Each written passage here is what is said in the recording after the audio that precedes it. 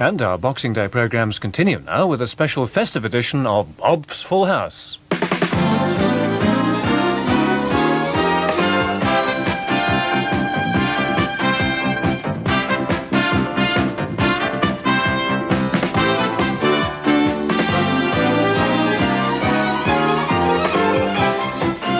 Ladies and gentlemen, would you please welcome your Boxing Day bingo boy, Bob Monkhouse.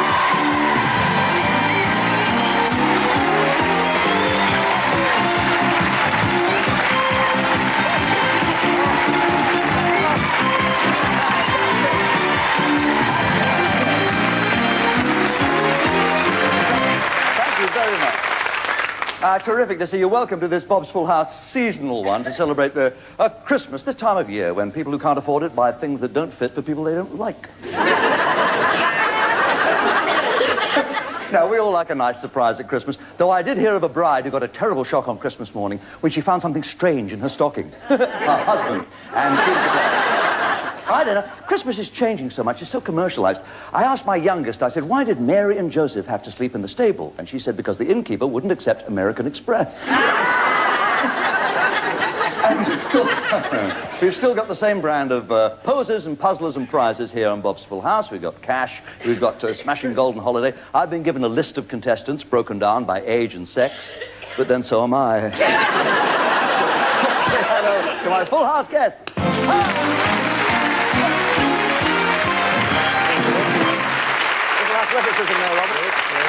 All the best people to call Robert. Nice to see you. Thank you. Now, tell us about yourself. My name's Robert Smith. I'm 29 and married to Carol.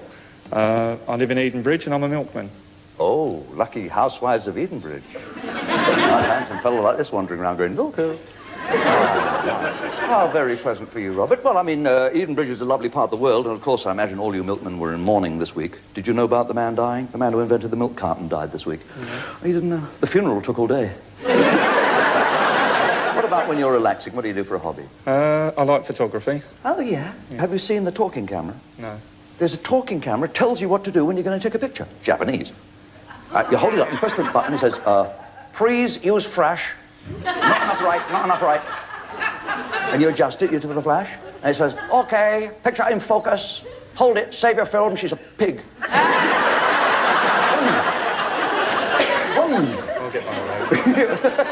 Now, you're playing tonight for prizes we hope you win, but I know, and I hope all of you win good prizes, and one of you will win a golden holiday, but you're playing for money as well for a charity, because it's our Boxing Day edition, and we want to have lots of goodwill. So you're contributing, as all the other contestants are, all your cash winnings to that charity. Yes. Well, we'll pay you £10 a square for everyone lit, and of course there'll be cash involved at the end of the game at the golden bingo card. So tell us, what's your charity? It's the Kent and Sussex and Pembury Hospitals scanner appeal. A scanner appeal, local to you. Sounds pretty good to me.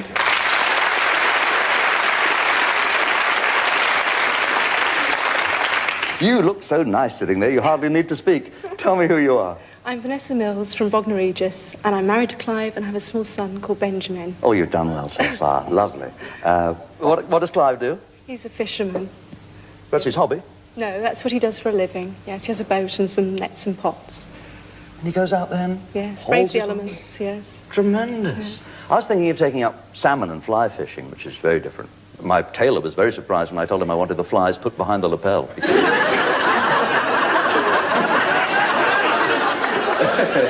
I wonder if a fish goes home and lies to his family about the size of the fisherman he got away from.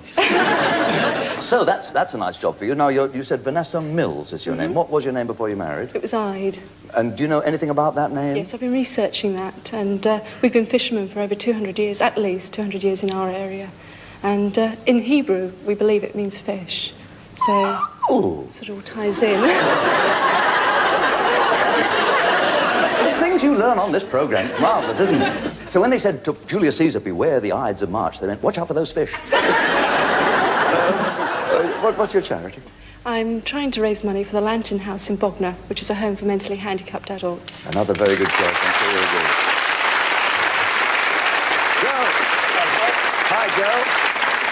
We know you're Joe. What do you know, Joe? Well, you know all the rest. Tell us it. I'm Joe Pengelly. I'm single, 24, and live in London in Shepherd's Bush around the corner. You're going to get... Oh, do you? Thanks for coming all this way, yeah. What do you do for a living? I'm a solicitor, sort of specialising in criminal and matrimonial law. I'm surprised we haven't met. Soliciting. My sister-in-law got arrested for that. Yes. Do you have a secretary to take down your briefs? Because you know we've got a golden holiday at the end of the show. Have you done much travelling? Oh, I've been right across Europe and managed to get what people thought was cholera, but didn't turn out to be in the end, thank God. Where was that? Where'd you get cholera? Oh, in Athens. Oh, gosh. I was in a Dublin hospital. The man said he got cholera. I said, how can you tell from looking at my face? He says, it's the colour of that wall over there. Joe, what's your charity? Oh, it's in hospice. It's St Joseph's Hospice, which is a hospice for terminally ill patients, mainly with cancer. And that's in this area? That's right.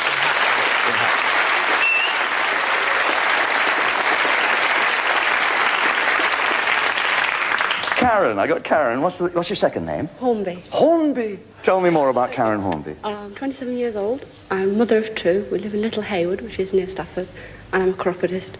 Do you have your own office that people have to come to with their Yes. feet? They bring their feet with them. Well, do you... And leave them. I mean, while... Don't leave them yet. Go yes. away. Chiropodist them while you wait. Right. And do you visit homes as well? Yes. To do their toes? Mm-hmm. Lovely. I remember when I was a lad, you'd see French chiropodists used to come over here and cycle the countryside with strings of bunions around their necks. Do you collect anything? Apart from toenails? What? Antiques. I'm very interested in them too. Antiques. Antiques, Yeah. yes. I collected my husband. He's 11 years older than I am. So that's what got me interested.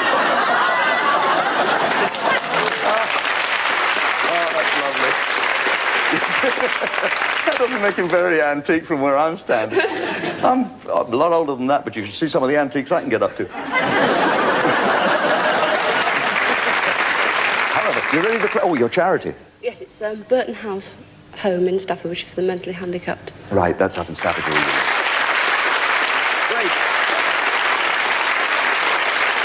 So we're off on a good start.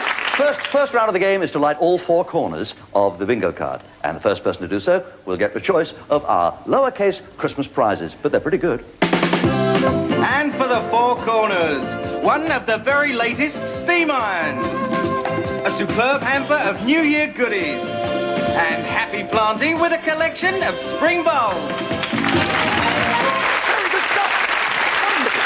Wonderful. Everybody win something, please. Everybody get something. Okay, are you ready? Here we go. If you answer a question wrongly, you'll be walled, but for only that one next question. Yes or no? Lord Nelson put his telescope to his blind eye. I haven't finished the question, so what are you going to say? Yes. No, he didn't. I was going to finish the question and tell you that what it says, Joe. Did he put it to his blind eye at the Battle of Trafalgar? Would you still have said yes? No. No, you just said no, because you know it was at the Battle of Copenhagen. I thought he did it when he saw Nora Batty undressing, so it shows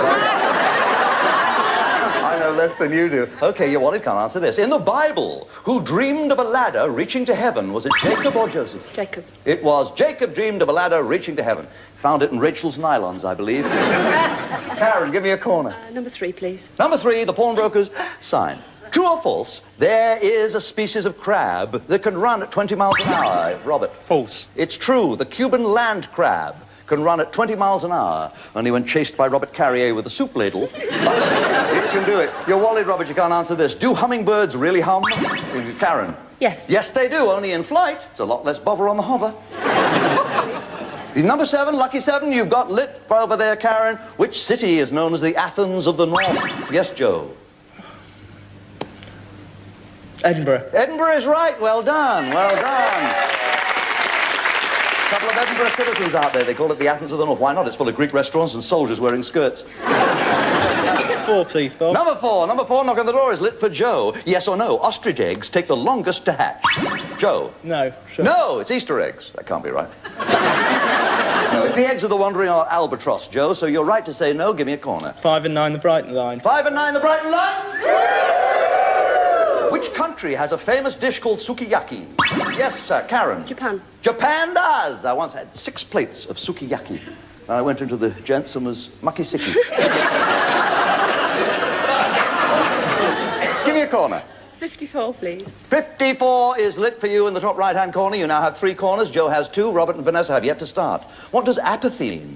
Yes, Vanessa? Lack of energy. No, it means indifference. Indifference. Apathy means you don't care. But who gives a monkeys? I'm afraid you're Wallage, you can't answer this next one. True or false? Swans sing when they start dying. Joe? True. It's false, Joe. I die when I start singing. They don't start singing when they die. So, you're Wallage, you can't answer this. True or false? Rain contains vitamin B12. Karen? True. You've just won this round of the game. Well done, Karen. You get your pick of this one. Have a look and see. You've got an iron thing over there, and you've got all that lovely gardening stuff over there, and you've got a big hamper over here. What'll you have? Can I have the hamper, please? You've got a hamper.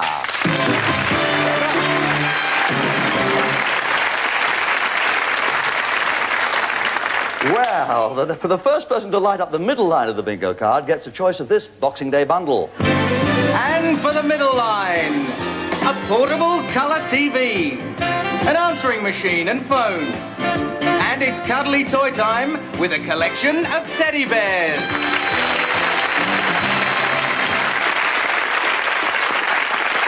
There are secret mystery numbers hidden all over your middle line. Who knows? If you light on one, you may light that lucky number and win a mystery prize. You choose the subjects now. I don't give them to you. You find them over here on a great clanking, creaking thing called the Monkhouse Mastercard.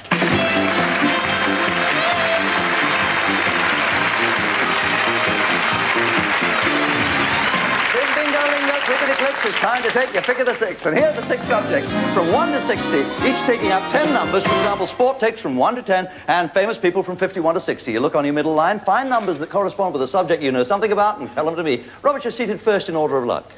Show business, legs 11, please, Bob. Show business, legs 11. That's it! That's it, a little Boxing Day fun here. Showbiz, in preference to the trumpet, what instrument did Bix Beiderbecke blow? Penny whistle. Open to the others. Bix Beiderbecke played...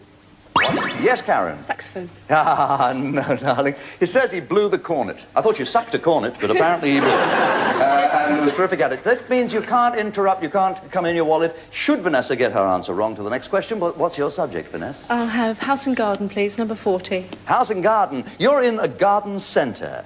You eat a rhododendron. What will happen to you next? I would die. You would die. It's absolutely right. Yes, if it's our local garden centre, they'd keep you alive till you'd paid for it. But you've looked at 40, Karen. Music, please, 27. Right, 2 and 7, my age, 27, music. On what were the Michael Jackson Thriller party invitations printed?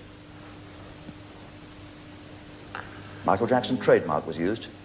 Gloves? Ow, Robert. Gloves. White gloves is the right answer. He came in too late with it, Karen, I'm afraid.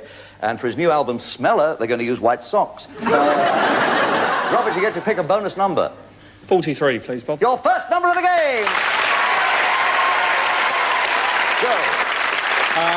2 Little Ducks, 22, music. 2 Little Ducks! On music again, and it's pop. What is the Electric Light Orchestra more usually called? ELO. ELO. ELO. You got yourself a 22, and we mix a 6. There they go. We shuffle all the subjects around, and Robert, once again, you're on the spot. You know the topic you like? Legs 11 again, please, Bob. Film. Legs 11 again on films. Legs 11. Beautiful. That's on movies. In the film about prehistoric creatures, 1 million years BC, Raquel Welch wears something false. What? Hairpiece. It's open to the others. Yes, Joe. Bra. Well, it's not likely to grow a bra naturally herself, though her mammoths needed control.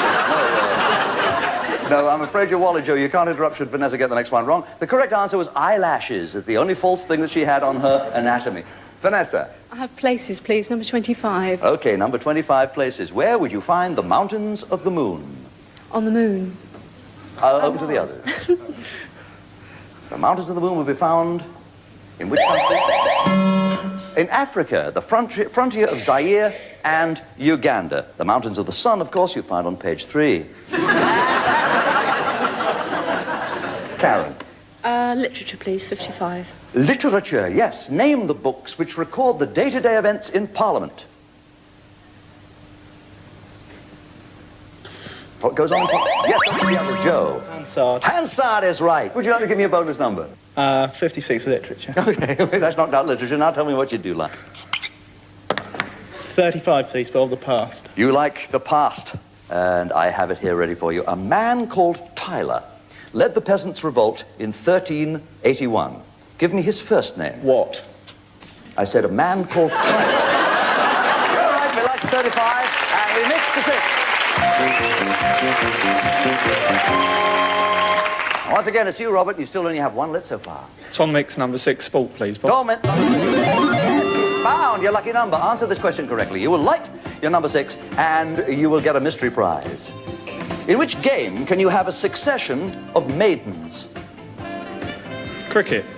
Cricket is right. You get a mystery prize. A traditional night out at the pantomime.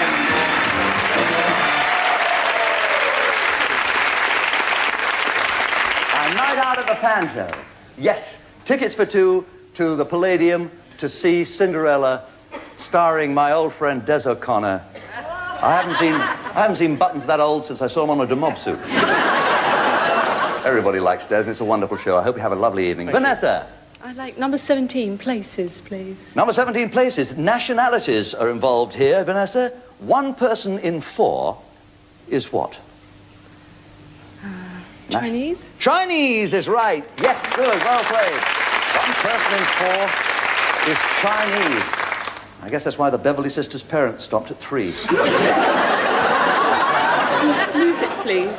49. Music for Karen. Which British group had their biggest hit in 1979 with a song called Wanted?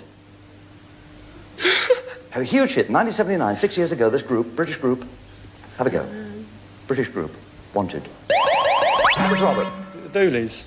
Yeah, I was never grabbed by them myself. But they do say it isn't too bad. Would you like to give me a bonus number? 2 and 9, 29. 2 and 9, 29 is lit for Robert and Joe. 13, please, Bob. Unlucky for someone. Oh, it's lucky for you. It's your lucky number. Answer this correctly, you'll light your lucky number and win a mystery prize. Until 1850, dog's teeth were used as what in the Solomon Islands? Necklaces. Did you say? Necklaces. I'm sorry, not as necklaces. Karen, you want to come in on this one? Money? Money is correct. Well played, Karen. Yes. Their money was dog's teeth. You could tell a millionaire because his dogs went round going, "Oh."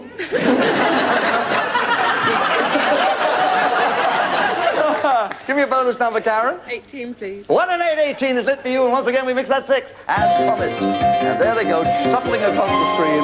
So now we have places at the top. We've introduced other subjects further down. Robert, you have 11 or 38 to House and garden, legs 11, Bob. House and garden, legs 11. In which room of the house would you find capers?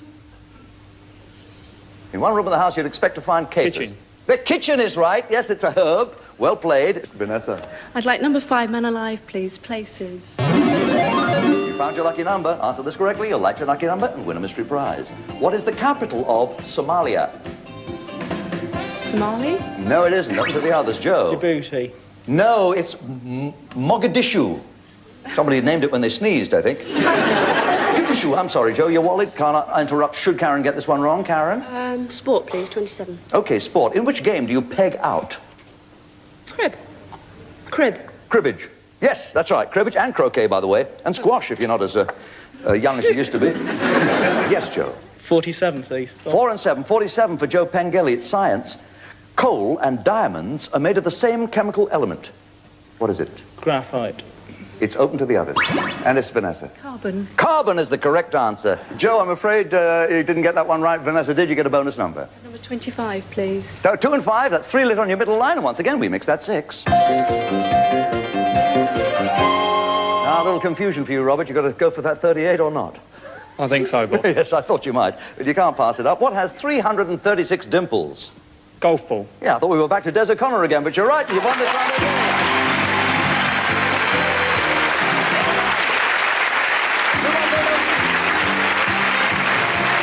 Television set. There's a lot of fluffy toys. There's a complete answering machine service stuff and a little British Telecom. What would you like?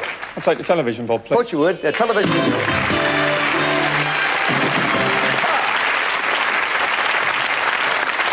excitement mounts as we reach round 3 of Bob's Full House on this Boxing Day. The first person to fill the entire bingo card and therefore win £150 for his or her chosen charity will get the choice of all this Christmas cheer.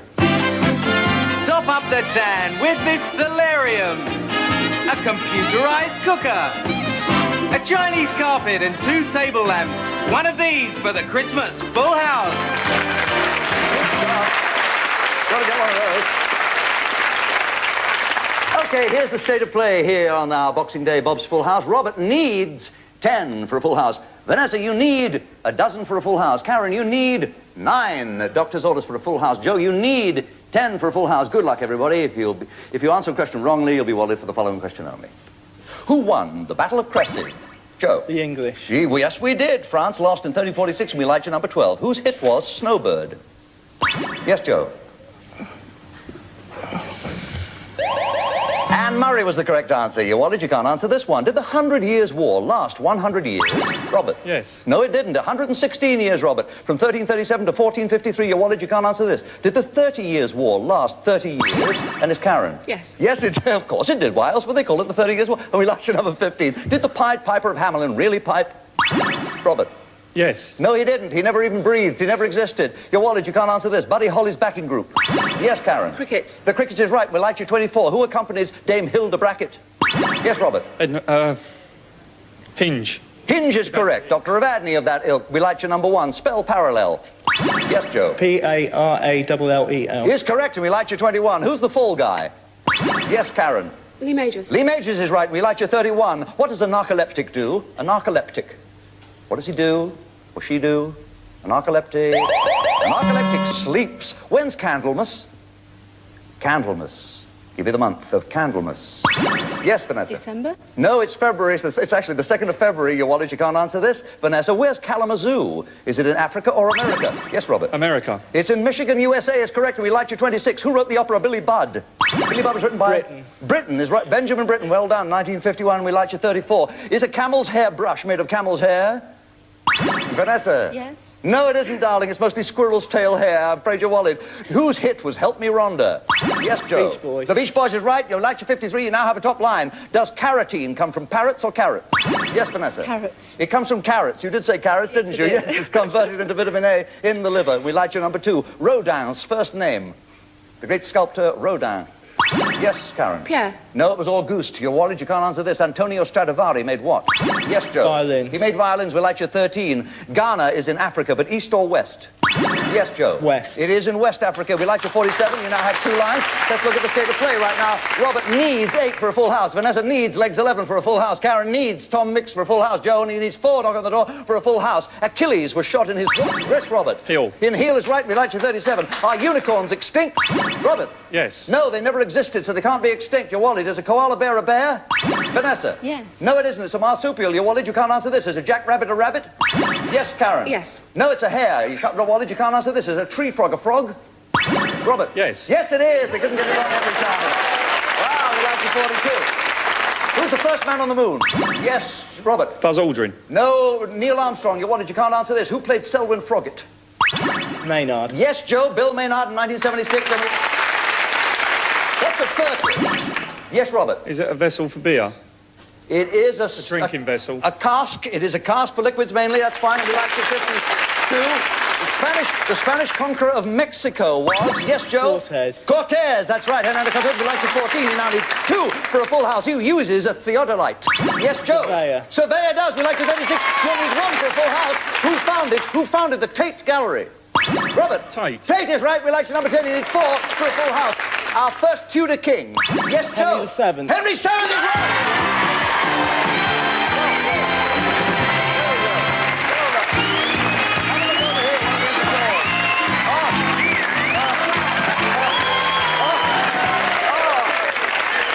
Sorry, you only get the sunbed. You have to return the occupant. Or you can take that superb cooker, or you can take that magnificent lamb. What's going to be yours? I can have the cooker, please. Yeah, you got the cooker. I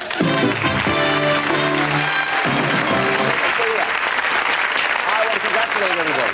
I want to say to Robert, hey, you did awfully well. You came within 4 of getting a full house, and we're delighted that you got a night out of the Panto to see that marvellous show at the Palladium. You've also got a beautiful television set, and it really is a top-of-the-range model. And also, you've got £110 for the Kent and Sussex and Pembury Hospital scanner appeal. Congratulations to you. Thank you, Bob.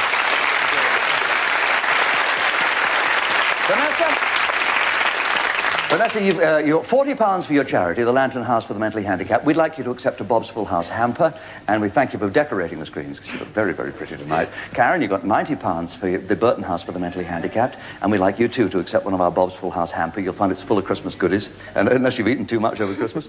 And, Joe, £150 for St. Joseph's Hospice. That must make you very happy, and they'll be cheering you down in Hackney.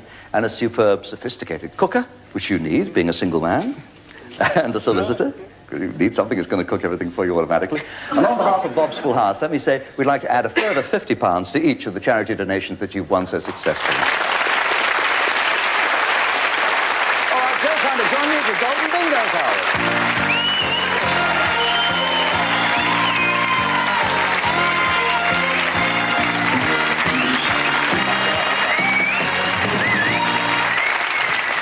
There are 15 numbers hidden on your gold card. Some conceal worth, some cash. Some have cash behind them, others have your golden holiday. Let's flash the figures. And here they go. Right, they go from 3 all the way up, top of the shop, 60 on this game, so you have a fair old selection there. Now, you have 16 seconds in which to answer these 15 questions. If you get one wrong, I'll keep going, so will the clock. If you get one right, which you will do, all 15, you will get these right, then we'll stop and you pick a number. Now, if you pick a number where the cash equivalent is behind, that goes into your cash earnings for your St. Joseph Hospice. If, on the other hand, you pick a letter, then we hope that you continue right the way through until you spell out all the letters of a golden holiday and go on that holiday with our best wishes. Are you ready? Yep. Can I have 1 minute on the clock, please? And it's there. Who directed E.T.? Steven Spielberg. Is correct. Well done. 50, please, Bob. Okay, 50. Line 50 on the bottom line. Are you a letter or are you 50 quid? And we have £50 in the bank. Not a bad start. That's for your charity, of course, for the hospice. What's Jimmy Tarbuck's quiz called? Winner takes all. That's right. Jimmy would never have forgiven us if we hadn't remembered that. A great success. 31, please, Bob. 3 and 1 on the top line. Is that £31 or can we have a letter? Yes, we've got a letter. The letter U. This is all computer controlled. Nobody knows where the letters are. Queen Victoria died in which century? 20th. Yes, 1901 is correct. 54, please, Bob. 5 and 4 down the top right-hand side. What are you? Another 50, £104 for your charity. Well done. In real life, who was Evita? Eva Peron. Yes, of Argentina. 18, please, Bob. 18 in the middle line. £18 or another letter. We have £122, but you still have plenty of time to go because we're only on question number 5. Picasso's first name. Pablo. It was? 27, please, Bob. 2 and 7, my age, in the centre there. Yes, we have an S. We have you and S, but don't get your hopes up, I think. I don't think that's the whole thing. I don't think you found the whole answer. Who invented Tom Sawyer? Mark Twain. Is correct. You still have 44 please, seconds Bob. to go. You are fast. 3 and 9 on the bottom line, Joe. A. But the bells didn't go off. What can it be? Tulsa? Oh, it's too early to guess. Dear. Too early to guess. Okay, we still have 44 seconds, and we're only on our 7th question. Is a silkworm a worm? No. That's right. Thank goodness. A lot of those have gone wrong today. It's a caterpillar. 15, please, Bob. On the top line, 15. What are you? Aha, £15. 137 for your charity. You're doing very well for your charity. Name Richard Branson's powerboat.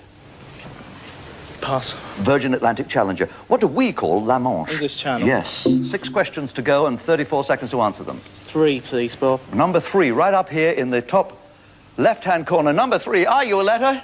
Yes. Aha. A-U-S. And another A. And if it was Australia, we couldn't fit it on the board. So it has to be a little flavour of the Tyrol, I think, creeps in here. Question number 10, 34 seconds to go. A camel with 1 hump is a... Dromedary. Is right, with 5 questions left. 49, please, Bob. Number 49, you're looking for a T or an R, I suspect. Show yourself, 49. T, yes. A-U-S-T. Hey, I've got to get these right now. Joe. Who crowns our monarchs? Archbishop of Canterbury. Yeah. 20, please. Mark. Okay, 20, right down here, the score. Is that going to be an I? It is. A-U-S-T, you can see what you need. It's 55 or 7. Yeah, and you've got enough questions to do it in and enough time. Joe, you can do it. What group scored with Come On Eileen? Dexys Midnight Runners. Yeah. Which is it? 55. You think it's 55? If that 55 is an R, you've got the holiday of a lifetime, Joe. 55!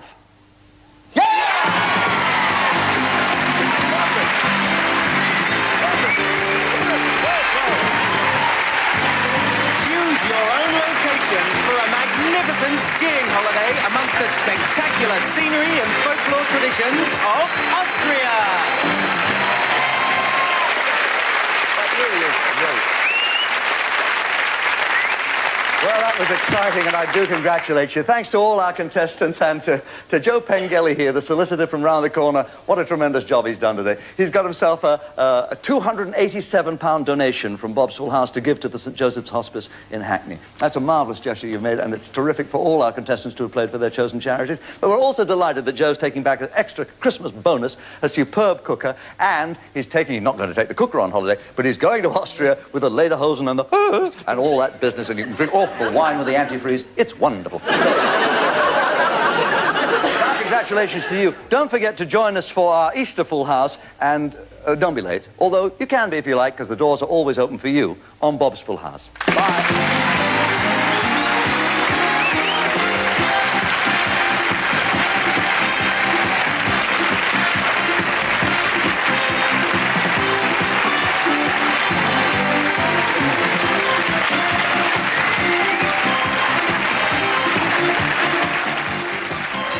Next on BBC One, we'll be enjoying all the magic of Christmas with Paul Daniels.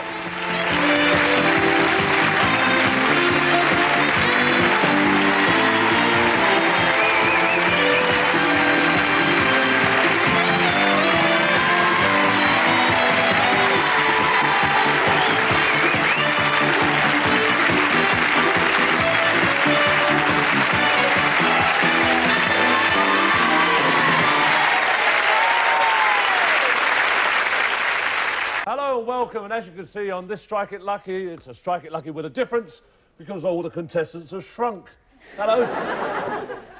So in the new year now, we're going to have a new young year. Well, that's why we decided to have some different contestants. And hello, how do you do? What's your name? Leroy. Leroy. Who brought you here today? Was it Mummy? Yeah. Yeah, what does Mum do? Works as a lawyer. She's a lawyer? Yeah. Really? Yeah. And how long has she been a lawyer? Oh, yeah. A year? And what sort of lawyer is she? I don't know. You don't know? Whereabouts is this Sharon? Hello, Sharon. Nice to meet you. Hello. Where are you from? Glasgow. Glasgow. Yeah. That's lovely. And who's at home? Who's back at home? My brothers. Your and brothers? My dad. And your dad? And my gran. And your gran. What does your dad do? My dad, he's a driving instructor. A driving instructor? Yeah. What sort of school are you at? Where's your school? It's Notre Dame. Notre Dame? Yeah. That's a long way as well, isn't it? That's the name of it, is it? Yeah. That's right, Sharon. And what about you, Leroy? Kenton Avenue. Kenton Avenue, I see. And what's your favourite food? Mango. Mango? Oh, that's my favourite fruit. Hey?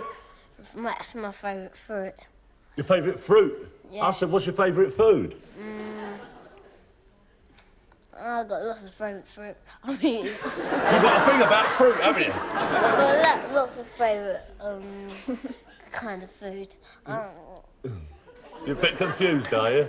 Yeah. I see. And, well, and what would you like to be when you grow up? A doctor or a cowboy. A doctor or a cowboy? Well, it's about the same sort of thing, isn't it? So, will you be a cowboy and gallop around like that, eh? Do you want to practice being a cowboy? Yeah. No, I didn't think you would. All right, nice to see you, Leroy. And Sharon, all the best tonight and have a lovely evening with us, all right? Well done, friends. There you are. Come in a little bit, let's see you. And it's, let's see if we can see your name. There we are. Joanne. Hello, Joanne. And... Lewis. Lewis, nice to meet you. And where are you from, Joanne? Marston. Morriston. Is that the name of the place where you live? It's Wales. Is it Wales you come from? Yeah. That's right. And who brought you here today? My mummy and my daddy. Your mummy and your daddy. What does your mummy do? Do washing in the house. She do washing in the house, does she? Yeah. And when Daddy comes home, does he help her? No, No. And what does Daddy do? he works in British Telecom. He works on British Telecom, does he? And Lewis, what about you? Where are you from? London. London, are you? Whereabouts in London? Croydon. Croydon, I see. And what about school? Downsview. Primary. Yeah, down the primary school. What about your teachers? Who's your Mr. Who's Calder. your favourite? Got Mr. trouble with Calder. your mic, Joanne? No? Mr. Calder.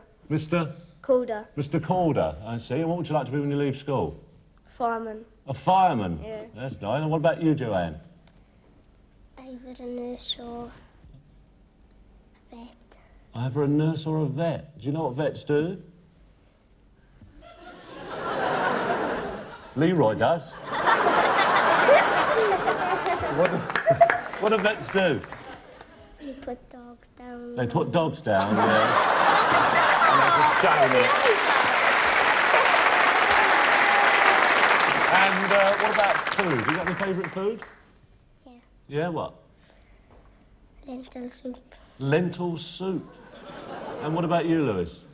Kentucky Fried Chicken. Kentucky Fried Chicken. Oh, well, that's a nice, healthy diet. Well, I'm sure you have a lovely evening with us. Joanne, nice to meet you. Lewis, all the best. There we are. Well done.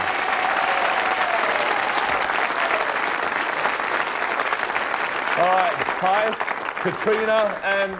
Is it Niall? Neil. Neil. Neil. Nice to see you. And whereabouts are you from, Katrina? Glasgow. Glasgow. And who's at home? Who you got back at home? My auntie and uncle. Your auntie and your uncle. And that's who you live with, is it? Yes, and what does your uncle do? He's a taxi driver. He's a taxi driver. Oh, yeah? And what about your auntie? She works in a disabled home. She works in a disabled home. So she helps people out. Got a nasty cough there, Lewis? Yeah. Oh, there we are. Have the night nurse, please. And what would you like to be when you grow up? An air hostess. An air hostess. And do you know what they have to do? Yeah. What do they do? They show people things in the air. They show people things, yes. Yeah. Yes, they do. Especially on the long haul flights, you get a lot of it. And what about you, Niall?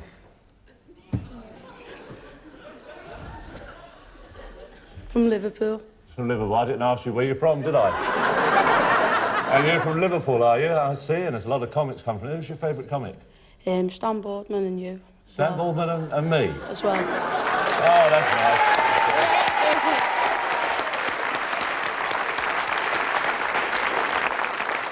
Yes, and I know nothing about aeroplanes. And, no.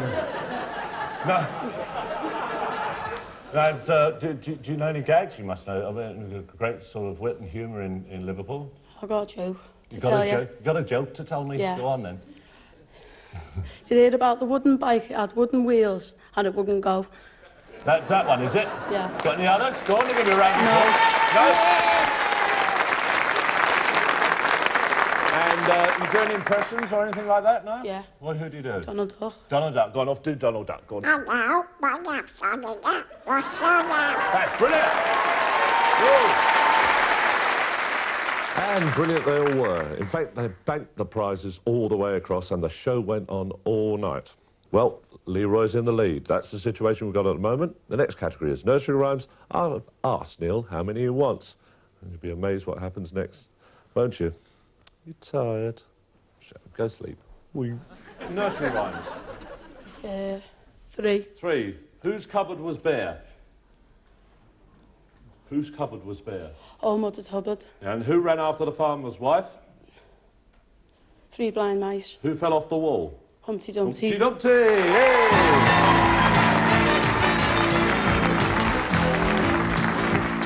Hi, Katrina, just come in here. All right, strike the screen. A train set. Now, what do you want to do? You want Bank it. You're going to bank it? All right, that's it. Very good, well done. All right, next category is Robin Hood. Sharon, Robin Hood, 2, 3 or 4? Two. Two. If you link the following Robin Hood characters with their forenames. Little, John. Friar. Tuck. That's it. There we are. Well done. OK, Leroy. That's it. Get your scale electrics out of the way.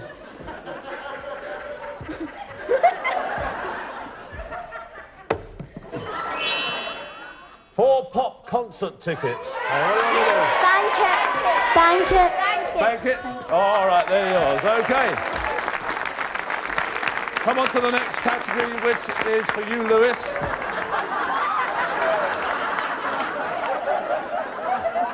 He's using it as a seat. All right, Lewis, the category is pantomime. 2, 3 or 4? 3. 3. In which of these pantos are the following characters? The 7 Dwarfs. The 7 Dwarfs, they're in... Which pantomime? Snow White and the 7 Dwarfs. That's right. And the Ugly Sisters? It's over there. There'll be one of those answers up there. The Ugly Sisters, they're in... Oh, no. You've seen it, haven't you, before? She's got a broom, she takes it around the kitchen. Cinderella. Yeah. And the cat. Pardon? The cat. Dick Whittington. That's it. There you are. Well done.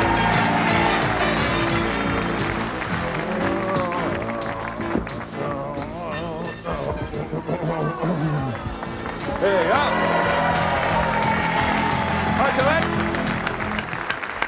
That's yours. OK? I'll leave that there for you. You can play with it while I'm talking to the others. There you go. A Scale Electric motor racing. Bank it! Bank it! OK, you've got to bank that. They've got one now.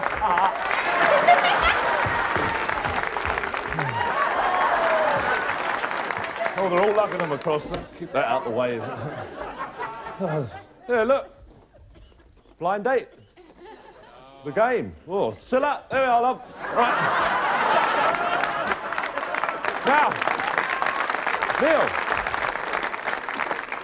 Famous assistants, 2, 3 or 4? 2. Yeah, right. Who is whose partner? Batman and... Robin. And if it's Robinson Crusoe? Robinson Crusoe. Man Friday. That's it. Well done. 2 moves.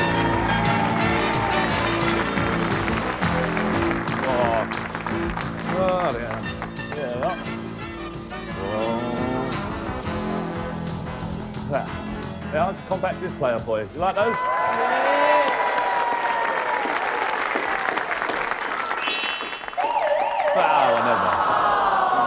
All right, the next category, we go on to you, Sharon.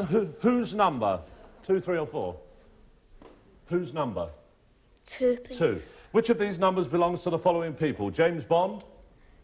007. The dwarfs in Snow White? 7. That's it. 2 moves. Well done.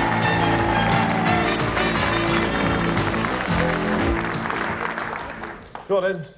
No. That's it.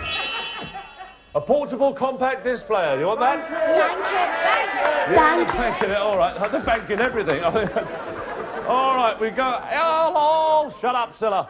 Right. Right, the next category is Thomas the Tank Engine. 2. 2. Right. Which name corresponds to the following vehicle? Bertie the... Bus. Terence? Tank engine. No. It's the tractor. That's what you meant to say. 2 moves. Right, there we are. All right, strike 3. A BMX bike. Thank you. All right, both of you got a couple of bikes. Well done. There we are. All right, famous couples, Neil. Famous couples. 2, 3 or 4? 2. 2. Who partnered to whom? Tom and... Jerry. And Romeo and... Juliet. That's it. Well done. Come on, one step. That's it.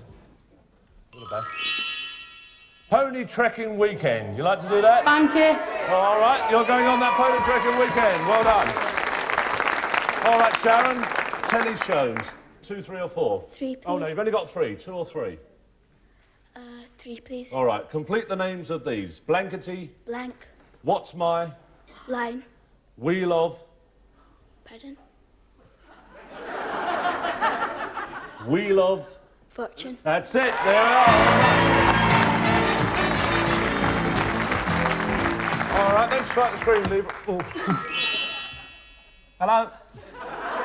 Radio-controlled model car. Yeah. Bank it. All right, we'll bank it. All right, the next category is... I wish I'd never given that toy now. Film stars. Lewis? 2. 2, right. He used to be with the Police. He used to be with the Police. The pop group The Police. Who used to be with them out of there? Take a guess. Sting. Yeah, a good guess. And he's in Miami Vice. Which one of those is in Miami Vice? Have a Don guess. Johnson. Hey? Don Johnson. Yeah, that's it. There we are. All right then, go on, Joanne. Strike the screen. Portable musical centre. Portable music centre. Bank it. You want to bank it? All right, that's yours as well. Okay. All right, whose first name is for you, Neil?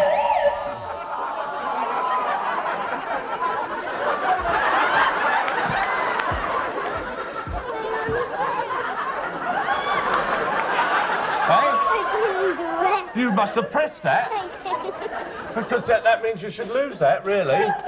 You didn't press it. Did it go on its own? I don't think it did it? Hey, sorry? Oh, you moved that and your hand slipped and went like that, did it? Did you see anything happen there at all, Lewis?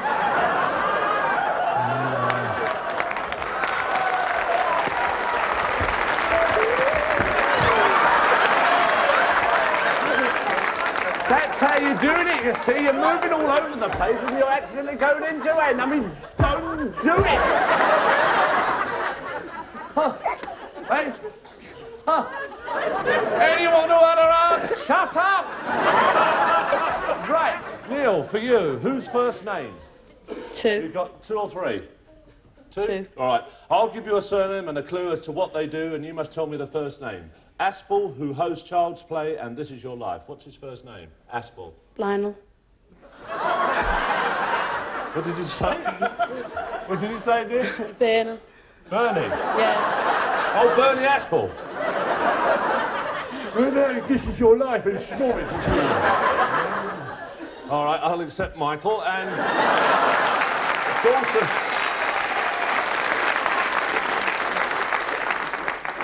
Dawson, who hosts Blankety Blank. What's his first name? Les. Les Dawson's right, that's it. All right, OK, Katrina, strike the screen. Personal stereos. Keep You it. wanna bank it? You got to bank it? it. OK, that's lovely. They're yours. Well done.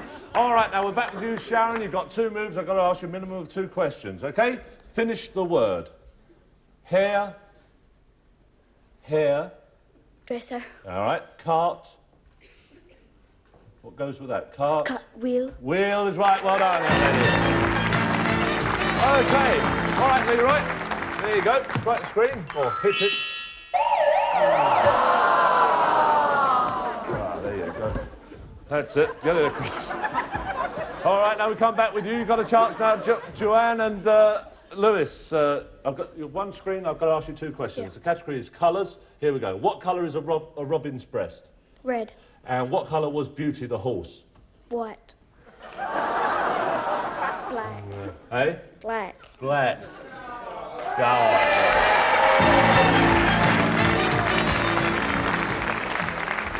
It's nice you take such an interest, Leroy. It really is. And Joanne, shut the screen. A trip to Alton Towers. Thank you. All right, now what we're going to do now... listen to this, because you're in on this. What we're going to do now... We're going to find out what you're going to do after the commercial break, OK? Because you can either bank it or go on to the main Strike It Lucky question. The situation, we've got Katrina down there coming up to the end monitor. Leroy's just 1 away from the end, and Joanne and Lewis. What do you want to do? Do you want to bank the prize? Bank it. You've got to bank it. And we come down to you now, Neil, and the next category is words. 2 up there, I've got to ask you 2 questions. If you're a sprinter, what are you? A runner. And for your second move, if you throw 3 balls in the air at the same time, what might you be? Juggler. A juggler's right, 2 moves are yours. All right, Katrina, strike the screen. Oh, don't believe it. OK, we come on with the next category. 2 questions for you, Sharon. To do with the body. Dumbo the elephant had an enormous pair. Ears. Ears, thank you very much, Sharon. And people say you've a sweet one of these if you like sugary things. Tooth. That's right, well done, there we go. OK, Leroy, strike the screen. Round you come, son. Oh, God, he's going for it now. Board games, now, you want to go on? Yeah. OK. Well done, all right. You want to answer the main strike it lucky question. Now, just stand up there, Leroy, so everybody can see you at home. Yeah, don't worry about the scale electrics.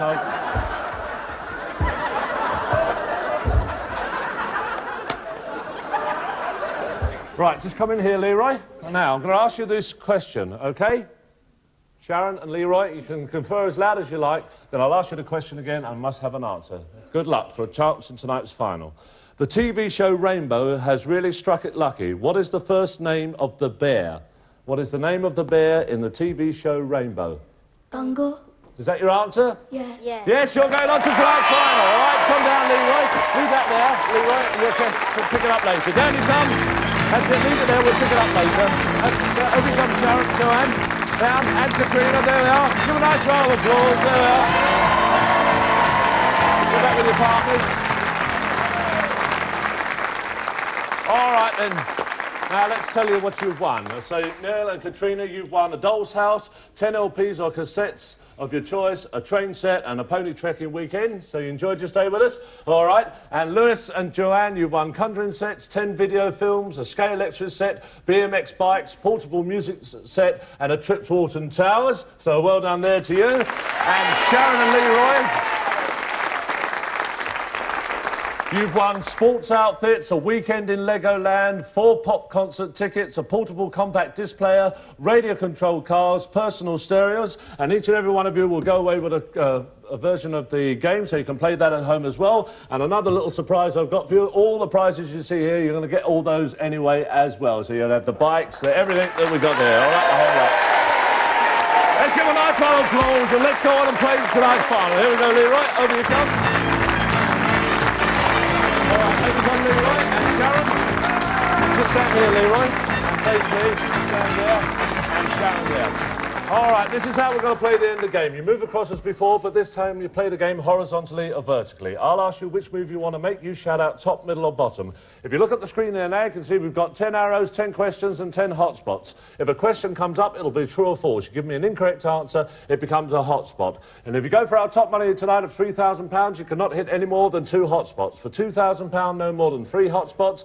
And for £1,000, no more than 4 hotspots. We've got a slight change on this particular series, as most people will hopefully know by now. If you go for 3,000 but you fail to get right the way across, we're going to give you £300 for every successful monitor you make apart from the hotspots. If you go for £2,000, we'll give you £200, and for £1,000, we'll give you £100. Before you make your mind up, the computer will now jumble them all up. So how much do you want to go for? Yeah, OK, and before we go any further, all the kids, whoever would have got through tonight, whatever they win tonight on this jackpot is going to children's charities and they're giving the money to that. So, well done, good luck to you. Here we are, let's play for it. Over you come, stand here. All right. So you're now playing for some kids that are probably not as fortunate as yourself, all right? So do your very best for them. We want you to win that £3,000 and everybody at home does as well. Here we go, top, middle or bottom? Where do you want to go? Top. That's it, £300. All right, just stay there, there we are. OK, for £600, top, middle or bottom? Middle. The middle one? It's a question. OK. Kylie Minogue plays the part of Charlene in Neighbours. True or false? True. That's right, £600. Well done. Just stay there. Top, middle or bottom for £900? Top, middle or... Bottom for 900, come on. Yes! Just wait there, OK. For £1,200, 1,200, top, middle or bottom?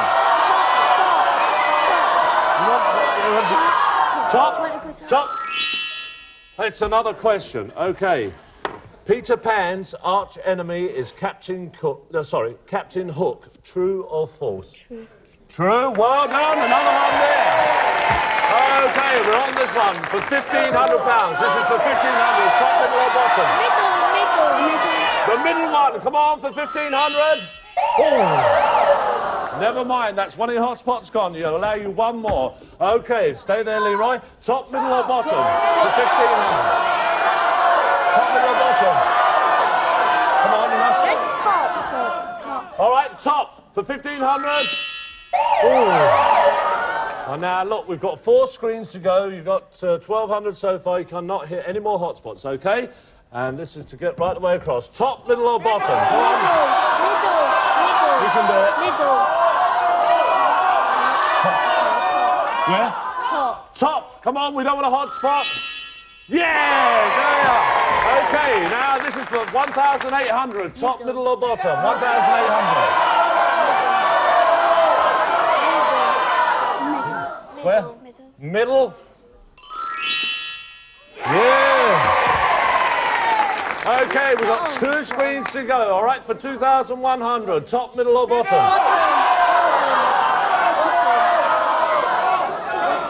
Where? Bottom.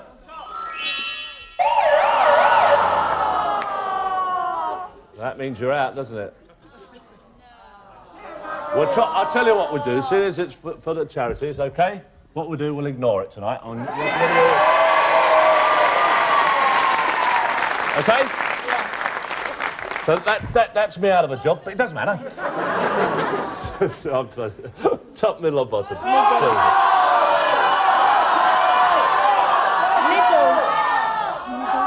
Middle, all right, we'll give it a chance, please. Oh. All right, come over here. Let's just come over here. Give him a nice round of applause. Stand here, Sharon. And Leroy. Let's have a look at the screens. Let's see where they all were. Oh, there we are. They're right where they're across there. Well, let's tell you what you've won. You've got sports outfit, a weekend in Legoland, 4 pop concert tickets, portable compact disc player, radio-controlled cars, ball games, all the other games as well. And we weren't playing for any money earlier on, were we? And you would have normally won £1,800 there. And I think if we put the other 1,200, it'd make it 3,000 anyway. What do you think? Yes? All right, that's the 3,000. Let's have all the other kids in. OK? They're going to the children's charities. They've been great this evening. Give all a nice round of applause. Good night. God bless. See you next week. All right? Ta-ra. Off we go. See you, Val.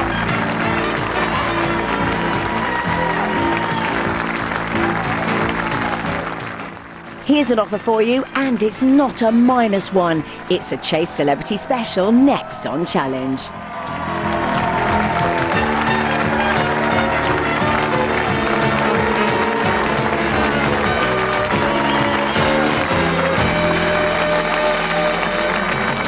And we begin Tuesday evening with a seasonal demonstration of new technology and mystery inventions, together with special celebrity guests in the Tomorrow's World Christmas Quiz.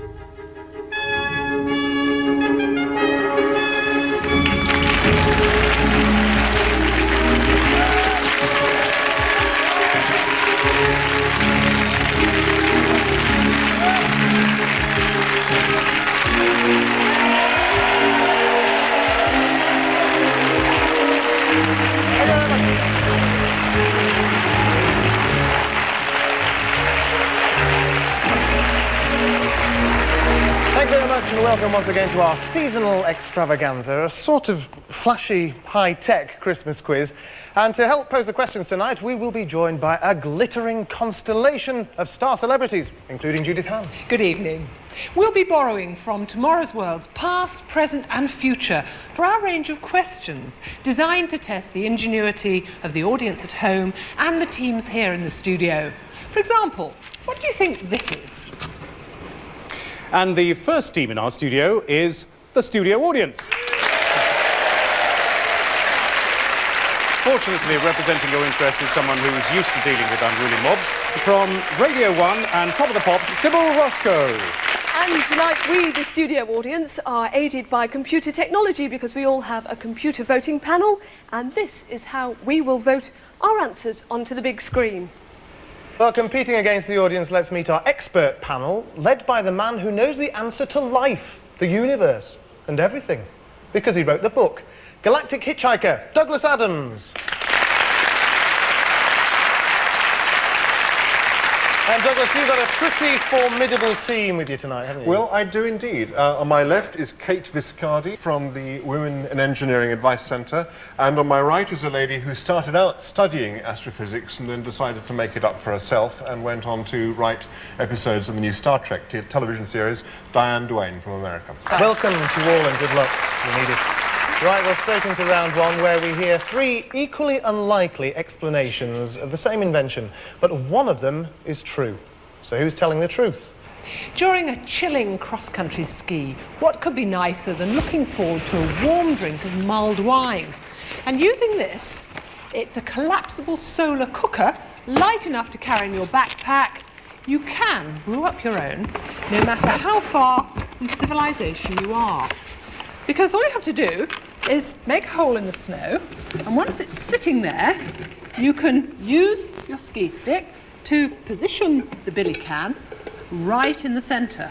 So not surprisingly, this can focus the sun's rays to heat this wine up to a pleasant 40 degrees Celsius in 5 minutes. Well, it's very convincing, Judith. It's just a shame that you've got the thing inside out, because that way round, with the shiny face outwards, this is in fact a cheap and efficient radar reflector for small boats. Though, to be honest, it's not for boats quite as small as this. Now, the angled faces and the sharp edges reflect the beam so well that you'll always be visible on the radar screens of large ships and even the Coast Guard. And when you heave it up on the old halyard there, it fits very snugly to the mast to maintain it in optimum position. Very pretty. I think we need a third option with a champagne style. So meet a lady who claims she's just an old-fashioned girl, but she's got a modern explanation for us. Ladies and gentlemen, please welcome our first guest, Eartha Kitt. Thank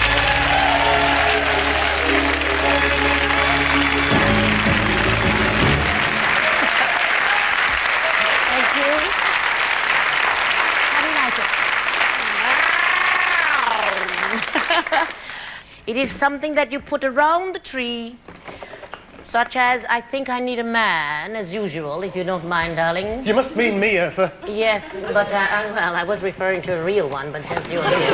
Thanks a lot. All right, now, this is meant for these little fur bits from the fir Christmas tree to fall into this. Aha. Now, also, you can put this little baubles on. Wow, isn't that nice? Is it Judith's attempt to put the punch back on the piste, a radar reflector for wayward sailors, or, more down to Eartha, a needle catcher for pining fir trees? Well, let's see what the audience thinks. Sybil. What do you think it was? I don't think it can be number one, so I'll go for number 3. And you, sir? Well, I know it's not a radar reflector, so I don't know any. I think the angles are wrong for the solar thing. It must be Eartha Kitt's thing. Well, what about you, madam? Well, I think the Christmas tree, because people who've got everything would buy that. So, audience, vote please now. Straight away, the needle catcher has the edge. Poor old Peter's radar reflector, no good at all. The needle catcher is ahead with 50% of the audience. Howard, how have we done? Well, we'll find out soon. Panel, what do you think? Do we agree with the audience? Well, I don't believe any of them, actually. I think this is quite clearly a high-tech bellows for using to sort of stoke up your microwave when it's on the blink. I'm not at all convinced by the solar reflector, because I think it would need to be a parabolic reflector, wouldn't it? It doesn't have enough curve to focus the sunlight properly. Yeah. And you'd need an awful lot of sunlight, wouldn't you? Yeah. I don't believe the 40 degrees Celsius in 5 minutes, I'm afraid, Judith. Sorry. What about the needle catcher? I mean, I think this is actually something the world has so much need of. It's such a brilliant idea that I cannot believe somebody's actually invented it. I think it's the radar reflector. Really. Well, I like the radar reflector. Yeah. Well, I think it does actually fit, because it's something very, very light, but it does actually have a maximum number of reflective surfaces. I would go for the radar reflector. Yeah. OK, let's find out who was right, if anybody. Who was telling the truth? Well, I was right. Ta-da! Here's Eartha Kitt for the needle catcher.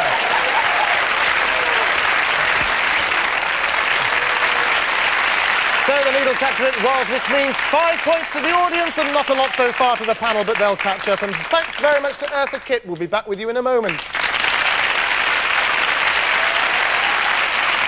Some of the technology we demonstrate on Tomorrow's World is so incredible, it often seems closer to magic. And over the years, we've actually managed to put some ideas up the sleeve of our next guest. Please welcome Paul Daniels.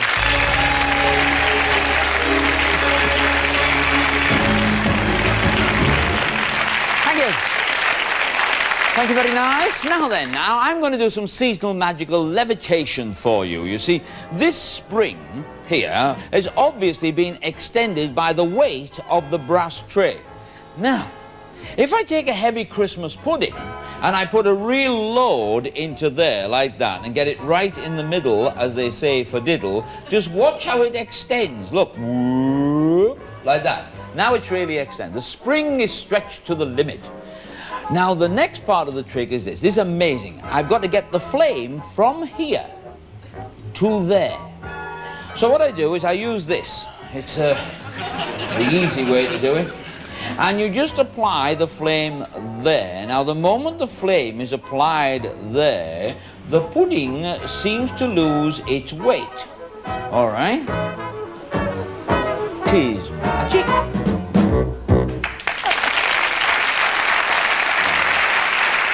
No wires, no threads, no mirrors, no trapdoors, no... It's not magic either. I don't normally reveal the secrets of the tricks, but for Tomorrow's World, I'm making an exception. I was fibbing about the magic. The truth is that the wire here is a memory metal, and it's able to memorize a shape that it returns to at a given temperature. So it obviously must have lots of potential uses. So here are 3 suggestions of how it is used, but one of them is untrue. Which of my assistants is having us on? Judith. Thank you. Memory metal solves the problem of litter bin fires, made even worse at this time of the year by all the waste wrapping paper. But if I were to drop a lighted match into here, heat from the fire would release a memory metal catch, dropping the lid down and so starving the fire of oxygen. No. This French advanced test vehicle has been fitted with a new panel that has been reinforced with the memory metal. Now, they really are using 2CVs to test out this idea, because as you're driving around a busy town, it's inevitable that you might get those small scratches and bumps. And then when you have a prank like that, all you need to do is to heat up the door and the bump will just pop out again. Well, I don't know whether to believe it or not, but now for someone I know I can trust. Eartha Kitt, ladies and gentlemen. Yes, thank you very much, Paul. Thank you very much. And believe it or not, I'm the one that has the real McCoy. Of course you are, dear heart. It is a memory metal bra. So that when you put it on, the body temperature has the bar in the bottom of the brassiere. Remember what shape it was supposed to be in. So when it's crumpled in the packaging, you say that goes back to its shape? Yes. They tell me that there are 12 million Japanese women who buys this every year. We now have got 2 possibles and 1 impossible, and it's up to you to decide. Go on, Howard. Well, it's going to be the panel, first of all. Who do you think was kidding amongst those 3? Well, I don't trust the idea of high-tech on a 2CV at all. I think they've still got candles in the headlights. What do you think, Diane?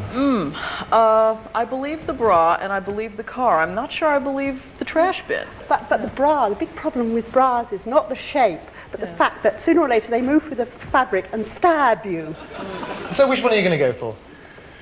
The trash can. The trash can, I think, is the trash third. can. Yeah. The trash can, we will find out soon. First of all, the audience. What about you, sir? I don't believe Eartha this time, I'm afraid. Eartha, you it's very think's telling practical. fibs. Yeah. And what about you, sir? Definitely Eartha. Well, let's see. Vote now, please. It looks like Eartha's bra... Oh, Peter's car is catching up. It's very close, this one. Eartha's bra just edging ahead. Very, very close. But, Peter, I'm afraid we think you're telling fibs. Well, which of my assistants was having us on? Eartha, were you telling the truth about that bra? Of course. Would I lie? I was also telling the truth. The bin is genuine.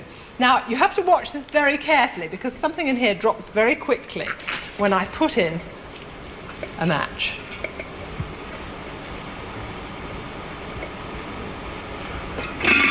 The memory metal catch released the lid, which snuffed out the fire.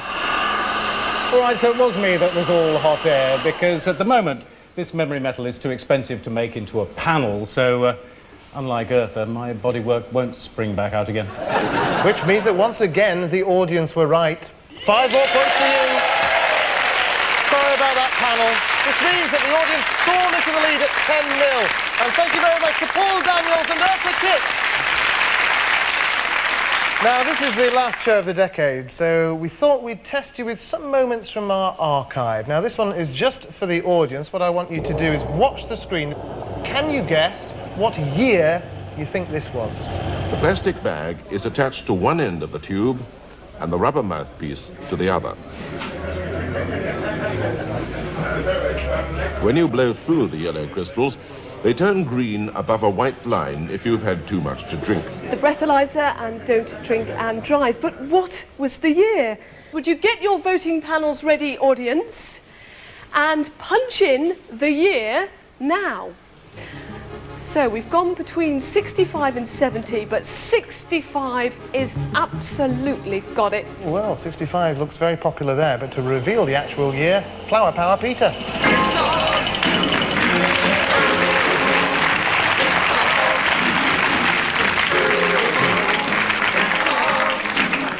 Peace, man. Now, I am a subtle clue. The breathalyzer was, in fact, introduced just in time for Christmas, 1967. Ah, but they were only 2 years out, so I'm going to give you 3 points for that. Well done. Douglas Adams wants me to tell you that he got that exactly right, and there'll be more archive films later, but he now has a chance, him and his panel. A different type of clip for you, a mystery invention from Bob Symes.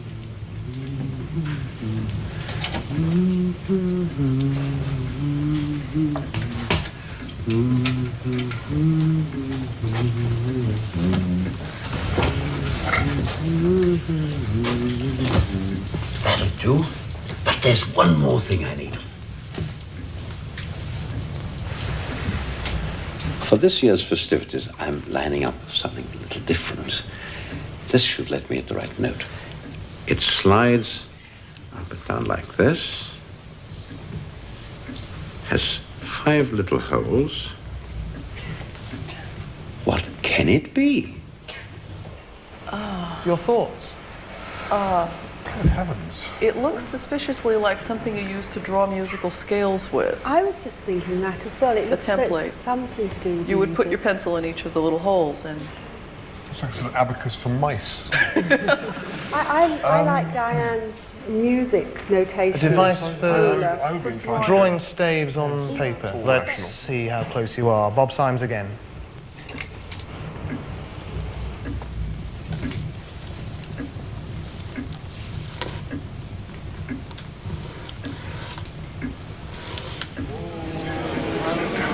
It's a musician's tool to allow you to make your own customized manuscript paper. You can make the staves any length you like. With music and light from tomorrow's world tonight, we wish you a Merry Christmas and a Happy New Year. With a beautiful voice, the treble voice of Bob Symes there. Well, what can I say? Danny, you got it absolutely right. It was something for drawing staves, so I think that was pretty difficult. So I'm going to give you 6 points to get you off the mark. So, which means that the scores... You're still 7 in the lead, 13 to the audience, and 6 to the panel.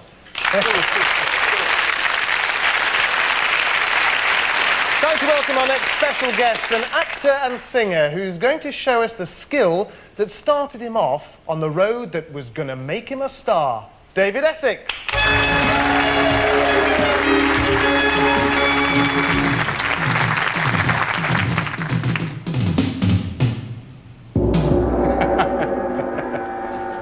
David, that was great. So you started your life as a drummer, right? Yeah, it went downhill from there, really.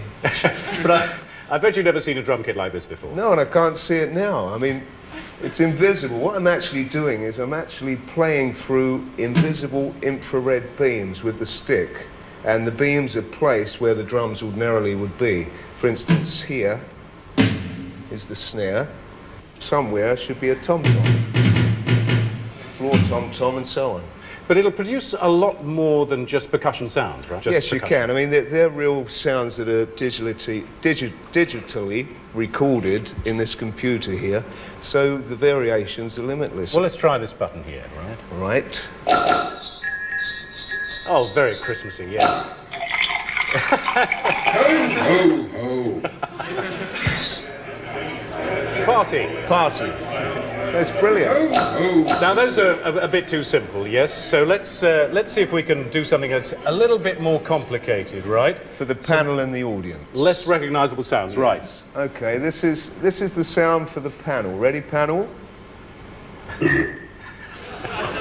Yes, panel, you've got to work out what that sound is. Perhaps, David, you could do a few more for them, give them a hand. One wasn't enough.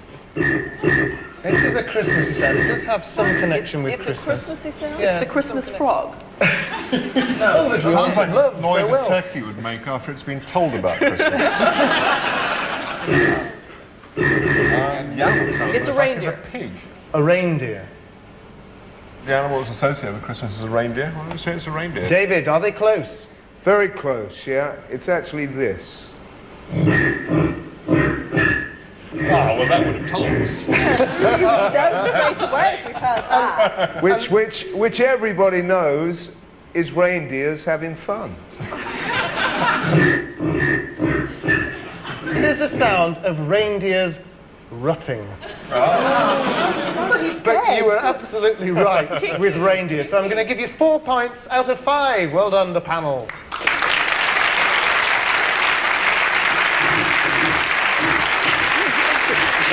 So, David, what have you got for the audience? What's their sound?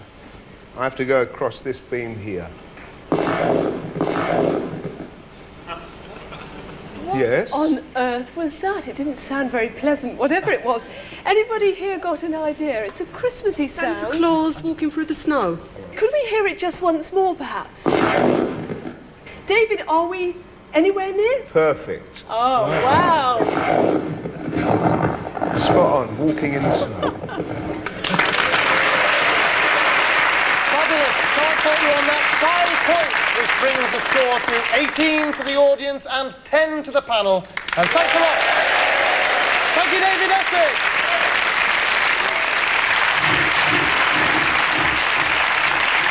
Well, now back to our film and video vaults, and first of all with a question for the panel, Judith.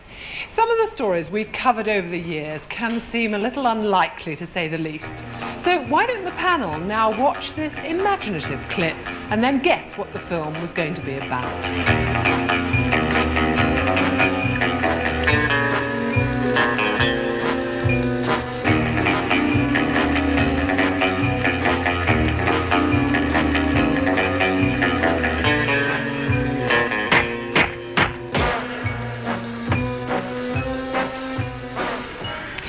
You'll be on target if I tell you that the story is more relevant at times of celebration, like Christmas, than the rest of the year. So, panel, any ideas what that story was going to be revealing? It's obviously something dreamed up by Q, isn't it? Killer champagne cork. What do you think, Diane? Unless it had anything to do with the comparison of the velocity of champagne corks with bullets, I can't think. What? A bank raid foiled by a daring champagne cork popper. Great imaginative idea. Well, what are the problems associated with champagne other than the obvious? Hitting yourself in the eye with the cork. Or a pressure gauge attached to the cork. Yeah. Ideas coming thick and fast. Some interesting ones there. I think James Burke, though, has the solution to this. The Lancet reports on a flock of eye injuries caused by flying champagne corks. But don't worry. The Lancet says all you have to do to protect yourself is simply cover the top of the bottle with a cloth and gently ease the cork out. The champagne tastes just as good. Tomorrow's international spies will probably go on using old-fashioned methods. After all, they have their compensation.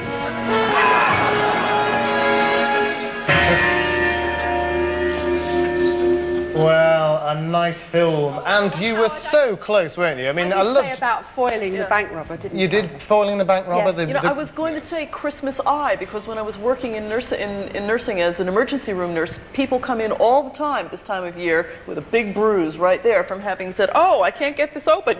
You know, I'm convinced, and the audience can do what they like, but I'm going to give you 4 points for that. Very difficult indeed.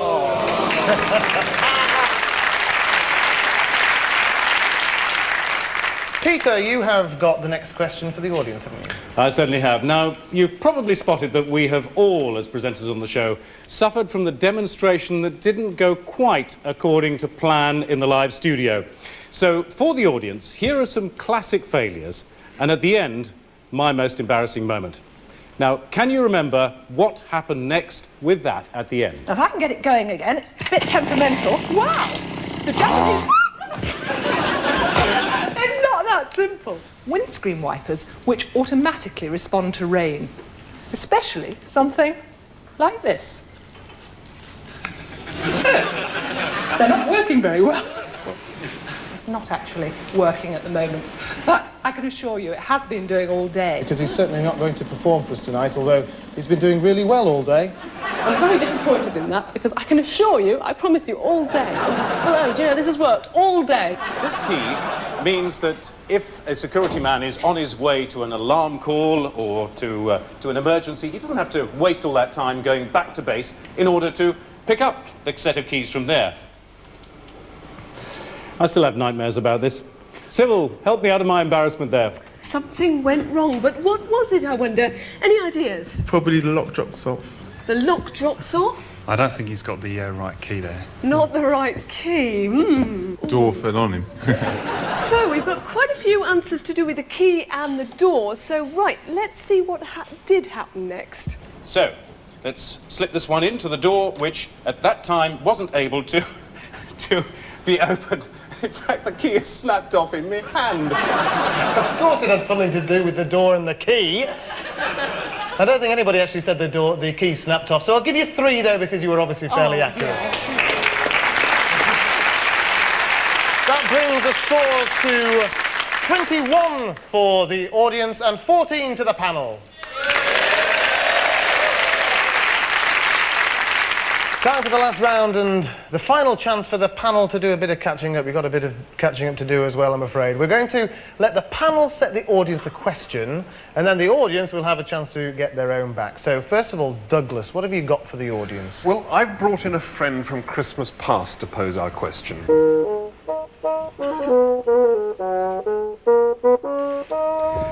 He's not Father Christmas. He's actually one of the earliest known life-size automata. A robot monk over 100 years old. Now, he had a real job in life, and my question is, what was his function? Peter, perhaps you'd like to come in and give him another go, and also explain how he works. If I move him backwards and we clear some of the smoke, you might see that that spindle down the bottom there is winding up the string, because at the end of that string is a weight which is running down these tubes here. So, now that he's fully wound up, drop his frock, and the weight uses good old-fashioned gravity to drive him along. Well, he certainly does look full of Christmas spirit, but what did he do? What do you think he could have done, that monk? Collecting for charity, possibly. Collecting for charity, maybe in the street? You took the words out of my mouth. I was saying collecting alms, yes. So are we anywhere near then? Well, we'll find out. Douglas, what did he do? Well, that's actually very, very close. In fact, he did collect money, in fact, by running up and down the aisle of a church in Italy. So he was an automatic collection plate. Well, once again, I can't fault the audience. You're absolutely right. I've got to give you 5 points.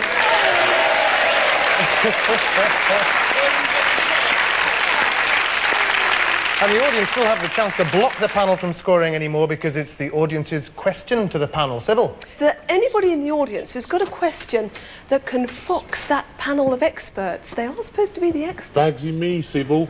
My word, you look very familiar, You sir. look very familiar as well, Sybil. Ladies and gentlemen, welcome Frank Bruno. Thank you.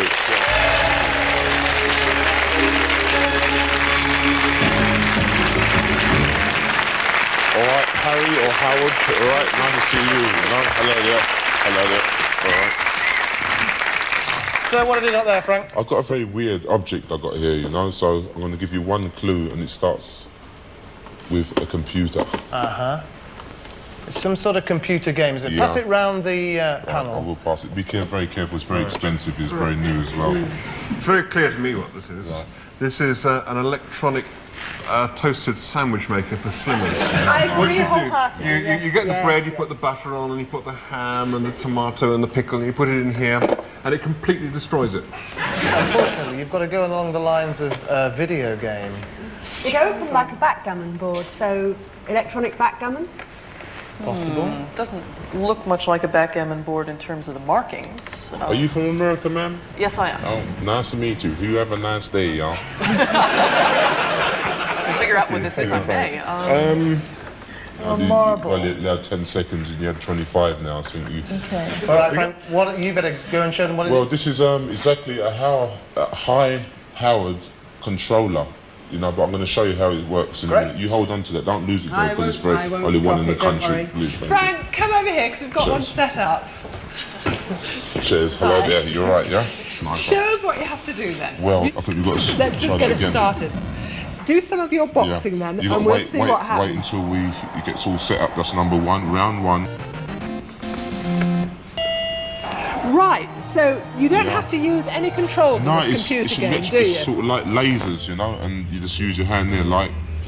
Which of these boxes are you see then? that? I'm the small one. That's your husband, yeah, take that. Hit him to the belly, that's it. Take that. How big's the big boxer then? Well, I'm not too sure, you know. Take that, you beast. That's your husband. Take that. See that, you know? And it's those infrared beams, isn't it? Seeing where your fists are and how Most fast definitely. they're going. Yeah, that's your husband there. Take that, you. Take that. You see what I mean? Laser things, you know? Do you prefer it to a real fight? You don't have to wear protectors or wear gum shields with this. You can go in there naturally. You don't get bruises with this one. It's easy. You can put it down, you know? Great. Can I have a go? Yeah, I think so. So it's your husband. That's your husband there. Go on, give him a punch. Oh, do you know, I fancied Judith's chances there against Frank for a moment. Excellent stuff. Well, you didn't get the fact that it was a boxing No, but we're going to get one of these. You're going to keep that, are you? I'm going to give you 3 points anyway, because it doesn't matter at this stage. And that means that the final scores for the 1989 Tomorrow's World Christmas Quiz is 17 points to the panel, but the runaway winners, the audience, with 26 points.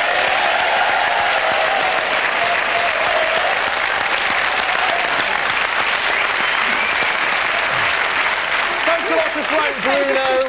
That's it for this year, but don't worry, because everybody goes away empty-handed from this show. Thanks to our panel and guests and our audience. They started off a rowdy lot, but they've ended up civilised. Very good, Howard. And Tomorrow's World will be back to normal in the new year and, of course, for a new decade. And in 1990, we'll be celebrating our 25th birthday. And we're going to be back on Thursdays at 8 o'clock, starting on January the 4th. Well, that's it from us for tonight. Good night and have a great Christmas.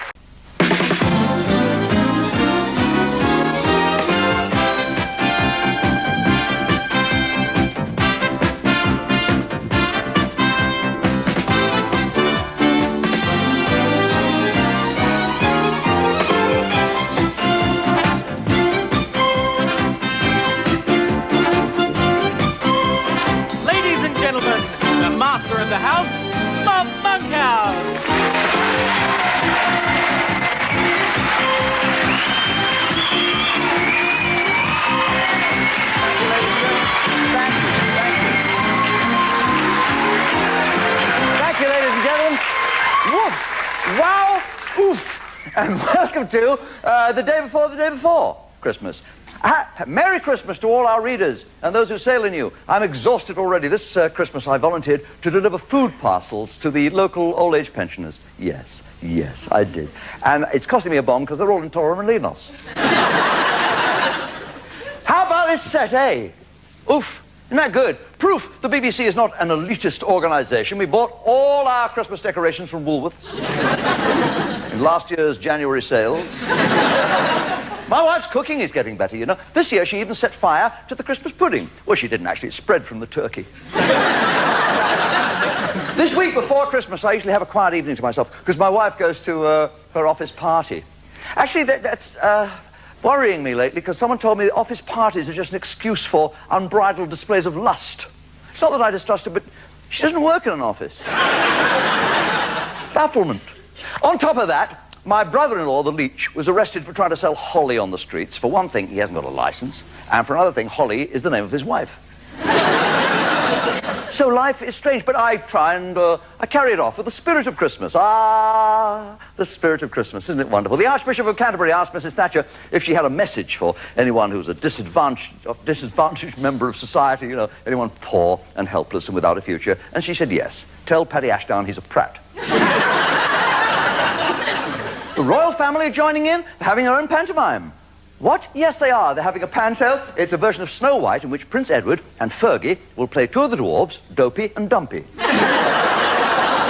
Yes, one thing's for sure, they'll never get Princess Michael of Kent to play Bashful. But Fergie, I must say, I think she's a bit childish at times. Fergie, childish, because she's written a letter to Santa telling him what she wants for Christmas. So if you see Santa flying overhead with 2 sleighs, you'll know she got away with it.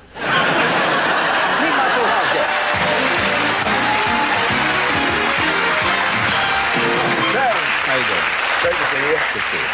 We are all of us moving from the morning till the night time. Oh, yes, with yes. You. A great evening entertainment. We're the chip shops will have to close early. They will. What time will you be going on the air, do you know? 10 till midnight. Ah, terrific. Every night. The Bruce. Eh? Following the Bruce. Descended from the Scots kings. Well, no, not quite. Robert the Bruce. Actually, the head of programmes here after my last show said that I should emulate Robert the Bruce. Oh, you mean the old try again stuff? No, go and hide in a cave. You, on the other hand, were not born in a cave, you were born in a pub. Well, it was actually a nursing home that a few years later became a pub. So ever since then, I've always tried to revisit the place of my birth. You know, there's nothing wrong with that. Ken is still producing small tots that are quite enjoyable. It's gone from nappies to shorts. But what did your dad do? He was a shoe agent, sold shoes. You mean he acted on behalf of cobblers? Well, yes. From the cast of Home and Away who act in cobblers. And so you followed him into that business? No. I became a chartered accountant after I left school. Really? Yeah. For big bucks? Hardly, no. It was, I think, £350 a year the first year. What you mean? So you had to take a cut in salary to join the BBC? Oh, yes, a great deal. Did you start broadcasting right away with the BBC? Or... Yes, BBC in Scotland, Radio Scotland. Radio Scotland, where, of course, the phone-ins are a little different. They reverse the charges. But, racist. Oh, no, it's a great Scots voice. Really, you've got Jerrick Jameson, and then you, and then Gloria Hunnam. It's been 4 o'clock in the afternoon on Radio 2 before we've heard any English spoken. I mean, there's the Scots sound there, and Gloria talks Irish, and Derek Jameson talks... What the hell is it? Yeah, nobody's quite... Nobody knows, Ken. Ken, you've come along here out of the goodness of your great big Scots heart to play for a charity. Will you tell us about the charity? It's the Muscular Dystrophy Group of Great Britain and Northern Ireland. Well, Ken, I can but wish you well. For every one of these little numbers you light up, we'll be happily give a tenner in cash to that. Excellent. As certified by Ken Dodd, and we will make sure that there's a great big winning at the end. Of course, all the prizes I know that you win will go to that, to the Muscular Dystrophy. Thank you very much. Ken, give me something to hold. That's nice. Thank you. Kirby, it's lovely to see you. I asked Ken what his daddy did. What did your daddy do? My dad is a policeman with the Merseyside Police Force. He has one of these sniffer dogs who goes out searching for explosives. Gosh, really? That's nerve-wracking.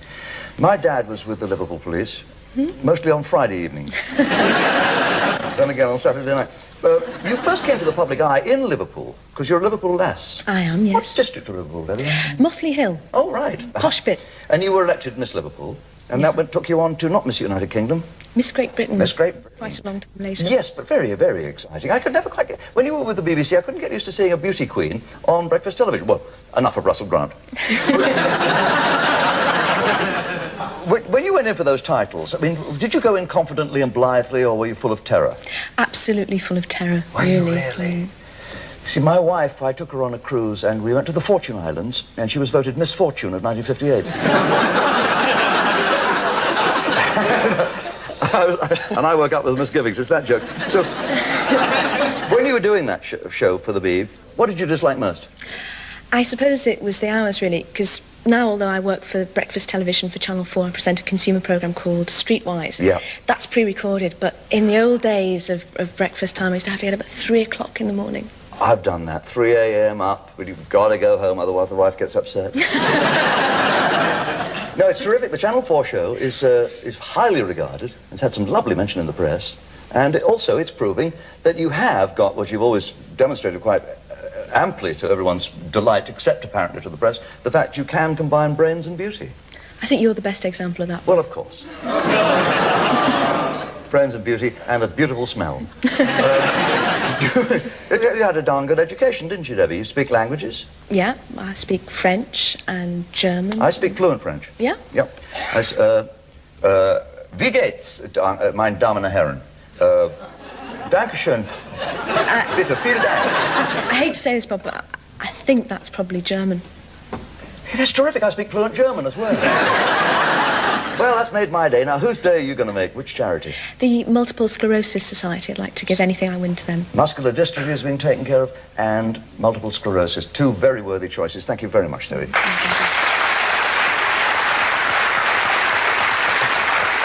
Old friend. Hello, mate. Every time I see you, I like to think you were named after a tennis score. It's a great name, Love, isn't it, to have? It makes for 1,000 jokes. I've always wanted to introduce you to Lord 40, so I could say, 40 Love. You've had your appearance greatly altered since the first time we met, Adrian. Yes, I had a little run-in with a credit card and a plastic surgeon and had the bags done under the eyes. Much publicised and... Yes. I'm very glad, because I think people... they try to hide it, and I don't know why. Why are people ashamed of having surgery, plastic surgery? I don't know. I suppose it's more a surprise that a man would admit to doing it than a woman would admit to doing it. I suppose so. I don't think it shows at all. Oh, really? If I wanted to lose my bags, I'd fly with British Airways. With the various programs you've done, LBC, you've been with Capital Radio, you've been Radio 2, you've interviewed just about everybody. Pretty well, yes. Yeah, it's a pretty good mixture. I think it's fair to say I've covered everybody from Bob Hope to Tony Benn. Oh, you specialise in comedians, don't you? So when you were... I mean, I've heard you from Monday to Friday, of course, on Radio 2. What do you do at weekends? It's a weekend for sagging at home, sit at home, read the papers. At the weekend, I never read a newspaper. I get the Sunday Sport. Now, you love to cook. I try to cook. I'm not too good at most things, but I claim to make the best omelettes on radio. Simon Bates. You've heard him? Oh, yes, I know. He prefers French omelettes. Oh, yes, he's full of crepe. How many years were you with Capital? 5 years. 5 years, but that was doing the phone-in show. With Anna Rayburn? Anna Rayburn and the Capital Doctor. Yeah, we solved a lot of emotional and sexual problems for people. I think it was the first of those kind of programs, actually. Then other stations picked up on the idea. I was at a very low ebb at one time, and I went on the radio and discussed my personal emotional and sexual problems. Last time they'll ever let me present Listen with Mother. Oh, we had 5-year-olds being abusive down the phone. But I wonder whether you could help me with a little sexual problem of mine. Well, I can try. Excuse me. The mic. Wait. I really think you ought to ask Debbie herself, myself. I'll catch you later, Debs. You are here this evening to play for your chosen charity. This is true. Tell me about it. It's the SOS, the Stars Organisation for Spastics. Thank you very much, Adrian. That's terrific.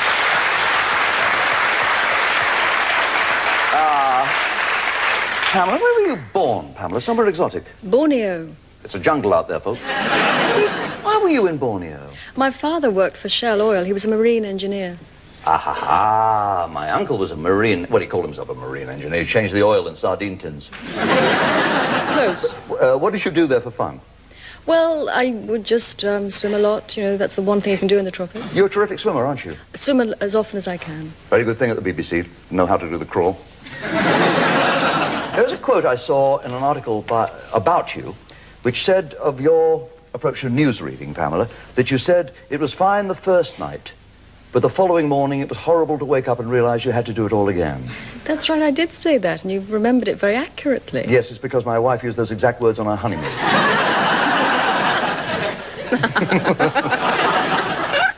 When you're not working, and I know how hard you do work, how do you relax?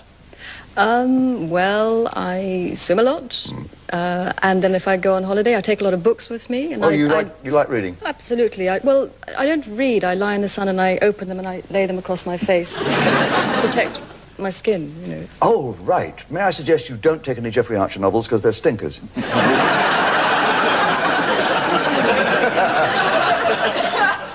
If you're looking in, Jeffrey, I'm only kidding. If you're not looking in... You have a lovely chuckle. You know, you're lovely when you're with doing comedy and you laugh when you have comedians on your show. You've worked with quite a few. Yeah, I've been very lucky. I've been asked onto some people's shows. I've worked with Les Dawson, Saw you with Les Dawson. Blank, and Paul Daniels. And with Diddy Paul Daniels. Yes. They're both masters of mystery. Paul Daniels, when he does a trick, it's a wonder. And how Les Dawson gets away with those jokes is a bloody miracle.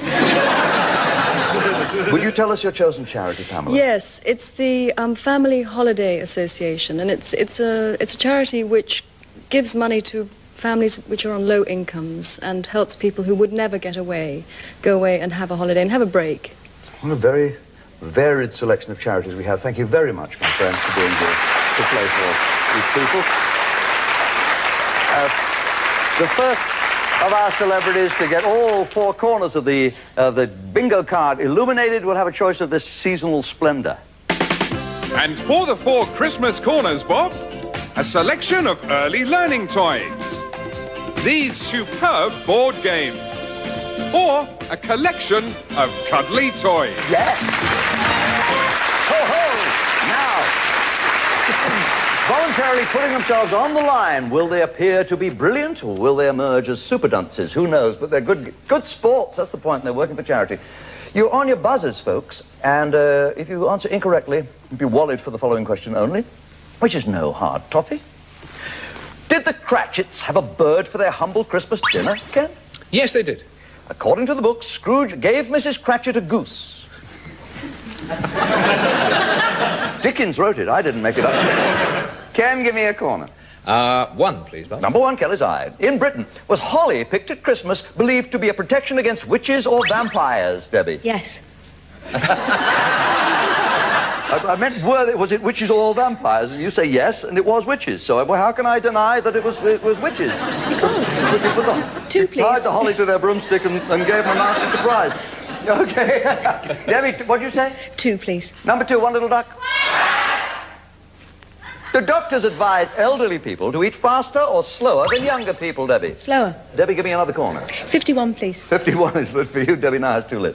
Did the invention of dynamite make Alfred Nobel penniless or a millionaire, Pamela? A millionaire. Yeah, that's right. He lit the fuse and retired immediately. Pamela, give me a corner. Number three. Number three, the pawnbrokers. Has Dennis Thatcher ever been portrayed in a feature film? Yes, Adrian. Yes. He has, by John Wells. It was called I Married a Monster from Outer Space. No. For your eyes only in 1981. Give me a corner, Adrian. Number 9. Number 9, doctor's orders. Oh, that hurt. Can a hippopotamus run faster than a man, Pamela? No. Yes. That's now why they're not allowed to compete in the Olympics, you see. I never thought I would say to Pamela Armstrong, you are a Wally. But you are, just for the next question. Judging by their average IQ, which people are the most intelligent in the world, the English or the Japanese, Adrian? Japanese. Yeah, that's right. It stands to reason. When did you last see a Japanese watching a cricket match? Adrian, a corner, please. 59. 5 and 9, the Brighton line. Got a lot of very excitable people out there. I can see that. According to doctors at the University of Toronto, a room that's kept at 60 degrees at night is better for satisfying your romantic needs. True or false? Ken? True, I would say. True. I, however, prefer a woman. Ken, and so do you, I believe. Ken, give me a corner. 58. 58, 5 and 8. UFO sightings. Do they increase when Mars is nearest to us or furthest away, Adrian? When it's nearest. That's quite right, Adrian. They increase. Would you give me a corner, please? 53. 53? Why not? Now, Adrian has 3 corners lit, Ken has 2, Debbie has 2, Pamela has 1. Agoraphobia. Is the fear of open places, Debbie? Yes, it is. But I want to ask you, yes, it is, you're right. But you've buzzed, so I'm going to ask you the question. Is it more common amongst men or women? Women. That's why you never see them at Fulham's home matches, you know. They feel safer amongst a crowd. Give me a... I'll have 1 fat lady, please. 1 little lady? Oh, good Lord, yes. 8, the Garden Gate, we called it on this show, but it's 1 little lady, isn't it? 1 fat lady. Can bulls see red? Adrian? No. That's right. That is absolutely right. You never see them on the terraces at Manchester United. This is true. And you've just won this round of the game. Now, you have a choice of these for your charity. For the SOS, will you take all those box games? You take those lovely fluffy toys? You can't have that fluffy toy. Oh, we like these lovely learning games over here. I think because we have a children's project going down on the south coast, I'll have the early learning toys, please. Ingfield Manor is going to get the toys. Wonderful. Very nice. They'll go to the under-5s at Billingshurst, I know that. Now, who is going to light the middle line? First person who does will have the selection from Santa's sack. And for the merry middle line, the latest craze, a karaoke. This superb keyboard. Or children's bicycles, for him and for her. Very nice gifts for the charities of your choice. Now for the subjects of your choice, which you must find over here on the Monkhouse Mastercard. Swing it around, here it comes. You'll find all the 6 subjects here, and all the numbers on your middle line that you must choose to correspond to the subjects that you prefer, and bingo, lingo, clickety-clicks, it's time to take your pick of the 6. Here you see 10 numbers against each subject. Have a look at that middle line, see which of your numbers on that middle line coincide with the subject you feel safe about. Ken, you're seated first in order of luck. I'll go for number 6, please. Tom Mix is on the subject of showbiz. Peg-leg Bates was so called because he had a wooden leg, but was he a tap dancer, a tightrope walker, or Fulham's goalkeeper? I'm tempted to say the last, but no, I think probably a tightrope walker. Open to the others. And it's Adrian.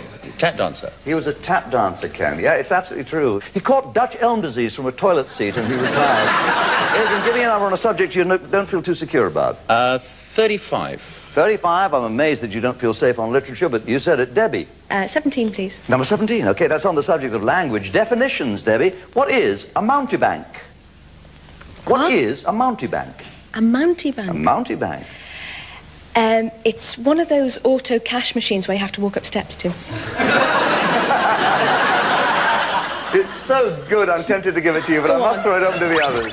And it's Pamela. A dastardly fellow or woman who imposes and is an imposter. Exactly what I've got written here. Dastardly woman. No, it says a cheat, a charlatan, a swindler. That describes it perfectly. Pick a bonus number. 27. 2 and 7. My age is lit for you. Now pick a subject that you do feel you know something about. 55. All the 5s, and it's your lucky number. Answer this correctly, and your charity will benefit by another £50. Science. There's a specimen of arachnida biting your toe. Arachnida. Could it be a bat, a goat, or a scorpion? This is worth 50 quid to your charity. It's arachnida, it's biting your toe. Is it a bat, a goat, or a scorpion? Scorpion. Scorpions are arachnida, so are spiders, ticks, etc. And you won't be attacked by a bat unless you... I could chat up Ian Botham's wife and get attacked. Here's 50 quid for your charity. Congratulations to you, Pamela. Thank you. And you know, Adrian, as you pick a number that if you light it, there's another 10 quid every time you light a square. Right. 47. 4 and 7. On the subject of, fancy that, little facts that make you go... Is the longest-serving pillar box in the British Isles about 50, 80, or 130 years old? Hang on, when did they introduce the postal service? 130. Dates back to 1853, the very first letterbox. First letter ever posted in it was fan mail for Max Bygraves. What, has it been delivered yet? No, I don't think so. It's definitely second class. Let's mix the 6. And Ken, you still have to light a number on that middle line. I think 29. 2 and 9, 29 places. Which of these is an area in the North Sea, Ken? Bruce's garden, Max's garden, or Tarby's garden? There's a good one. I would say Bruce's garden. Yes, it's Bruce's garden. The only place in the world where you'll find a haddock wearing a hairpiece. Debbie, dear. I would like number 44, please. All the fours? Third well. Missing links, please, Debbie. Give me the missing link between these two subjects, a famous reindeer and the war criminal Hess. Rudolph. Yes, Rudolph, the red-nosed war criminal. 49. 49, 4 and 9. Good evening, all. Oh, I said it. I forgot to let you.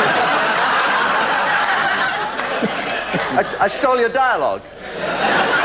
Tough. That's show business, folks. Trust a comic to steal your best line. Missing links. Give me the link, please. Pamela, pay attention. Between a crime-fighting sidekick and a winter bird. Robin. Robin is right. Batman's Robin, who was not used in the movie. But they're bringing him back as Kim Basinger, I believe. I know the makeup men are good, but that's ridiculous. 56, please. 5 and 6. On Proverbs. Complete this one, Adrian. To err is human. To forgive is divine. And to screw up requires a computer. Like that, 56, and mix the 6. Here we go again. Once more, Ken. What a decision to make. I'll have 43 this time, I think. 43. Ah, lucky time. This could be 50 quid for muscular dystrophy. In films, in 1908, taking you back to your very earliest memories. 1908, Ken. Who created the cowboy character Bronco Billy? Was it G.M. Anderson, D.W. Griffiths, or G.H. Eliot?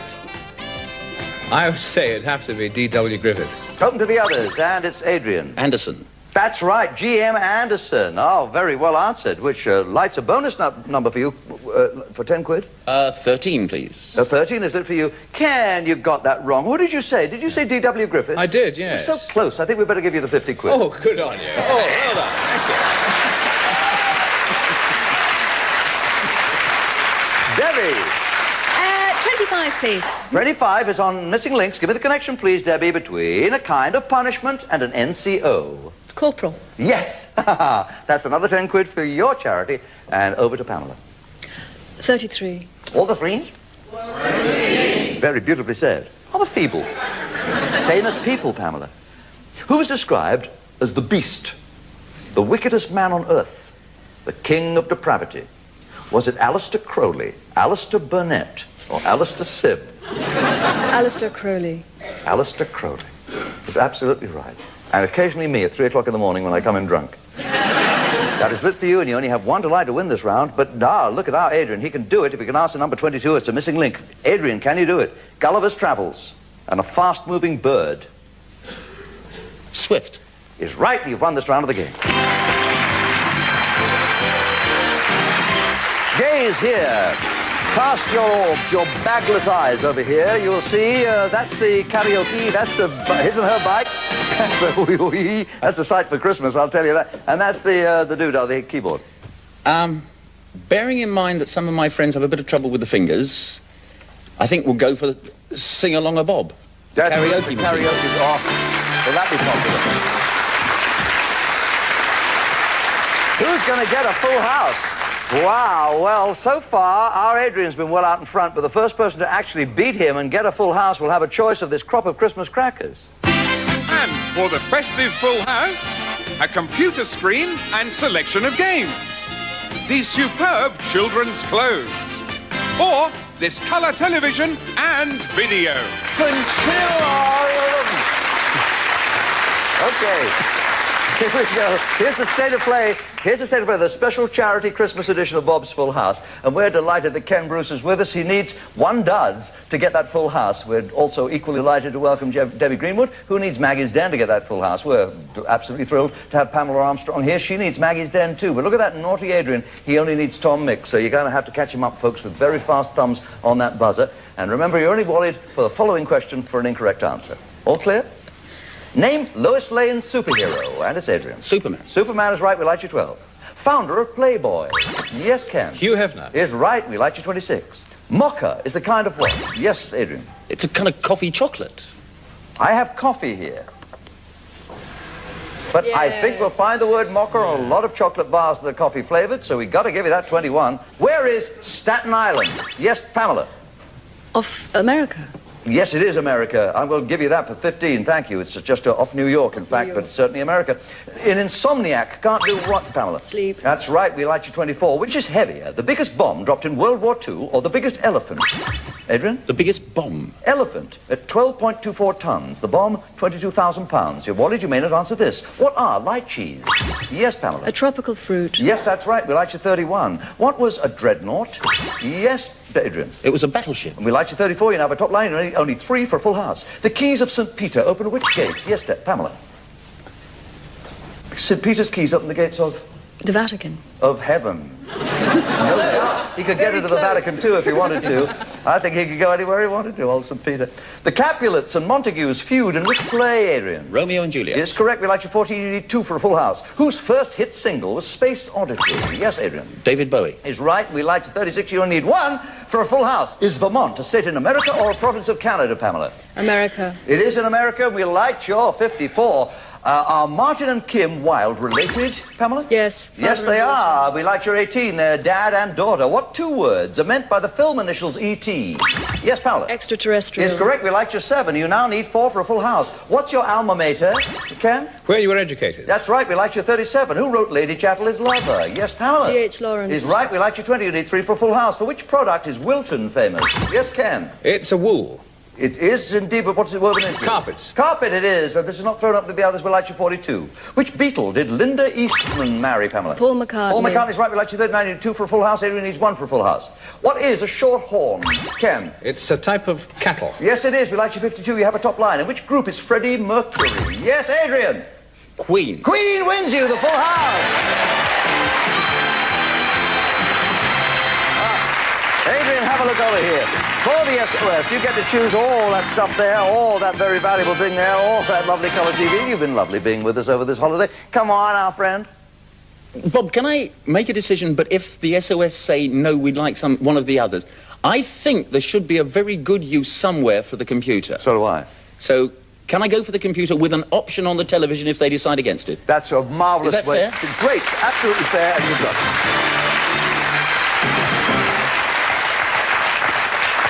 I'd like to express grateful thanks and continued admiration and respect to Ken Bruce, who will have a host of us devoted listeners following him to his late-night slot on Radio 2.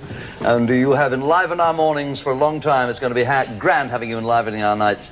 May I say, in the nicest possible way, yes. that you have £120 for your charity, just through lighting those little doodahs and winning that extra 50. Well done, our Ken. Thank you. Thanks, Bob. Debbie, I'm delighted to say you have £50 for the charity. You came within Maggie's den of winning the full house. I think you held back a little there, or you just allowed these heavyweight egos to overwhelm you a little. They were so fast in there. I know. Isn't it amazing? You swear you pressed that button first, and by a nanosecond or whatever, somebody's in there first. And Pamela, thank you so much. You've done so well because you came within 2 of getting a full house, which is super playing. You're a home stretch player, aren't you? You're a real surprise.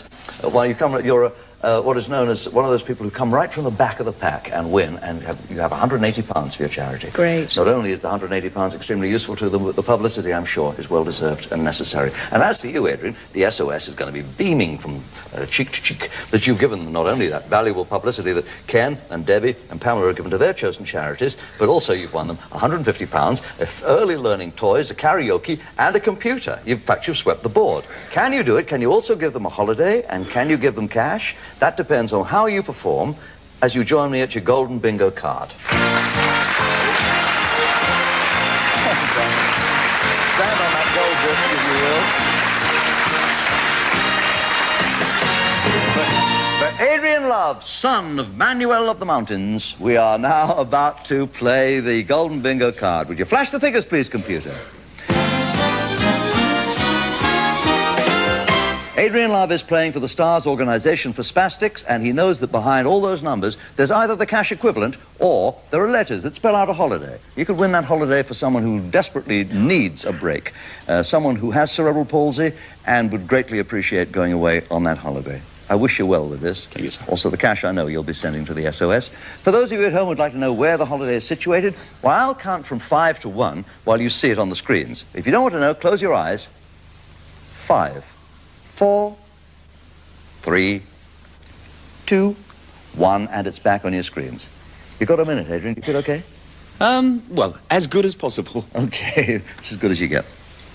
1 minute's on the clock. Who was the original Santa Claus? What was his name? St. Nicholas. That's right.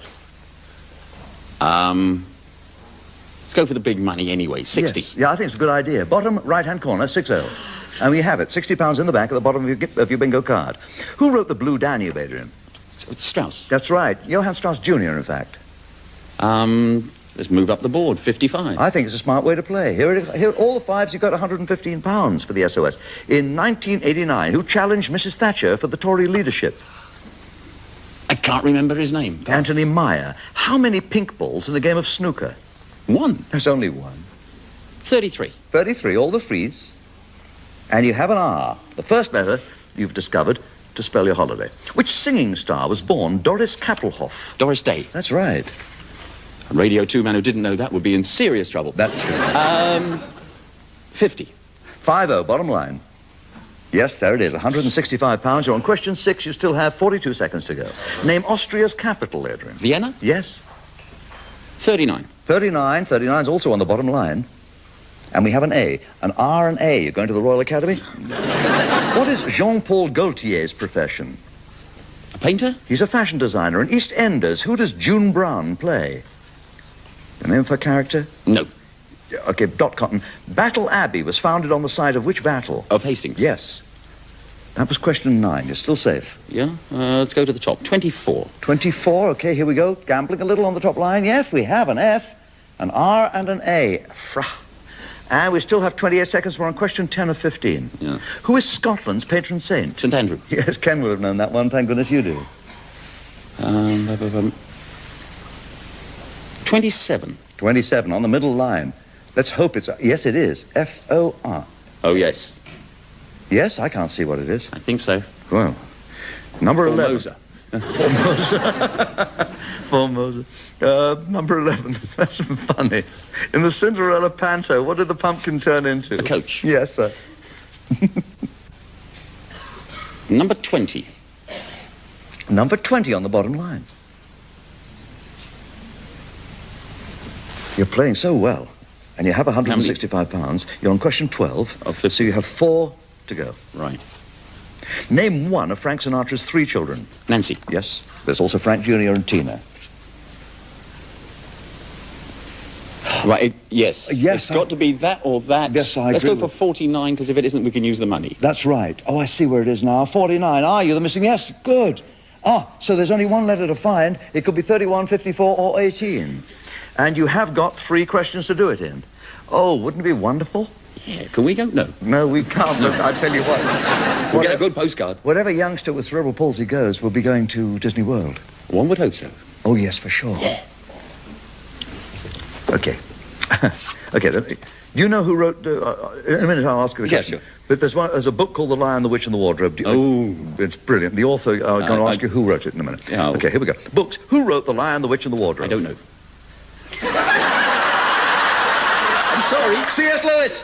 Close enough. Films. In 1989, who starred as Henry V? This year, Henry V, the film. Oh, begins with a B. Yes. Brenner. Kenneth Branagh is right. My pronunciation is awful. 31. If 31 is the missing letter, oh, Adrian, if 31 is the missing letter, you'll be giving an unbelievable holiday to a child with cerebral palsy. 31, please be the missing letter. Yay!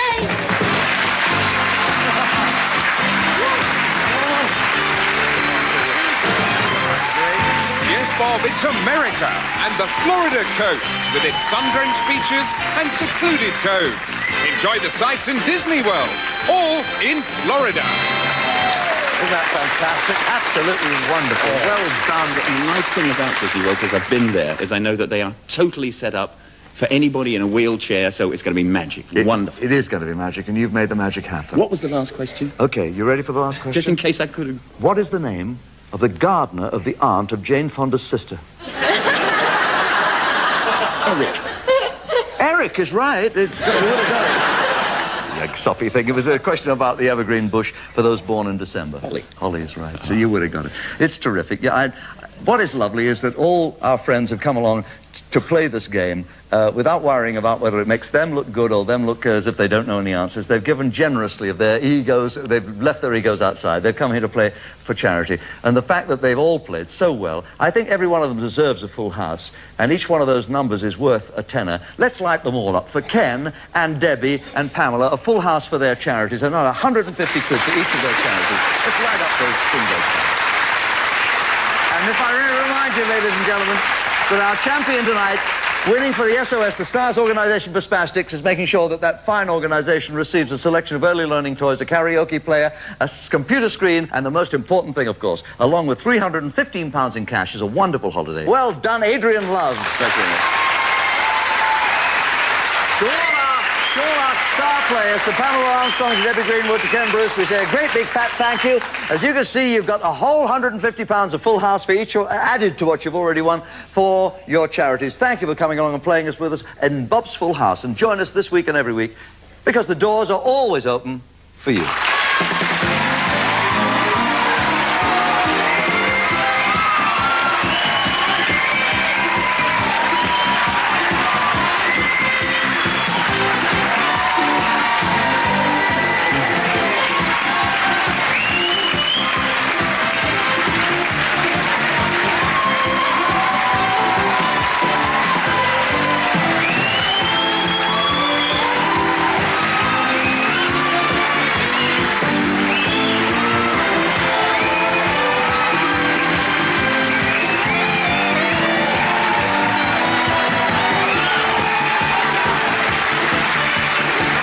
Myself out.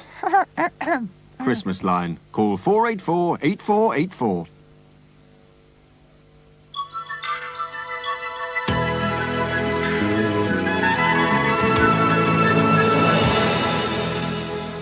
Now, here's Michael Barrymore with a special Christmas edition of Strike It Lucky. On our special Christmas edition of Strike It Lucky, a jackpot of £3,000. A trip of enchantment to the place where Santa keeps his reindeer. Turn winter into wonderland with a pair of glittering ice skates. Or win a trip on the world's most exciting airliner, Concorde. All these prizes waiting to be won tonight on Strike It Lucky. Now, ladies and gentlemen, your host, Michael Barrymore.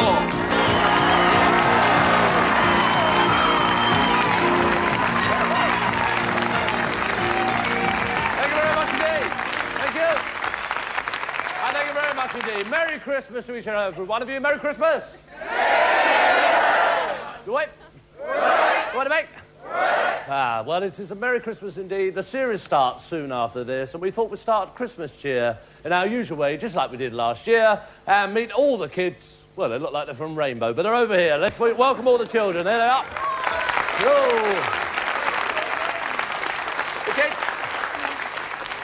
Hello there, nice to meet you. What's your name, young man? Leon. Hey? Leon Sims. Leon? Yeah. Now, that's your name, is it? You've got Tiger on there?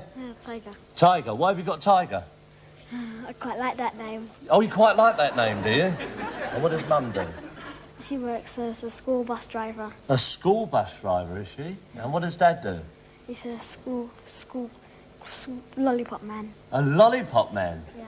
Is this your partner for tonight? Yeah. And this is? Joe. Joe. Nice to meet you, Joe. And where are you from, Joe? West Norwood. West Norwood, are you? I see. And you've got, who's at home? Mum, sister. Your mum and your sister? Yeah. Yes, I see. And what does Mum do? She interviews people. Interviews people, does she? What for?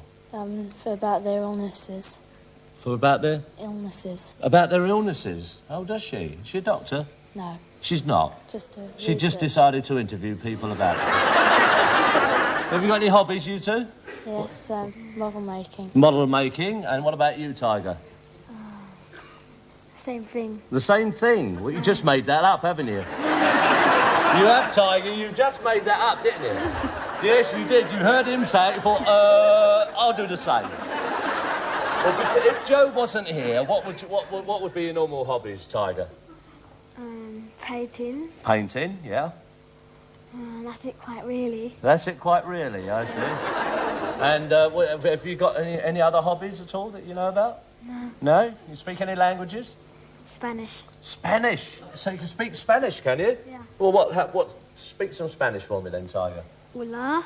Hola. Adios. Huh? Adios. Adios. Gracias. Gracias. That's what I know. And that's all you know?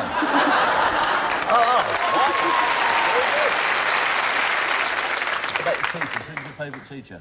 None of them. None of them. What about you, Joe? Mr. McCarthy. Mr. McCarthy. Yeah. That's a nice name for a teacher, isn't it? If he'd been at my school, Mr. McCarthy wouldn't have lasted very long, you know. Not where I want. McCarthy! Sit on that. And, yes, well, nice to meet you, Tiger. Have a nice evening with us, and you, Joe. Let's welcome the kids. There we are. Cool. Hello, young lady. How do you do? Nice to meet you. It's Leanne, is it? And it's your friend? Tasha. Natasha, or is it Tasha? Natasha. Natasha. And what have you done, Leanne? You're on a pair of crutches. I fell. Huh? I fell. You fell? Upstairs. Up the stairs? Offstairs. Off the stairs? And how did you do that? I was running and I jumped and I fell. You were running and you jumped and you fell. Don't you think the stairs is not the right place to do that, Leanne? Are you from Scotland? Yes. Yes, I can hear it in your accent. That's lovely. I see. And is your mum and dad here tonight? Yes. They are? And what does your mum do? Nothing. Nothing. Well, I'm sure she must do something. Don't you think so, Dad? And what about Dad? What does he do? Nothing as well. And what about you, Natasha? What does your mum do? She works for NatWest Bank. NatWest Bank, yeah. And what does Dad do? He's an engineer in a factory. He's an engineer in a factory and your mum works at the bank, does she? And what about you, Leanne? How often does Mummy give Daddy a kiss? Quite a few times. Sorry? Quite a few times. Quite a few times. Well, how many would you say? One. One. Once a week? A year? How often would you say that Mummy gives Daddy a kiss? I think every night. Every night?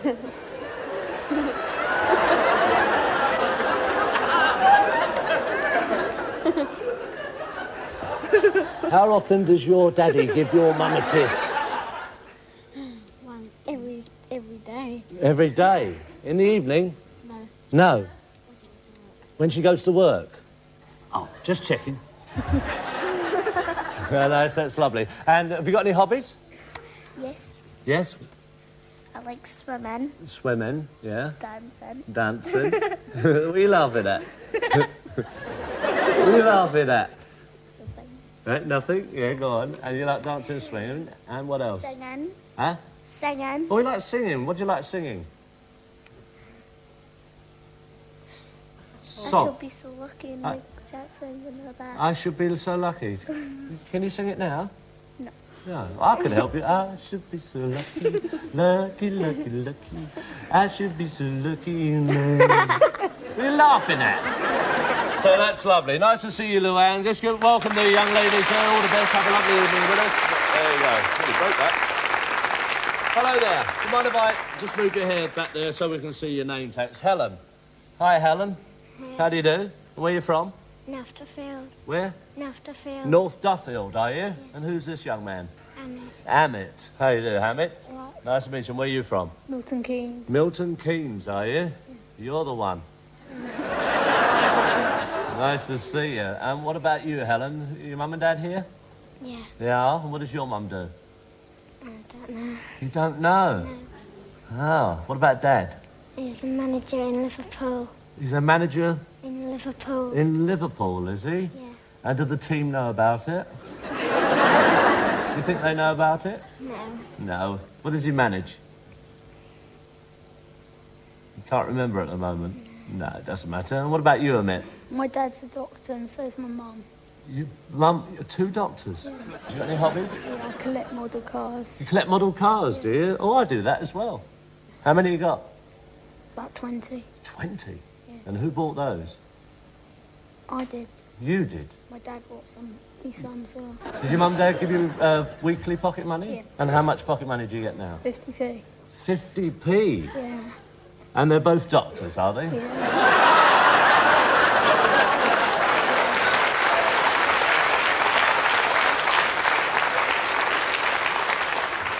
So they want you to manage on 50p a week, do they? I got 50p when I was your age. Do you want me to have a word with them? No. Would you like it increased? No. Oh, you're quite happy, are you?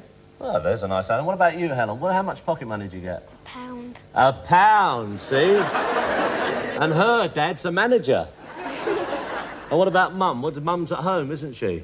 Yeah. While Dad's at work? Yeah. That's right, see? So don't you think you've been hard done by it, Amit? Because if they'd doubled your money, you could have had 40 cars by now. You realise that? Are your mum and dad in the audience? My dad is. Your dad is, yes. You're a doctor, are you?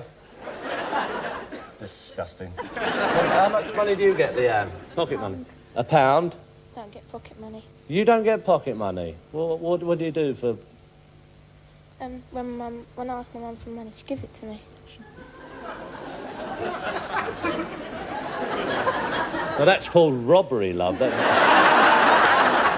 You should give it to her. What about you, Joe? What do you get for pocket money? £1, and if I wash the car or something, I get a bit extra.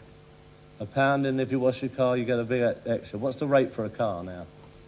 £1.20 or something. £1.20.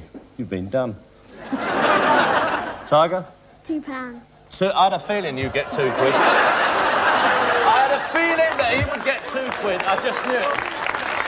I just knew it. So all the lovely bunch of kids. Let's play the game with them. Here we go. Nice to meet you all. There we go. All right.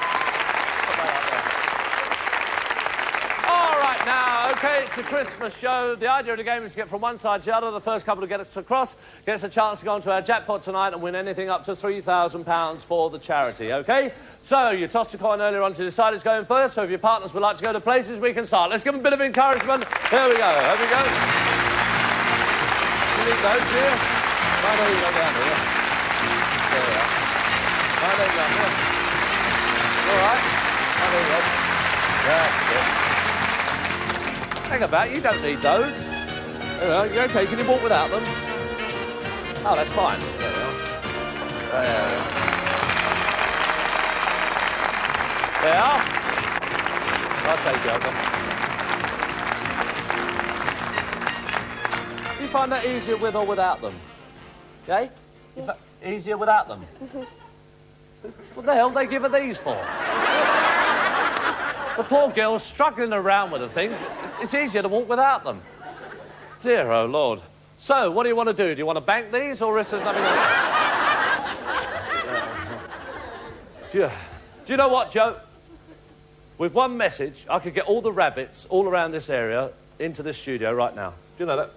Calling all rabbits. Right, so there we are. Just put those... All right, now, to move across from one side to the other, you have to answer questions from various categories. I'll give you a choice of 2, 3 or 4 questions for 2, 3 or 4 moves. You give me an incorrect answer, your opponent automatically takes the opportunity to answer the remaining questions and take your moves. Everybody understood? The very best of luck to each and every one of you. The first category is nuts. For you, Joe? 2, 3 or 4? 4. 4. Ooh. This nut has the same name as a girl. Hazel. This nut has the same name as a country. Brazil. The first syllable of the name of this nut is also a vegetable. The first syllable of the name of this nut Peanut. Peanut is right. And for your fourth move, these are sometimes pickled. Chestnut. Oh, it's wrong, but seeing as you did so well, I'll give you 3 instead of the 4. 3 moves here, off we go. All right. OK. All right, OK, Tiger. There we are. First screen give you absolutely free. Up you come there. 3 moves we're giving you there, because you didn't get the last one, did he, Tiger? Just come round there so everybody can see you. You want your mum and dad? Yeah, so your dad can remember what you look like. There we go. OK, Tiger, strike the screen. A visit to Santa's reindeer. Now, what do you want to do? That's a nice prize. Do you want to bank that, or this is on the next one?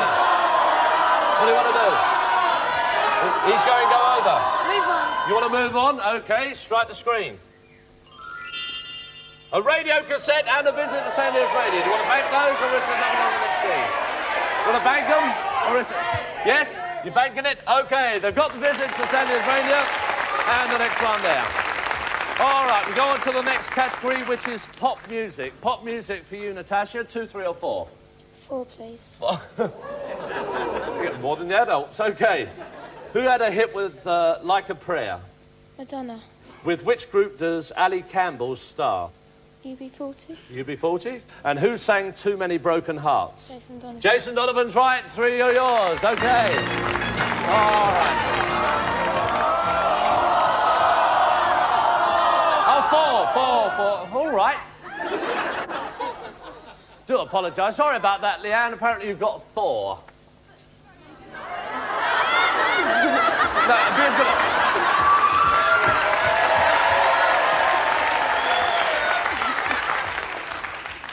For your 4th question, who sang Lay Your Hands on Me? Bon Jovi. Bon Jovi's right. The 4 moves are yours. OK. There we are. And that lovely Leanne, the way the audience said, Michael, oh, sorry, you've made a little mistake.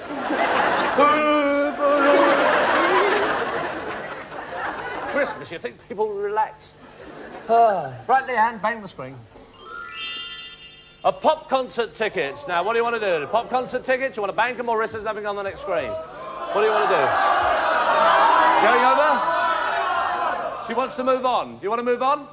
OK, over you come, Leanne. Oh, blimey, there you go. A portable TV and the pop concert ticket. What do you want to do? You want to bank it? You want to say yes? What are you doing? Banking it. Banking it. All right, OK, they're yours. All right. We go on to the next category. Who's who for you, Amit? Who's who? 2, 3 or 4? 3, please. 3, right. Who is Mrs. Thatcher? Prime Minister. Who is Sunita? Pop singer. Who is Sevi Ballesteros? Who is Sevi Ballesteros? Golfer. Hey? Um... Did you say a golfer? Yeah. All right. OK, Helen, there we are. Amit's got something for you. Well, not much pocket money, only gets 50p. So all right, Helen, strike the screen. Off you go. A day trip to Legoland. What do you want to do? Do you want to bank that or is there something on the next screen? A day trip to Legoland. What are you going to do?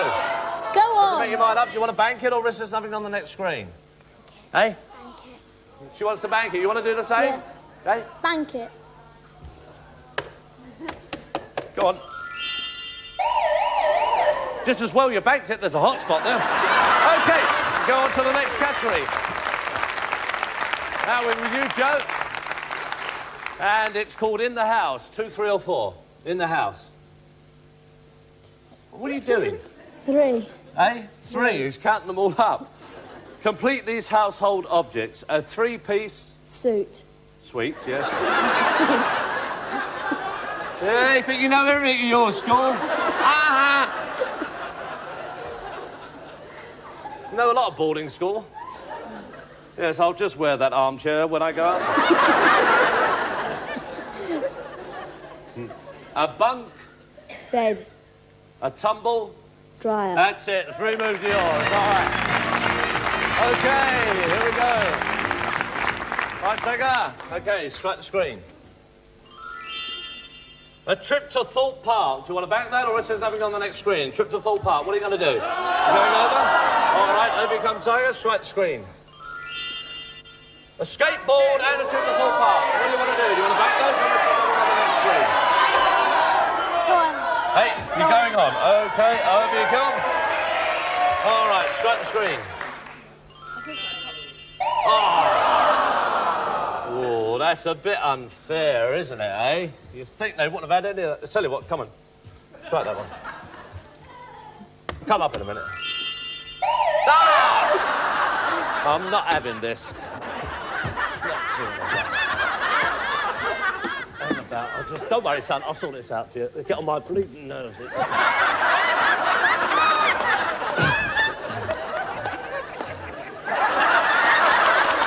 I'll find it for you. Don't worry. I'll find it. Drive you mad. They put too many hot spots in, I'll tell you that.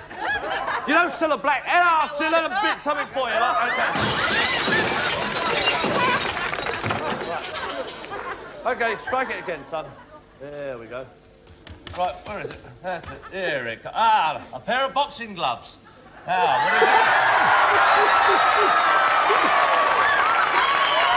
what do you think? Hello, there, Frank. Now, this is Tiger. Hello, Tiger. Pleased to meet you, Tiger. Yes, Tiger. Yeah, do you know that is Tiger? Oh. Who is it? It's your daddy, isn't it? He's been telling us about you, Frank. Yeah, has he? Yes. Now, I want to have a word with you, Frank. Now, come here.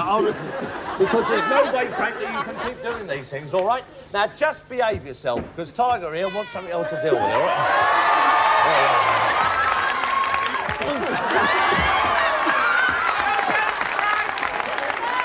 That was supposed to be a joke, and Frank...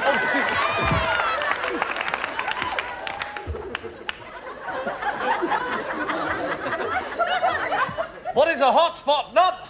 Ah, you missed. Well, Tiger, there's your things. Let's take them off him. Look at that. One there, signed from Frank, to Tiger. He knew you were coming across there. And another one there, from Frank Bruno. That's for you. There we are. Thank you, Frank. Come and meet all the others. Yeah, Frank. Yeah, you stay there. There you are. There's Leanne. Hello, Leanne. Let's Helen. Helen, hello.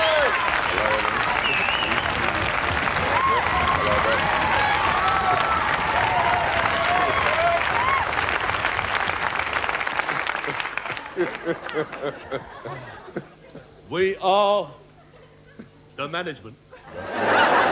OK. Now, you behave yourself in the pantomime this year, Frank, all right? I don't want you playing up again. Right. This is Joe. He went to a ball. He's going to boarding school. Hello. Pleased to meet you, Joe. There you are. All right. That's Frank. OK. Natasha. Hello, Natasha. Hi. Now, Frank. This is 50p a week. 50p a week. You've got I want you, Frank, to have a word. With his father. His father's in the audience, OK? Up the wages a little bit. Up the wages a little bit. Just have a little word, Frank. Yeah, right. All right. Don't go too heavy. None of that. Excuse me, Emmett's father. Duo. None of that. Just take it gently. Right, all right. Ladies and gentlemen, just say hello to Emmett. Emmett, Frank is going to negotiate on your behalf to take it from 50p to a pound. If you go that way, he'll see you. Thank you, Frank. Happy Christmas. See you in the banker.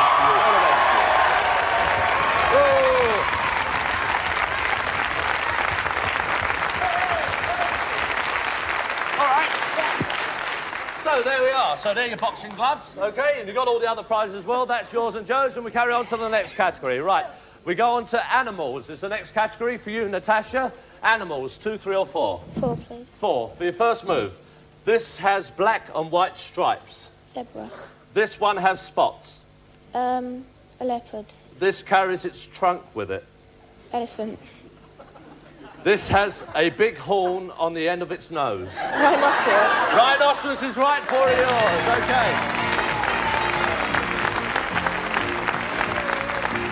All right, there, Tiger. OK, Leanne, sorry about that. You like meeting Frank, did you? Yes. There they are. OK, strike the screen. Camera. Nice prize. You want to bank it or risk something on the next screen? Going over you come, Leanne. All right, strike the screen. Ooh.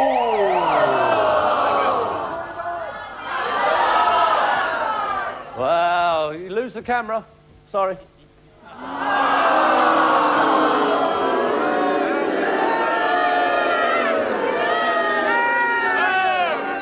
Have you got a bike? What? Well, have you got one like this? You got one of those sort of bikes? That's better than the camera, isn't it? Would you like that? Yeah.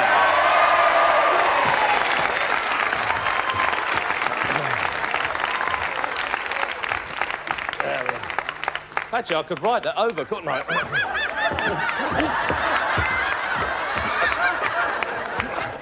It works. Right, there we are. OK, the bike's yours and the camera's yours as well. OK, we go on to the next category. And yours. We go on to the next category, which is what's what for you. Abbott, what's what? 4, please. 4. Ooh. See what you started? What is a Boeing 747? Plane. What is a Volvo? Car. What is the QE2? Ship. What was the Flying Scotsman? Ooh. A balloon. A balloon? Otherwise, a train. A train, that's right, that's it.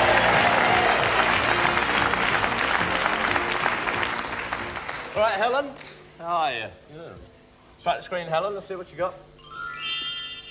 Adventure Weekend. Go on. Go on. Going on, okay, over you come, Helen. Strike the next screen. Ice skates and the Adventure Weekend. All right, you want to bank those or are you going on? What are you going to do? Go on. Going on. He wants to go on, Helen. Okay. Right, only 50p in your life, you might as well go for it. A colour TV and the ice skates and the adventure set. All right. Some nice prizes there. Okay. Right, we go on to the next category. Oh, another one. You want to go for the other one? Bank it. See, they banked it. The radio cassette, you got one of those? No. Yeah, you have now. Right. Okay, go on to the next category.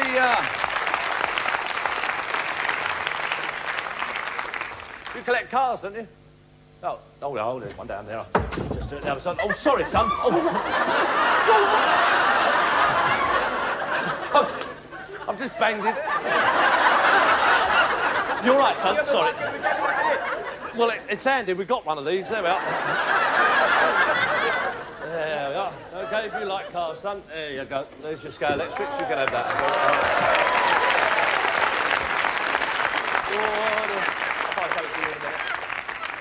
All right, we go on to the next category, which is, you can put that down there. There's no need to leave that there. There we are. That's it. Just shove it down the middle there, and we'll come back to it in a minute. Right, now, where the hell are we? The next category is geography. It's for you, Joe. 2. 2. There's only 2 up there, aren't there, Joe? Yes. All right. Do you like computers, Natasha? You do? You like that one behind you? Fancy that one? The one on top there. Hey? Got 50p on you? We've got to make a living somehow. There we are, love. That's yours. Okay? You can have that.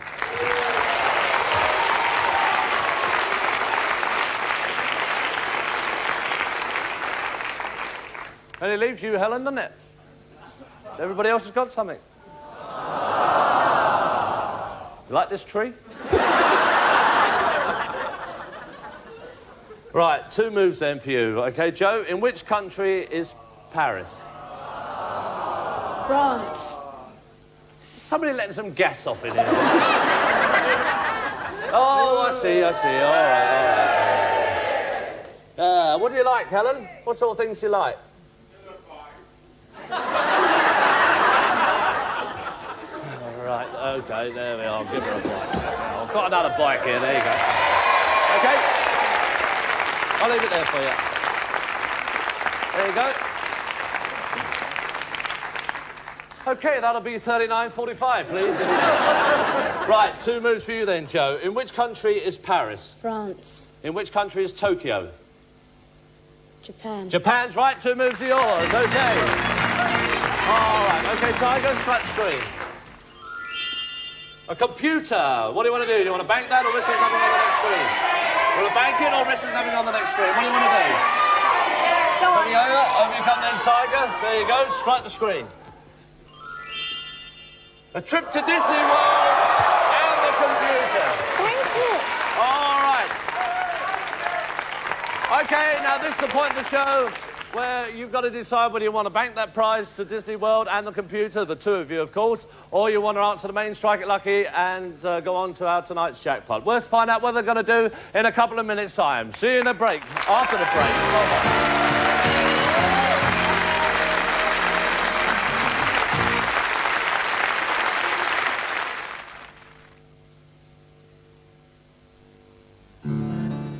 I say, what's going on over there? It's what's coming off that's important. Tana lawn down to $5.75 a metre. Furnishing cotton to $5.95. But it's Christmas. Varuna wool at $11.50. It gets more and more material every year. You can start taking liberties on Wednesday. There's always an alternative. This is a rule. To prove it, here's alternative breakdancing. Here's the alternative zebra crossing. Here's the alternative portable hi-fi. And here is the exception. I wanted tickets for tonight. I phoned so I could expedite. It wasn't hard. I just flexed my card. Does you does or does you don't take access? Does you does or does you don't take access? 7 million outlets worldwide does. Henry Winterman's History of the World, Part 1.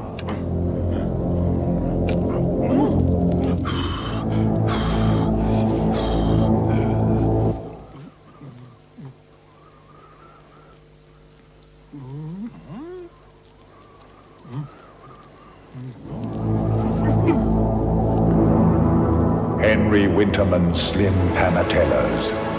What fire was invented for?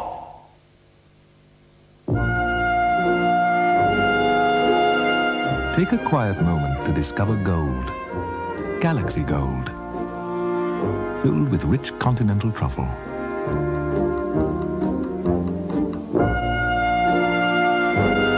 Galaxy Gold. The chocolate created for a spell of decadence.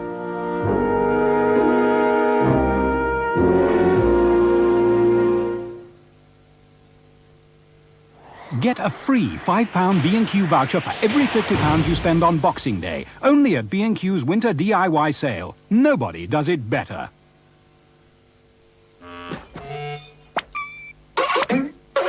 Some days you wake up and everything seems square. Only one way to smooth those corners out of the day. Round Tetley tea bags.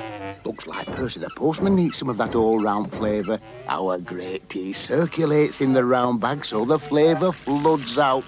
Here you are, Percy. This'll bring you round. Oh, got any post for us? Yes, circulars.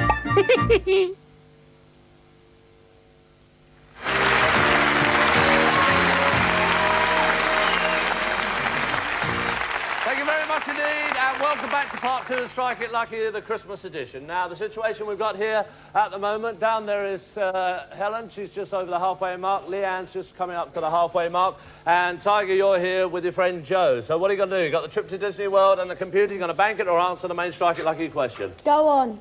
You're going on? Yeah. All right, that's up to them. OK, remember, I'll ask you this question, you confer as loud as you like, then I must have your answer. If you get it wrong, you lose those prizes. If you get it right, you go on to our final tonight. OK, no help from the audience, please. Not that you'll take any notice of it, but there we go. Footballers really strike it lucky if their team is chosen to play for the FA Cup. How many members are there in a football team? 11. 11's right, you won, that's it. You're on our That's it. OK. There we are, back there. Just stay there, girl. Thank you, go. Right. OK, now you didn't get very far. Hope you come, Leanne. You didn't have to answer all the questions. Do you want to bang that one, see what's in there? Car racing set, you've got that. OK, there we are. Bang that one there. Ah, I couldn't give a monkeys about that. Car racing set. A visit to Alton Towers. Take that one. And a Concorde flight. That's it. That's all yours. Back you go. Here we come, young lady. There we are. Let's go. We've got over there. That's right. OK, you put yourself down there.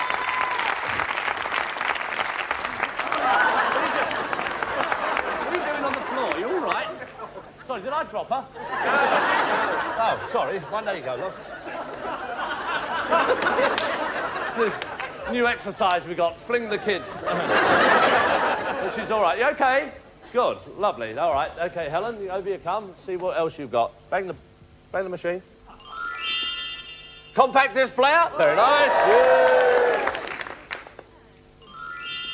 I don't know why they bother. Still got the compact disc player. We'll give you that. Try that one. An all-terrain bicycle. That's on top of the one you got. There we are. Well done. Back you go, kids.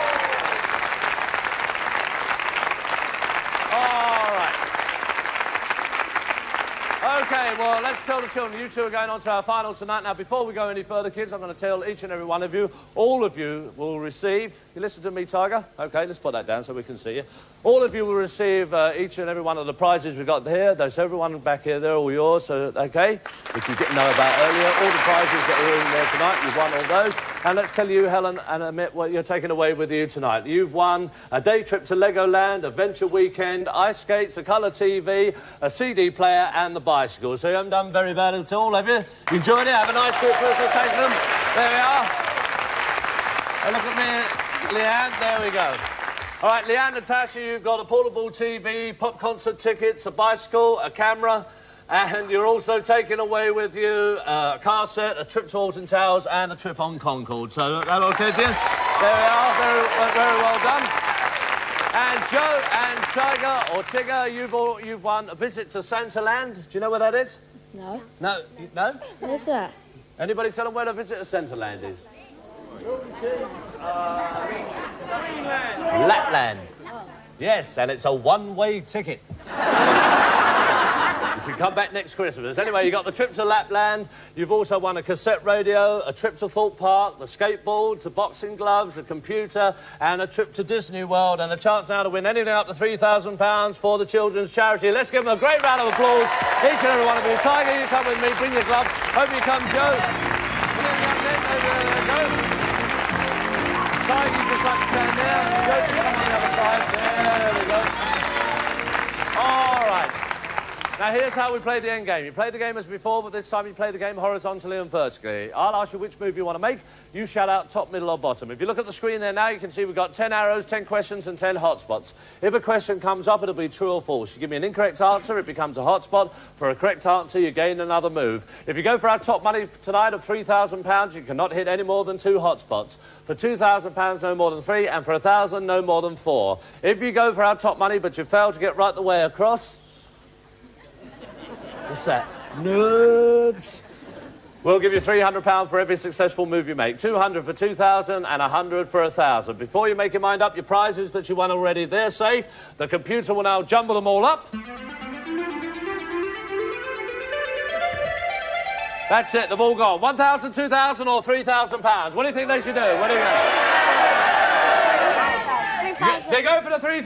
Let's give them a bit of encouragement. Up comes Joe. Just stand there, young man.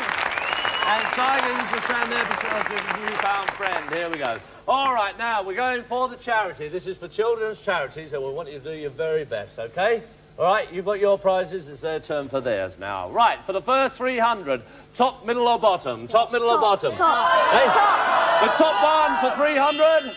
Oh, that's not a good start. Over you come, Joe and Tiger, just stand there. OK, for £300, top, middle or bottom? Where do you want to go?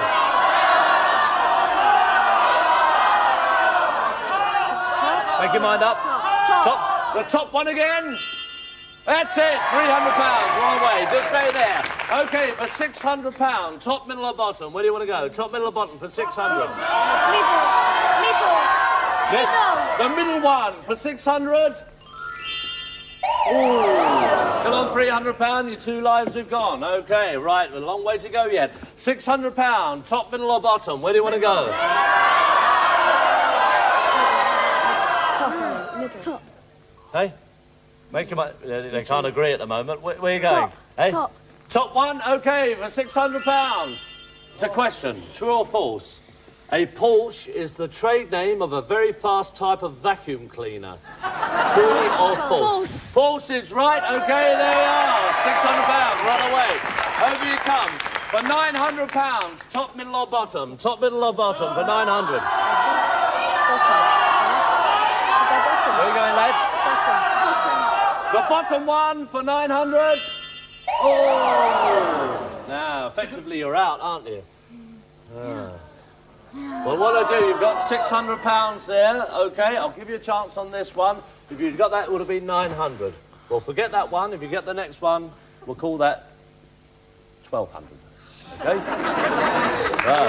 But you've got to get it right. On this one, then, this is for 1,200, OK? But you've got to get it. Top, middle or bottom? Where do you want to go for 1,200? The bottom one for 1,200, yes please. Oh! Now, if you'd have had that, you'd have had £1,200. I'll give you one more chance. It's for this one, and if you get this one, right, for £1,500. No more chances. Top, middle or bottom? Bottom. The bottom one for 1,500. Yes! Oh, I don't know how you got through that little bit there, but it was... Oh. OK, for £1,800, top, middle or bottom? Where do you want to go? Bottom. The bottom one again for 1,800. Yes! OK, for £2,100, top, middle or bottom? Hey.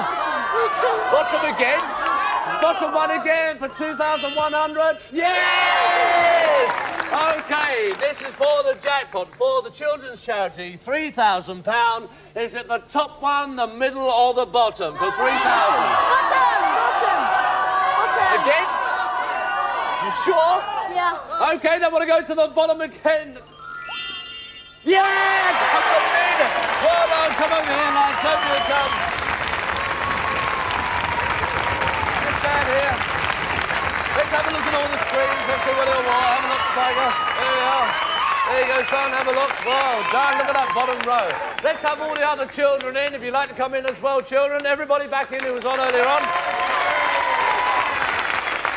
Come back in. Right, come in there. That's it, boys and girls. In you come. All right. Now, let's, first of all you kids already know what prizes you've got. And you two, you've got a visit to Santa's Grotto, a cassette radio, a trip to Thorpe Park, skateboard, box of boxing gloves, a computer, a trip to Disneyland, and you've won £3,000 on all of you to go to children's charities. One putted to get a birdie, knowing that he... Lovely New Year.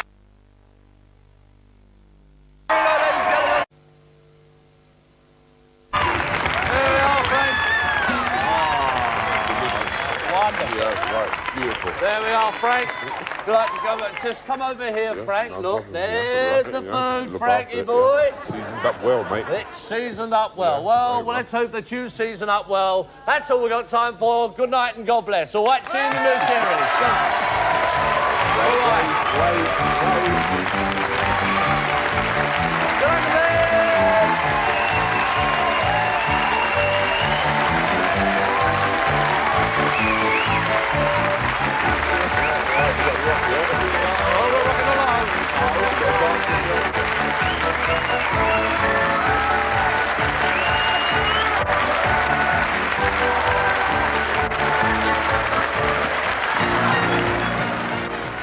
Michael Barrymore and Frank Bruno are currently appearing in Aladdin at the Dominion Theatre, London, and Strike It Lucky returns on Monday, the 8th of January at 8 o'clock.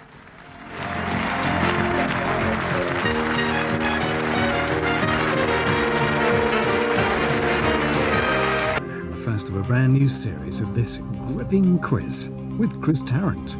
The song Rudolph the Red-Nosed Reindeer was first released in 1949. That could be worth something to someone.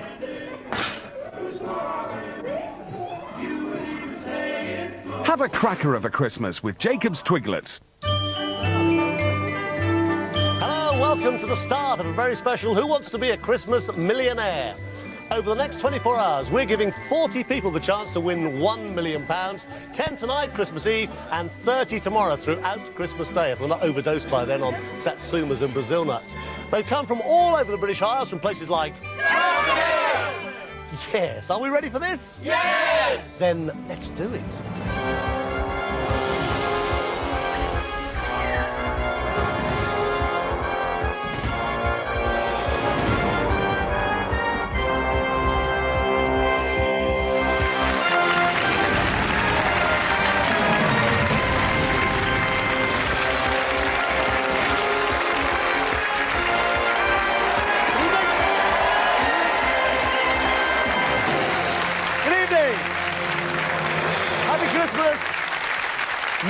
Christmas and welcome to the show that's given away over £4 million as it first came on air only last year. Now, over the next 24 hours, we want to give away a lot more. So let's meet the first 10 contestants who are hoping to have a very Merry Christmas. They are Steve Finlay from Lancashire, Joan Smith from London, Damien Partis from Essex, Sylvia Nixon from Jersey, Chris Denton from Leeds, Hugh Arlo from Leicestershire, John Dry from Staffordshire, Kathy Everett from Surrey, Spencer Taylor from Mid Glamorgan, and Phil Cook from Lancashire. OK, it's fastest finger first. Now, in a moment, a question will appear on your screens together with 4 possible answers. Whoever puts the 4 answers in the correct order in the fastest time will be first to play tonight, this Christmas Eve, for £1 million. No calling out, please, in the audience. Fastest finger first. Right, here comes the question. Starting with the earliest, put these British Christmas #1 singles in chronological order. Do They Know It's Christmas? Ernie, Two Become One, Mr. Blobby.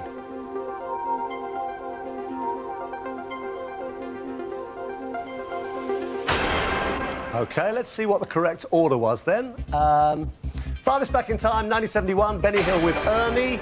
Then it was Band Aid, 1984, Do They Know It's Christmas? Then it was Mr. Blobby, I'm afraid, in 1993. Then the Spice Girls in 1996. That's the right order. Let's see who got it right. Then let's find out who got it right in the fastest time. These got it right. Damien Partis in 6.89 seconds. Come on, Matt. Ready for this? Yep. OK, let's go.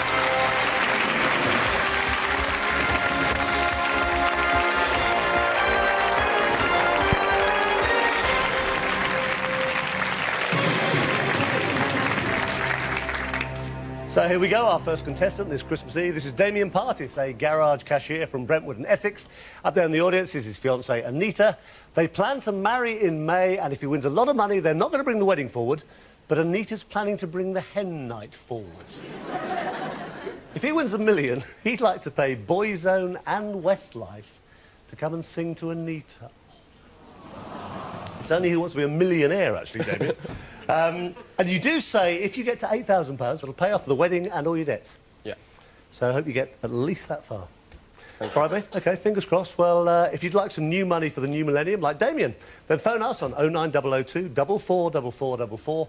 Lines are open this Christmas Eve, and you could be here in January playing for £1 million. Lines are open till midnight on Boxing Day, actually, over the Christmas. The rules are the same as always. Damien is now just 15 correct answers away from winning £1 million. Now, if he gets to the £1,000 or the £32,000 milestones, that's the very least he'll leave us with tonight.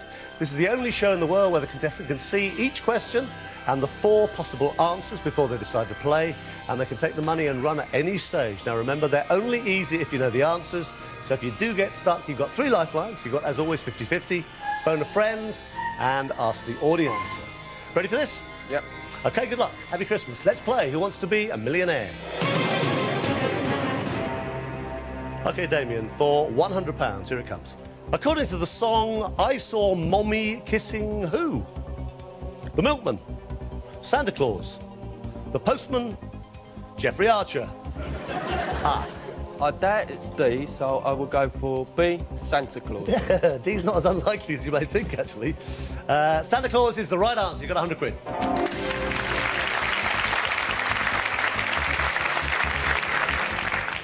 OK, for £200, have a look. Which name, often given to dogs, is the Latin word for king? Rover, Lassie, Rex, or Fido? I'll go for Rex, Chris, actually. You got £200.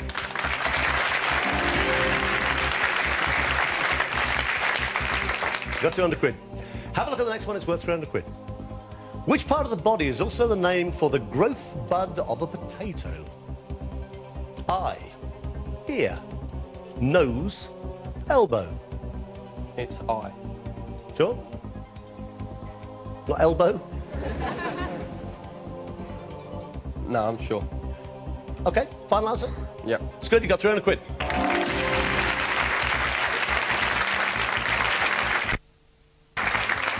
Still got 3 lifelines. For £500, have a look at this, question number 4.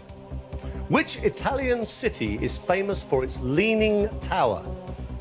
Milan, Pisa, Naples, Florence. It's B, Pisa. It's the right answer. You've got 500 quid.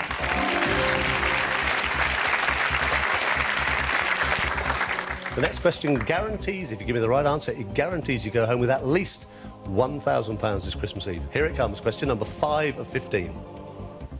Which of these musical instruments consists of wooden bars which are hit with sticks? Harpsichord, clarinet, lute, xylophone. It's D, xylophone. It's the right answer. You've got £1,000.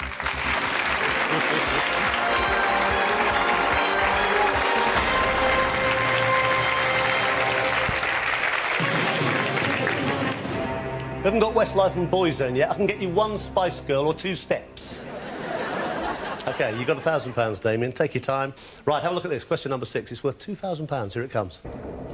With which sport is Jeremy Guscott associated? Rugby union, horse racing, ice skating, motorcycling.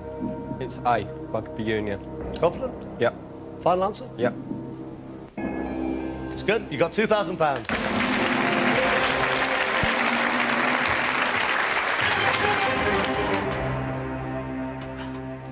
Synchronised drinking. Right, you got £2,000. You got 3 lifelines. Have a look. Which of these is a spirit fermented and distilled from sugarcane? Rum, brandy, whiskey, gin.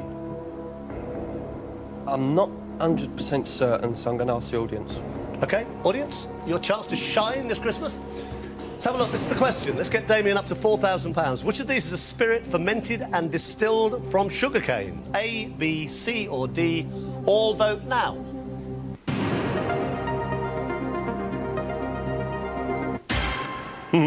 That's what I thought. Yes, I thought it might be a serious drinking audience. 86% think rum, 5% say brandy, 5% whiskey, 4% gin. It's up to you.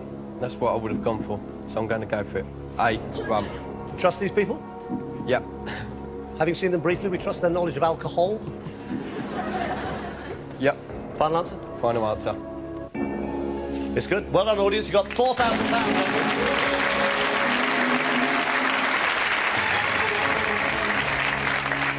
Now, Damien, you said to me you wanted to get to £8,000, pay all your debts off in the world and sort out the whole of the wedding. So, fingers crossed, you've got a 50-50 and you can still phone a friend. Have a look at the question first. You can play both lifelines and still walk away. Take your time, Damien. Here it comes. What's the name of the Parisian Modern Art Museum co-designed by Richard Rogers? De Gaulle Museum, Pompidou Centre, Mitterrand Gallery or Chirac Tower? I've got absolutely no idea, so I'm going to phone a friend. OK, who are we going to phone? I'm going to phone Paul. You don't have to take his answer. You can still use a 50-50 as well. You can still take this £4,000 and walk. Take your time. Have 30 seconds telling the question and the 4 possible answers. Hello? Paul? Yes. Hi, it's Chris Tarrant here on ITV's Who Wants to Be a Millionaire? Hi. Hi, good evening. Hello. And a happy Christmas. Yeah, that sounds right. Listen, I've got Damien here. OK. Right, now, OK. Now, Damien is on £4,000 at the moment. Paul, with your help, we want to get him up to £8,000. Right. OK? Hand him over. Yeah. Right, the next... Right, the next voice you hear will be Damien's. Right. He'll tell you the question and 4 answers. 3 of them are wrong, 1 is the right answer. OK, then. OK. All right, Damien, your time starts now. Hi, Paul. Hello, Damien. What is the name of the Parisian Modern Art Museum co-designed by Richard Rogers? Oh, blimey. What are the answers? Is it the Gaulle Museum, Pompidou Centre, Mitterrand Gallery, or the Chirac Tower? It's the Pompidou Centre. You sure? The second one. It's the Pompidou Centre. That sounds about right, yeah. Are you 100% sure, Paul? I'm as 100% sure as I can be, yeah. It's Pompidou. All right, mate. Thanks a lot. OK. I'll see you later, Dave. He's 100% sure as he can be. I'm going to go for 50-50. OK. And if it disappears, I'm going to take the money. OK, good thinking. OK, computer, take away 2 wrong answers, please. Leave Damien just the right answer and the 1 remaining wrong answer. B. Pompidou Centre. It's up to you. Final answer, you can take 4,000. No, I'm going to go for it. B. Pompidou Centre. I come here with nothing, so I'm still going to be walking away with 1,000. You've got £8,000. Yes! Don't lose it. Don't lose it. You've got the amount of money you came for. Do not lose this money. Try and get some more if you can, but don't lose it. You've got £8,000. The next question is worth £16,000. You've got no lifelines left. Have a look at it. Take your time, OK? Here it comes. This is worth £16,000. You've got 8 in your hand at the moment. Which group of people, this is amusing, which group of people refer to themselves as Latter-day Saints? Rastafarians, Mormons, Quakers, Sikhs. It's B, Mormons. And I'm 100% certain, Chris. Are you 100% certain as you can be? No, I'm 100% certain. Because Anita's dad is actually part of that church. Well, that'll be a handy family to marry into, won't it? Final answer? Definite. B, Mormons. It's the right answer. You got £16,000. I'm not much of a religious freak, but that one coming handy. I can see now why you had that huge grin came across your face. Right, now you've got £16,000. You are somehow, you are 6 questions away from £1 million. You've got £16,000. You still could lose £15,000 of that money. Find out how much farther Damien goes in just a couple of minutes on the second part of tonight's Christmas Eve. Who Wants to Be a Millionaire?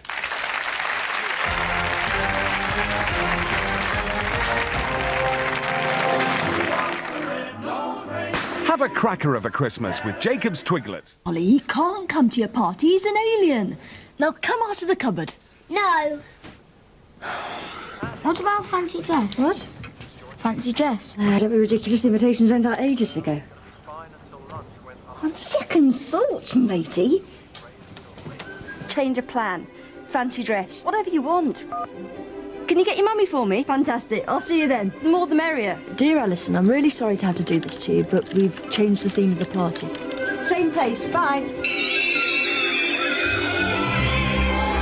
Last-minute change of plan?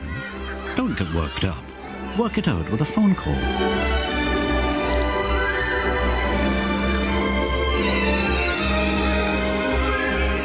There's always one who gets a bit overexcited, isn't there? Yeah. BT. Stay in touch.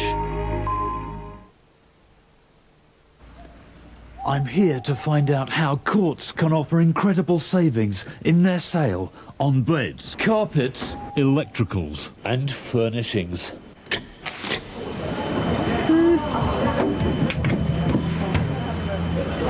The Courts sale starts 11 AM, Boxing Day Sunday.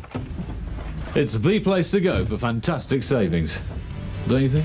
The Courts sale. It'll be a crime to miss out.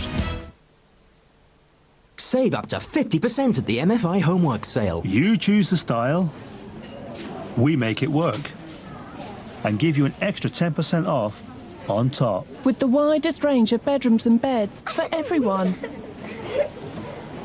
Plus that extra 10% off. An extra 10% off sale prices. All price protected by a 20% less than the rest, guarantee. The MFI Homework's up to 50% off sale. From 11 AM Boxing Day, value's home for good. Don't miss Boxing Day at DFS. More choice, more savings. With double the sale discount on many items. Double your savings on this leather sofa, only $549. Double your savings on this sofa with removable and washable covers, just $449. And that's not all. DFS gives you 3 years free credit, and there's nothing to pay for a whole year.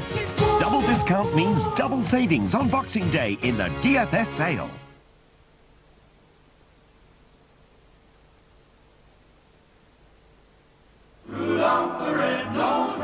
Have a cracker of a Christmas with Jacob's Twiglets.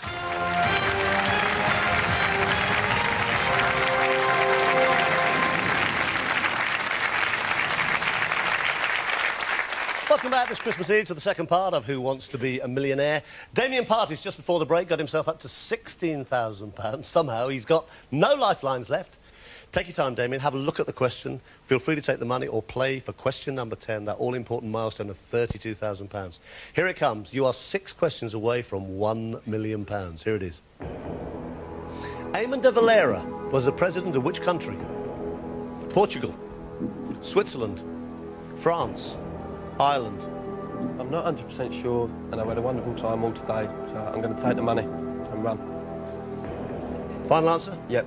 I'm so glad you said that. He came in saying he wanted £8,000 to pay off all his debts in the world. He has got £16,000. I can tell you the right answer actually is D, Ireland. I don't think you care. Well done, Damien. Happy Christmas. Cheers, mate. Well done.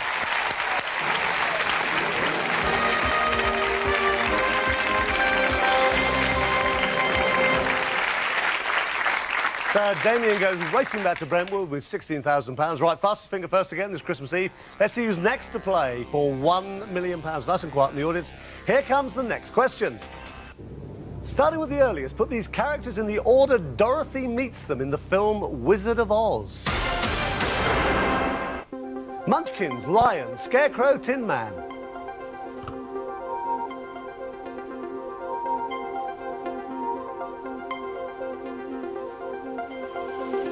So, this is the right order then, starting with the earliest in the order that Dorothy met them. First and foremost, she met Munchkins, then she met Scarecrow, then she met the Tin Man, and then she met the Lion. That's the right order. Let's see who got it right. Now, let's find out who got it right in the fastest time. These two got it right. Sylvia Nixon was fastest in 9.42 seconds.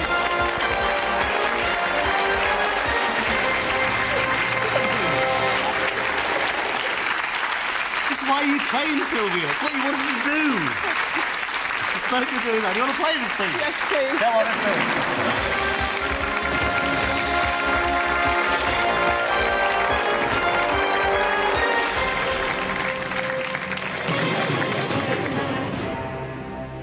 Right, here we go again this Christmas Eve. This is Sylvia Nixon, a taxi driver from Jersey. Now, up there in the audience is her son, Richard. This is his very first ever visit to London. At home with husband Ian are Sylvia's other son, Scott, and daughter Zena. Back in the 60s, during her hippie period, she spent her summers in an oasis in the Sahara Desert. And if Sylvia wins £1 million, she said she'd like to buy a sharp uniform, like the one Sean Bean wears. Not for her husband, but for herself. Is this right? Yes, it is. Why? I've always been really interested in it, the whole of the Napoleonic period. When I've read so many books about it, when the Sharp series came on television, all the books I'd ever read came to life. And to finish it off, I'd like the uniform and a Baker rifle. Right, OK. Now, incidentally, we've obviously got all our contestants for our 3 shows tomorrow, Christmas Day. But if you'd like to be here in the new year, phone us on 09002 444444. And like Sylvia here at the moment, you could be playing for serious money. Now, are you ready for this? Yes, I am. Right, for the uniform and the Baker rifle. 15 questions, £1 million, 3 new lifelines. OK, let's play Who Wants to Be a Millionaire?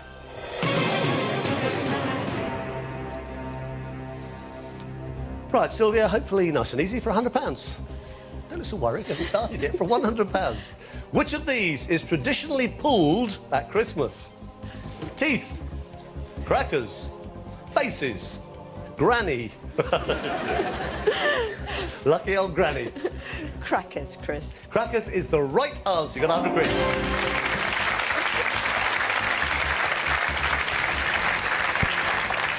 Right, for £200, here's question number 2. What's the name for an enclosed area of land devoted to the cultivation of fruit trees?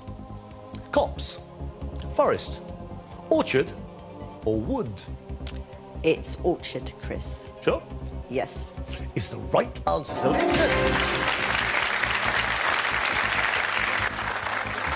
Take your time. It's the third question for 300 quid. Here it comes. What's the name of the British Association of Magicians? Magic Triangle, Magic Circle, Magic Square, or Magic Octagon? It's the Magic Circle, Chris. That's the right answer. You got £300. You all right so far? So far. Are you calmer? No, I'm worse. Oh, good. OK, right. For £500, have a look at this. The name of which herb also refers to a wise man? Do you know this one? Yes. What do you think it is? I think it's a sage. OK, hope it comes up. Parsley, sage, rosemary, or thyme? Sage, Chris. Not thyme? No, not this time. Not this time. Not this parsley. OK, right. Sage is the right answer. You've got 500 quid.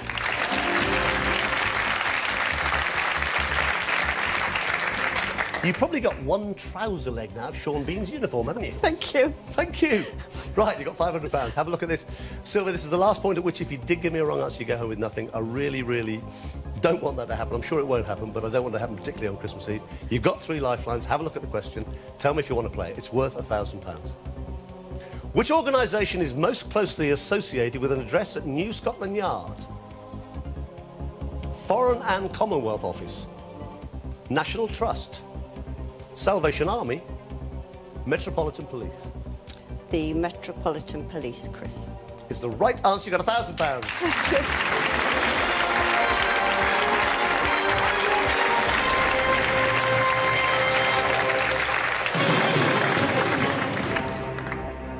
Have a look at the next question. It's worth £2,000. Here it comes. The Canary Islands form part of which country? France, Denmark, Spain, Italy. It's Spain, Chris. Spain? Spain. Final answer? Final answer.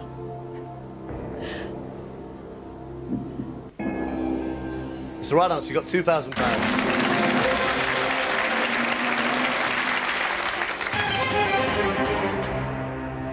Right, you've still got 3 lifelines. You've got £2,000. Have a look at the next question. It's worth £4,000 to you. What nationality are former Wimbledon tennis champions Steffi Graf and Boris Becker? Swedish, Spanish, American, German. German, Chris. Final answer? Final answer. It's good. It's the right answer. You've got £4,000.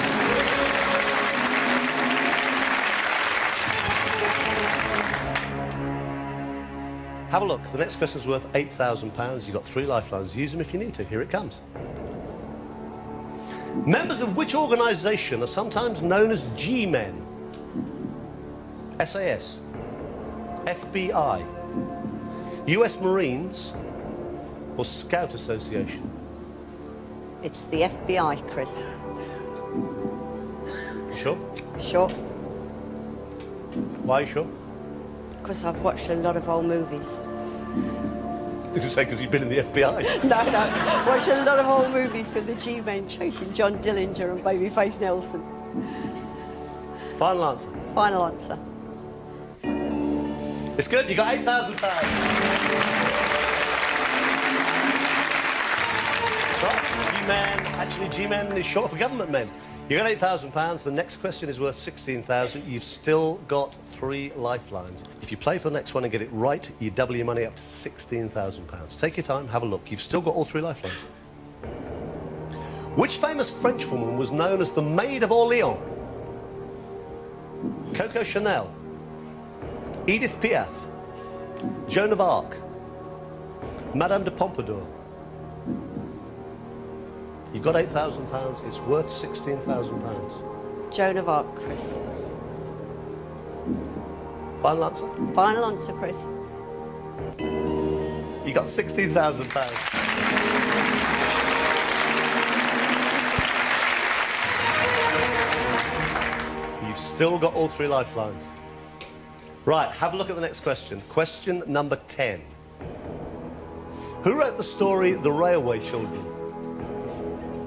Roald Dahl, E. Nesbit, C.S. Lewis, Enid Blyton.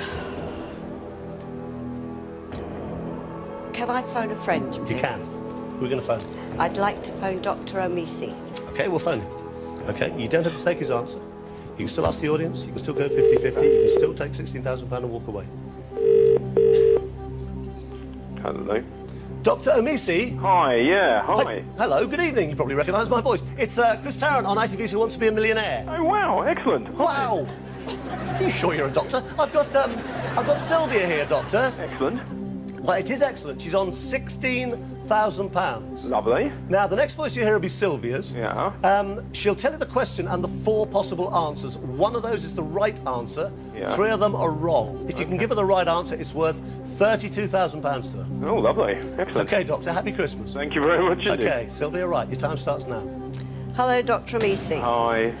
The question is, who wrote the story The Railway Children? Roald Dahl, Nesbit. E. Nesbit, C.S. Lewis, Enid Blyton. I'm fairly confident you're talking about E. Nesbit there. Thank you. Nesbit. I would go with Nesbit. Thank you. Thank you very much, Dr. You're Amisi. very welcome. Thank you. Cheers. Bye-bye. He sounded a very, very, very nice man, didn't he? He is a very, very, very, nice man. Yes. So, are we going with his answer? Because if he's wrong, he's cost you £15,000. No, I'll go with his answer. I trust him enough. Final answer. Final answer. E. Nesbit. Yes. You got £32,000.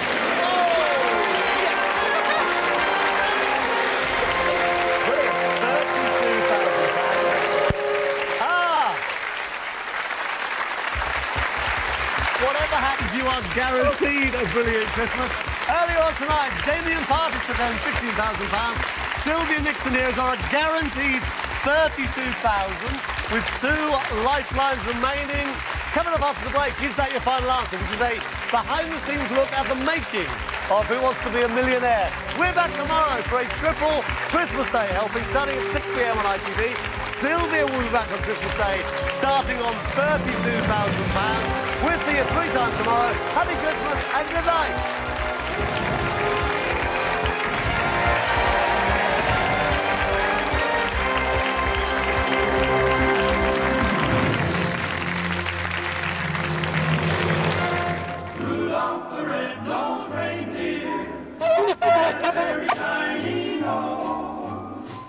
Have a cracker of a Christmas with Jacob's Twiglets.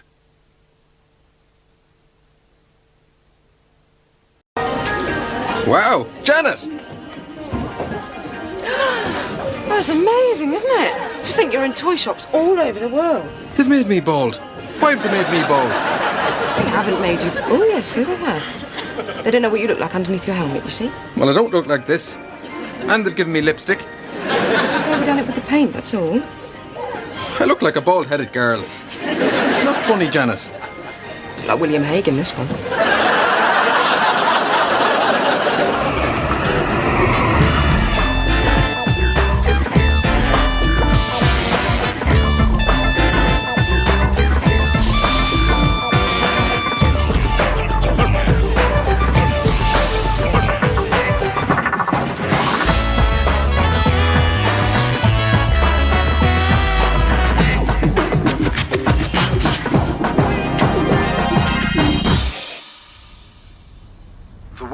Was full of Thermoman figures waiting to be distributed to toy shops. Police say they have no idea how the fire was started.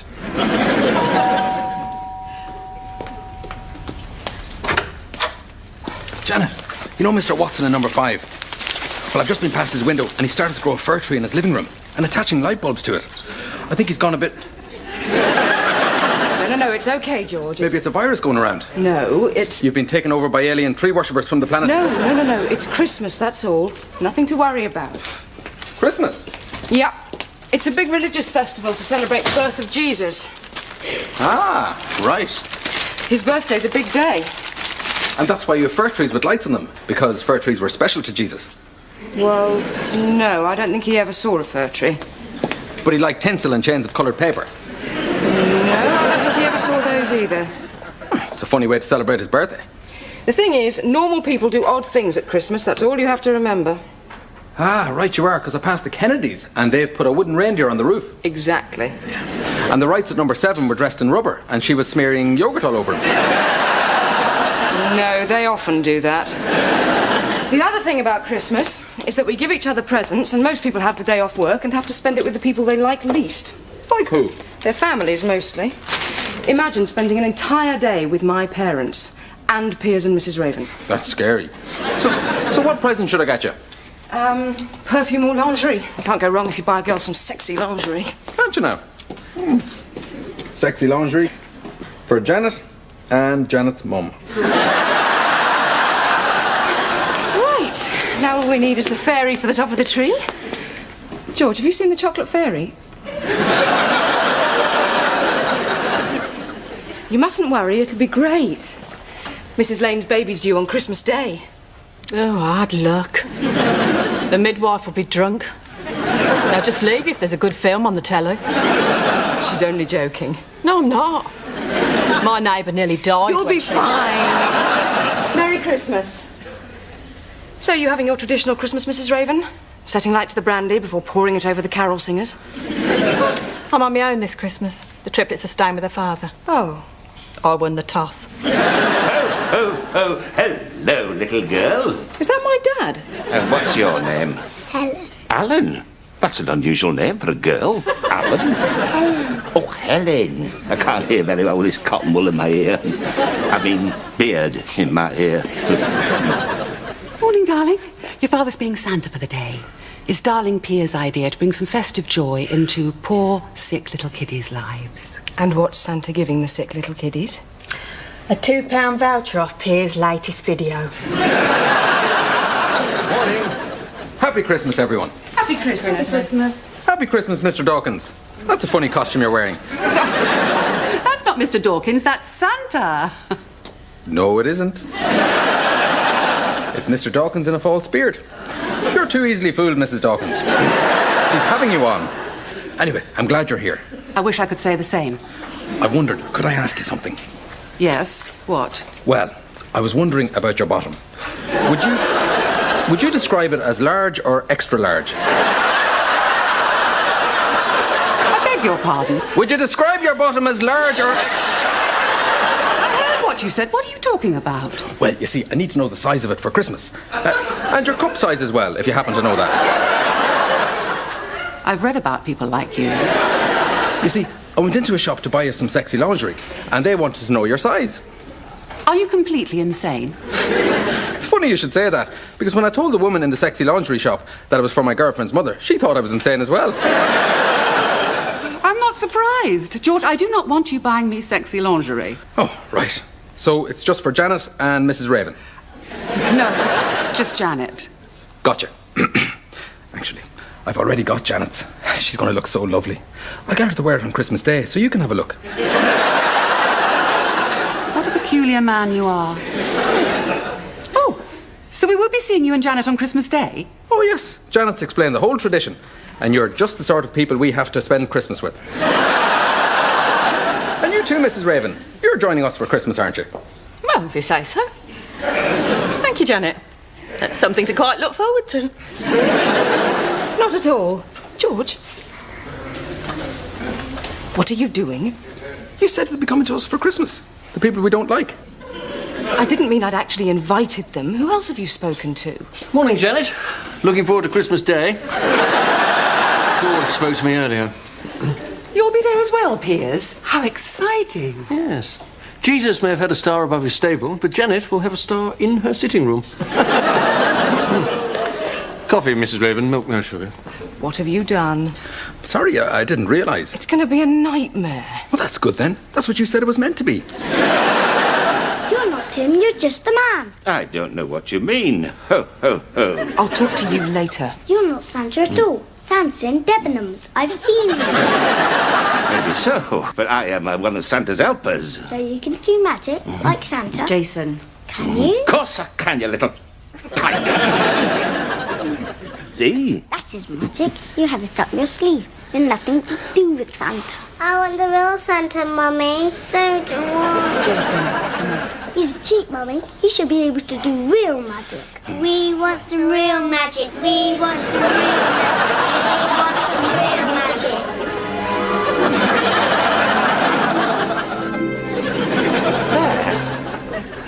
Magical enough for you? Yes, just a moment. Mummy, she's too bargy. Just had a word with Santa's little helper. That was brilliant, Stanley. How did you do it? Oh, well, that will be telling.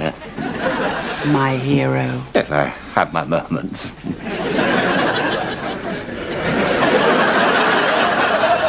Morning, Tyler. Happy Christmas. No, Janet, be afraid, for it will not be a happy Christmas. The Antichrist is coming, and he will destroy all before him. No, I don't think he is, Tyler. He is. I had him in my flat last night, and he said he was. Right. Is George around? My noble master thermal man is away on a mission, and he's employed me to cope with the Christmas rush. And how are you getting on with all the customers? Happy Christmas. No, missus, be afraid, for it will not be a happy Christmas. The Antichrist is coming, and he will destroy all before him. Maybe I'll try the supermarket. Sorry, you were saying? Oh, hello, Janet. Welcome back, master. Was it the floods in Japan? No, an office party in Melbourne. A couple were locked in the stationery cupboard. It was very strange. They hardly knew each other, yet they had no clothes on. Christmas, George. Ah, they were worshipping Jesus then. I doubt it. Called out his name a lot. Happy Christmas, Tyler. No, be afraid, for it will not be a happy Christmas. The Antichrist is coming. No, Tyler, it's all right. I've had a word with the Antichrist and he's staying at home this year. You have saved the world once again. Yes. It's our little secret. Now, put the kettle on there. Good lad. You're not still cross, are you? I did help your dad. Yes, I know, that was sweet of you, but of course I'm cross. By the way, who is this Santa Claus? It doesn't matter, George. He's just someone who comes and brings children presents on Christmas morning. Yeah, he comes down the chimney and puts them in a big sock at the end of the bed. Nice bloke. He is. I was at junior school with him. The thing is, I don't want you inviting anyone else. And what about adults? Does this Santa fella bring us presents? No, of course he doesn't. Look, are you listening to me? Don't ask anyone else. Do you know what he's gone and done, Tyler? He's gone and invited the last people in the world that I want to spend Christmas Day with. People I don't like. People who irritate the pants off me. People who are total and utter pains in that he's invited you, hasn't he? Don't have to come if you don't want me to. No. We like you. Oh, thank you, noble mistress. Thank you. I think I'll visit Arnie's.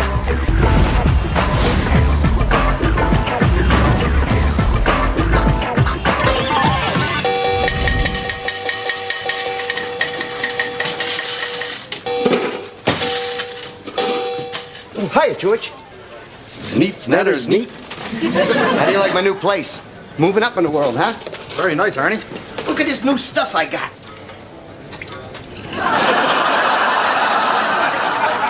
That's one of the things I like about Vegas. Artistic. On Ultron, it's known as the vice capital of the universe. That's the other thing I like about it. So how's things with you? Oh, we're celebrating this thing called Christmas. Birth of Jesus. Beautiful. In fact, we're celebrating his birth right in this very bar. Look. Get 3 wise men in a line and win the jackpot. I don't get Christmas, Arnie. It's supposed to be the season of goodwill, but yesterday I was in Manchester trying to stop a pitched battle. Rival gangs? No, 3 mums wanted the last Pokemon. And we're having people around for Christmas Day, and Janet says they're all bound to be miserable. They should try my new nativity cocktail. 2 sips and you're under the stable. Why do adults hate Christmas so much? Yeah, children don't, but then children get presents from some beardy fellow who comes down the chimney. That's it. Maybe that's what'll make them happy. Okay, gotta go, Arnie. This is neat. And Merry Christmas, George. And Christmas Eve has been an especially busy day for Firmaman. Sightings have been reported right across the globe. Well, I got all the Christmas cards delivered. Saved us a fortune in stamps. Can you slip this under Tyler's door? Why? We've already wished Tyler a happy Christmas. Yes, but we haven't sent him a card. Why does he need it in writing? Well, so he can open it and say, ooh, I've had a card from Janet and George, and then he can send us a card back. So we can say, ooh, we've had a card from Tyler. Exactly. Though if he doesn't send us a card, I cross him off my list and we don't send him a card next year. Unless he sends us a card first, in which case he goes back on my list and we do send him a card. Are you all right, Janet? Look, just put this under Tyler's door and then we can go to bed. Okay. Actually, I have to deliver something else before I come to bed. Okay, don't be too long. And then in the morning we can open our prezzies. Bet you don't know what I've got you. A gold ring inscribed Janet Loves George. I don't know why I bother wrapping it.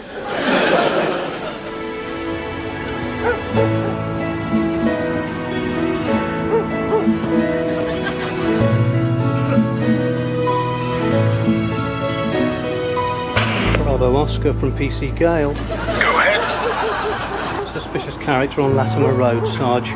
He's dressed as Santa, but he's obviously not the real thing. So he could be...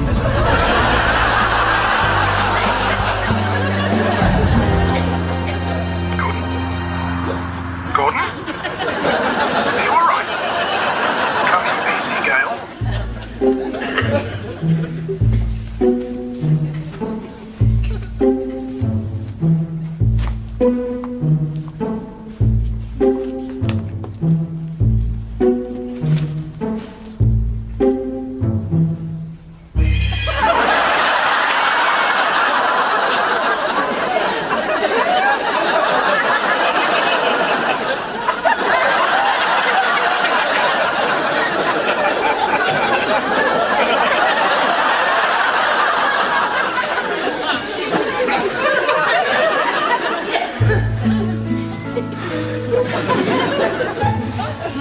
Jason, please go to sleep. Santa won't come while you're awake. Yes, he will. I went up in the air with Santa's friend. That means I'm special. He will come and see me. I'm turning the light off. Now go to sleep.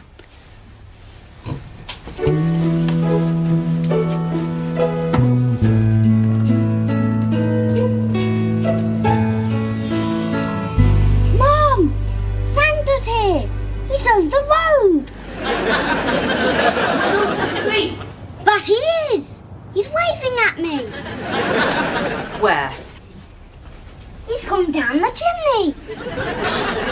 This is beyond a joke. I'm getting you counselling after Christmas.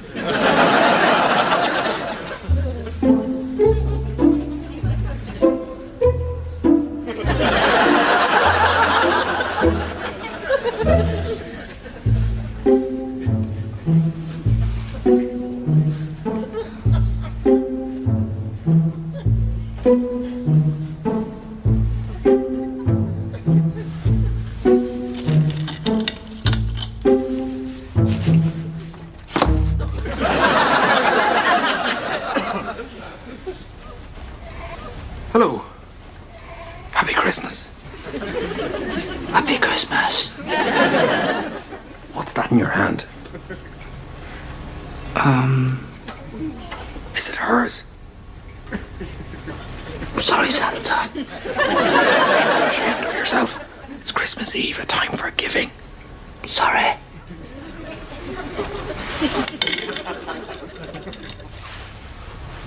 I won't do it again, Santa. Sure hope not. Now, you better go. Thank you, Santa.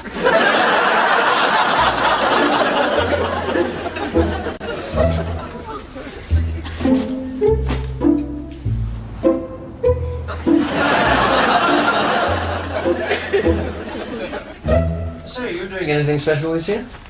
What? Lynette? You've got Lynette Moss in your bedroom? You lucky dog. Jealous? Oh, no, of course I'm not jealous. Well, because it so happens that I have someone in my bedroom. And any minute now, we'll be getting our kit off and getting down to it. I'm spending the day with my nurse and her boyfriend. Yes, he's the imbecilic half-wit I told you about.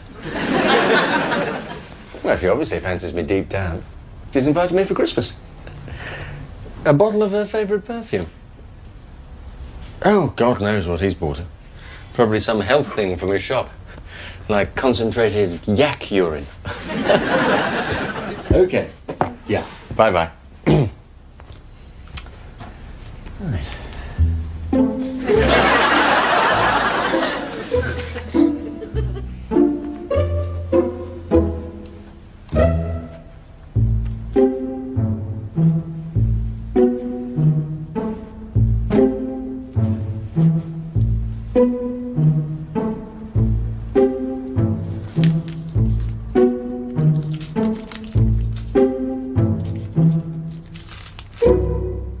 To Janet from Santa.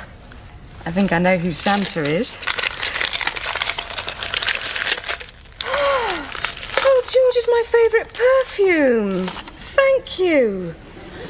This must have cost a fortune. Less than you think. Happy Christmas. Happy Christmas. At least we can enjoy it until my parents arrive and ruin it all. No, I don't think they will. I think you'll find they'll be very happy today. Oh, Stanley, you soppy dear old thing. What? Thank you. That's the most romantic thing you've done in years. Cut my toenails? To Mrs. Dawkins from Santa. I think I know who Santa is. Who? You silly thing. Don't try and deny it. Well, I don't know what you mean. Well, who else would buy me perfume? Well, that's what I want to know. Who is he? Big silly games. Of course it's you. You got yourself a present as well. Look. To Mr. Dawkins from Santa. Well, it's you. You bought these, haven't you? Of course I haven't. Well, it isn't me and nobody else has been in here, so obviously it's you. Oh, yeah, thank you, my darling. Look, for the last time I did not buy these presents. You must have. You bought them. You know very well you bought them. I didn't. You always have to spoil everything, don't you? I didn't buy the bloody presents. Typical of you. You ruin every Christmas. And you ruin every day. You really think I'd buy you that aftershave? You smell horrible in it. Like you've been doused in petrol. Not as bad as that perfume. You smell like a farm. Dare you? Ow!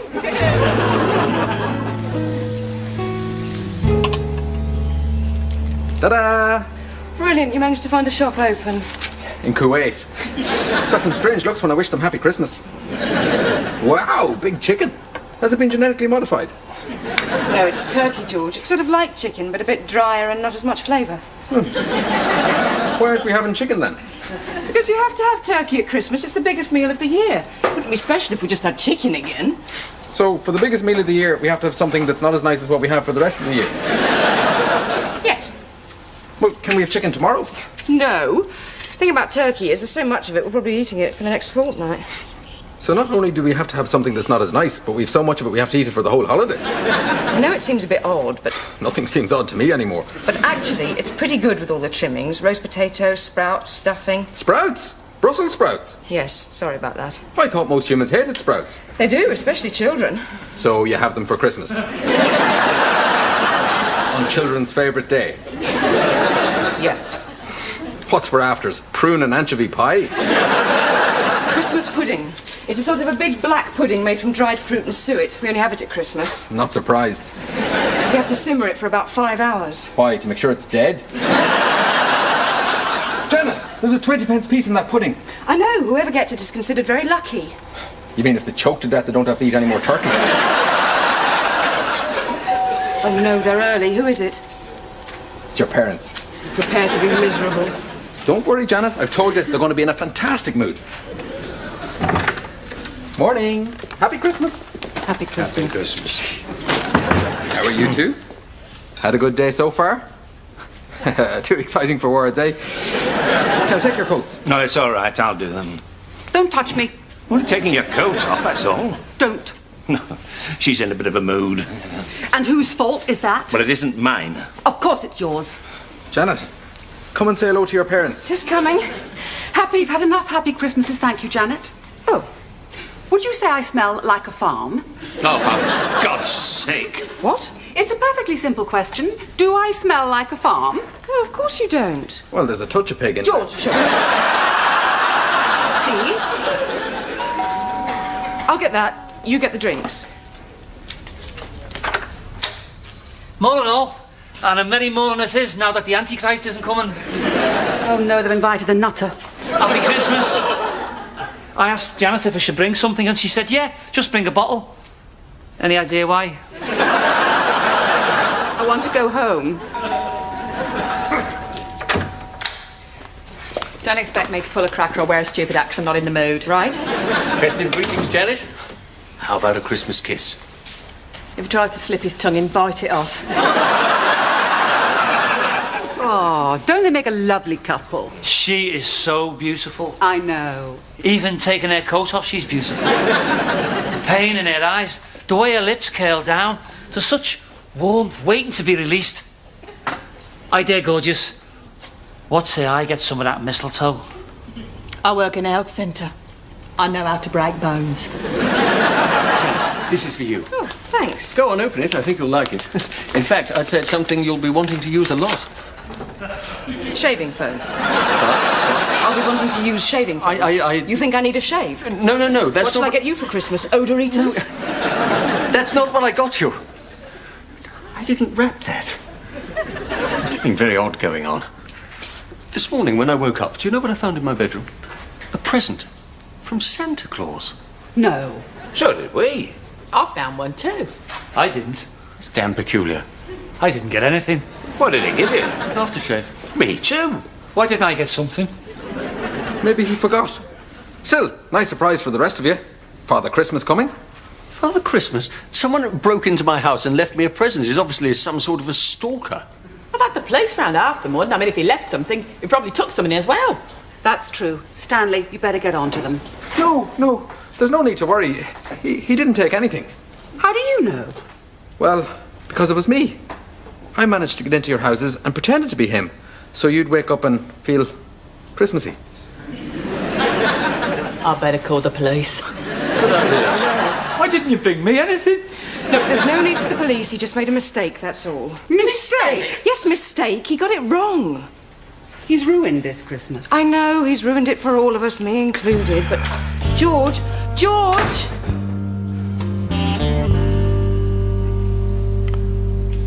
Knock, knock. Well, someone's supposed to say who's there. What's the point? It's bound to be rubbish. Yes, it's rubbish. Do take that stupid hat off, Stanley. No one else is wearing one. Big time for suicides, Christmas. Going off cliffs, taking poison, bunging the old head in the oven. I don't know the actual figures, but hundreds do it every year. There'll be 6 more shortly. George, where have you been? Couldn't you have stayed away longer? Sorry, Janet. I had to do something. There's someone I'd like you all to meet.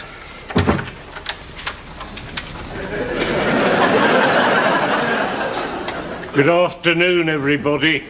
Good afternoon, Santa. We were at school together. George tells me you're feeling miserable, so I've just come to say, be happy, it's Christmas. Bully for you. Now George thinks he can make us all happy just by wheeling in some old pensioner dressed as Father Christmas. I am Father Christmas. Of course you are. I'm Rudolph the Red-Nosed Reindeer. Santa's agreed to give you all one more present each. So, if you'd just like to tell him what you want, I'll go with him to get it. What do you say? This is ridiculous. Go on, ask for something. He'll get it for you. Look, do you want any presents or don't you? I'm not hanging around all day. Oh, really? It's all right, Santa. Calm down. I'm tired. I know. I've been up all night. You try clambering up and down chimneys. It's very tiring at my age. Sorry. What do you want? OK, Santa. What I'd like for Christmas is I'd like a jigsaw. One jigsaw puzzle. Is that all you want? George, he's not going to bring us anything. Mum? An evening gown, size 12. 14 then. A set of golf clubs, please. A lifetime supply of gin. And none of your cheap stuff. I'd like 2 tickets for the Caribbean, please. Guess who one of them's for? Oh, and a large gun. One gift per person only. Right, we'll be back in a tick. Janet, darling, I know he's your boyfriend, and I'm sure he means well. But he's a sandwich short of a picnic. He's a picnic short of a picnic. He's a pillock. He's playing us for idiots, that's what I resent.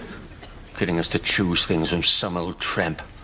Does anybody seriously believe they're going to come back with a sack full of Christmas presents? Sorry to keep you waiting. Gin for you. One golf set. And we got the bag signed by Tiger Woods. Make it more special. It's Saint Laurent. I hope it's all right. 2 tickets for the Caribbean. It includes internal flights so you can travel around the island. Oh, there was one more thing. Oh, yes, a jigsaw puzzle. Happy Christmas. Can I change my mind? I'm sorry. One present only. Thank you. How did you do that? I'm Father Christmas. That's what I do. There's nothing out there but crates of gin. Oh. This is going to be a very Merry Christmas. Oh, look, these tickets are first class. Oh, shut up. Mum and Dad said that's the best Christmas they've ever had. They don't know how the two of you did it, but they thought it was brilliant. Thank you. That's okay. I think we overestimated Mrs. Raven's lifetime supply of gin. Overestimated? Yeah, if she carries on at that rate, she'll be dead by next week. Even Piers enjoyed himself. Yeah, he was like a little boy sitting in the corner doing his jigsaw, throwing a tantrum when he found a piece missing. Did he ever find it? You mean this one? No. And that Father Christmas you got was great. At first I thought he was too grumpy to be believable, but he was perfect. It's very good of him to come, really. Because he's normally asleep on Christmas Day.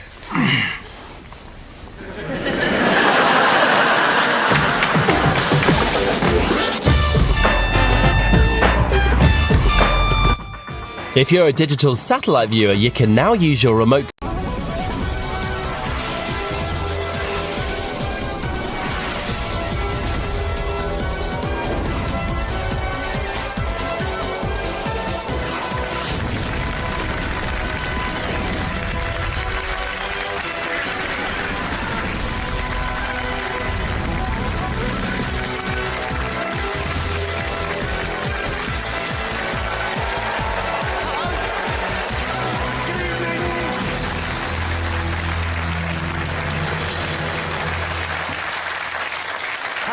Welcome to another all-star charity special, Who Wants to Be a Millionaire?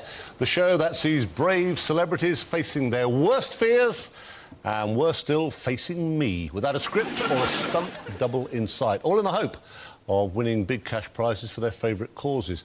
Will you please welcome our first courageous couple tonight, TV drama favourites Saran Jones and Anthony Cotton.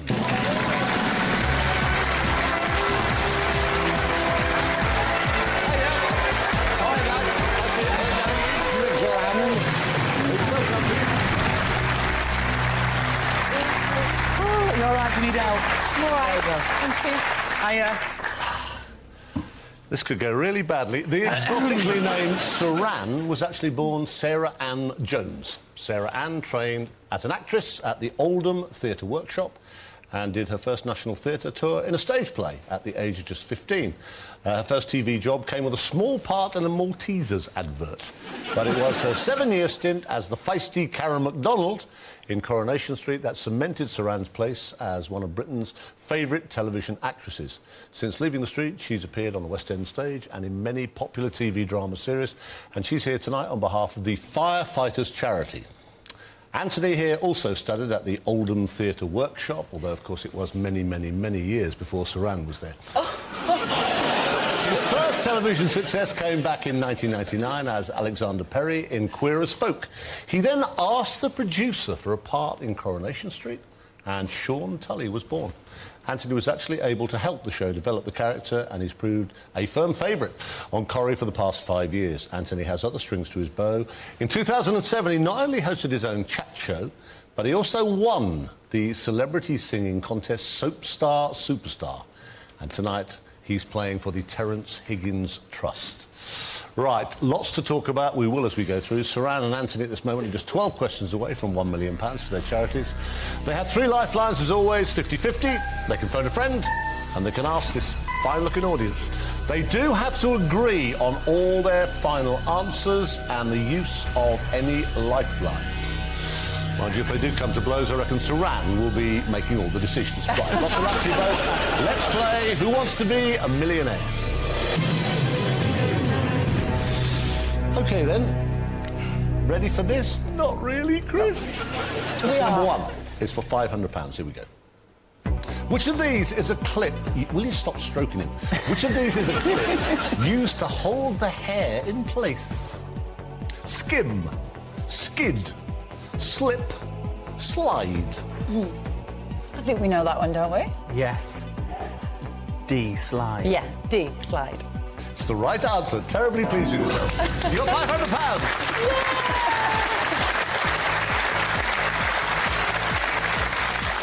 Question number 2, last point at which you could go home with nothing. I'm sure you won't. It hasn't happened for a very long time. You have all 3 lifelines. Question number 2 would guarantee you going home with £1,000. Here it comes. Bess and Betty are popular forms of which name?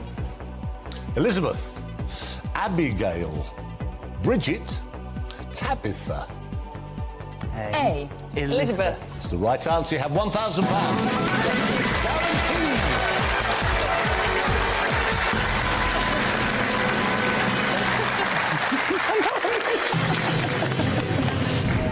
Why, Saran, why that particular charity? Why firefighters?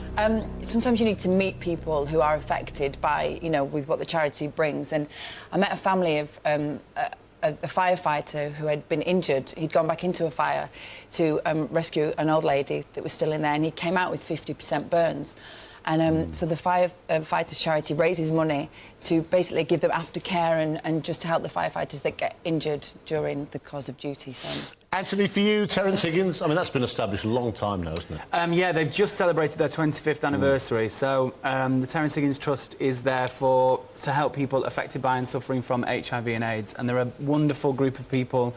They have lots of supporters, but, it's a big issue. And I've always been involved with them since I kind of started in Coronation Street, and it's a delight to be here to try and please raise some money for them. You have £1,000. You have all 3 lifelines. Yeah. Question number 3 is for £2,000. We're not nervous, honestly. Yeah. Question number 3 is for £2,000. Here it comes. The term tickling is normally used to describe a method of catching which fish? Bass, cod, tench, trout. I 100% absolutely do not know this question. OK. So there you go. What do you think? I think... Are you praying? You're going to have to... I don't know what I'm doing. You got excited when bass came up. No, I got excited that one of the answers came up, and it did. And I think it's trout. Why? Because there's a pub and a restaurant up north called the Tickled Trout. Right. Now that might sound ridiculous, but surely that's why it's called the Tickled Trout. Because it's got to be trout. Because there's a please let the pub be called the Tickled Trout. I'm sure it is. No, you said you were positive there was a pub called the Tickled Trout. Before the first one came up, I went like that and I thought, please let there be trout there, and it was. That's what I was saying. Please let it be trout. Final answer. Final answer. Final answer. Trout.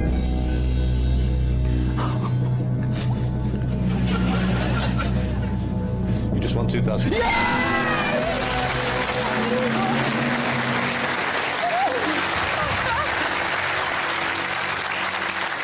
So, Saran and Anthony, terribly pleased with themselves, have got £2,000. They have all their lifelines intact, and they are just 9 little right answers away from 1 million. Dug away.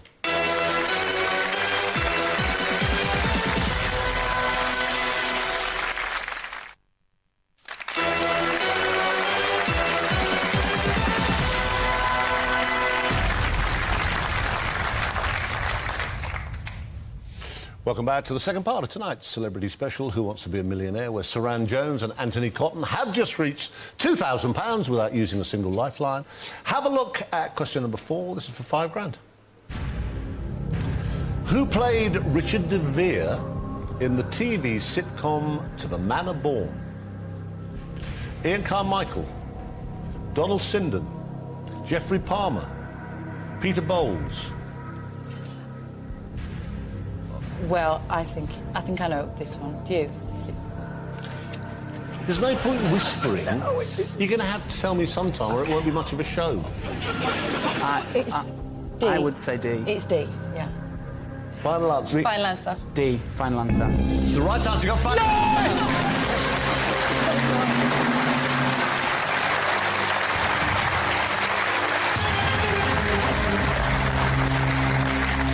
Right. You're 3 away from 50,000, and you have all 3 lifelines. Great. Have a look at question number 5. Money now starts to go up quite steeply. You could double your money here, £10,000. Here it comes. In 2008, which former Manchester United player became Manchester City manager? Roy Keane, Paul Ince, Sammy McElroy, Mark Hughes. I think I know this. Do you? I'd say it was Sparky. I'd say it was Mark Hughes. Sparky? Sparky. Now, as soon as you say it out loud, you go, oh, that didn't sound right, but that's me doubting it. Would you have said Mark Hughes? It wasn't Paul Ince and it wasn't Sammy McElroy. Roy Keane doesn't manage City. Mark Hughes manages... Well, did manage City, does manage City, I don't know. Right, now I'm doubting myself.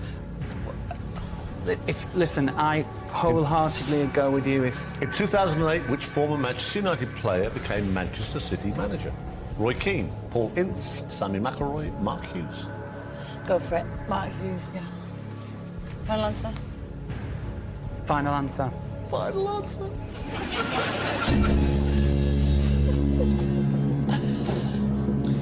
You just won £10,000.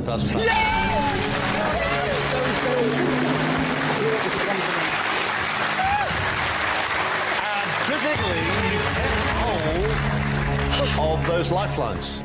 Right. You had 10 grand. Have a look at question number 6. Here it comes. New York's Upper East Side is in which of the city's boroughs? Manhattan, Queens, Staten Island, the Bronx. We've both just been, we both did pretty much the same. Upper East. It's Manhattan. It is, it's Manhattan. It's not the Bronx and it's not Queens. Well, they're above. Staten Island? No. The Upper East Side. Manhattan, the Upper East. Upper West, Lower East, Lower West, Midtown, Battery. Joan Rivers lives there, and it's the Upper East. It's Manhattan. It is, and I've been there loads of times. Do you believe me? Final answer. Yeah. Yeah. You love me. Anthony, final answer. Stop talking is what you're saying. No, I'm just saying final answer. Are you happy? Yes, yeah. Final answer. That was a very high pitch, yes. Oh, it's orange. You just won £20,000.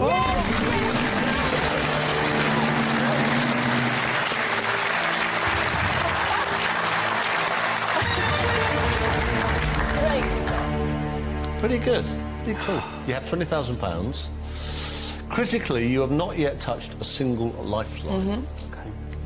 Have a look at question number 7. This would guarantee you, if you went for it and gave me a right answer, £50,000. Here it comes. Whistle Jacket is a famous painting by which artist? Thomas Gainsborough, Joshua Reynolds, John Constable, George Stubbs. No, I'd say A. Thomas Gainsborough because it just is in my head. But I'm not big on art and artists, so I can't remember. And I'm not willing to. I'm not confident enough on this. Yes. We need to work. We need to look at those and see what we do. Whistle Jacket sounds to me like a racing horse. Right. I don't know why. It sounds like the name of a horse. Okay. I just thought I'd give you that out. I've no idea what it means. Is there anyone we know who's going to know it on a phone? Right, let's think. Who do you think? Your director, friend. Maybe one of my phone of friends is my English teacher.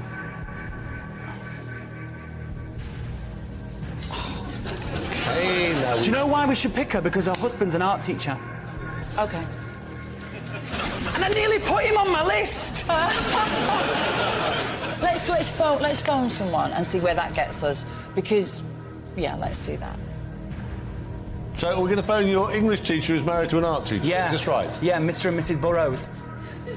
Okay. She's going to fall off the end of her sofa when She this happens. won't fall off the end. Well, let's not phone her. No, just... Presumably you're going to talk to her? We've got... yes. You'll talk to her because you don't know, whatever. And also, I can't call her Mrs. Burrows. Pam. Pam Burrows. Pam. OK. Right, we'll phone Pam. Tell her the question, 4 possible answers. You still could take 20 grand. You've still got to phone a friend. Yeah, we can can still we've ask still got the more audience. place... OK. You know, you're not lost at all yet. You've got 20,000 at this moment. You're playing for 50. Right, I'll phone Pam. Now, if he answers, you can't ask him. Hello? Pam? Hello? Hiya, Chris Tarrant here. Hello? How are you? I'm fine, thank you. How are you? Well, no, I'm fine. Thank you for caring. We're on Who Wants to Be a Millionaire? Right. With Saran and Anthony, your former pupil. Correct. What was he like? Brilliant. Brilliant. Very entertaining. Very entertaining, OK, right. I'm very clever. Well, now, they're stuck on a particular question. OK. Next voice you hear will be Anthony's. He'll tell you the question. There are still 4 possible answers. There's quite a lot of money at stake here, Pam. It's worth £50,000. Oh, my goodness. Right, OK. Yeah, OK, right. Next voice here will be Anthony's. 30 seconds. Good luck, mate. Fingers crossed your time starts now. Whistle Jacket is a famous painting by which artist? Thomas Gainsborough, Joshua Reynolds, John Constable or George Stubbs? Whistle Jacket? Whistle Jacket. Never heard of it, Anthony. I'm sorry. Gainsborough, Reynolds, Constable, Stubbs. Never heard of it? I would say possibly Gainsborough, but I really don't know for sure. Gainsborough, Reynolds, Constable, Stubbs. You would say Gainsborough. I would either say Gainsborough or Reynolds, but I'm not sure, Anthony. All right, Dole, thank you. OK. Well, you said Gainsborough, didn't you? She wants to batter me now. I do not. A little bit. No. I want to batter Mrs. Burrows. Only joking, Mrs. Burrows. Whistle Jacket is a famous painting by which artist? Gainsborough. You did say you thought Gainsborough. She said Gainsborough or Reynolds. Constable or Stubbs? Well, we've got to play another lifeline, haven't we? You got 2. You got 2 left. You got 50-50. You can ask the others. Let's ask the audience. Let's ask the audience, Dan. Right, audience. This is for £50,000. This is a bit serious, everybody. This is the question. Whistle Jacket is a famous painting by which artist? Now, A on your keypads is Thomas Gainsborough. B is Joshua Reynolds. C is John Constable. D is George Stubbs. All vote now.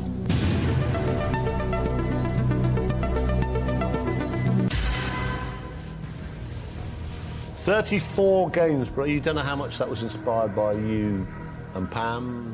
Joshua Reynolds 17, Constable 11. 40%. 38% Stubbs. 38%. It's almost 40. It's almost 50. It's almost half the audience. Roughly. Well, it's about 38%, isn't it? It's roughly about 38 out of 100. Yeah. George Stubbs. You've got a 50-50. You can get rid of 2. Well, we're going to have to do that, aren't we? Because we're not going to get off this. If you give me a wrong answer, you lose 19 grand, guys. I don't want you to do that. We definitely don't want to do that. No, of course not. So, we're up in the air, so we've got to go 50-50, yeah? Yeah, go 50-50. Right, computer, take away 2 random wrong answers. Leave Saran and Anthony the right answer and the 1 remaining wrong answer. Ooh! Oh, okay. Gainsborough doesn't look too out. promising now. Not really, does it? Okay. Now then, what do you do, guys? Mrs. Burrows wasn't sure when she said Reynolds. That's only 17%. So do we go with the 38% of the audience, which is George Stubbs? What do you think? Well, it's whether we're just daring or not and go, you know what, let's stay George Stubbs and then we'll have to raise £90,000. Listen, we're never going to come back to this show again. We were here to get some money. I think we should take a gamble and say D George Stubbs, and if we lose the money, me and you will raise £90,000 some other way for our charities. Okay. What about that? George Stubbs. Final answer, George Stubbs. Final answer, George Stubbs.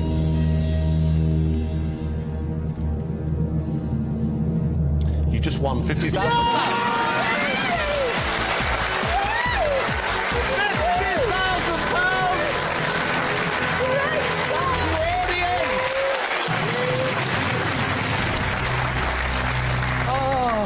And you're thinking Whistlejacket was a famous racehorse. I knew it was, but I just couldn't think who painted it. George Stubbs, you don't know.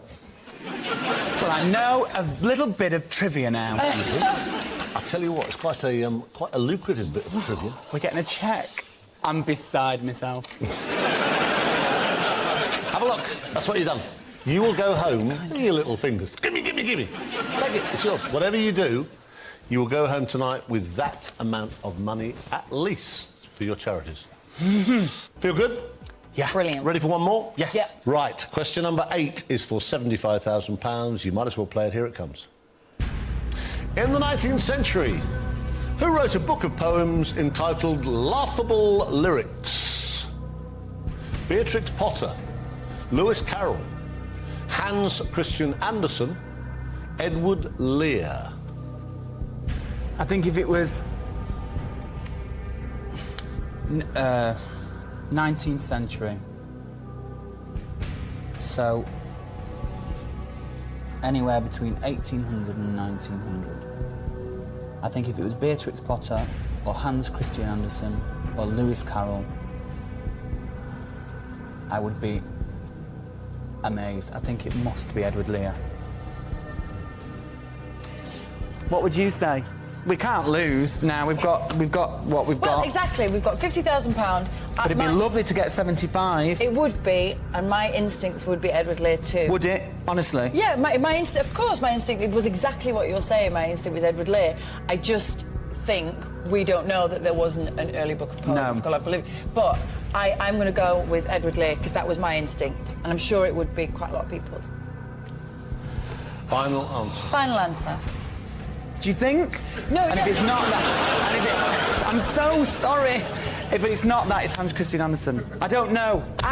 Should we say Edward Lear?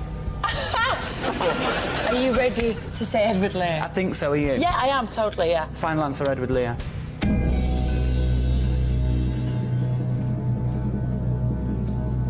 You just won 75.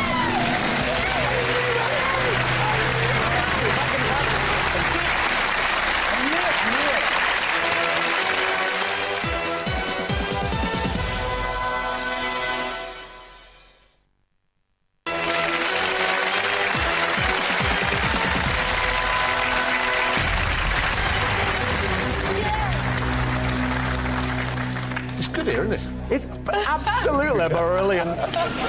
Now, that's what you've done.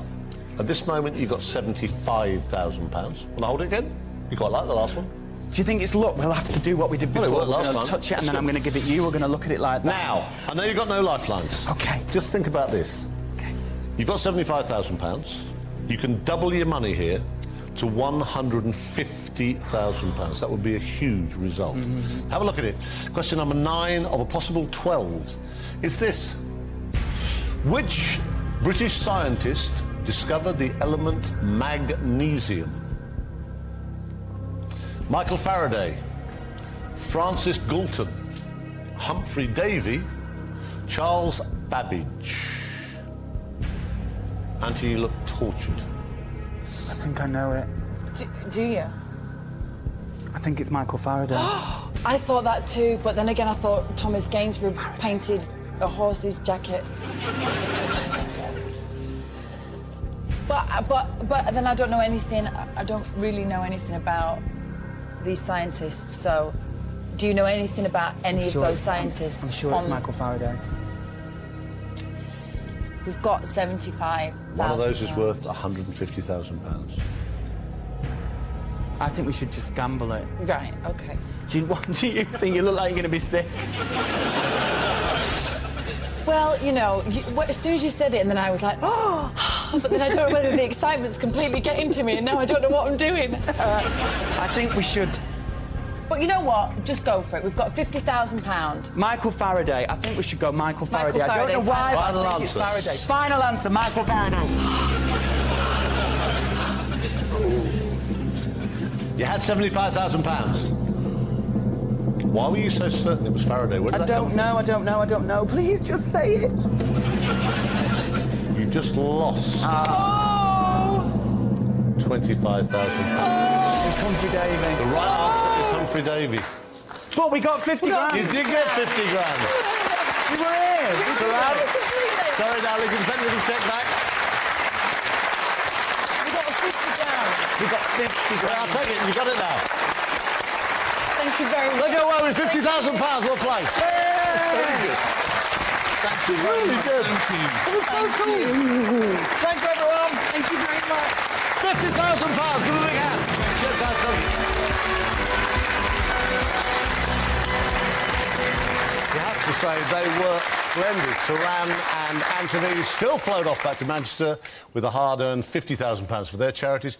Does mean it's time to welcome our next brave pair of celebrity players, top sporting pundits, Austin Healey and Gary Lineker.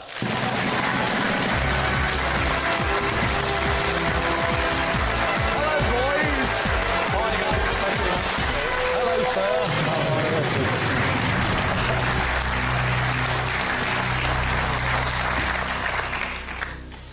Gary Winston Lineker is so well known these days as a sports presenter, sporting personality and crisp salesman that the younger generation may not actually realise that he is a former captain of the England football team. He was, in fact, England's second highest ever goal scorer in the history of the game, scoring 48 goals in an amazing 80 international matches, and he still holds the record for the most World Cup goals scored by a British player. A very impressive 10. You're quite good then. His international playing career ended in 1992, but since then he has made a name for himself all over again as one of sport's best-loved presenters. Austin also represented England on 51 occasions, plus he got 2 caps for the British Lions, but with a very different shaped ball. He was such a versatile rugby player. He's played scrum half, fly half, on the wing. He's even been a fullback. For the vast majority of his career, he played for the Leicester Tigers, where his outspoken views earned him the name of the Leicester Lip. He now gets paid for those outspoken views as one of the game's most popular and witty reporters and commentators. He has recently proved that he's no slouch on the dance floor, either in Strictly Come Dancing. In fact, he's turned out to be one of their all-time greats. Gary and Austin are both here to raise money for and awareness of the Nichols Spinal Injury Foundation. We've got £1 million for that worthy cause if they can answer 12 little questions. 3 lifelines to help them. They must agree on every single answer and every decision, which could be very interesting. Right, Gary, Austin, lots of luck. Let's play Who Wants to Be a Millionaire?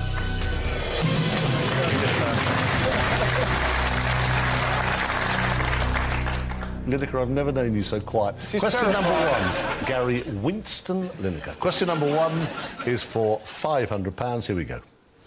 Which of these modes of transport is most likely to be involved in a taxiing movement?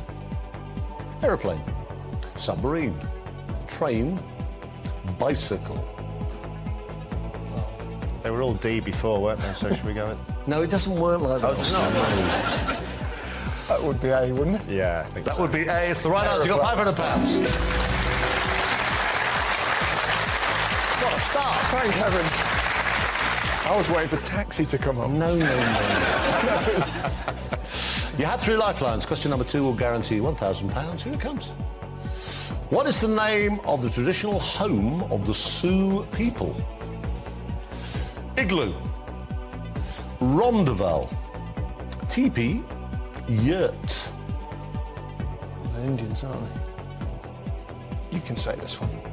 No, go on. You're on a roll. Keep going. Okay. Roll 1. TP? Yeah, go on. What's that? Final answer? Final answer. Speak up, Lineker. Final yes, answer. It's the right answer. You got £1,000.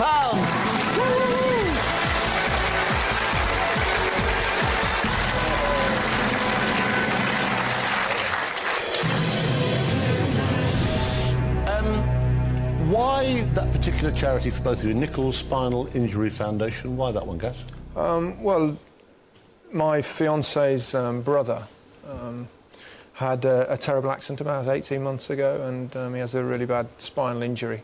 And the Nichols Foundation, their one purpose is to try and find a cure. And there are so many people like him around the country and around the world that have these terrible sort of condition of paralysis, that we've got to find a cure for them, and hopefully we're not too far off. Well, I suppose both of you, I mean, through your careers and since, actually have seen mates of yours in, you know, well, particularly in your sport. Yeah, there's a lot of guys in my sport that have been paralysed, and I think it's great to give them hope. I think that's what the Nichols Foundation does. You know, if you can find a cure to this, then it changed the lives of millions of people. Well, I hope you do well. What's the plan, boys? How's it going to work? Is there a strategy here? Well, not quite, really. We're two sportsmen. What kind of strategy are we going to have? A footballer and a rugby player. I mean, rugby players reckon they're really clever, so I'll obviously be leaning on Austin a lot. One of your phoner friends is Alan Hansen. Yes. Now, you see, this puzzles me, because presumably the only thing Alan knows about is football. Not true. And if anything he knows about football, you'll probably know it anyway, so why would you waste a phone call to him?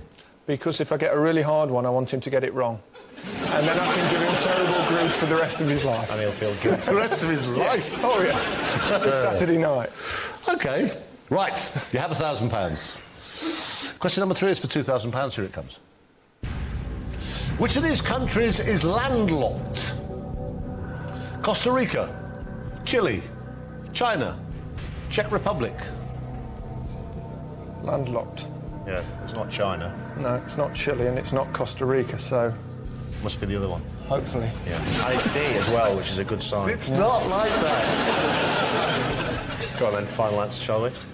Yeah. Final answer.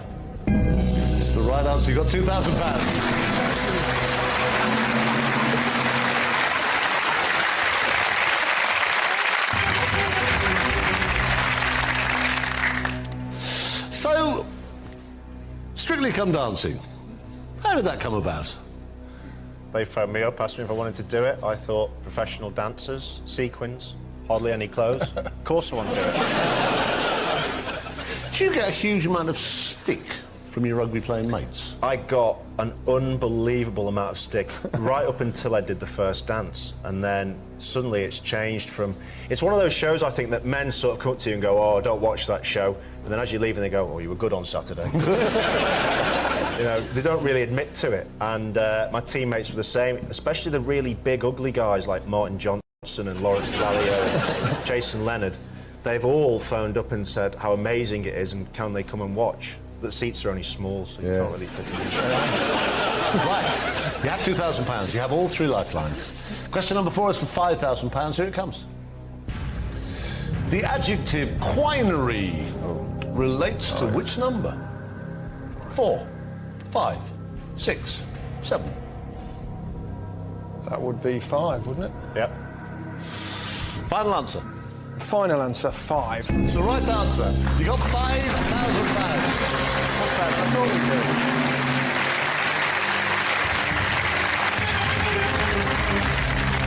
You have £5,000. Question number 5 is for £10,000. You have all 3 lifelines. Here it comes. In cookery, bruschette is another name for which item? Garlic press, blender, skewer, saucepan. I think it's skewer, isn't it? Isn't that a brochette when you've got one of the things on the bits of that? Are you a cook, Gary? No. So I'm not 100% sure, but it's on many a menu, isn't it, brochette? I know it's got to be a skewer, isn't it? Yeah. It's skewer, I think. Go for it. Yeah. Sure? Skewer, final answer. You don't know. I know. I'm trying to be confident. It's the right answer. Oh, good. Yes.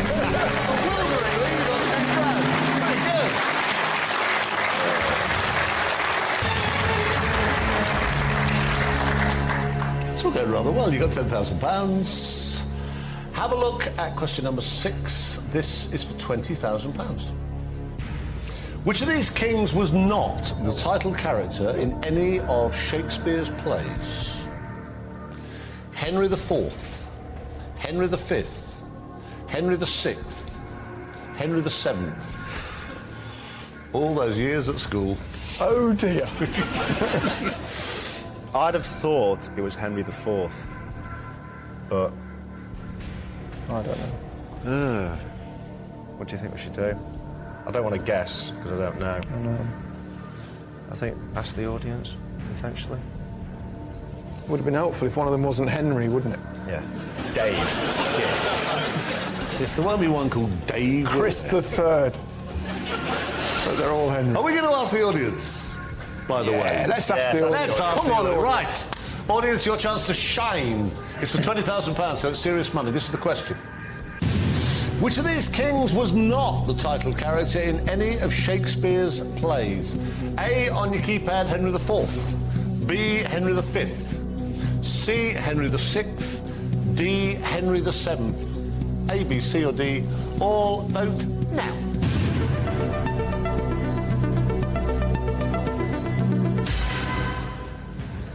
Oh. 47% say Henry VII. 31 say Henry IV.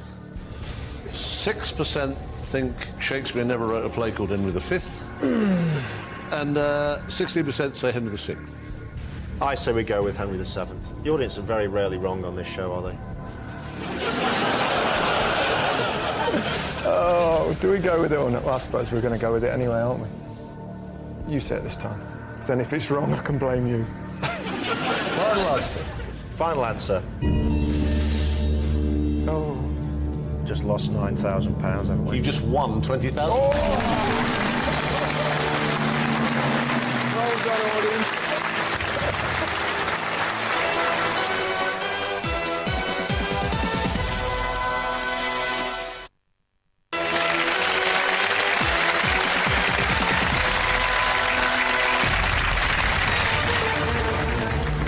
You appear to be one question away from £50,000. You would lose 19 grand here if you gave me a wrong answer. Question number 7 is for £50,000. Here it comes. In Greek mythology, Adonis was killed by what kind of animal? Eagle, boar, wolf, lion. I'm not sure. Why did I know you were going to say that? Didn't pay much attention in Greek mythology. No, I didn't do a lot of that in our day. Should we go through them now, just quickly? Yeah. Adonis was obviously a good-looking guy, wasn't he? Yes. So he wasn't killed by a boar, was he? Let's be honest.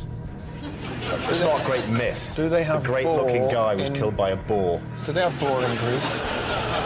Probably. If anything, I picture an eagle sort of grabbing his face and clawing at his face and making him ugly. Can an eagle kill you? Ugly. Ugly. Should we phone a friend? Or go 50-50 first? I think if we phone a friend and he knows it, then we don't need to go 50-50. Then we can save the 50-50 for a 1 in 2 guess on the 75. What animal killed Adonis? Yeah. But do either of you have a friend who knows anything at all about Greek mythology? I do, actually, an old school friend. He did Class 6 A-level, yeah. Brilliant. He might actually know the answer. That would be handy. Yeah. Let's not ring him. Let's ring Alan Hansen. Yeah, go on. I think we'll phone a friend. What's he called? Adrian Shannon. He's my best man at my wedding. Okay. We'll phone him. Okay. We'll phone Adrian. We'll tell him the question. 4 possible answers. You want me to tell him it's worth 50 grand? Yeah, go on. Hello? Adrian? Hi there. Chris Tarrant, good evening. Good evening. You were expecting this call, weren't you? I was. Well, this is that moment. They are here. They're doing okay, actually. Gary and Austin are stuck on a particular question. They need your help. It's worth £50,000. No pressure, then. Yeah, just a bit. Right, next voice here will be Austin. So tell her the question. Still 4 possible answers. One of them is worth 50 grand. All right, mate? Okay. Right, Austin, fingers crossed. Your time starts now. Greek mythology, Adonis was killed by what kind of animal? Eagle, boar, wolf, lion. Adonis killed by what kind of animal in Greek mythology? Eagle, boar, wolf or lion? You got 15 seconds. Eagle. Boar, wolf, or lion? What's the answer? I think it's boar. Yeah, go with boar. Are you sure? How much sort of percentage? Fairly, yeah. All right, thanks, mate. Fairly, yeah. Fairly, yeah, go boar. I thought it was boar. No, you did not. He said the one we could definitely eliminate is boar. I think we recall. No, I think he said... I said that so that the audience He said he was a bit of a bore. Yeah, a bit of a bore. Oh, really? Is he That's good? Yeah, he's a really clever guy. Is he? Yeah. He might have hated you for years and wanted to stitch you up like a kipper. Oh, that's a good point. Lose 19, win 30. Is it better? B bore. Final answer. I trust him with everything. I have to agree. I see him on the side at the beginning. You're supposed to agree. Oh, do we? We both have to say. Yes. Well, you have to agree. Gary's looking. Do you agree? Yes, boss. You just won £50,000.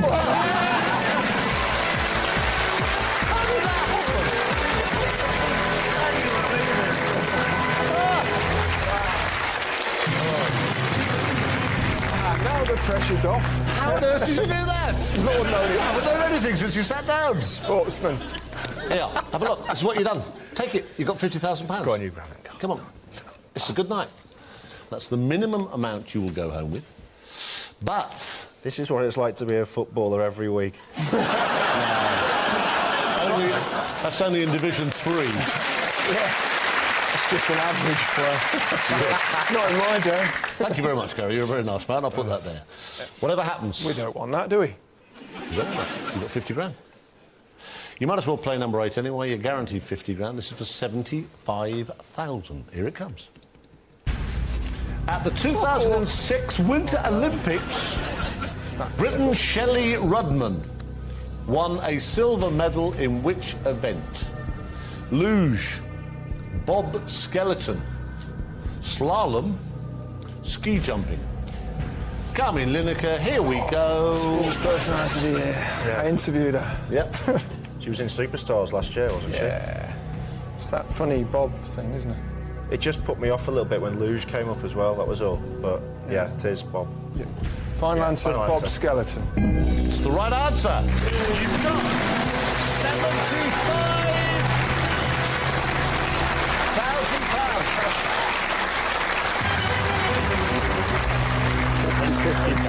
I've still got 50-50 as well. He's still got 50-50. Lose 25, win 75. You touch it. Take it. Was it? Go on.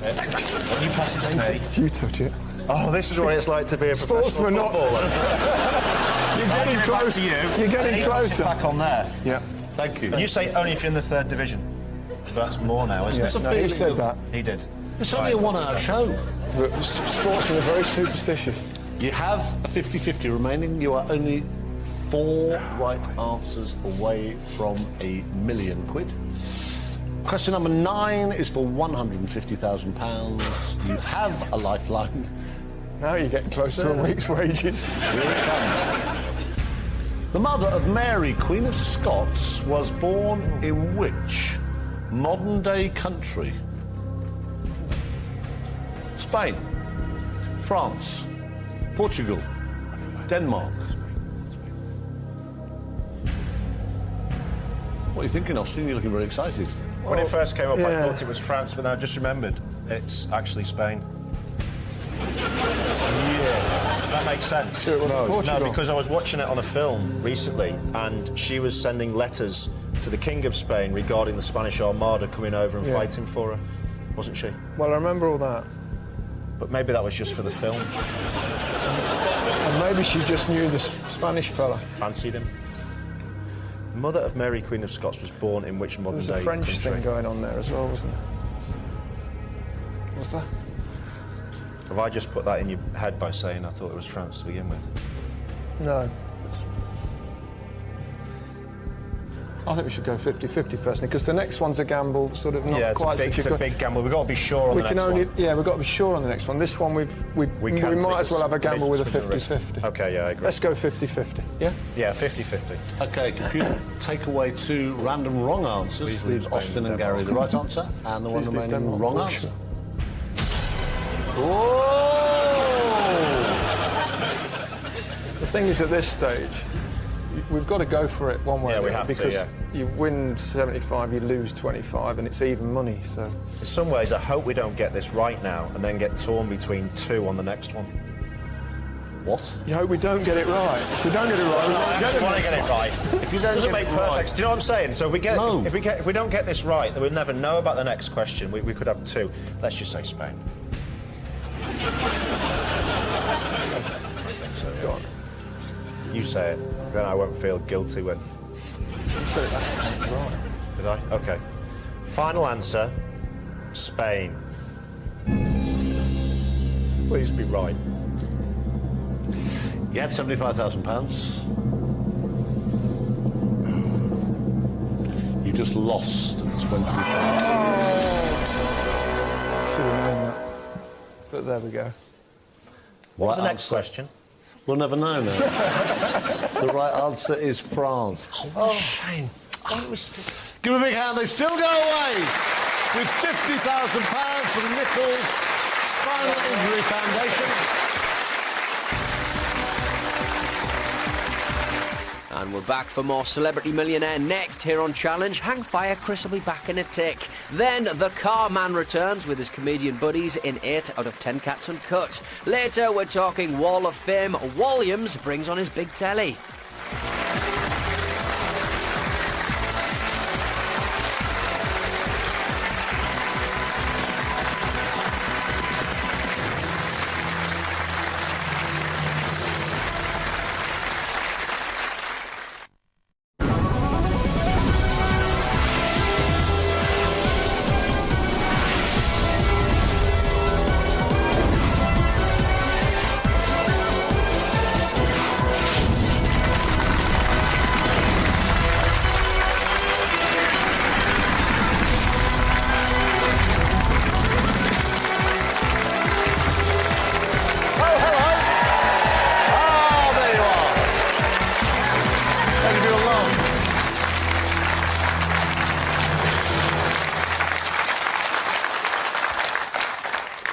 Welcome to another all-star charity special, Who Wants to Be a Millionaire, where brave celebrities show more courage than the day Anne Boleyn told Henry VIII she thought their marriage had hit a bit of a rocky patch. Tonight, celebrities have agreed to face their fears and take on our inscrutable computer in a battle of wits and nerve. And why do they put themselves through this self-inflicted torture? Well, they do it all in the name of their favourite causes. First up tonight, our grandson and grandfather, Chris Evans and Sir Terry Wogan. They've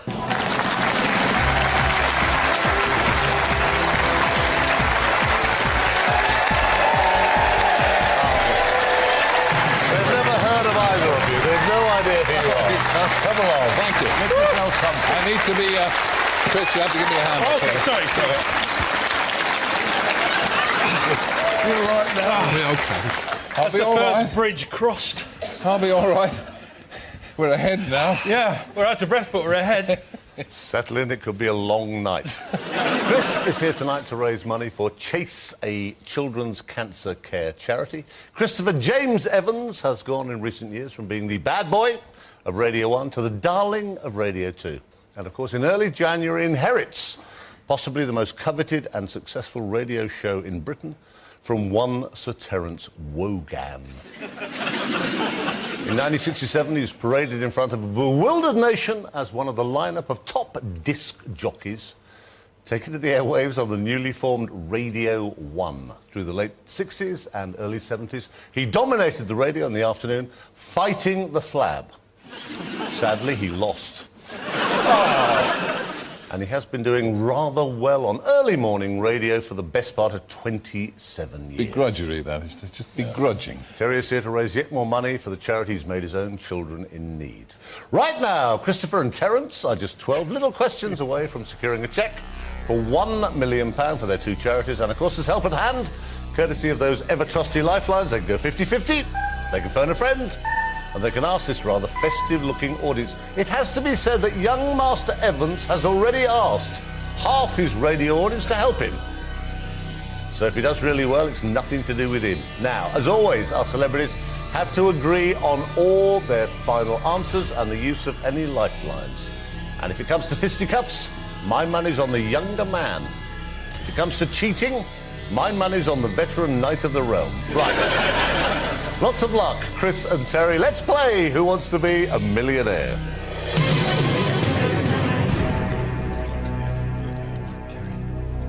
Question number 1.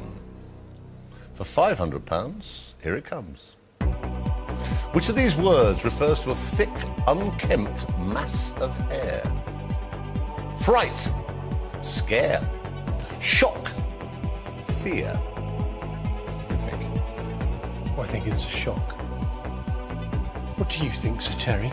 I think, blessed Chris, that it's, as you so shrewdly observed, a shock. I think it's a shock of hair. It's not that easy for the first question, is it?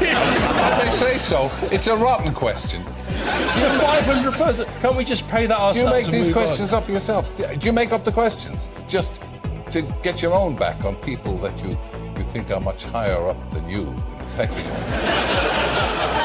Fine answer. I think so, don't you? Yeah. It's the right answer. You have £500. You're the man. We're up.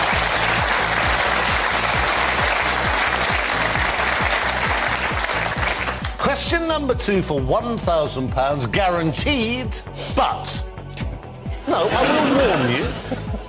Just to make you comfy and put you at your ease, I will warn you, this is the last place at which you could still go home with nothing. I hate you when you're like this. Thanks for that. I'm so glad I came.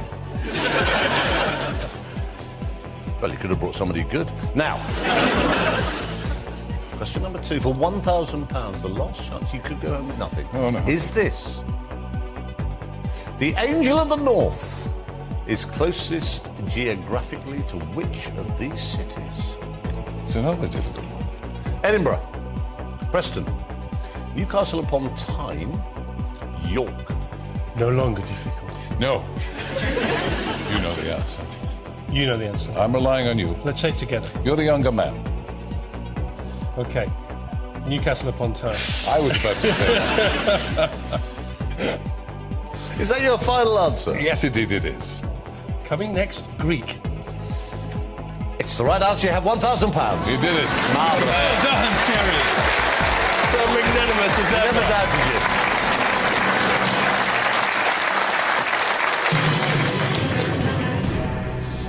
Never in doubt. Chris, why Chase? Chase Hospice is a place that's very close to where I used to live. Chase Hospice set up after a young guy called Christopher, who's sadly no longer with us, in his name. It's a children's hospice. Hospices are fantastic places anyway, but when you walk into Chase Hospice and you see what they do for the children and how much the children need them and how much the parents and the relatives of the children need them, you are A, humbled, B, thankful for every breath you take every day, and C, encouraged to do anything you can to help them. So I've always done stuff for them. I know other people do. It's a 100% charity donation run organisation, and they need £4 million a year to do that. So we've got £1,000 or £500,000 so far. So you're on the way? We're on the way. That's good, though. It's a good cause. Terry, Children in Need, when did it start? 1980. That's when I did the first one. With It's Sue fantastic Lawley, what it's done Sue over the Lawley years, and isn't Esther it? Ranson it was. And yeah, in the space of those years, it's the British public have donated over £500 million. Last year, in the face of the worst recession since 1914, a record amount of money was donated by the British public, 38.4 million. We need, of course, to satisfy all the needs of underprivileged children, we'd need about 10 times that. But it does help. And every penny that the public give, we give a penny to the children who need it. Now, what's the aim? Because you will have talked about this. You've talked about it rather a lot on radio, actually, but where are we trying to go, guys? Well, rehearsal would have been nice, wouldn't it? Yeah. Well, actually, yeah. We should come out of the blue to do this, hardly knowing what's going on. Yeah. Yeah. I have no mates, so got no friends. This is all. Oh, no, no. Don't. It's so true. Don't encourage It's it. entirely so untrue. It's a lonely life at the top, but Chris wouldn't know about that. I'm happy down here. So the aim is for us to raise $1 million. That's what we're going to do. He gets 500,000, I get 500,000, and we'll be disappointed if we don't. Yes, oh, of course we will. Absolutely, yeah, devastated. Which of you two do you think is the most intelligent? Both of us. I'd say definitely Terry. Yeah. Then me, then... No, you're very kind. Well, I just do questions. I don't have to know answers. I just do questions.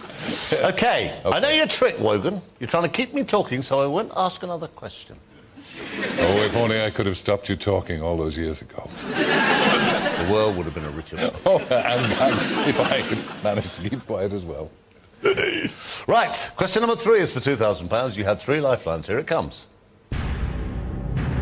Which of these puddings is traditionally made from suet? Oh!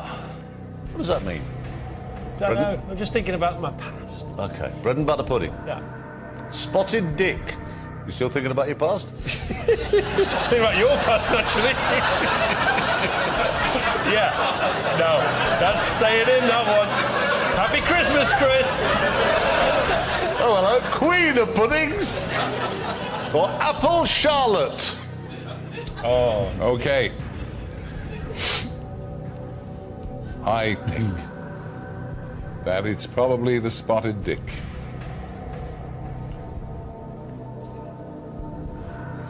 I don't know. I was hoping steak kidney pudding was going to pop up, but it didn't.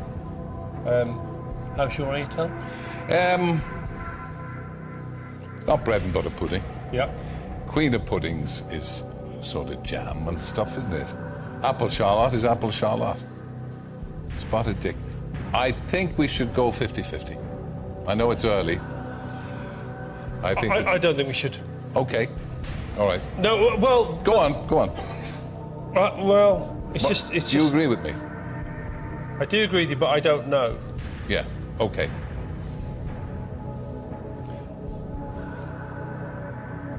What do you think? Come on, you're the boss. We'll go 50-50 if you like. It's just very early, isn't it? It is very early, yeah. There's people screaming at the telly now. Mm-hmm. Yeah. You see, it's a different thing when you're actually out here doing it, isn't it? Because you've got to make a decision. You think... OK, it's not bread and butter pudding, we know that. Yeah, we know puddings... Queen of puddings, no. Jam's not going to go with suet. It's never going to happen. It's going to slip off the OK, top. we'll go for spotted dick. What do you think? Yeah, let's go for spotted dick. Go for spotted dick. All that build-up about making the million. Look at you now. 1,000. Quivering. Talking about 50-50. We're quivering. Clinging to your spotted dick. And the wreckage. Is that your final answer? It is. Yes.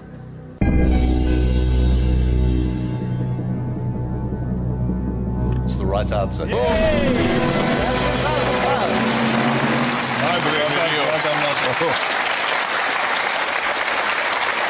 So, thanks to his knowledge of spotted dick, Wogan and Evans are still in there. At this moment, they have £2,000. They are, at this moment, 9 away from $1 million. They have all 3 lifelines. We'll take a break. Don't go away.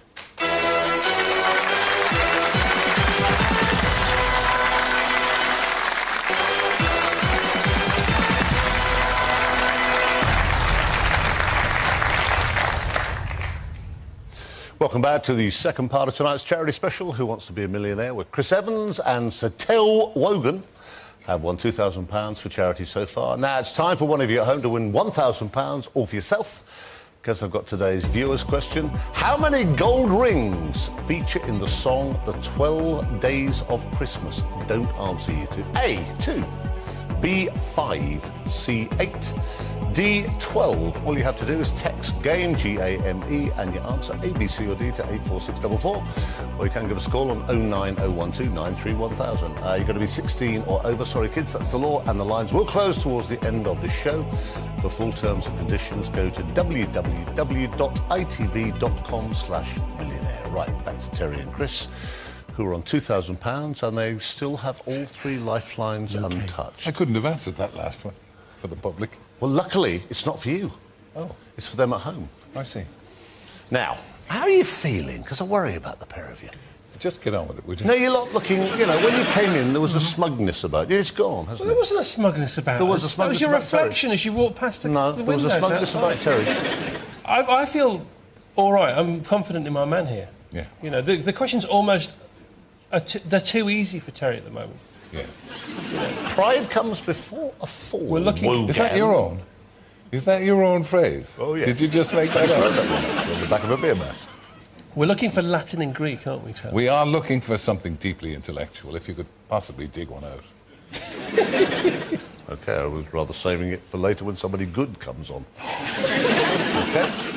Question number 4 is for £5,000. You have all 3 lifelines. Here it comes.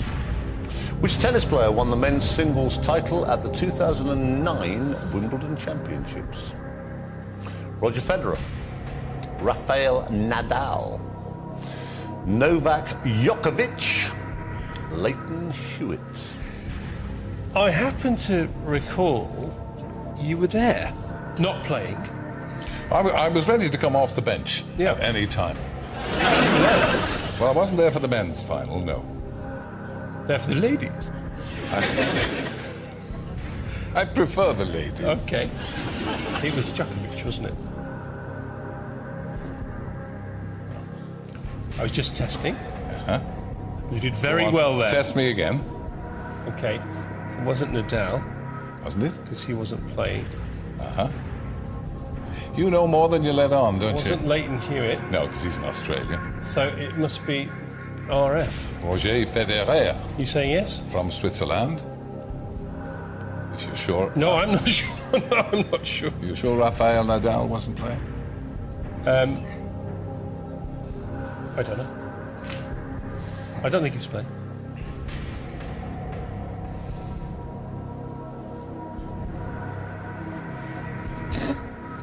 OK. Somebody came over to see Roger Federer beat the majors record, and that guy in the... No, beat his record. And that guy in the audience was Pete Sampras, wasn't it? Did Federer do that or not? Did he make it or not? I think he did. Percentage-wise, how sure are you? I'm just, as you know, a man of my years. The memory tends to play tricks. Oh, no! It's so easy. I mean, it should be so easy for us, this, shouldn't it? It should, but of course, here we are, not wishing to risk our money for our charities. No, it's only £2,000 now, but it's what it could be. Exactly, if we get it right. We can't deal ourselves out of the game. No. Well, it's definitely not Novak Djokovic, and it's definitely not Leighton Hewitt. But if we go 50-50, we'll have a choice between Roger Federer and Rafael Nadal. No, it's not necessarily so, Terence. Yes, but I know your ways. I think Roger Federer. Without using any of our lifelines? I think so, yeah. Should we ask the audience or not? No. No? Do you have a sporting... Oh, yeah, we can phone it. We can definitely get the answer, but do we want to waste it? Yeah, well, we won't get another sporting question. No? I doubt it. No, but we won't get another phone a friend either.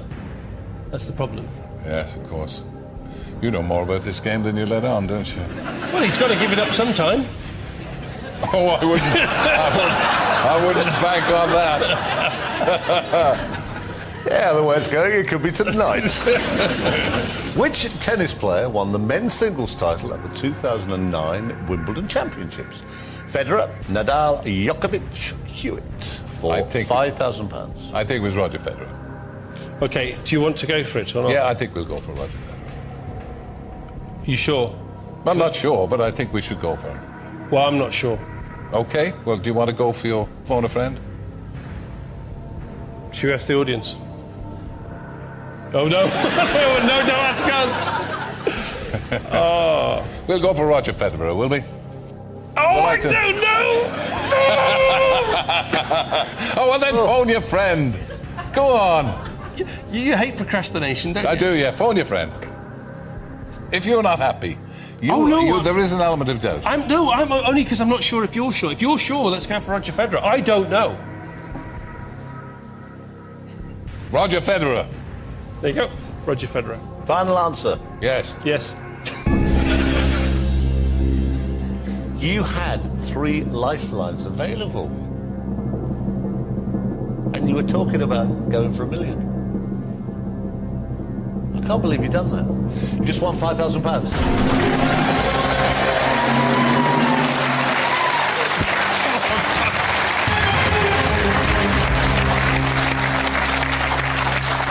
tell you what, we should cancel that cab. We're going to be here a while. I don't know about you, but I'm drained of all emotion. Tell you what. Is it like this all the time? Because I'm worn No, out. it's never like this normally. I'm worn out. You had £5,000. We nearly had our first argument. Well, we nearly I did. don't know. We were miles away. Of course we Your were. first tiff. Nearly. Our domestic. Right, you had 3 lifelines. Okay, it'll get easier after this. No, it won't. You had 3 lifelines. Question number 5, you can double your money here. Question number 5 is for £10,000. You are 3 away from 50 grand. Have a look at question number 5. Tell me what you want to do. In which US state was Barack Obama born? Hawaii, Alaska, Georgia, Delaware. Certainly not Delaware. Certainly not Alaska. I think he lived in Hawaii. Well, good for him. It's very nice. But I don't think he was born there. I think he was born in Georgia. Okay, I don't know this. I have no idea. We think Georgia. No, we don't, Terry. I think you do, and you're not sure. I'm carrying the can. Well, you are at the moment. Yeah. But I feel Evans will come big later. I think he lived in Hawaii for a while. Certainly not Delaware, certainly not Alaska. I think Georgia. Okay. Okay. You've got Georgia on your mind. I've got Georgia on my mind. I feel a song coming on. Final answer. Yep. Yeah. You had £5,000. You've just lost 4 grand. Well, never mind. Oh, well. Another day, another dollar. But hang on, I have to say things like goodbye and tell you what you might have won and stuff. Well, those weeks of build-up on the radio.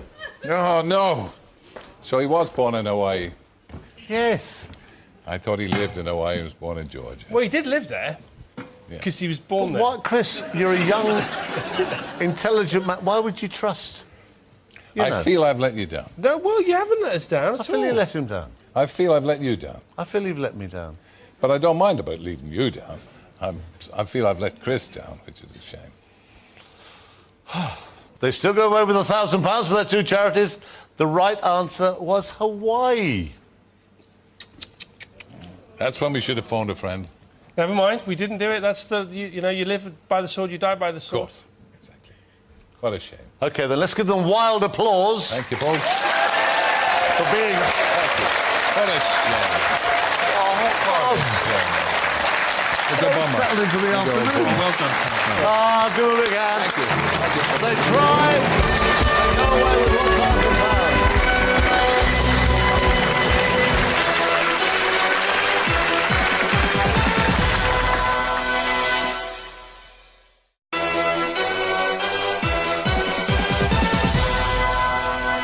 It's time now to welcome our next famous fundraisers on this show, sisters Colleen and Maureen Nolan.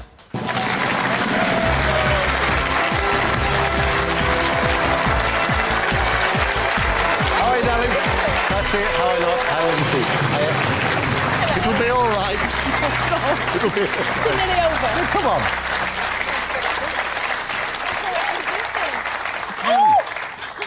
That's it. You see, that's a good start. You're in the chair. That's good.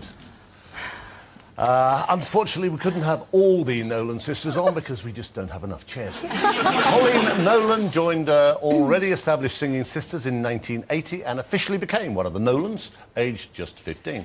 Although her singing debut actually came when she was only 9, singing with the sisters on It's Cliff Richard. More recently, she has become known as one of the faces of daytime television. She was a regular co-host of This Morning. Then she was a panellist on Five's The Right Stuff. Now, though, she's best known as a loose woman. In fact, she has been a popular and somewhat outspoken regular on Loose Women for an amazing 9 years. Colleen is here tonight to raise money for Sarah's Hope Foundation. Colleen's big sister Maureen started singing with the other older Nolans when she was just 9 at school and around the northern working men's clubs. In 1974, the act really took off when they became regular guests on virtually all the major television entertainment shows at the time. In 1979, they had their biggest hit with I'm in the Mood for Dancing, which got to number 3 in the charts. Like 3 of her other sisters, Maureen has played the lead in the long-running West End musical Blood Brothers. Officially, the Nolans split as a singing group in 2005, but Maureen, Colleen, Bernie and Linda have recently reunited for a massive UK concert tour. And Maureen is giving her half of any winnings this evening to Niemann-Pick Disease Group UK.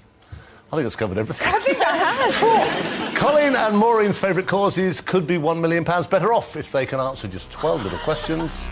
And dream on. And there are 3 lifelines to help them. They must, of course, agree on every single answer and every decision.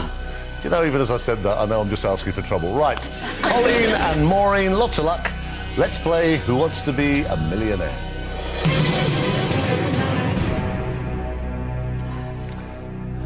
Question number 1 is for £500. Here we go. In which country are unsophisticated country folk most likely to be known as hillbillies?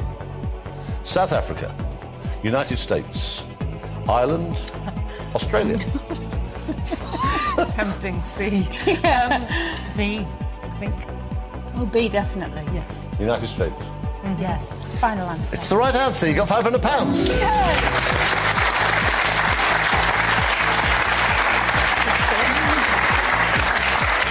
Colleen Nolan, I have never seen you so nervous. Honestly, has in anybody my ever been life. sick? On No. No, please don't do that. Please, I can't. No, because you got all done up in your best frock. Please I have, don't. especially for you. Thank you. You have £500. Question number 2 will guarantee £1,000, although I have to tell you, it is the last point at which you could go home with absolutely nothing. It won't happen. You have all 3 lifelines. You won't need it. Question number 2 will guarantee you £1,000. Here it comes. Which of these names is most associated with the Big Top? John Mills, Bertram Mills, Freddie Mills, Gordon Mills. Why are you laughing hysterically? I'm not entirely sure. Are you? No. You have to be. You're the clever one. Which of these names is most associated with the Big Top? It's not Gordon Mills or John Mills. No. Freddie Mills. Bertram rings a bell. We have to get this right, or I'm never going home again. Or I'm not. I think it could be Bertram, but I don't know. Final answer. No! Oh, sorry. Why should it be? I think it's Bertram. If I'm wrong now, I'm going to kill you, Chris Tarrant. No, I did think Bertram Mills, but I'm scared of. Please tell me you. Freddie. Bertram sounds better. I want to go for Bertram. If we get it wrong, can we have another go? No. No. I could ask the audience. Oh, we wasted a lifeline now. Should we go for Bertram? No, I don't want to go for it. If we go home with nothing, I will die. Why are you all laughing? Is it just so really obvious? It's really obvious, this question, isn't it? I did think Bertram when it came up. Okay, let's go for Bertram. Oh, God, don't blame me. Bertram Mills. Final answer. Yeah. Yes.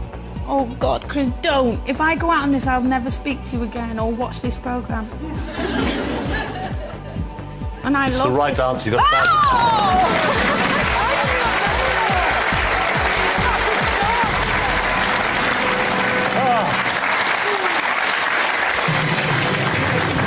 Why did we not know that? I don't know. Get comfy, everybody. I think we could be here for days.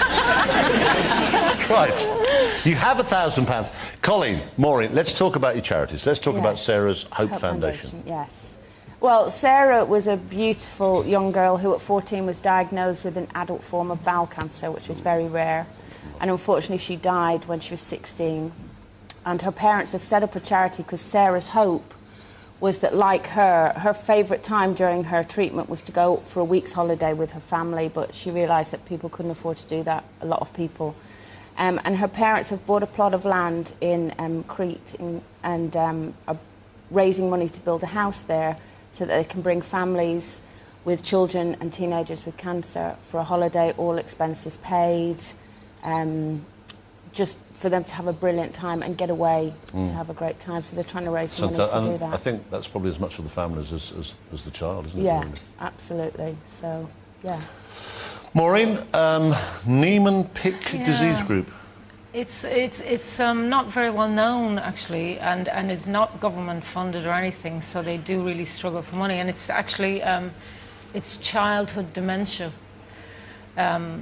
in the form of Alzheimer's, really, for children. So you don't expect that with kids, do you? No, I know. And so it's actually, there's a campaign for Callum, who's a beautiful little boy from Blackpool, where I live, who has the disease, and it's to raise money for him and for the disease itself.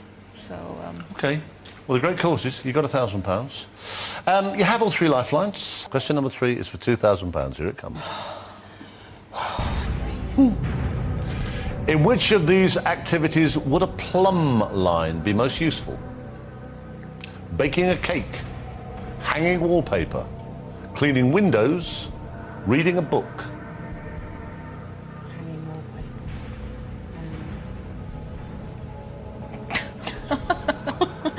I've heard of this. That's good. No, baking a cake. Yeah, I've heard of baking a cake. Not plumb line. Oh. I have heard of a plumb line. Hanging wallpaper? Can't be reading a book, can it? No, my first instinct was hanging wallpaper, but once again, please don't listen to a word I say. I'm so tempted to ask the audience because I think it's really that easy. And they all look really clever. They are very clever. Baking a cake, cleaning windows. It's not reading a book, is it?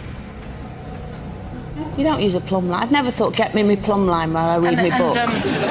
Reading a book, would you call that an activity? Plumb line, you must. Call that a miracle in my house. Cleaning windows. Baking a cake. It's got to be hanging wallpaper. Don't know. Cleaning Well, should we windows, ask the hanging audience? wallpaper. Cleaning windows, hanging wallpaper. Let's ask the audience. We'll have to. Yeah? Yeah. OK, right. Audience, on your keypads, please. This is the question. It's for £2,000. In which of these activities would a plumb line be most useful? Now, A, on your keypads, is baking a cake. B, is hanging wallpaper. C, cleaning windows. D, reading a book. A, B, C or D, please all vote now.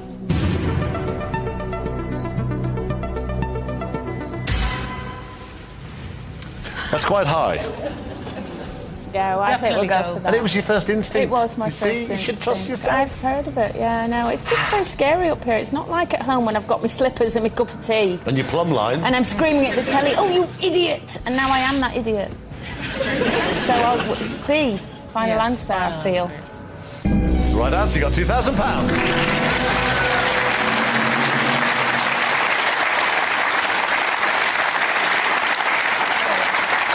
So, Maureen and Colin Nolan have £2,000 at this moment. They still have a 50-50. They still have a phone a friend. We'll take a break. Don't go away.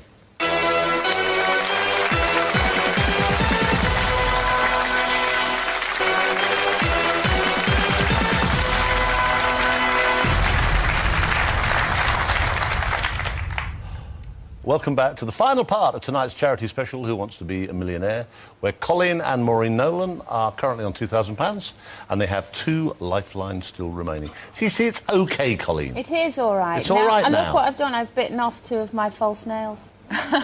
That's 2 for each thing you knew. I know, there'll be none left by the end of this. Well, you see, that would be a good sign. Because, you know, that would be £250,000 Oh, if you stop. ate all Wouldn't that be 10. Brilliant. Right. You have £2,000. Question number 4 is for £5,000. You have 2 lifelines. Here it comes. In 2008, Jodie Prenger... Hello, it might be one they know. Jodie Prenger won a TV talent contest for a role in which musical? South Pacific, Cabaret, Oliver, West Side Story. Oh, you're going to be unbearable now, aren't Oliver. you? Is that your final answer, ladies? I'm so thrilled. It's the right answer. You have £5,000.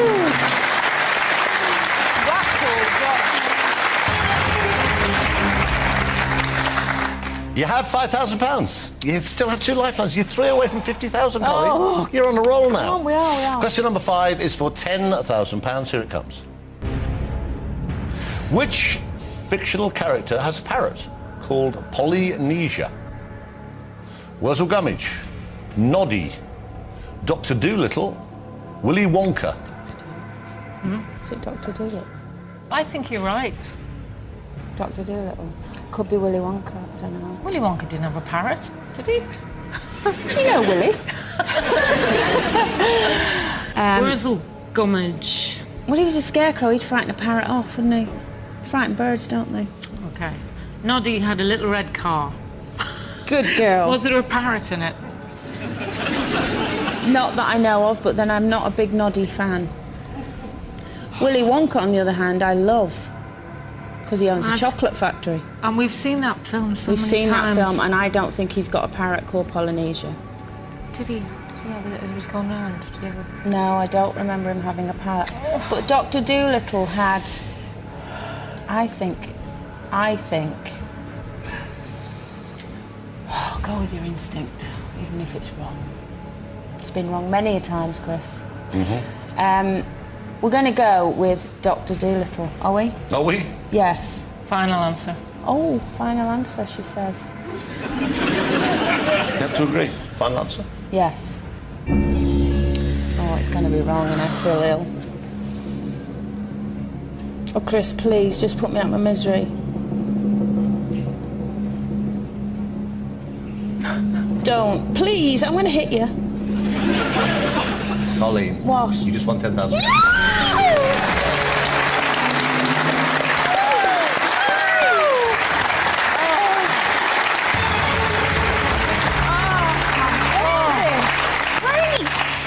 Somehow, you've got 10 grand. Oh, I can't You're believe it. 2 away. Yes, you can. You're beginning to enjoy it. You've got £10,000. You've got 2. brilliant. Watch my lips. You're 2 away from 50,000. It's fantastic, but I'd rather give birth. You can do that after the show. You've got 50-50. You've got phone a friend. You're 2 away from 50 grand. Then you can have babies. Okay. Have a look at number 6. It's for £20,000. Here it When comes. it's serious now.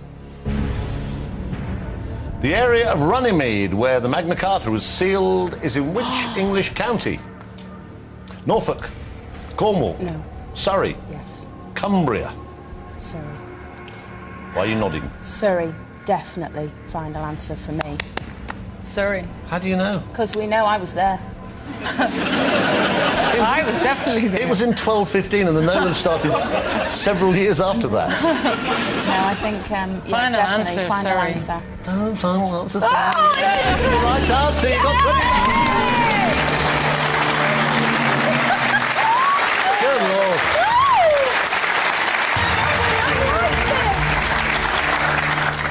Are you still huge in Japan? Huge. But are you? Because you were like one of the biggest bands Japanese have ever obviously seen. not as big as we were then. I mean, But it's still selling records still, now. It's fantastic. Yeah. You've sold 25 million albums. Yeah. Are you fabulously wealthy women? No. That's another story. That is another story for another programme. Yeah, okay. Forget that. Right, okay. That's your story, loose women. Yeah. You have £20,000. Number 7. I can't believe I'm saying this to you, but I'm loving saying it. Number 7 is for 50 grand. You never thought, did you? No, nor did you. No. And nor did you. No. But can I remind you, you could still drop 19,000. can't. Please do No not way do we'll that, do guys. that. No. You've got 20 grand. You have got 2 lifelines to help you get to 50,000. You've got to phone a friend and you've got a 50-50. Be a fantastic result if you can do it. Question number 7 is for £50,000. Here it comes. Tortuga Island is in which sea? Mediterranean, Red, Caribbean, South China. It's for 50 grand. You've got a 50-50, you can phone a friend. I've never heard of Tortuga Island. If that's any help. So I and red or South China? No, I think we should phone a friend. And we have Kath. Kath? Yeah? Okay. Who's Kath? She's just a friend of a friend who's a geography teacher. I struggle to find my phone of friends. A, I haven't got that many friends, and B, I haven't got that many clever ones. So we're Maureen's friends. I think we should. There's no point. I mean... Well, geography teacher, Kath. I've always loved her. Let's give her a ring. Well, should we just see how much you love her? Yes. Maureen, you want to talk to her? Yeah. No, Colin's going to talk. Oh, why's that? She's the gobby one. I might be, you know, and I beg your hopefully pardon? she won't. OK, Colin, you talk to them. Waffle. OK, 30 seconds. Tortuga. OK, 30 seconds. You want me to tell her it's for £50,000? No. Frighten her? Yeah, might do. OK. I'll just gloss over it. OK, right. Kath. Hello? Kath?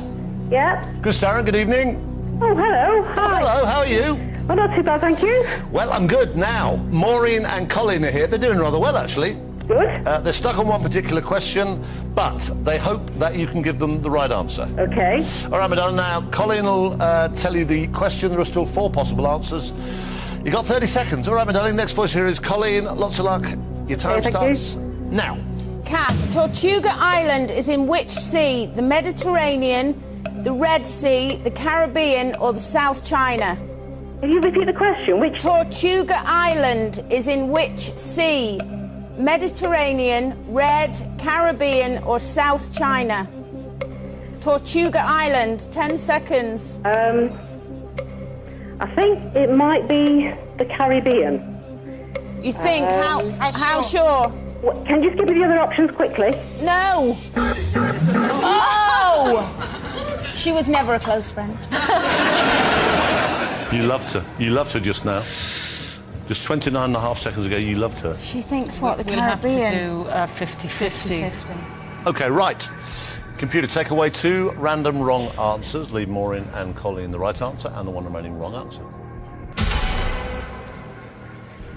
Caribbean, she said. She thought. She's South wrong. China. Tortuga sounds more Caribbeanish. Caribbeanish. More than China-ish. Tortuga. Tortuga. Tortuga Island. I've never heard of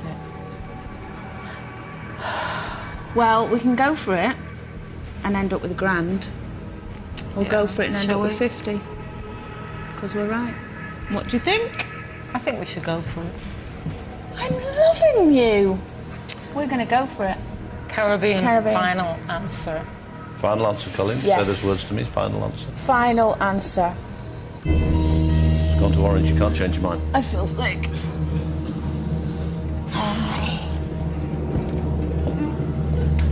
I really don't like him. You just won £50,000.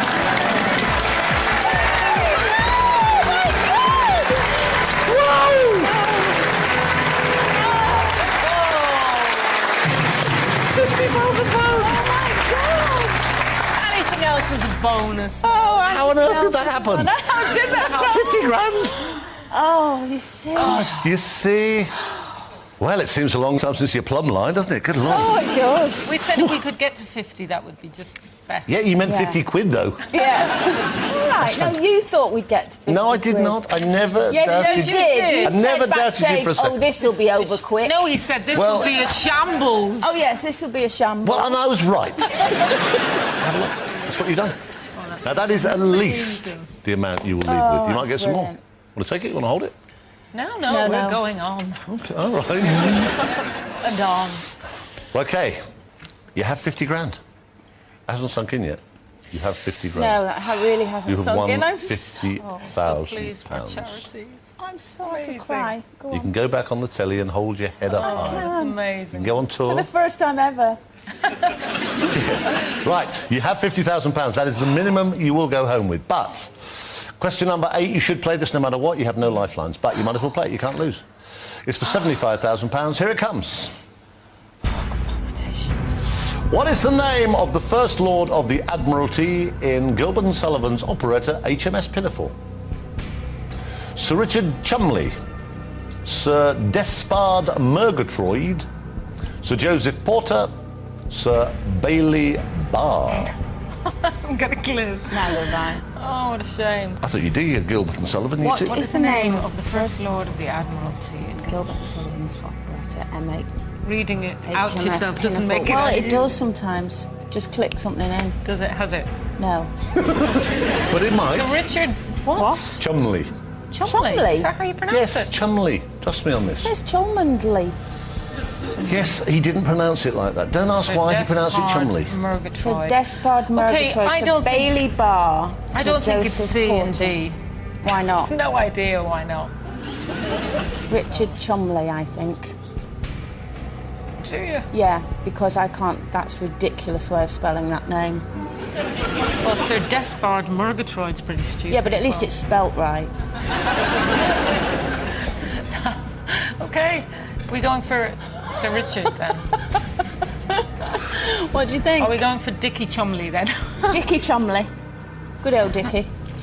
What do you think? Yeah, let's do that. Oh, let's just do that, because we don't know, so it's a guess. Final answer. Final answer. You had £50,000. Still got £50,000. You've still got £50,000. No. The right answer is Sir Joseph Porter. I have to say they were splendid. Give them a big hand. The Nolans go away with £50,000. And that's all we've got time for. It really has been a bit of an epic tonight. The lines are now closed on our viewers' game, so please stop calling. You will not be included in the competition. I can tell you the correct answer to the question. In the song The 12 Days of Christmas, there were, of course, 5 golden rings, so the answer we were looking for was B. So one of you at home who answered correctly has just won £1,000 without coming out the house. So from me, from all our celebrities, the Nolans here are still grinning. Everybody on Who Wants to Be a Millionaire, good night. See you next time. Fancy knowing who was in the big drumming gorilla outfit for that now very famous television commercial? Coming up next, Ben Shepherd will reveal that, as well as the best ads of the decade.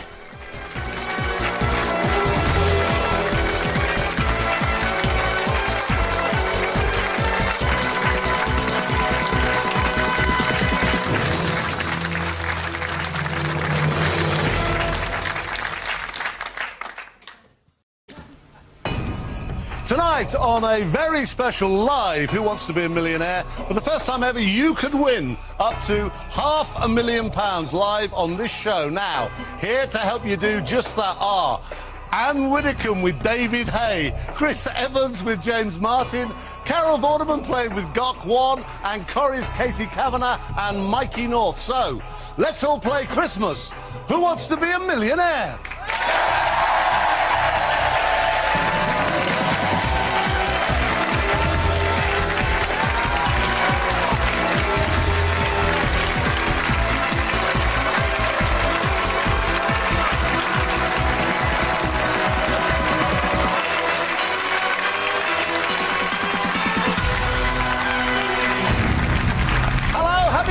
Happy Christmas! Happy Christmas, all of you at home. Hello, welcome to this special live Christmas Who Wants to Be a Millionaire. Tonight, we'll be making millionaire history as for the first time ever. You at home can win up to £500,000 without leaving your armchair. Backstage, there they are, bless them, in the green room, looking absolutely... When they're not on the hot seat, they'll be playing along on keypads just for fun, and we'll check in from time to time to see if they're doing really well or really badly. We have 2 phone-in games tonight. Now, that's 2 opportunities through the show for you to win some cash. Playing first will be David Hay and Anne Widdecombe. Whatever they win will be shared between their favourite charities and one lucky viewer who can correctly answer just one question live on tonight's show. Now, that means if David and Anne get all 12 questions right, £500,000 goes to charity and £500,000 could be yours. So, if you want some Christmas cash, here's what you do. Call 0904 9596 333. Calls cost £1 from BT landlines. Calls from other networks may be higher and from mobiles will be considerably more. But you can enter online at itv.com. You'll be given a number to call the show, for which standard geographical charges from landlines and mobiles will apply.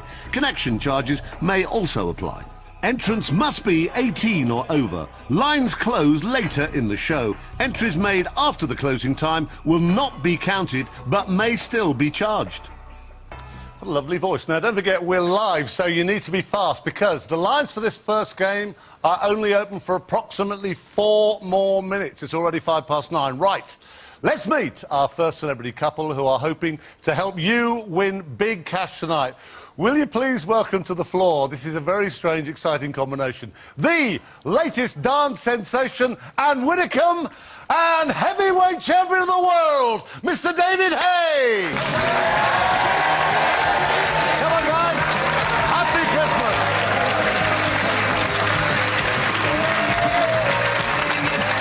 Bless you, darling. Happy Christmas. Lovely to see you. How are you? Lovely to see you.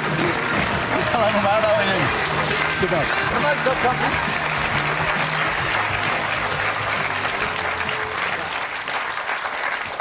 Thank you. Thanks. OK. Take your time. I just call you sir, because you scare me. Anne, welcome back. Thank you very much. No real change this time, except that I know this time you're worried about going against the clock and all that. It'll Yes, be fine. because, you see, as Anton Dubek would tell you, I can't do anything to time. Is it true you're going on tour with the Strictly team? Yes, it is, and it's also true that I'm dancing with Craig Revel-Horwood, which serves him right. Do you like each other? Yes. Why? I can't imagine. How bizarre. David, Christmas Day, do you do, like, turkey and all the stuff? Yes, as much as I can get inside me as possible.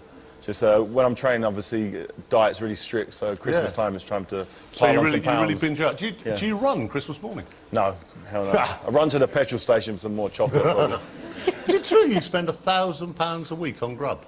Yeah, about that. Yeah, it's all got to be organic and fresh and all flown in from all over the world, all the meats and stuff. So you are what you eat, so you got to put the best stuff inside you. It's certainly working. Right, tonight, as well as playing for you at home, Anne and David are hoping to raise a lot of money for their two chosen charities.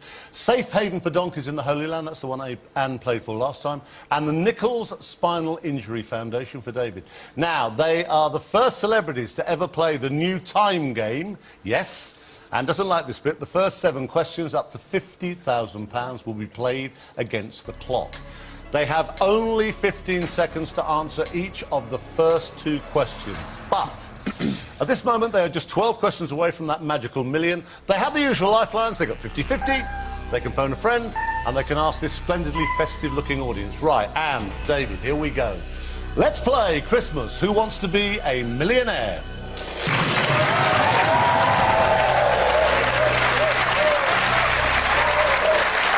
So, I will read the question. You will then have 15 seconds to give me your final answer, OK? I'll read the question. We start the clock. This is for £500. Here's the question.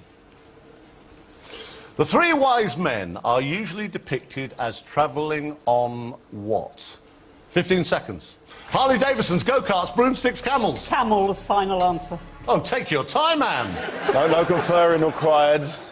You are supposed to be combining, by the way. OK, do you want to say broomsticks? Davidsons, no, we'll go with camels. Go. Yeah, we'll It's go the with right answer. You got £500.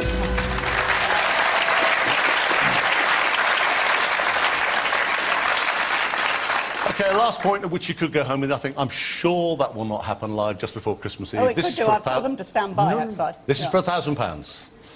You have 3 lifelines. It sounds absurd this early, but use them if you have to. You have 15 seconds. One more time. Here's the question. It was reported today that James May was injured while filming the Christmas special of which TV show? Don't panic. 15 seconds. Top Dog, Top Banana, Top Cat, Top Gear. Top Gear. Top Gear, final answer. Is the right answer. You got £1,000, guaranteed.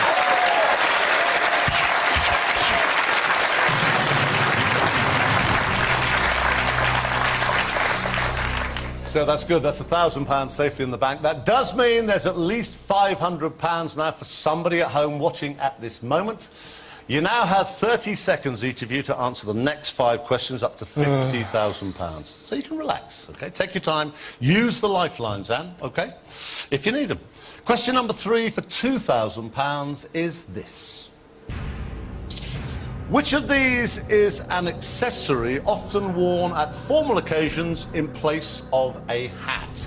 30 seconds. Scintillator, fascinator, oscillator, titillator. Fascinator, final answer. Do you agree with that, Dave? I concur. That's right. It's the right answer. You got £2,000.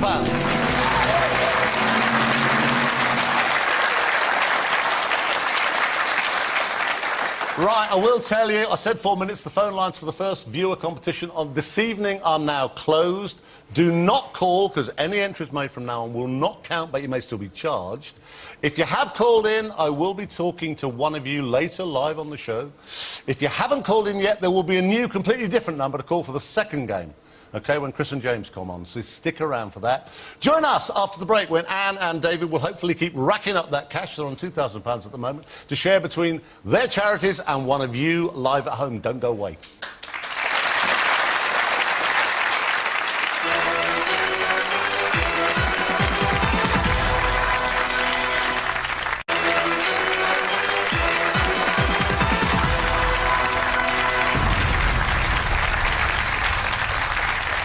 Welcome back to our live Celebrity Christmas special. Happy Christmas. The lines for our first phone-in game have already closed, but again, I tell you, one of you at home will be put through live to this studio to play for half of whatever Anne and David end up here with, and I hope it'll be a small fortune. If you missed out on that game, though, the first game, don't worry. You can play in the second game tonight with Chris Evans and James Martin. Here again is that number to call. Call 09049596677. Calls cost £1 from BT landlines. Calls from other networks may be higher, and from mobiles will be considerably more. But you can enter online at itv.com. You'll be given a number to call the show, for which standard geographical charges from landlines and mobiles will apply. Connection charges may also apply. Entrants must be 18 or over. Lines close later in the show. Entries made after the closing time will not be counted, but may still be charged. Lovely voice, lovely, lovely voice. The phone lines will close later in the show. Now, Anne and David have reached £2,000 so far. They still have all 3 lifelines left to use. How are you feeling, Anne Widdecombe? Very, very uncertain. Are you? It's not like you. No, I would feel much more certain if I could ponder, but there's no pondering time. If you get to £50,000, you can ponder away. Yeah, but we've got to get there first. But we have got 3 lifelines. Exactly. Yeah. Exactly. David, slow her down a bit. Take your time, guys. Right. Now, question number 4 is for £5,000. You have all 3 lifelines. Have a look. Here it comes. Which Welsh club plays in the English Football League? Start the clock. Bangor City, Carmarthen Town, Cardiff City, Rill. I don't know. Nor do I. Phone a friend. OK, stop the clock there. Right. Nominate John. Yeah. Who's John? He knows all about sport. Well, we'll find out, won't we, Anne Widdecombe? Who's he? John who? John Wilson. OK, right.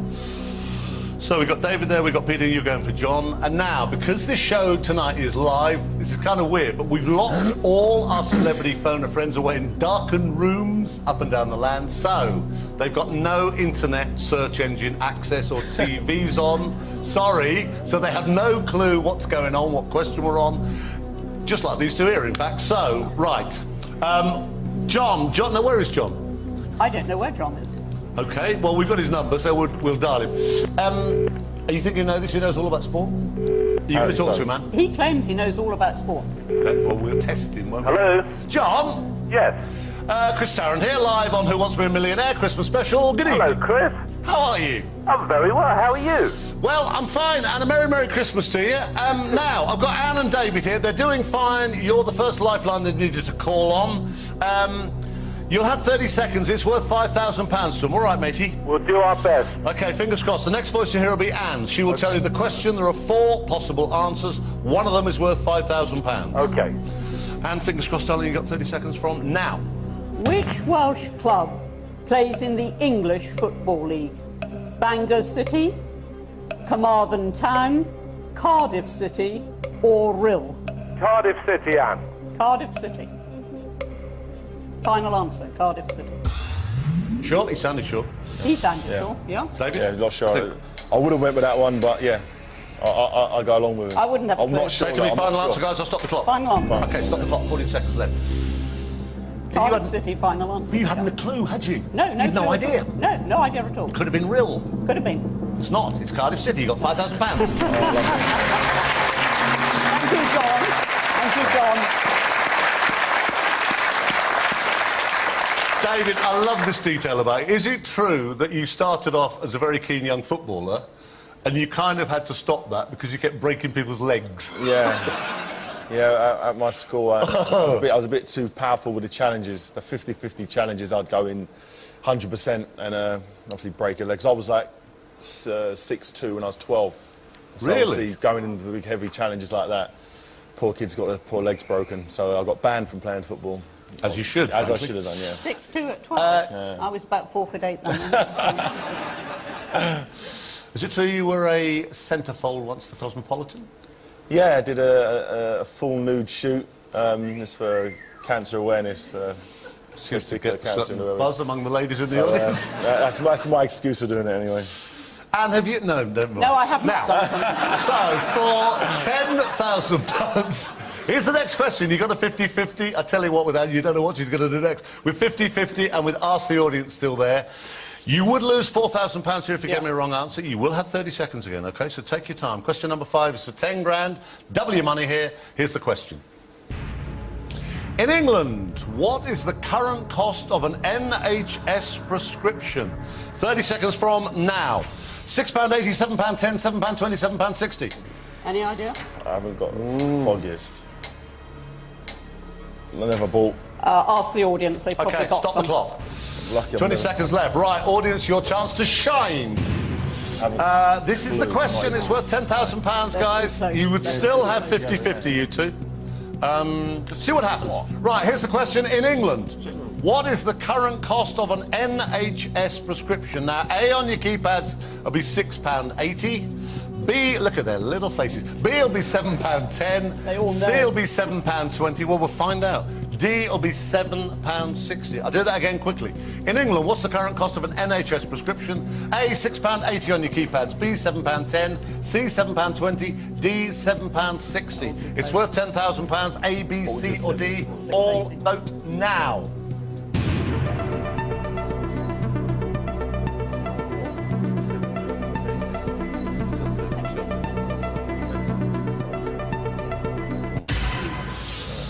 Right. 60% say £7.20, 17, 7.10, £6.86%, £7.60, 17%. Right, restart the clock.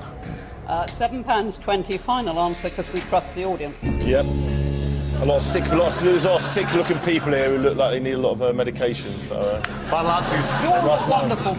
You've stopped the clock with 18 seconds left. Oh, wouldn't it be awful if they were wrong? Yes, it would be terrible. It hasn't happened. They are right. You have won £10,000. Well done, everybody. Well done, 60% of everybody. Right, guys. You have £10,000. You are 2 away from 50,000. That would be so cool if you get there. You've only got the one lifeline left. Take your time. Listen, you can walk away with 10 grand. That'll still be a great result for your charities. And somebody at the other end will be playing live on air for £5,000. So it's serious business. You can take the money. You can use your 50-50 and still walk away. But question number 6 is worth £20,000. Have a look. You've got 30 seconds. You've got one lifeline. Here it comes. Which historical figure banned Christmas festivities in England? Oliver Cromwell. 30 seconds. Have a look at them. King John, Sheriff of Nottingham, William the Conqueror, Oliver Cromwell. Final answer. Oliver Cromwell, final answer. Told you, wouldn't I? Yeah. It would have been dead funny if Oliver the Cromwell hadn't even come up. Oliver the Cromwell? Well, you know it, don't you? You just won 25,000. That's £20,000. £20,000.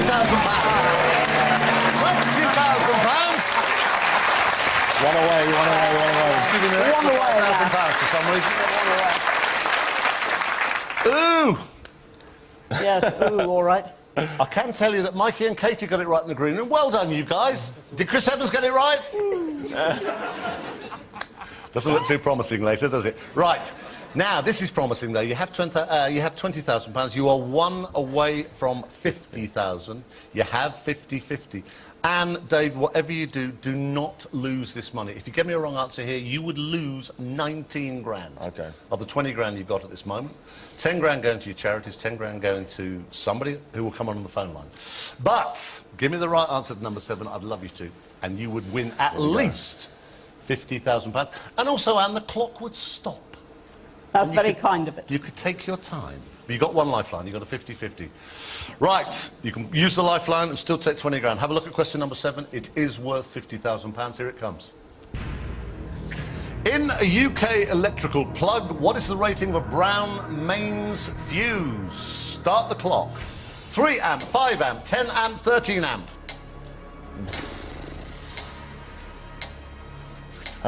You got a 50-50. I messed around with plenty of plugs and... Do you know? If not, let's use the 50-50. Yeah, I'd hate to waste on 15, 14, use the 50-50. 50-50, final answer. Come on, Stop the clock. Okay. Stop the clock. If I was to had a gun to my head, had to guess it, I would have said 13. All right, wait and see. Would have been my guess. Yeah, but wait. You'll have 8 seconds Stop after this. Wait and see what happens. Let's take 2 away. Computer, take away 2 random wrong answers. Leave Anne and David the right answer and the 1 remaining wrong answer. 3 amps there, 13 amps there. Right, restart the clock. You got 6 seconds. I say save the day. I'm not 100% sure. You got 2 seconds. Quick, quick, quick. Final answer. Oh, it's just because... You didn't cut it that fine against Audley Harrison, did you? Good grief. If you go past 0, we stop. And I'm afraid you would win no money. You got there at the Come on. Nearest hint of time. You have just won 50,000. That is so good. Well done. Well done. And Widdicombe, I love you. David Hay, you are the man. Well done. Oh, do you know? Oh! I felt just like I did when I got to Blackpool on Strictly. You had to survive 7 weeks. Can I remind you, we finish at 10:15. Yeah, now, so, Anne and David have reached that magical milestone of 50 grand. Now, that guarantees their charities a minimum of £25,000 tonight. Just an hour or so now before Christmas Eve, and it also means somebody has already phoned in, will be playing, this is so cool, for a minimum of 25 grand. One of you at home will win that tonight. Now, Chris Evans and James Martin are coming up next. If you'd like to have a crack at winning half of their cash, this is the number you need again to call, and lines will close in the next part. Call 090 4959 6677. Calls cost £1 from BT landlines. Calls from other networks may be higher, and from mobiles will be considerably more. But you can enter online at itv.com. You'll be given a number to call the show, for which standard geographical charges from landlines and mobiles will apply. Entrance must be 18 or over. Lines close later in the show. Entries made after the closing time will not be counted, but may still be charged.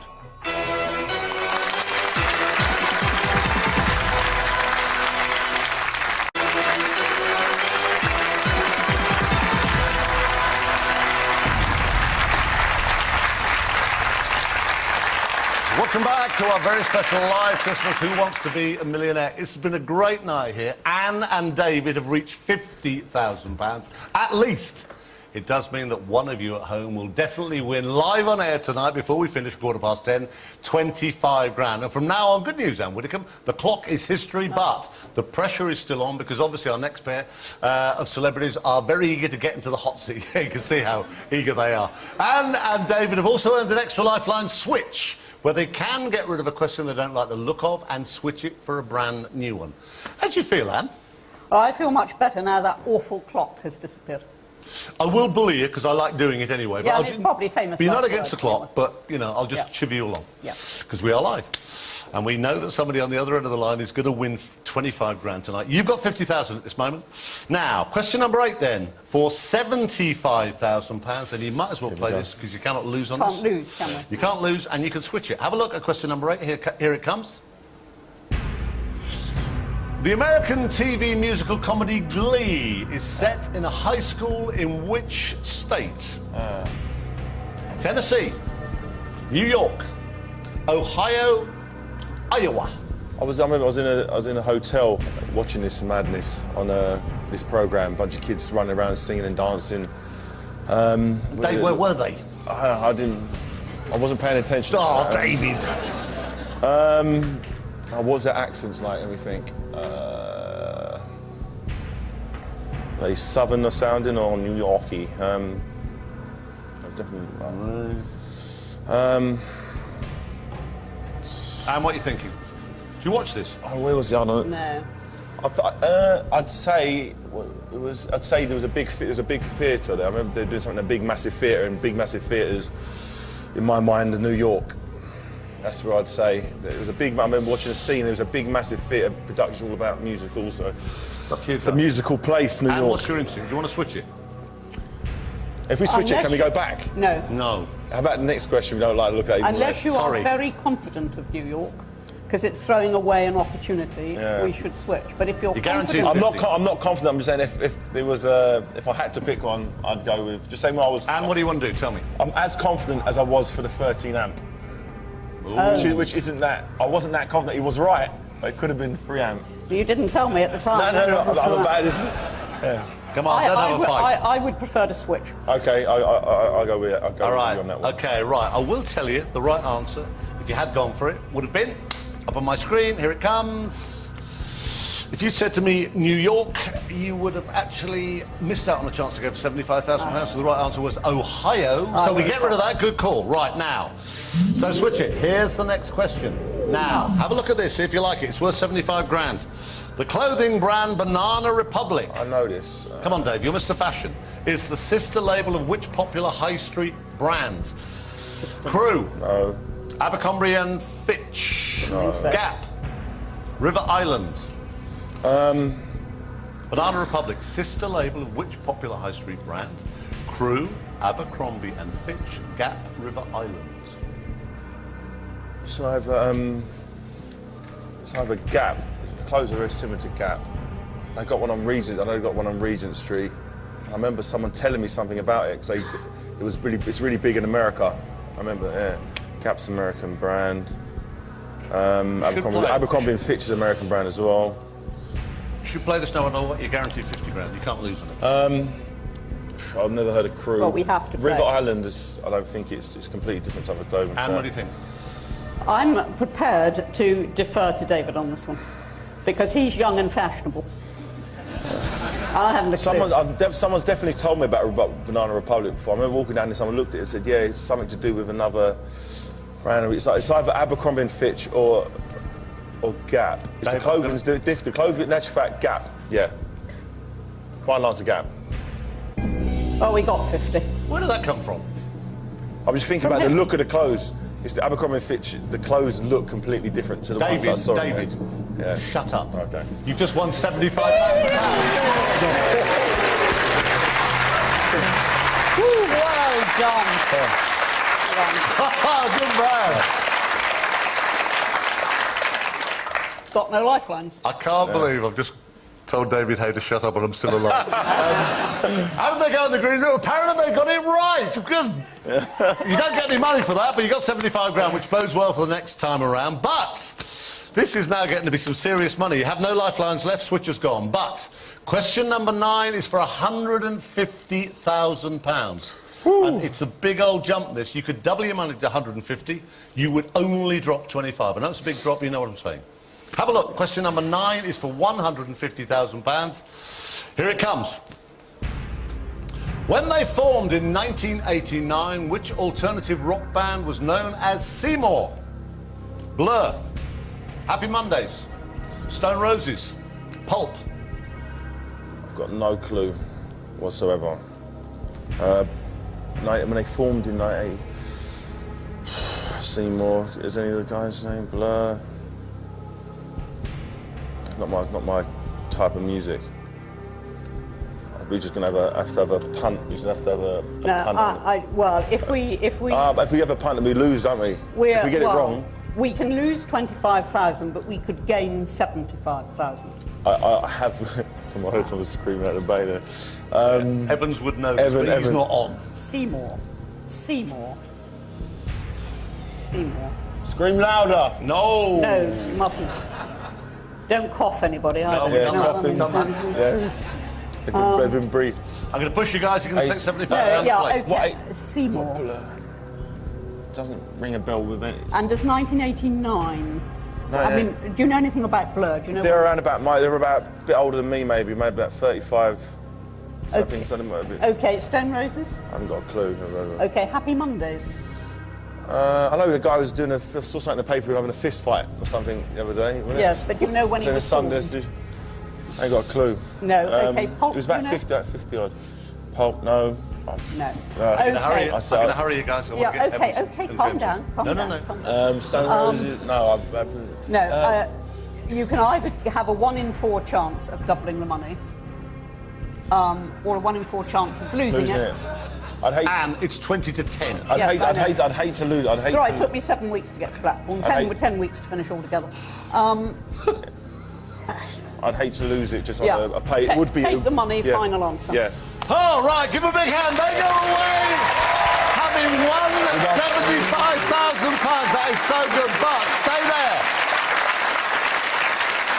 there. This now becomes very serious business. I will tell you the right answer was Blur.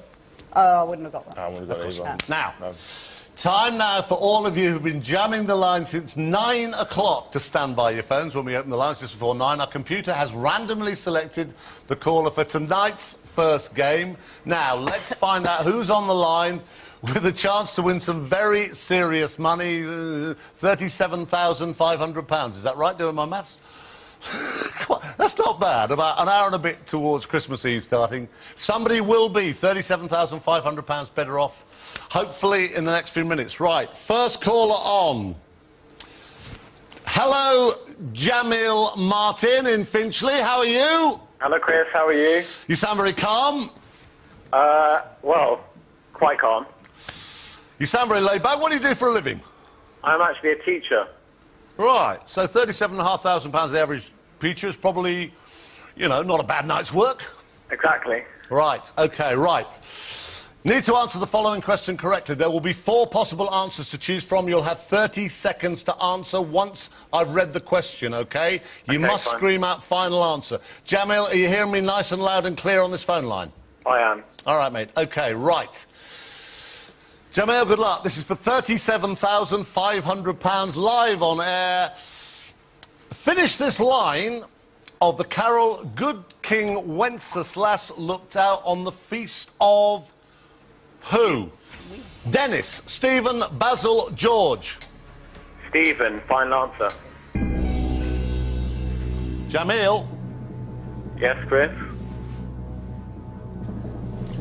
You just won £37,500 live on Millionaire. And it's Christmas. That is so good. That is so exciting. So, Jamil, have a great Christmas. Have a good old... Can you imagine Christmas Eve tomorrow in about an hour and a bit's time? You're 37 grand better off. So, thanks to Anne and David. They have earned £37,500 as well to share between their 2 charities.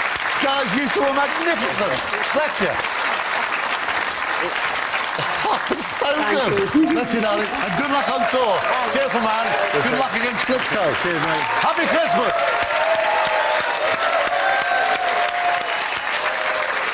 Right, let's get on and meet the next 2 celebrities who are here to win as much as they can for their favourite cause and, once again, for one of you at home. Now, please welcome reigning king of the breakfast airways, Chris Evans, and top TV chef, James Martin.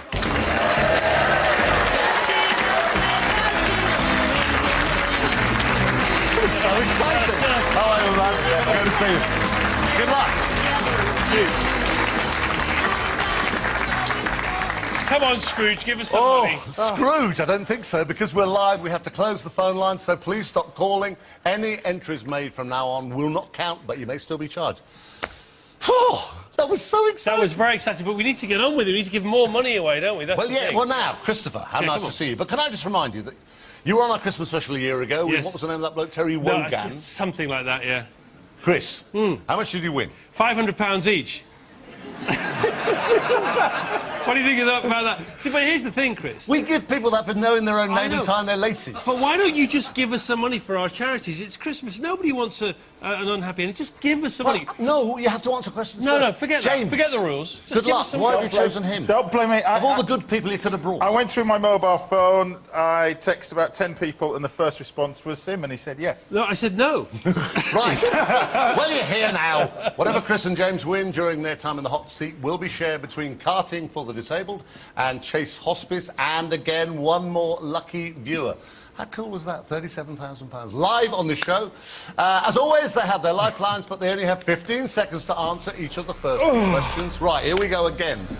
Lots of luck. Let's play Christmas Who Wants to Be a Millionaire? Ready for this? Yeah. Good luck, guys. OK, question number one for £500 is this. In Coronation Street, what have Bet, Raquel and Michelle all pulled professionally? Start the clock. Ken Barlow, pints, crackers, bell ropes. Final answer. Pints, final answer.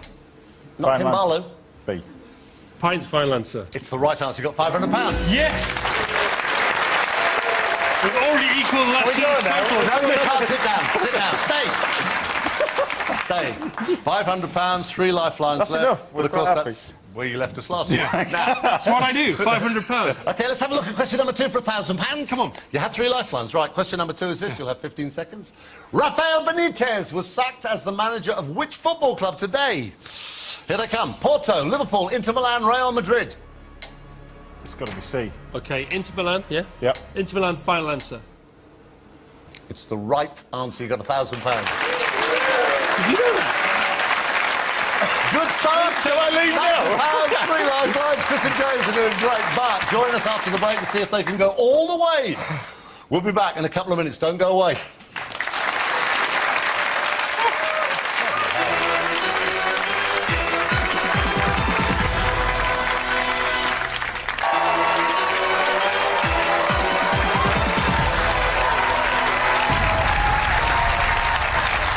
So people are so hyped up here. Welcome back to our very special live Christmas Who Wants to Be a Millionaire. Chris Evans and James Martin are off to a flying start. They've reached the safety of the £1,000 safe haven. They have all 3 lifelines left to use. They now have 30 seconds to answer each of the next 5 questions. What could possibly go wrong? Everything! Right. Let's have a look. Question number 3 is for £2,000. Here we go. Come on, guys. Eyes down, focus. Let's try and win some more money. Meaning easy to do. What word used in a TV ad featuring a meerkat has been included in the Collins English Dictionary? 30 seconds from now. Bubbles, sweets, peanuts, simples. Simples. You're a good pointer, aren't you? Simples, innit? I'm pointing. Simples, no? Come on then, go for it. Come on, sweetheart. Final answer. D. Simple's final answer. The right answer. You got £2,000.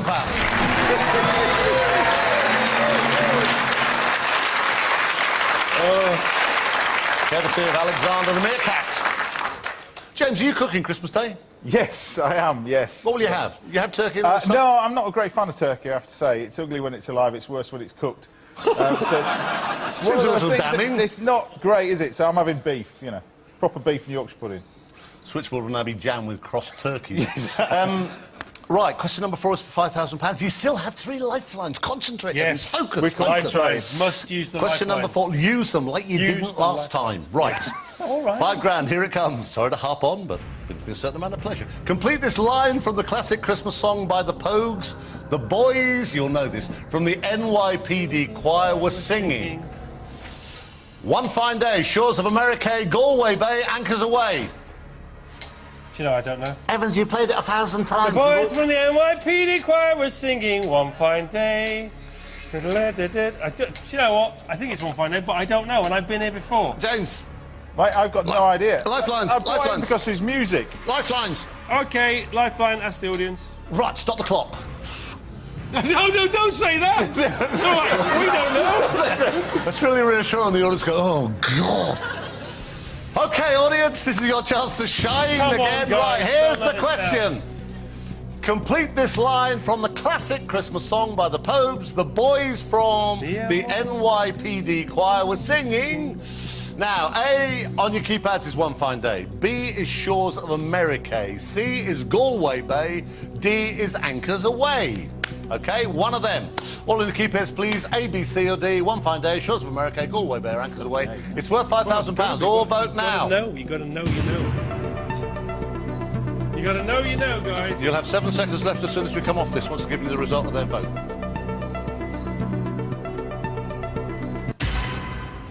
Right. Hang on. Right. 69% are saying Galway Bay, 9% Shores of America, 11% only think what you thought, Christopher, One Fine Day, 11% Anchors Away. Restart the clock. You've got 7 seconds. What are you going to do? 50-50. 50-50. Right. Stop the clock again.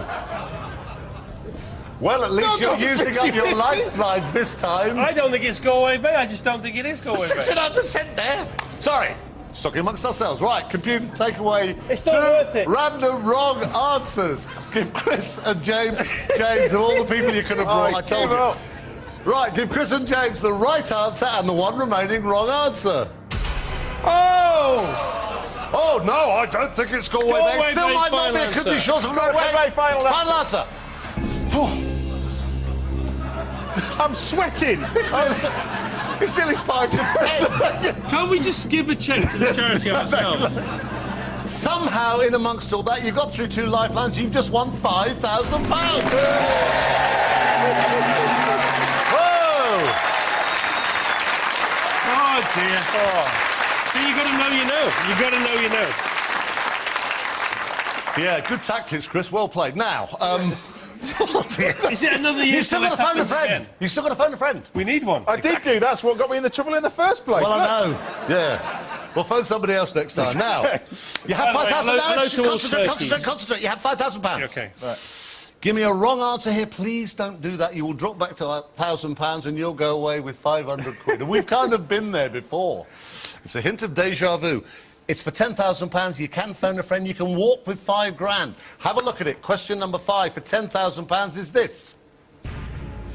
If you ordered a cheeky Vimto at the bar, which of these will be added to a bottle of Wicked Blue? Right. Start the clock. 30 seconds. Grenadine, port, Sambuca, red wine. It's red wine.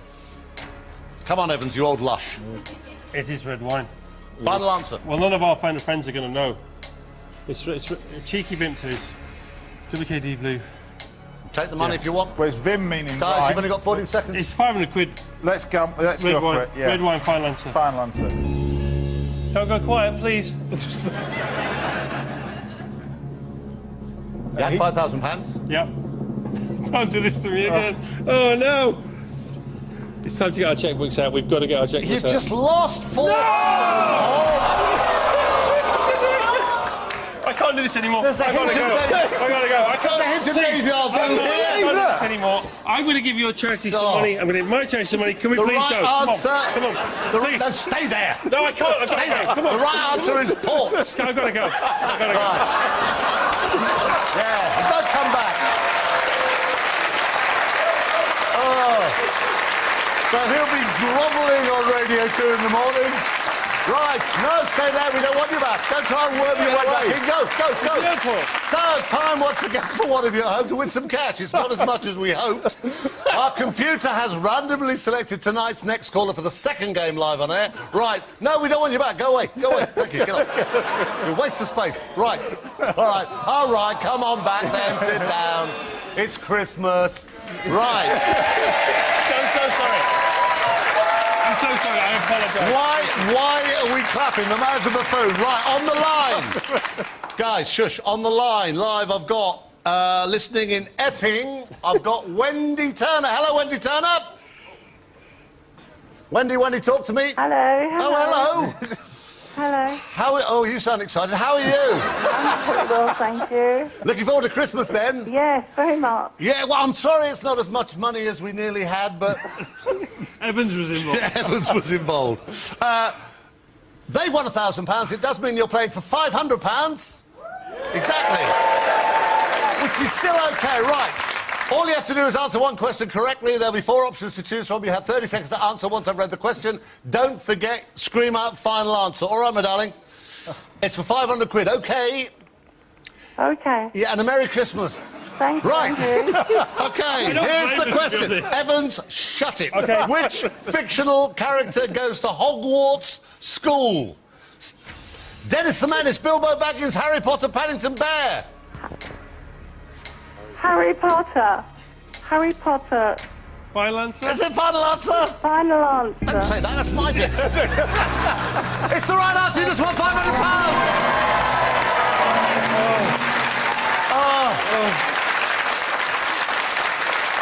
Yeah, thanks. So, Wendy's £500 better off. She sounds absolutely tickle pink. Chris and James here have earned £500 for their cause and charity again. Well done to them. Give them a big hand. Good sports. Chris Evans and James Martin. I can't believe you've done that.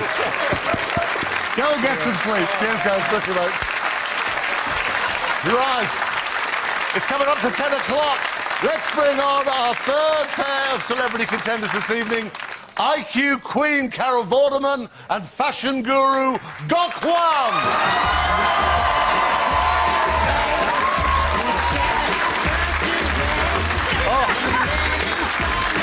How are you guys? Hi. Why did we bring everything? Come on, guys, let's do this. Come on, it's about a minute to 10 o'clock. Now, no phone number for this next game because Carol and Gok here are to win as much as they possibly can to share between their charities, which in this case are Kidscape and Blue Lamp Foundation. And the next winner, half of whatever they get to, will be some lucky person in our studio audience. Right. Yes. Because we're live, we only have a very limited amount of time left Yeah. for this game, but it's been an extraordinary night. Let's see how far they can get before the klaxon sounds, right? Yes. So, Carol, Gok have still got 3 lifelines to help them. Obviously, they've only just started. They have 15 seconds for those first 2 questions. Guys, fingers crossed, lots of luck. Let's play Christmas. Who Wants to Be a Millionaire?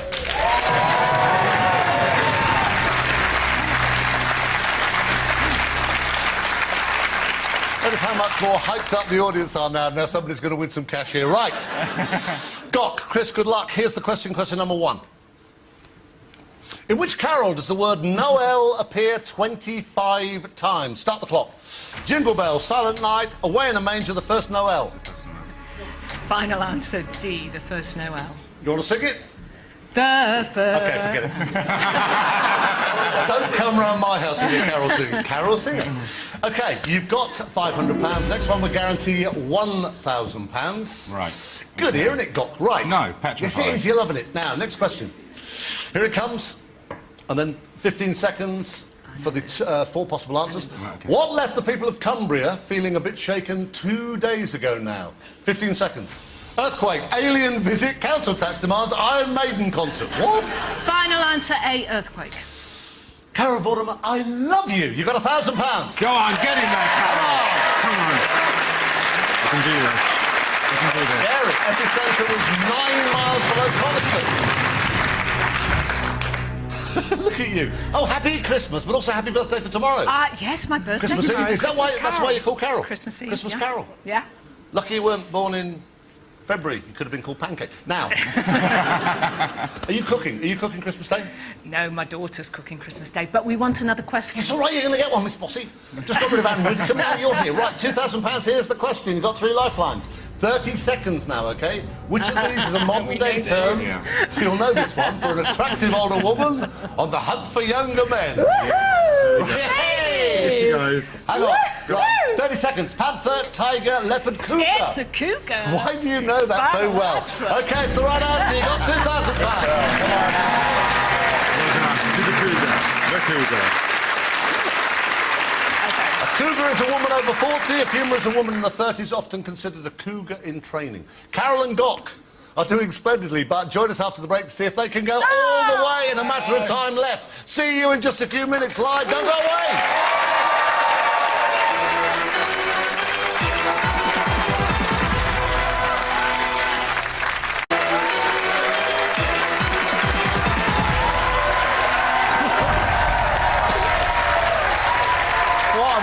turned out to be. Welcome back to the final part of our live, can't you tell?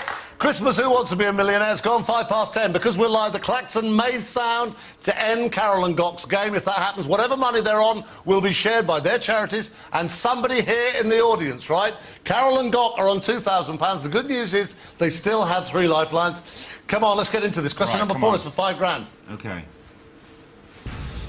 Which of these historical characters is fictional? Right, 30 seconds. Vlad the Impaler, Ivan the Terrible, Donald the Madman, Hagar the Horrible. I don't know this. Do you know this? No. I think you should phone a friend. I think we should call... No, ask the audience. Ask the audience. Right, stop the clock. Right, audience, on your keypads, please. It's worth £5,000. This is the question. Which of these historical characters is fictional? Now, A on your keypads is Vlad the Impaler, B is Ivan the Terrible, C is Donald the Madman, or D is Hagar the Horrible. Which one is fictional? A, B, C, or D? All vote now. Carol, as soon as I got their vote, I'll restart the clock. You get 18 seconds left. All right, my darling? See what they do. 65% say Hagar the Horrible, 11% Donald, 11% Ivan, 13... 50-50. Right, restart the clock. 50-50. 50-50, please. 50-50, right. Yeah. OK, stop the clock again. You've got 15 seconds left. Right, computer, take away 2 random wrong answers. Leave Gok and Carol the right answer and 1 remaining wrong answer. Hagar's still there. Ivan the Terrible's there. Yeah, it's definitely D, final answer, Hagar the Horrible. Hagar the Horrible is the right answer. You got £5,000. Right. Yes, we did that well. So we've got 1... Come on, I want to get some more. We're running out of time here. We're live going for £10,000. Here's the question. Have a look at it. In Britain, what is missing from a hamlet that stops it being a village? Think about it. You'll have 30 seconds. It's worth 10 grand here. In Britain, what is missing from a hamlet that stops it being a village? I think it's 30 seconds. Church, public house, school, post office. church. I think it's Should a we- church. Okay, do you want to risk it? Do you want to risk it? Or should we phone a friend? So we're going to phone a friend? Oh, we're going to use all our lifelines. Yeah, We're going to okay. phone a friend. Right, stop the Yeah. clock. You've got 14 seconds left at the end of that. You could take £5,000, which means they'd be playing for £2,500. Dominic. Yeah, okay. Now, who you got? You got Brian there. You got Dominic. You got Simeon. Who are we going to We've got call? Professor Brian, Dominic, and Major Simeon, and we're going for... Dominic. Dominic. Okay, right. We'll call him. Where is he? Do we know, God? Yes, he's in here a dark about room somewhere, not watching it. Oh, good. Okay, well done. Okay, right. We'll call Dominic.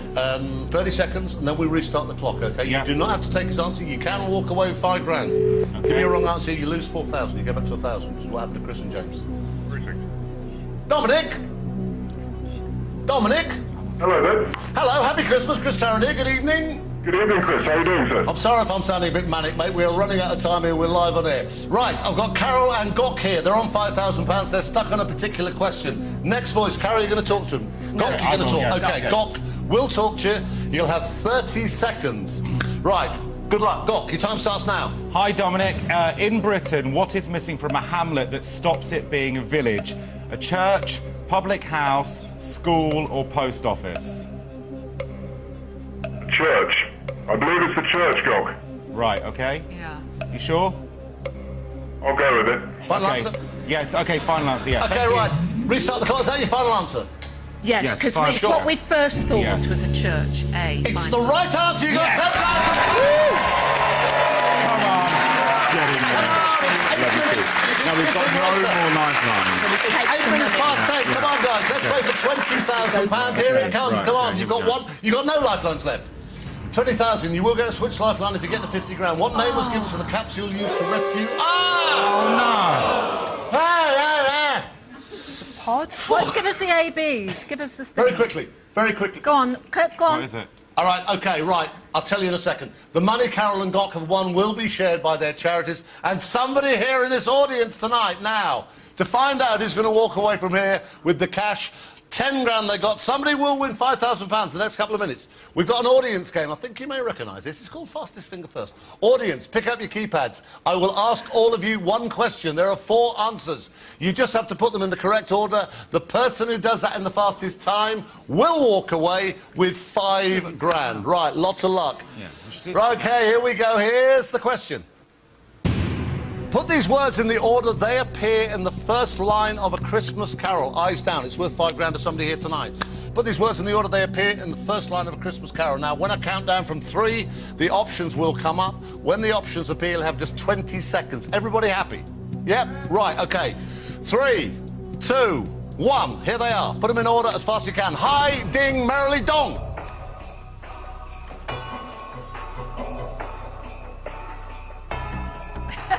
Keep going.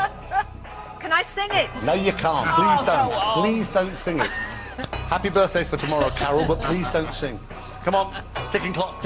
Make your mind up. You've got to be right, and you've got to be right fastest. Somebody will win £5 grand. We all want to sing it. Right, I will tell you the correct order is... What am I doing with my life? Ding, dong, merrily, high. OK. And I can tell you the winner for £5,000 is a gentleman called James Barr. Where are you, James? Come in. James, from all of us, with about a minute left, happy Christmas. You are £5,000 better off. Oh, yeah, she loves you now. Funny that.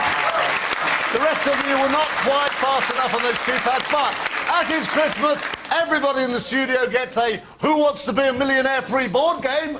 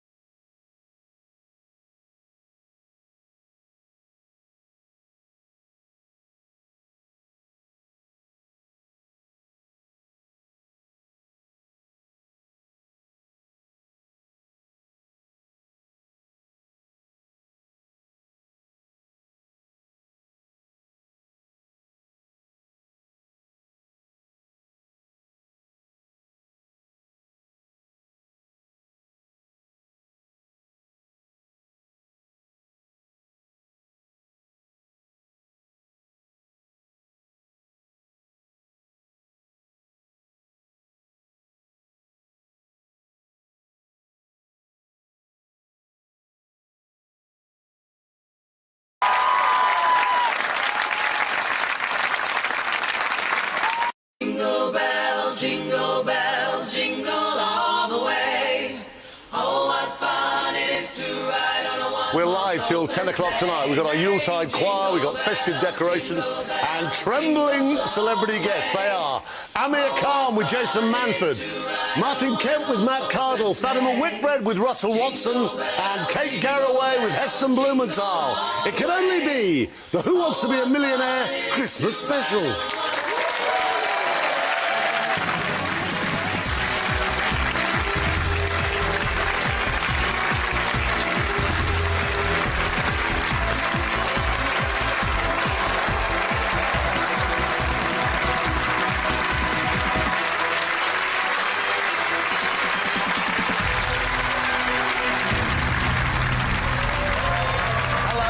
Excitable tonight. Welcome to this very sparkly live Who Wants to Be a Millionaire Christmas special.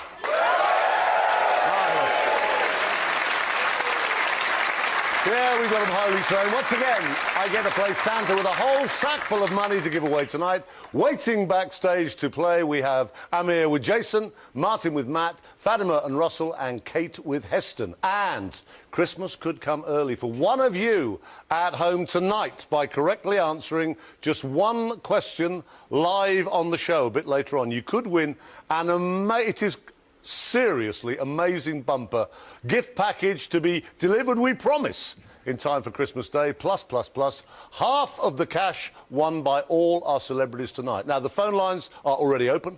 I'll give you that number again right through the show. I'll give it to you again in a couple of minutes. Let's meet what we hope will prove to be two wise men. Will you please welcome Jason Manford and Amir Khan? Hi, guys. How are you, man? Lovely to see you. Happy Christmas. Merry Christmas.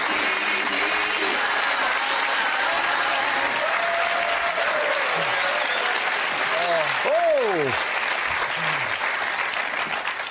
Amir, I've never seen you look so quiet. A little nervous here. It'll be good. No, it'll be fine. It'll be fine. Jason, you okay? I'm a bit nervous. I'm not even good at the one in the pub. You know what I mean? That one. So, this is proper. This is proper with proper money tonight. As well as playing for somebody at home, Jason and Amir are hoping to raise a lot of money for their chosen charities. Now, that's the Children's Adventure Farm Trust and the Firefighters Charity. Backstage, you can see them in our Santa's Grotto. The other celebrities are playing along on keypads just for fun right through the show, so we can check on how well they're doing or possibly how badly they're doing. Right, Jason and Amir are just 12 questions away from £1 million. Sounds very easy when you say it like that. They have the usual lifelines. They've got a 50-50. They've got a phone a friend, and of course they can ask this rather excitable Christmas audience. The first 7 questions up to £50,000 are played against the clock, and for the first 2 questions, as always now, they only will have 15 seconds. Guys, Amir, Jason, lots of luck. Let's play Who Wants to Be a Christmas Millionaire?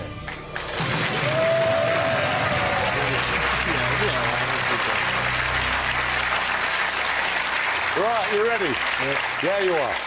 Question number 1 for £500. Guys, I'll read out the question and then I start the clock. You'll only have 15 seconds. Here it comes.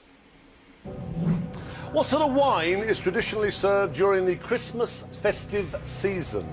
Right, 15 seconds from now. Reflected, mulled, contemplated, pondered. I'm happy with mulled. B. Final answer.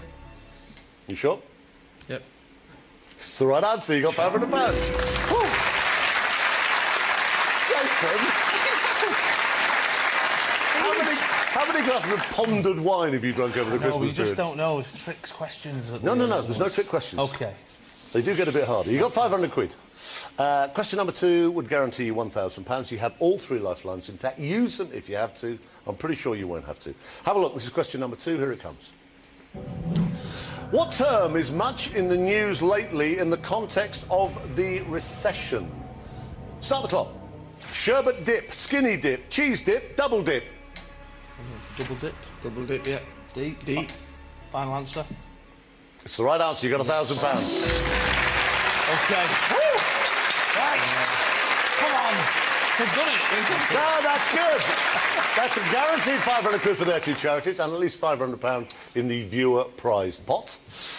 And for the next 5 questions, they'll now have 30 seconds to answer. You've still got these 3 lifelines. Don't worry, you two. It'll be fine. Question number 3 is for £2,000. Here it comes. The England national football team reached a milestone in November. Their 2000th what? 30 seconds from now. Goal. Sending off. Manager. New kit. It's got the goal, hasn't it? A? Yeah, I think it's goal. Yeah. A.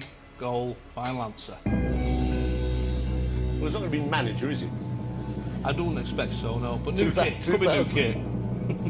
Maybe it should have been. It's the right answer. You got £2,000.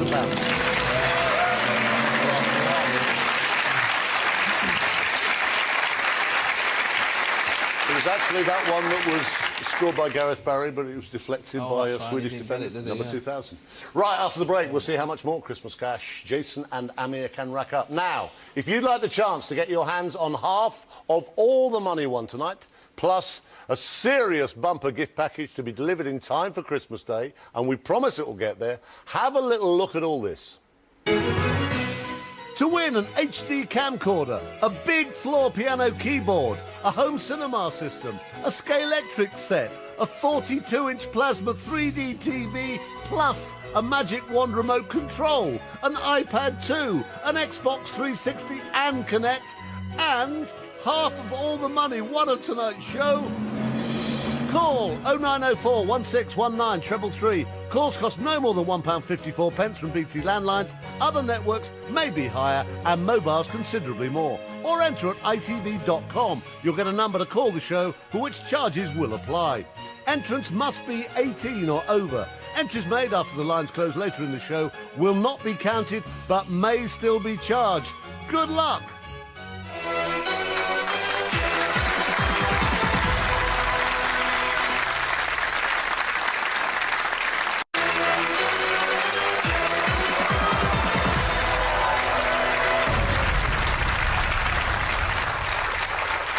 Welcome back to this very festive Who Wants to Be a Millionaire Christmas special. We're live tonight till 10, and as ever, you can join the millionaire conversation right now on Twitter at Millionaire UK, hashtag Millionaire, or at facebook.com/millionaire, or go to the website, itv.com/millionaire. Now, so far, Jason and Amir, who looked terrified when they came on, they've done fine, they've won £2,000. That's to be shared between their charities and one of you watching at home. But it has cost them no lifeline so far. Waiting nervously in the backstage grotto for their turn in the hot seat, we have Martin and Matt, we have Fatima and Russell, and Kate and Heston. And Fatima recently has been in far worse places than this. Jason, Amir, how are you feeling? I feel good, you know. Yeah. I'm a little nervous at first, but I'm getting into it now. I'm glad we got to 2,000. Yeah. I'm glad we got to that point. That'll do some, you know, some good now. So we're sort of at that point, aren't we? So we're guaranteed at 1,000 now. We just want to work our way up now. Yeah. What are you doing for Christmas, Jace? You got kids? Just I've got 3 kids, 3 little girls. You got girls? Little girls? Yeah. Big girls, little girls? No, 2.5, the twins, and 11-month-old. So. Well, they're still nice then. Yeah, so they're all. Yeah, you could say that. Terrible twos and that. It's sort of like living with split personality. You know, yeah. So you do the whole bit. You do turkey and. Yeah, we go for it. Very traditional. Go for a big Christmas walk and. Amir, is it one of the days you just train as usual or not?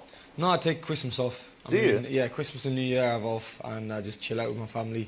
And do you stuff yourself? Sorry? Do you really sort of stuff yourself? Yeah, I do, yeah. I mean, I think it's the only time I can eat as much as I want, and I mean, I hardly put any weight on anyway, so it's a good thing.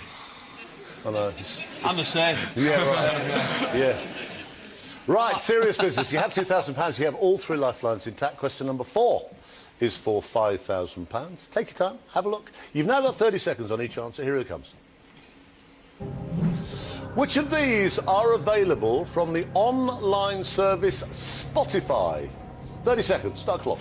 Books, music, cars, food. Music. You sure about that, yeah? Yeah, I'm pretty confident. I used it the other day. B, music, final answer. Why so sure? I literally used it Friday. I'd never heard of it. Someone mentioned it. I know someone mentioned it Friday. I tell you, Fatima and Russell think it's B, Martin and Matt think it's B, and Kate and Heston think it's B. And the right answer is B. You got £5,000.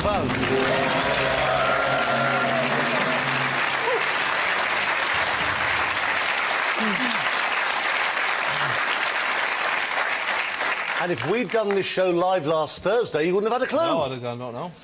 That's the audience. You got £5,000, and you still got 3 lifelines untouched. It's going rather well, isn't it? Question number 5 is for £10,000. Have a look. 30 seconds again. Here it comes. What line comes next in this year's X Factor charity single, I'm Wishing on a Star? 30 seconds. Which of these? Driving in my car to follow where you are, to be with you so far, for champagne and caviar.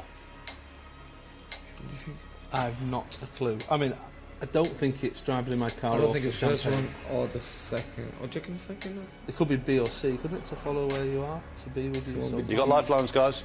Going to do 50-50. You've only got 10 Let's seconds. do 50-50. OK, computer, take away. Stop the clock. You have 8 seconds left, that's all.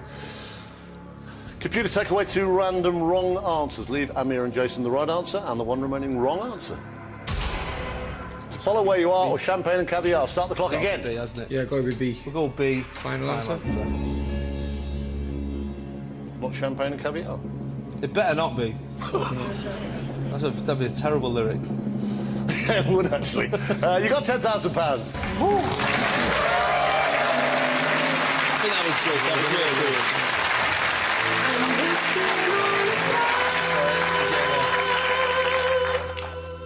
To follow where you are. Makes sense. Champagne and caviar. Driving in my car. Rolls Royce from 1978. Right, I bet the choir knew that. You have £10,000. Question number 6 is for 20,000. You're hanging in there, guys. You've still got to phone a friend, and you can still ask this audience, who are very, very intelligent. Yep. Sorry, it was a joke. Question number 6 is for 20 grand. Here it comes. In which of these countries does Christmas Day arrive first? 30 seconds from now. India, Spain, New Zealand, Brazil. I don't know. I'll be honest with you, I'm not sure. And I don't think either of my phone or friends would know. Maybe C. think should we ask them? Guys, you audience? Yeah, we'll ask the audience. Right, stop the clock. Right, it's that very intelligent audience. Come on, come on. We shall see. Right, audience, on your keypads. First time we've needed you tonight. In which of these countries does Christmas Day arrive first? Now, A, on your keypad is India, B is Spain, C is New Zealand, D is Brazil. In which of these countries does Christmas Day arrive first? A, India, B, Spain, C, New Zealand, D, Brazil. All vote now.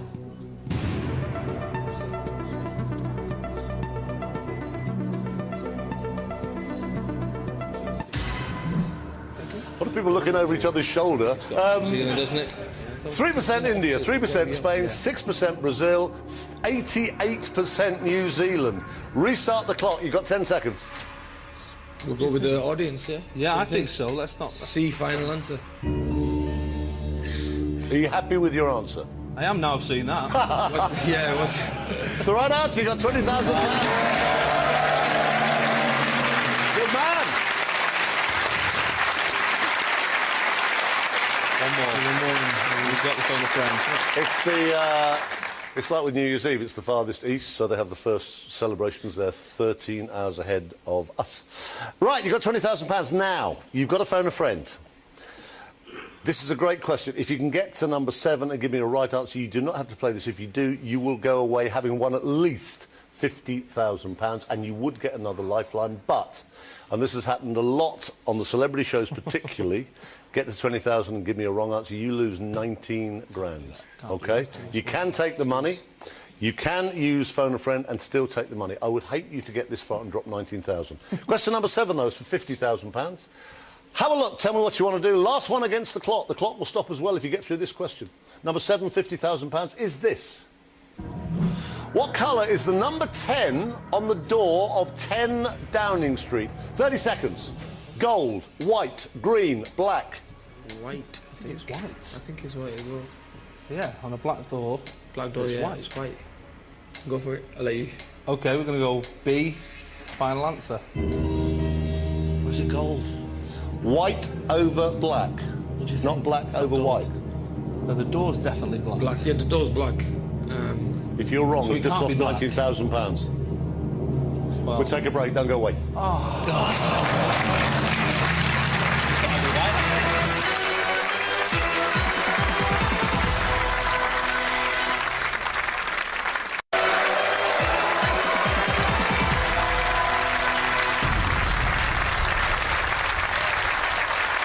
Welcome back to this Who Wants to Be a Millionaire Christmas special. At this moment, Jason and Amir have had a very nerve-wracking few minutes. They're long, these breaks, aren't they? Wondering whether their instincts were right with their answer to this question. What colour is the number 10 on the door of 10 Downing Street? Gold, white, green or black? You know you've lost £19,000 if you're wrong. You said white. It's the white answer. You got £50,000.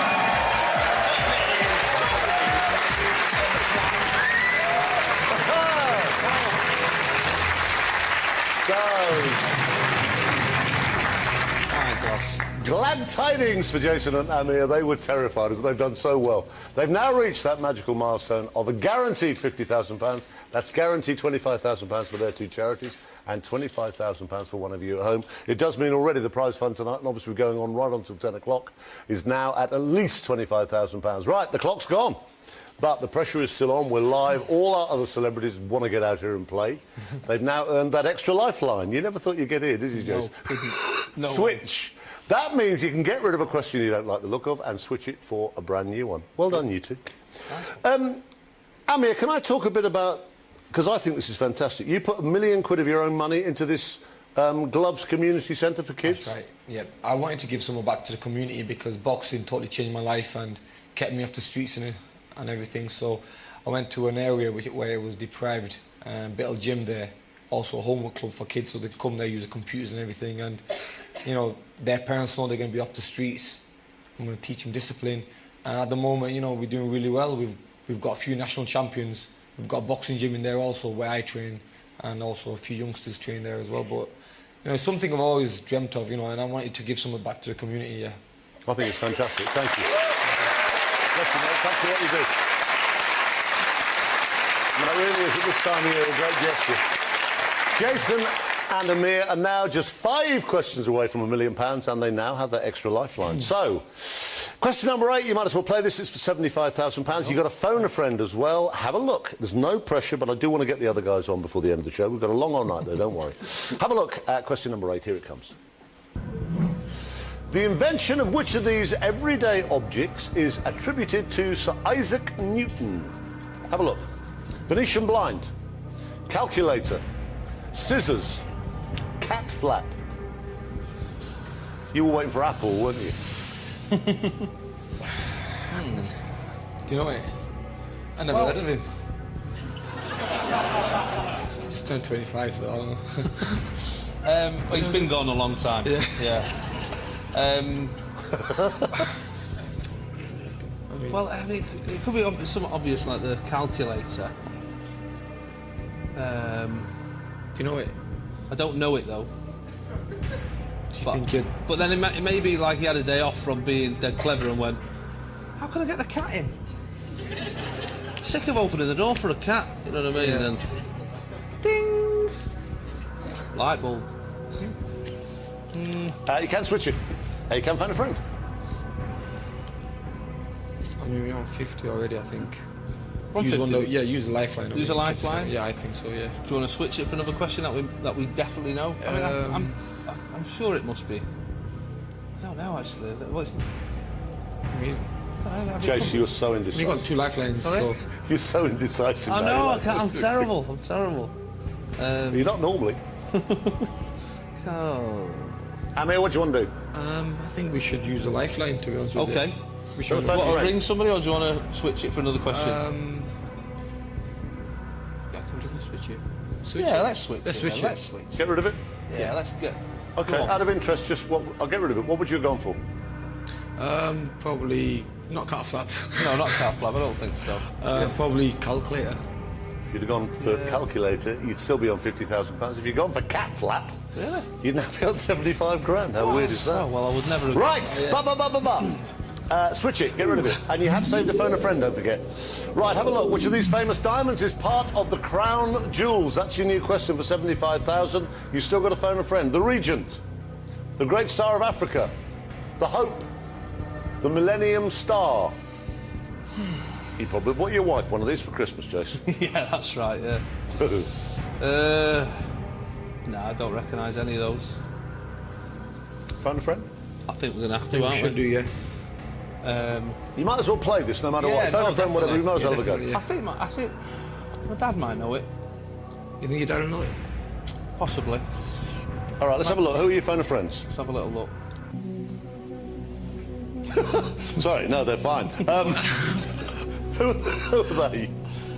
This is my friend Steve Edge, and in the middle is my dad. Dad's Manny, Yeah, although he does look like a... And that's Uncle Shahid Azim. I mean, he looks a lot older there than in real life. He's probably watching this and thinking... Well, he would be. He did. What do you think? Who are you going to phone? Who'd know? Do you think your uncle will know? Or shall I go for my dad? I think your dad probably know. Okay. Phone Manny? Yeah, let's ring Manny. Okay, let's phone him.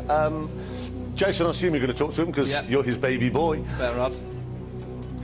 Okay, right, now, as the show is live tonight, all our phone and friends are locked away. We've isolated them from all internet and TV access, so they're totally unaware what's going on. They obviously don't know the question. They just know the guys are here. Ooh. Manny? Yeah? Hiya, Chris Tarrant, good evening. Oh, good evening, Chris. How are you, matey? I'm fine, yourself? And a happy Christmas, by the way. And to you. Now, I've got your lad here with Amir. They're doing all right, actually. In fact, they're doing very, very well. But they're stuck on one particular question. Serious business, Manny. It's worth £75,000. Right. So no pressure. Right. So the next voice will be your son. You probably recognise his voice. Tell you the question. There are 4 possible answers. One of them's worth 75 grand. All right, Manny? Right. All right, mate. OK, Jason, fingers crossed. Good luck. OK, Dad. Yeah. Which of these famous diamonds is part of the crown jewels? Is it A, the Regent, B, the Great Star of Africa, C, the Hope, or D, the Millennium Star? It's not a good sound. No. We've got now to lose, so... If I was going for it, I'd go for the Hope. You'd go for the Hope, would you? Yeah. And is that, why is that? I just have a feeling it's part of the crown jewels. Fair enough. See you then. Good old Dad. That's the longest conversation I've ever had with my dad on the phone. Usually about 10 seconds in he goes... That's because we're paying. Yeah. So, what you going to do? Going to go with Dad or what? Well, we may as well have a gamble, aren't we? Yeah, I think it's a great star of Africa, but just because I don't know why. You can overrule your dad if you want. Like are you mad? It'll be an awkward Christmas. We've got 50 grand, that's pretty right, good. Yeah, it's a lot. Do you want to have a guess? You want to give it a go? Well, he's going to guess the hope. He might not be right. Final answer. What do you fancy? Should we just go with Dad? Yeah, we'll blame him if... And we'll blame him? You can blame him. We should go first. Final answer? We're going to go the hope, C. Final answer. You had £50,000.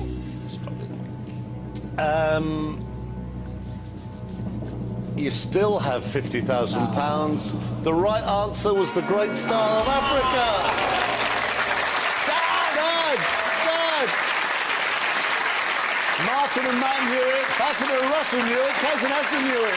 Dad didn't know it. I'll tell you what, though, guys, not bad. Jason and Amir have been splendid. Nice one. They have won £50,000 to share between the viewer prize pot and their two charities. Jason Manford, Amir Khan. Well done, guys.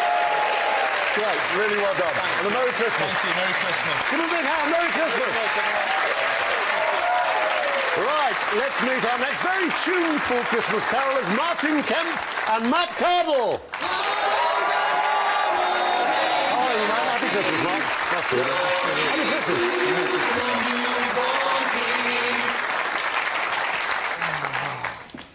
Ooh, what a start. Wow, they did really well. Yeah, and I have to say, Amir is normally so calm. He was absolutely so nervous at the beginning. They did great. So how are you? Well, very well. Nervous again, but yeah, looking forward to it. Well, let's crack on for a bit, because there's loads to talk to you two about. Martin and Matt are hoping to win, obviously, lots and lots of money for their favourite charities. Now, that's the Encephalitis Society, the Peace Hospice and Click Sergeant. Now, as always, they have their lifelines, and for the first two questions, they'll have 15 seconds. Guys, let's crack on a bit. Lots of luck. Let's play Who Wants to Be a Christmas Millionaire?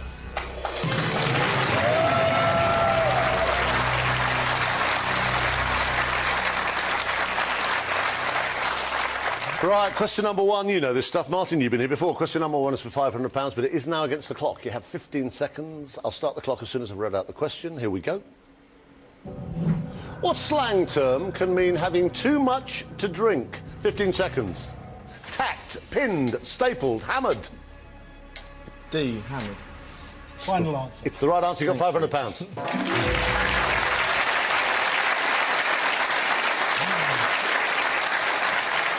Yeah, we knew that one.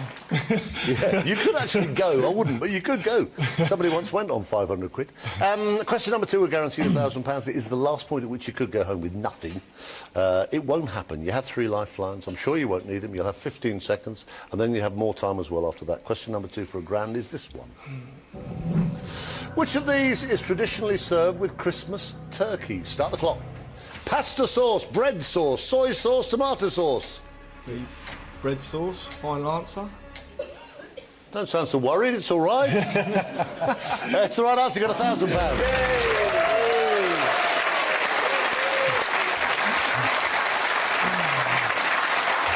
So that's a guaranteed big sigh of relief, guaranteed 500 quid for their charities and another £500 now into that viewer prize pot, which now stands at £25,500. Don't forget somebody to be playing for that. And all those high-tech toys sometime live on the end of the show.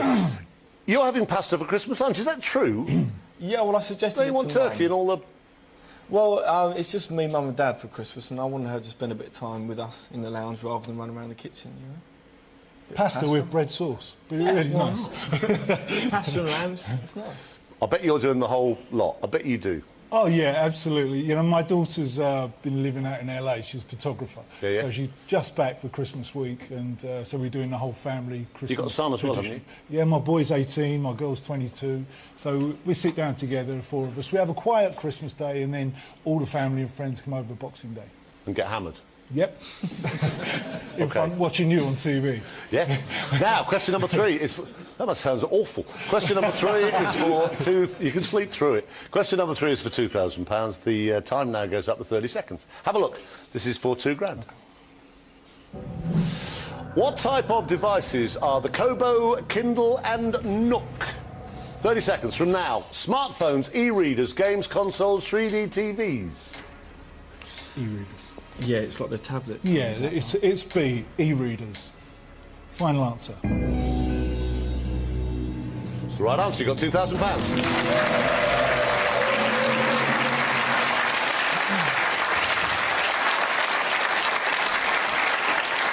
Martin, as a pop star of some stature, can I ask you truthfully, do you like X Factor?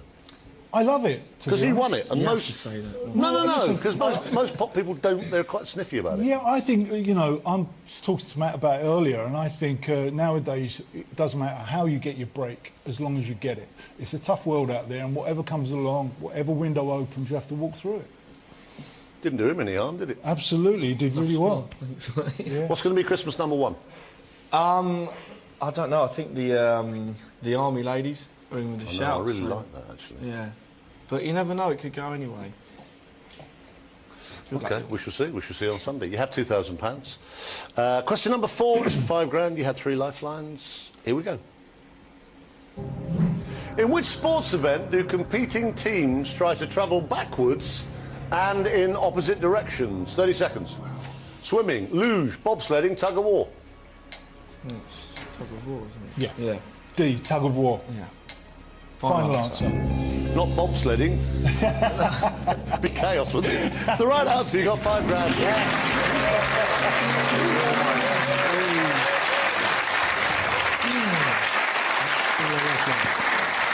Right, let's crack on. Question number 5. You could double your money here to 10,000. You only guaranteed 1,000. You would drop 4 if you gave me a wrong answer, but you got all 3 lifelines untouched.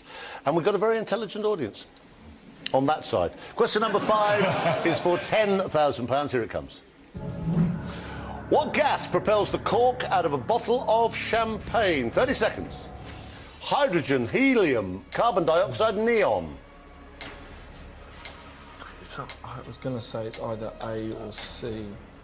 It's what? Either A or C. Wow. Guys, you got your lifelines? I I'm think watching we're that clock. 50-50 here. Yeah? Yeah, 50-50. Martin? Yeah? Yeah, let's stop do the 50-50. clock. OK, right, they've got 10 seconds left after this. Computer, take away 2 random wrong answers. Leave Matt and Martin the right answer and the 1 remaining wrong answer. Carbon dioxide, neon. 10 seconds left. What are you going to do? It's got to be carbon dioxide. Jump on C, yeah.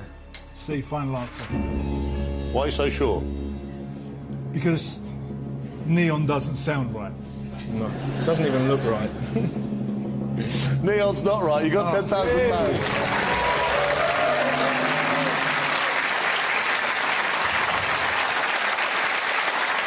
It makes them do all that fizzy. Hey, listen, this is good. We've already given away 50 grand tonight. You are 2 away from 50 grand. You got to phone a friend and you can ask this very intelligent audience. Question number 6 for £20,000. 2 more against the clock. Is this... What rank does Prince Harry currently hold in the British Army? 30 seconds. Captain, Lieutenant, Colonel, Major. I'm pretty sure he's a captain. Or is that mate? I mean, I'm not sure of any. Should we go... I mean, captain's quite high, isn't it? Let's phone a friend. OK. Phone a friend. No, Yeah. let's go ask the audience. Yeah, good call. Yeah, ask an audience. OK. Ask the audience. Stop the clock. You'll only have 8 seconds. Yeah. OK, we'll see how they go. Right, audience, on your keypads again, please. What rank does Prince Harry currently hold in the British Army is the question. A, Captain. B, Lieutenant. C, Colonel. D, Major. What rank does Prince Harry currently hold in the Army? Captain is A, Lieutenant is B, Colonel is C, Major is D. It's for £20,000. All vote now.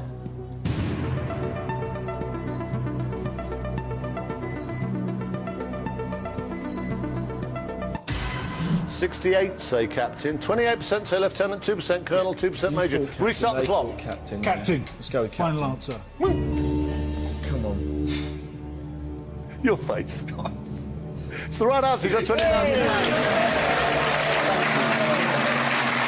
Martin and Matt are flying. Join us after the break. And they'll be trying to win more cash for their charities. And, of course, one of you at home. If you want to be in with a chance of winning half of the money won tonight and that amazing bumper gift package, which will be delivered in time for Christmas Day, take a look at all of this.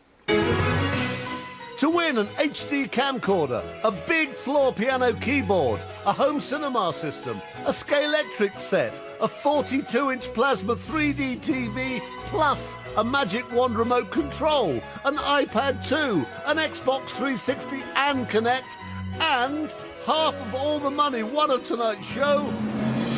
Call 0904 1619 333. Calls cost no more than £1.54 from BT landlines. Other networks may be higher and mobiles considerably more. Or enter at itv.com. You'll get a number to call the show for which charges will apply. Entrants must be 18 or over. Entries made after the lines close later in the show will not be counted but may still be charged. Good luck!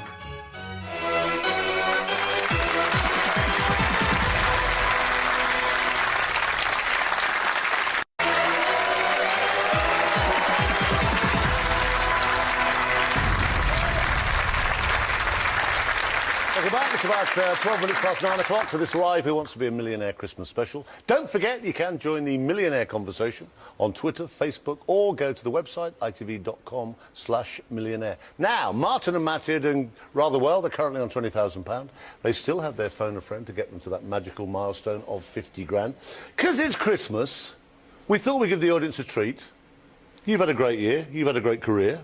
So we've got a picture first of Matt as a little boy somewhere. Well, let's have a look. No, you'll love this. Ah! You've hardly changed at all. Angelic. And then we've got Martin in his heyday. Oh, I knew this was... Oh! Yeah. Martin, whatever. That's a boy having a good time. I don't know, it's a boy wearing a rook's nest. Whatever is it? Anyway, Merry Christmas. Now, you have £20,000. You have a phone of... Great picture. You have £20,000. You have a phone a friend. You're trying to put us off, Chris, isn't No. Question number 7 is for 50 grand. OK, have a look. But please don't go and give me a wrong answer on this. You don't have to play it. You can use your phone a friend and still take the money of 20 grand. It's a big old drop of 19 if you give me a wrong answer. Question number 7 is for £50,000. Here it comes. Once sold for £45, now valued at £126 million, the Salvator Mundi was recently named as an original by which painter?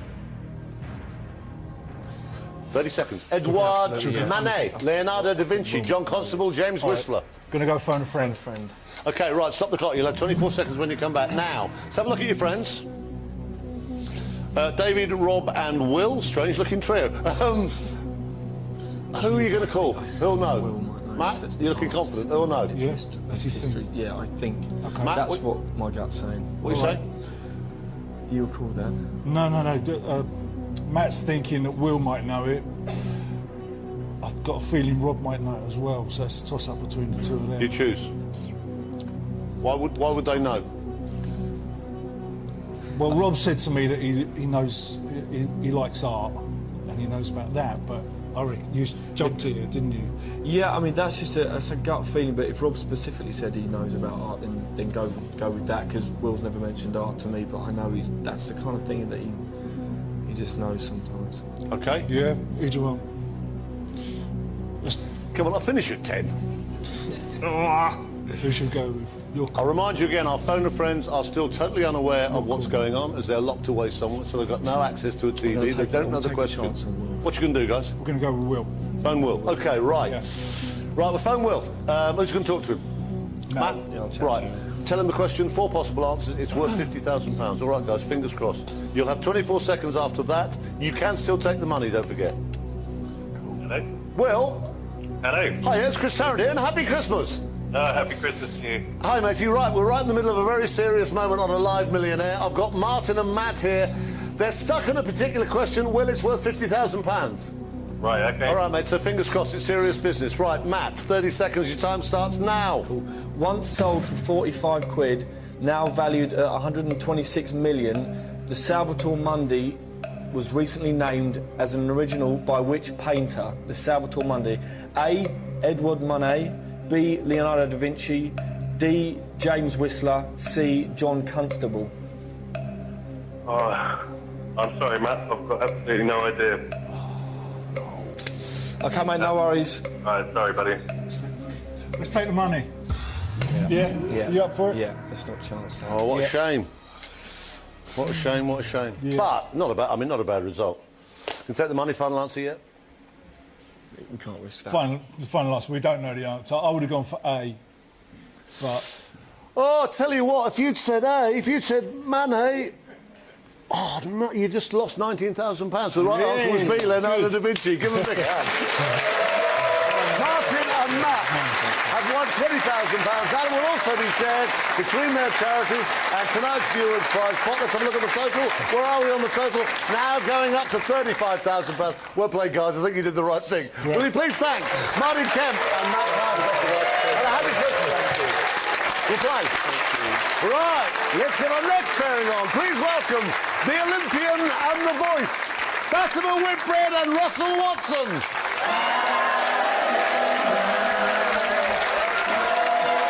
Oh, how are you, my darling? And a happy Christmas. How are you, mate? Let's see you.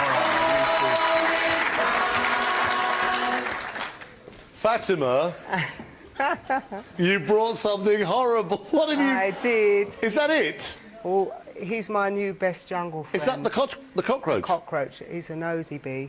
Oh. Yeah. Why have you brought it home?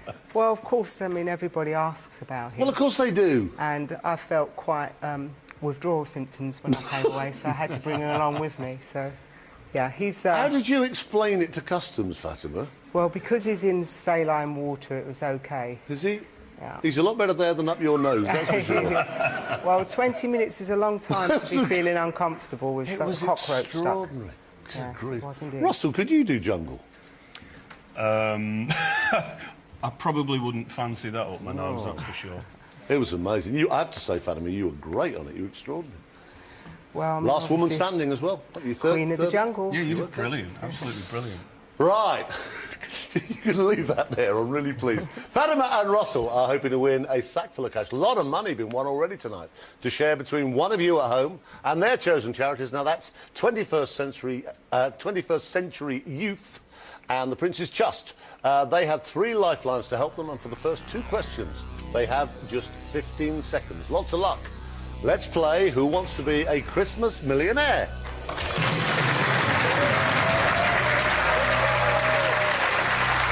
Come on, Russell. Come on. These two are so competitive. Right, question number 1 is for £500. You have all your lifelines, obviously. You'll only have 15 seconds. Here we go. A combination of mistletoe and what provided Cliff Richard with a Christmas #1 single in 1988. You'll know this. 15 seconds. Gin, beer, eggnog, wine. It's D, wine. Final answer. Mistletoe and eggnog. It's the right answer. You got £500.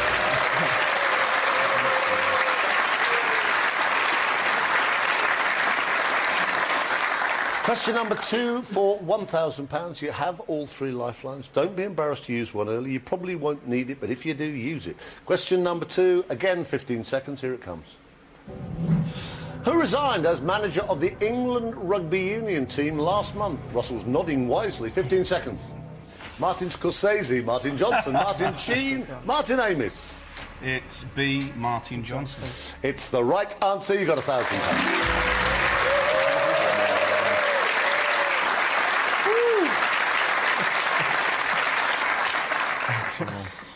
Not bad, is it, Russell? I was just looking at this. 8 albums, all went gold, platinum, or double platinum.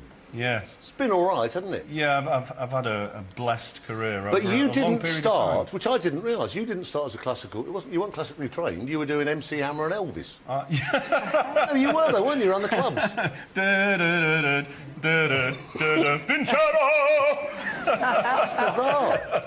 It was quite a mix. I used to be billed as everything from Meatloaf to Pavarotti, Russ Watson. Yeah. And you do impressions? Who did you do? Go on. I don't know. No, don't, please. Mainly people I know. Well, they might that not wouldn't be recognise happy if they might saw not me on live recognise TV. OK, £1,000 safely in the bank, £500 for their charities, £500 more in the viewer prize pot. Right, for the next 5 questions, Fatima and Russell will have 30 seconds. Question number 3 is for £2,000. Here it comes. What colour is the lid on a regular jar of British Marmite? Fatima, why are you whispering? 30 seconds from now. Red, yellow, green, brown. Go ahead. Yeah? Yeah. Go for it. Be yellow, final answer. Should we eat a lot of Marmite? My mate Marmite. Well, you either love it or you hate it. So the right answer, you got £2,000.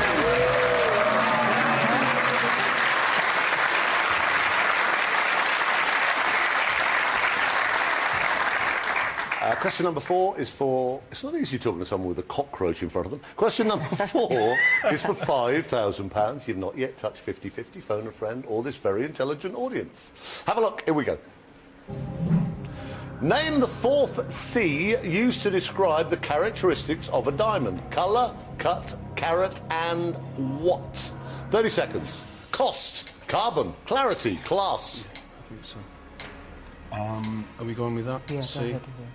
C. Clarity.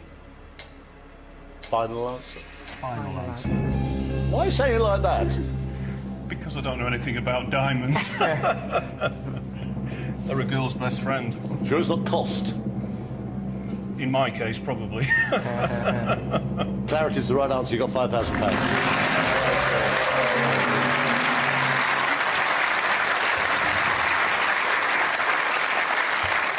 And over there in the green room, nodding happily, Kate knows it's C as well. Well, she would, wouldn't she? Right, you have £5,000. Question number 5 is for 10 grand. You still have 3 lifelines. Have a look. Tell us what you want to do. Which classic English novel is known in China as Foggy City Orphan? 30 seconds. Wuthering Heights, Gulliver's Travels, Oliver Twist, Pride and Prejudice. I'm not sure. I'm not sure. It looks like Oliver Twist, but I can't be because he was obviously an orphan. Should we call a friend?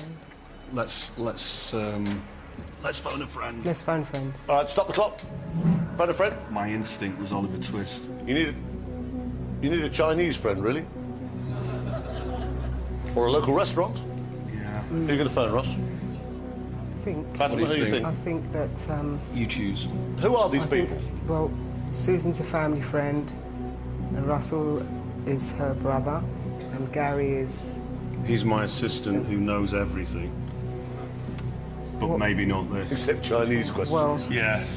Tell you again, phone a friend. I'm still totally unaware of what's going on. They're all locked away somewhere. Susan. Coats over their heads or whatever. Who are you going to phone? Susan. We're going to go Susan. Susan? Who is Susan? It's a family friend. I know she's a phone friend, that's why we're doing it, but who is she? Oh, well, Susan is a part-time teacher, so... Oh, she's a family friend? OK. All right, my darling. OK, right, so Fatima, you're going to talk to her, yeah? Yeah. All right, darling. So, it's worth £10,000. First lifeline you've needed. You'll only have 12 seconds left. You could still use another one or... Hello? Susan? Hello there. Hello there, it's Chris Tarrant here. You didn't ask who I was. Happy Christmas, Susan. Now, we're doing OK. I've got Fatima and Russell here at the moment on this Christmas Millionaire. They're stuck on one particular question. Fatima thinks you'll know it. I hope I do. Well, I hope you do. It's for £10,000. Next voice will be Fatima. She'll tell the question. All right, next voice will be Russell's. He'll tell the question. There are 4 possible answers. OK, so which... 30 seconds. Which classic English novel is known in China as the Foggy City Orphan? Is it A, Wuthering Heights, B, Gulliver's Travels, C, Oliver Twist... I didn't get B. B, Gulliver's Travels, C, Oliver Twist, or D, Pride and Prejudice? Foggy City Orphan. I would think Oliver Twist. Yeah. I would think, but I don't know. Yeah, we think the same, Susan. Thank you. OK, thank you. Thank you. Good luck. All right, thanks. Restart the clock. We've got 12 seconds left. What do you want to do? C, Oliver Twist, final answer. Please. Please.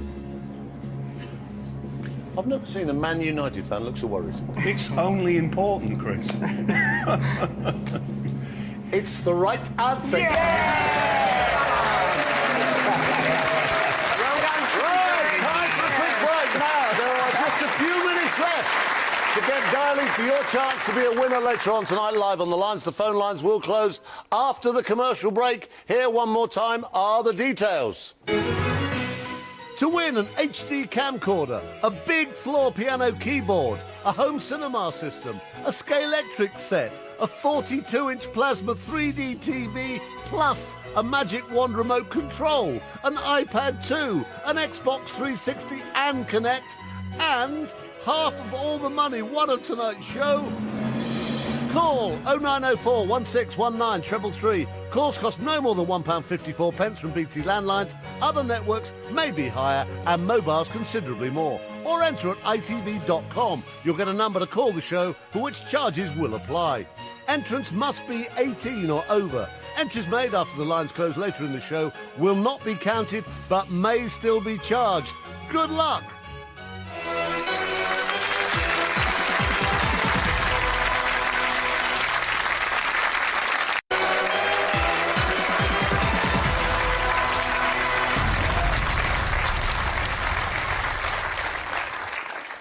Very strange. During the break, Fatima was talking to her cockroach. Welcome back, I don't know, to this Who Wants to Be a Millionaire Christmas special. The phone lines are now closed. Please do not call from now on, as your entry will not count, but you might still be charged. Right, Fatima Russell are on £10,000. The good news is they still have 2 lifelines remaining. Russell, are you feeling all right? You were saying earlier you're apprehensive. You've done well. Yeah, I'd like to get to that 50k mark. It makes a big difference for the charities that we're involved with. Done okay, though. Fatima, is this more fun than Jungle? I should think anything's more fun than Jungle. I should say so. It's actually quite nice sitting across the room to you, but I think I would prefer Peter Andre. Yeah, don't encourage it.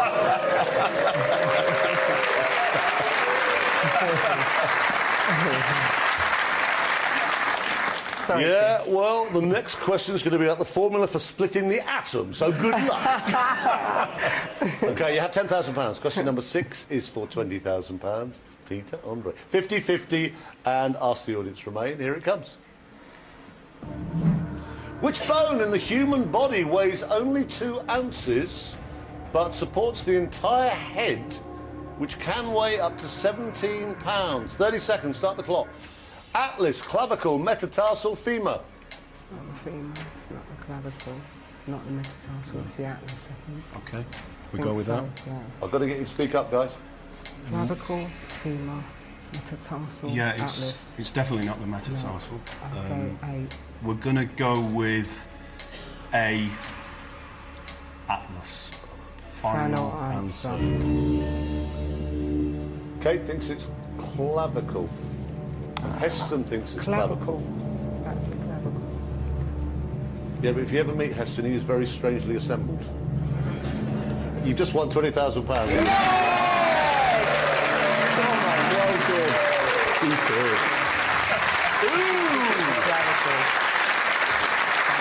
Femur's the thigh bone, metatarsal is in the feet, and clavicle's up here. You're quite right. Crikey! 50-50 remain. Ask the very intelligent audience remain. You've got 20 grand at this moment. Please don't lose this, guys. You would plunge 19,000 if you gave me a wrong answer. You can take the money. Have a look at question number 7. This is for £50,000. Here it comes. Last question against the clock for you two. Here it is. Earlier this year, which food was granted protected status by the EU? 30 seconds from now. Eccles cake, Cornish pasty, Lincolnshire sausage, red Leicester.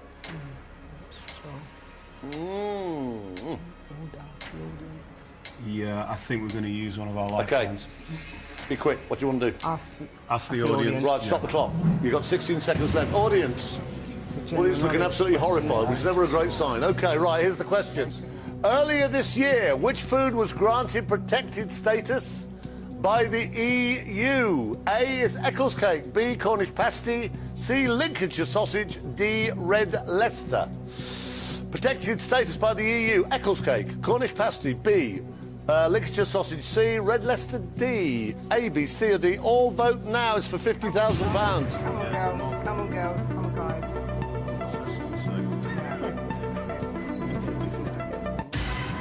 66% say pasty, 9 say Eccles cake, 16 sausage, 9 red Leicester. 16 seconds to restart the clock. What do you want to do? 66 is pretty high.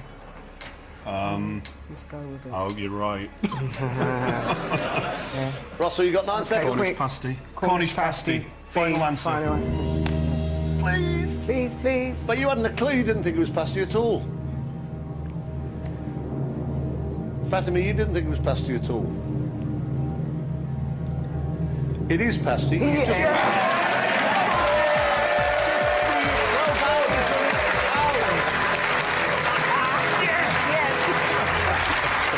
I told you they're a very intelligent audience. Thank you. 50,000 is now the minimum amount. Fatima, what a great night. Fatima and Russell have won to share between their charities and one lucky viewer. Quick look at the prize fund now. 60,000, sorry. £60,000. They've also now earned that extra lifeline switch, where they replace a question they don't look like getting right with a completely different one. We also get rid of the clock. Fatima and Russell are just 5 questions away from £1 million, and Russell said, if I get to £1 million, I'm going to sing the answer as a tenor. We should look forward to that. Right, you got a 50-50. You got to switch. I would love to get as much money from you guys, obviously, but I have still got Kate and Heston waiting outside. So let's see what happens. Question number 8 is for £75,000. You should play this one, because you can't lose on it. Here it comes.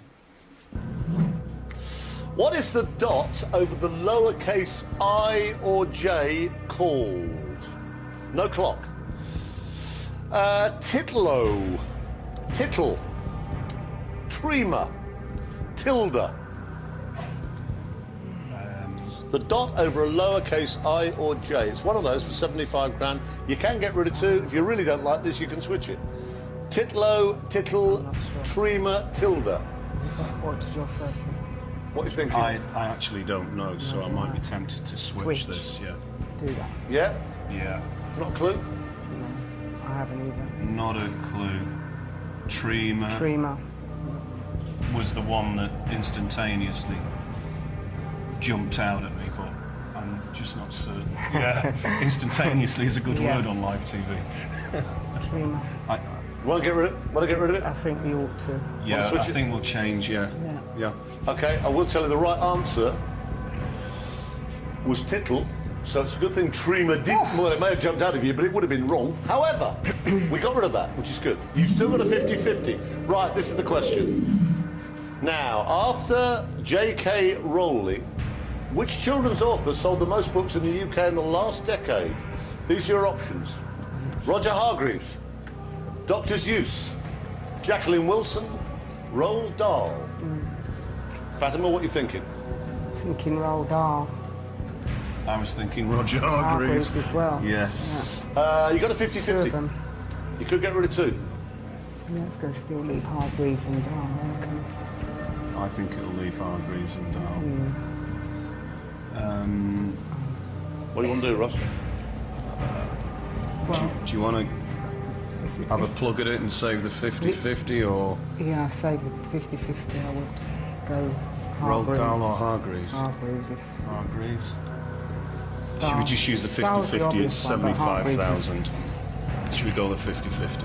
Go to 50-50 then. We're going to use the 50-50. OK, can we take away 2 random wrong answers? Leave Russell and Fatima the right answer and the one remaining wrong answer.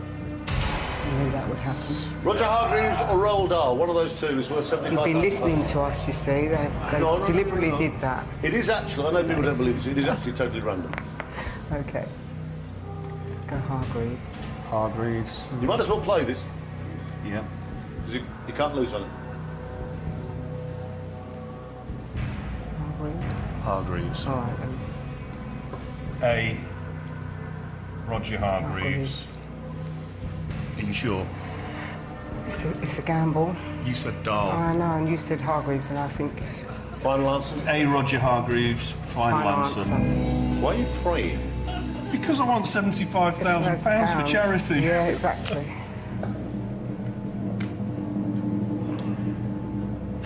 You had £50,000. Find out if you still got £50,000. No. In just a couple of minutes. Don't go away.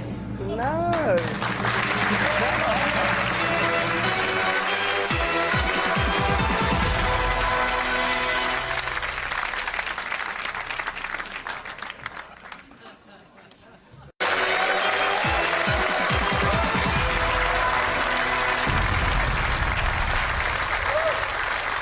Welcome back to the final final part of tonight's Who Wants to Be a Millionaire Christmas special. It's been another very long commercial break for Fatima and Russell, who are desperate to know whether they've just won £75,000 or not. Do you think you got it right, Fatima? Why are you hiding? I'm a little bit nervous, to be honest, but we think we may just... Question was, which children's author sold the most books in the UK in the last decade? And you originally said Roald Dahl, and you were overruled by him. And I'm happy to be overruled by him. And it's a good thing you were, because it's the right answer.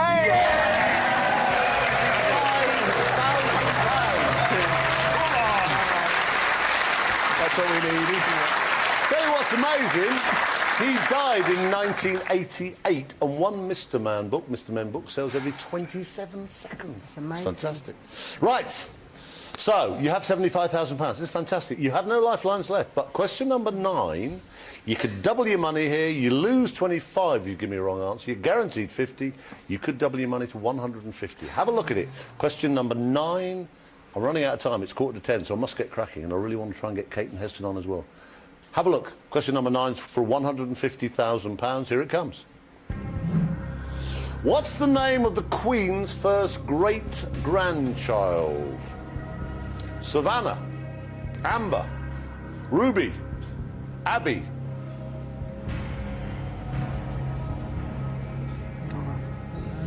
Don't know. What are you thinking? I haven't got a clue. I thought you moved in these circles. I thought you sing for the Queen. Fatima, what are you thinking? I was thinking Amber. Don't Wanna know play? why.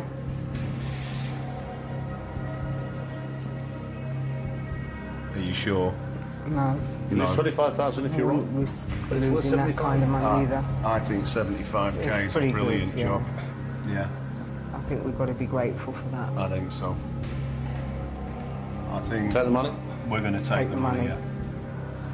I've never seen anybody so fed up at 75 grand in my life. I will take the 75 grand. I will tell you, the right answer was Savannah. There we go, that was just as well. So lucky you didn't say Amber out loud, final answer. I tell you what, they've been splendid. Fatima and Russell have won £75,000.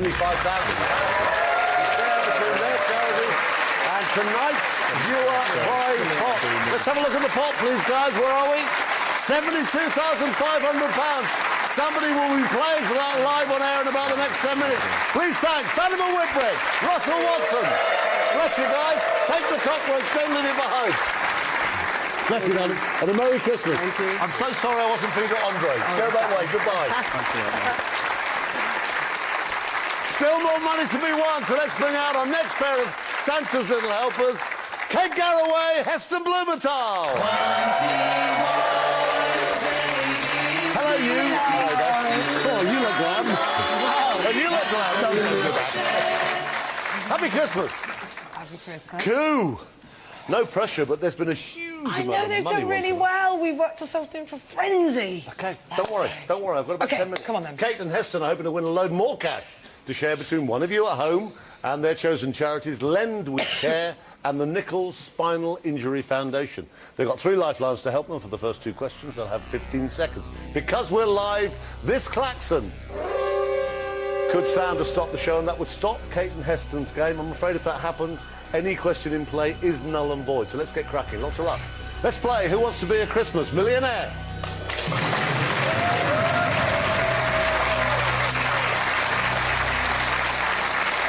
Kate, you're looking sick. Question number 1 is for £500. Here we go. Which of these would you expect to hear in a pantomime? 15 seconds. He's behind you, he's before you, he's beside you, he's beneath you. A. That's our Final answer. Oh, no, it isn't. Oh, yes, it is. It's the right answer. You got £500. Good. That's a start. Question number 2 is for £1,000. You have all 3 lifelines. Please don't go home with nothing at this stage. I'm sure you won't. Here it comes. What term has come to mean an attractive, grey-haired older man? Start the clock. Silver badger, silver squirrel, silver stoat, silver fox. D, silver fox. Final answer, we think. You're looking very confident. Kate, it's the right answer. Come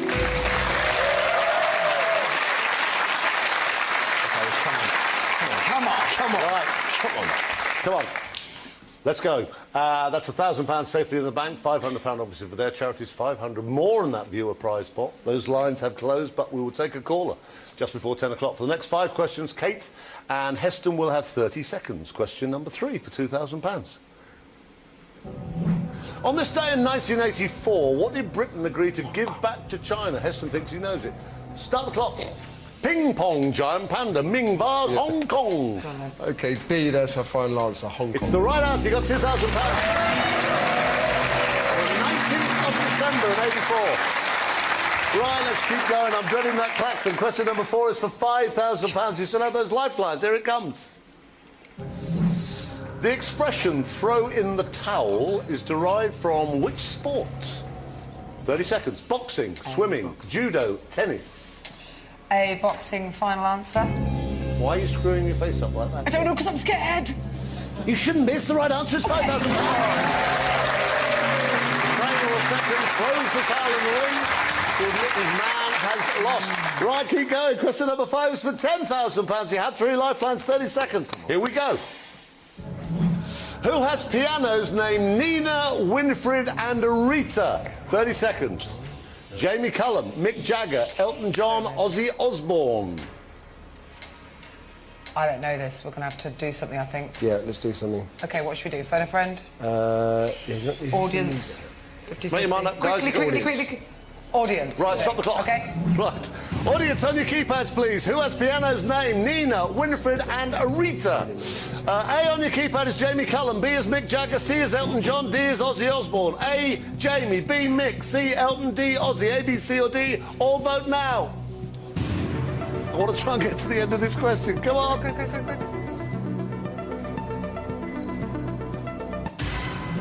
80% say Elton John. Yeah, let's go for it, Elton John. Well, of course it is. 15 seconds from the clock winding down. It's the right answer.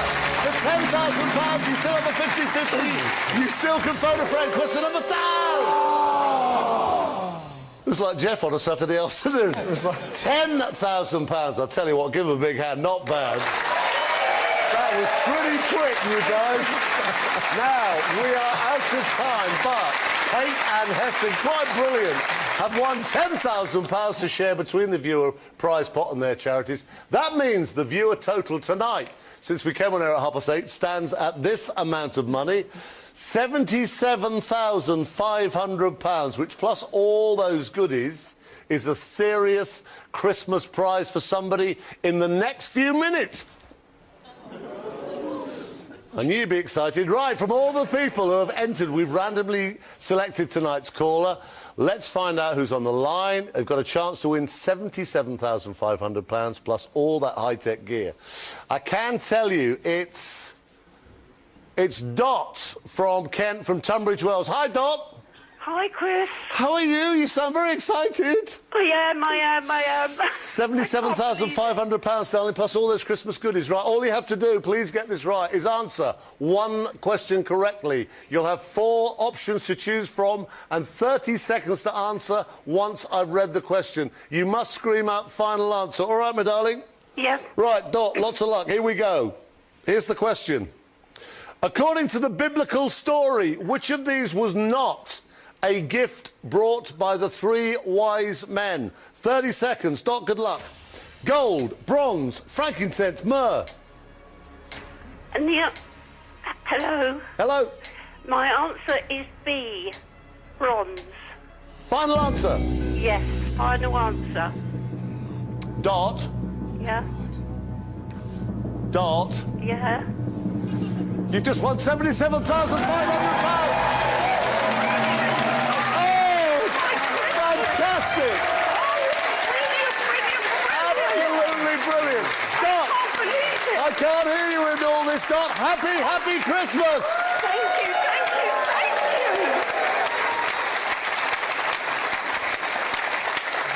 I think she may have passed out. That's all we've got time for. Guys, come on. Come and join me, everybody on the set. Huge thank you to all our celebrities. What an amazing hour and a half that turned out to be. To Jason and Amir, to Martin and Matt, to Fatima and Russell, and Kate and Heston, who were brilliant right at the end. Can we also say thank you to the CK Gospel Choir? Their new album is out now. They've been great tonight. Bless you guys. We'll see you again on the 3rd of January for, oh look, it's snowing, for our New Year special. Until then, from all of us on Who Wants to Be a Millionaire, have a wonderful Christmas. Dot certainly will. Good night.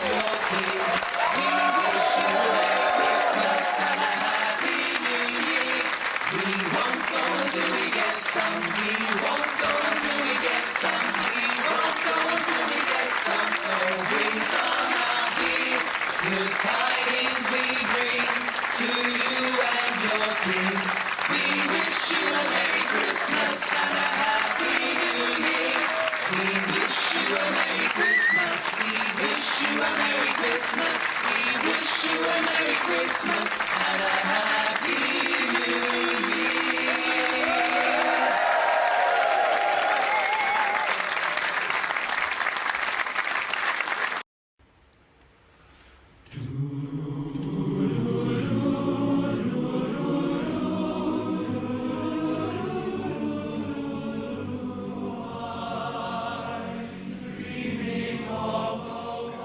Hello, welcome to our live Christmas special. As you can hear, we're joined tonight by Only Boys Allowed. We've got some very excited celebrity guests, Des O'Connor, Lee Mack.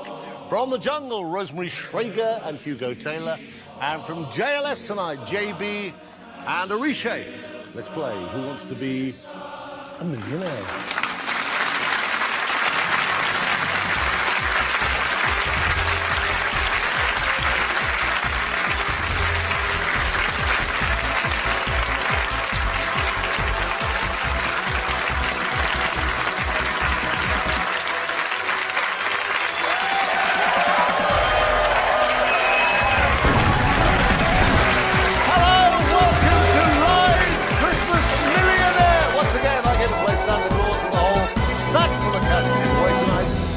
Anxiously backstage and ready to play. We've got Des and Lee, Rosemary and Hugo, who've been squabbling all afternoon, JB and Arishe. Now, you at home can now win half of the cash won in the studio tonight, before the end of the show, just before 10 o'clock. I'll give you the competition details in a few moments. Now then, let's get straight on and bring out our first team. Representing two whole generations of comedy, will you please welcome Des O'Connor and Lee Mack.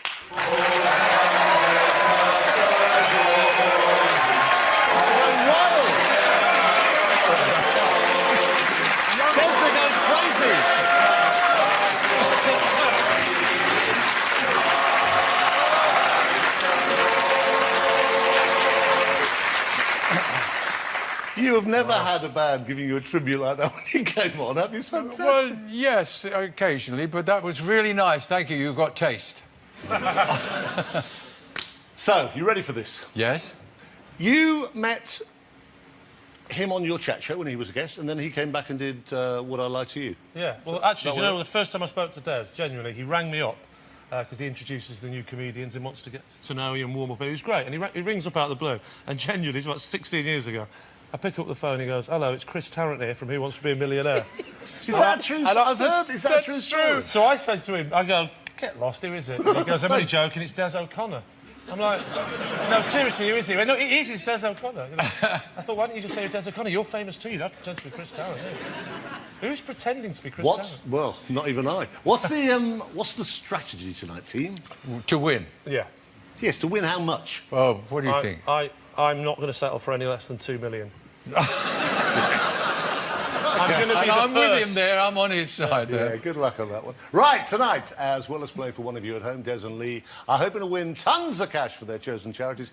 Des is playing for Text Santa now. You can watch that here on ITV tomorrow night at 8 p.m. They support, it's a great idea actually, they support 6 specially chosen charities offering life-changing services to people throughout the UK. Lee is playing for the Donna Louise Children's Hospice Trust, which is a great charity. charity provides a range of specialist care and support for children with a shortened life expectancy and the families. Now, backstage, Rosemary and Hugo. It's a strange combination, this. They, JB and Orishe are also playing along on their keypads just for fun, and we'll keep tabs on them, how well or possibly badly they do as the show goes on. Right. Des and Lee are now just 12 questions away from £1 million. They have a usual 3 lifelines. They've got 50-50. They can phone a friend, and they can ask this very strange Christmassy audience. The first 7 questions up to £50,000 are played against the clock, and for those first 2 questions, they'll only have 15 seconds. Guys, lots of luck. Let's make it a great Christmas. Let's play Who Wants to Be a Millionaire?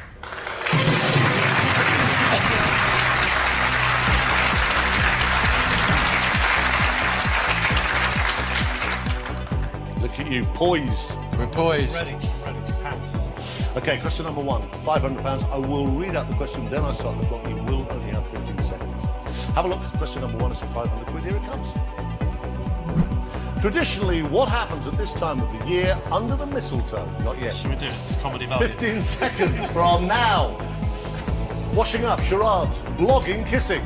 We think it's a kiss, don't we? I think it's got to be a kiss. Should we do it just for entertainment value? Not the lips. Is that your... That was horrible. Is that your final answer? Final answer. It's the right answer. You got £500.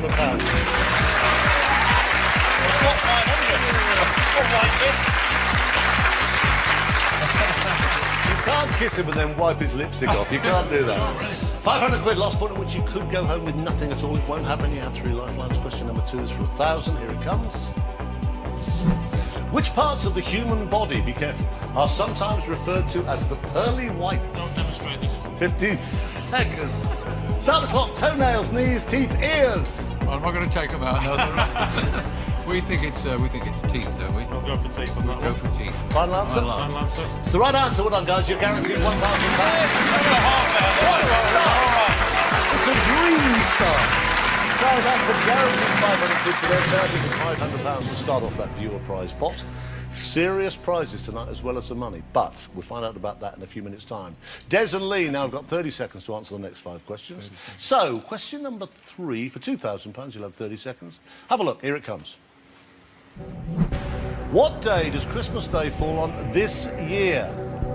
Start the clock, you've got 30 seconds. Tuesday, Wednesday, Thursday, Friday. I'm almost sure it's Wednesday, but I'm not 100%. Are you? I think it's Tuesday, but I'm not sure. What's the date? Quick, Des, what's the date? The date today is the 20th. Are you sure? Yes. Oh, So it's a Tuesday. I think it's a Tuesday. It is a Tuesday then. Are you sure? I'm not sure, Should but we ask the audience to play safe? no, I think it's a Tuesday. Well, let's ask the audience because I'm a let's coward. go Tuesday and say it's the final answer. Make your mind up, you've got 3 seconds. Final answer, Tuesday. Yes. Rosemary and Hugo think it's Tuesday. JB and Orishe think it's Tuesday. Lee is celebrating his Christmas on Wednesday. It's the right answer, Tuesday. You got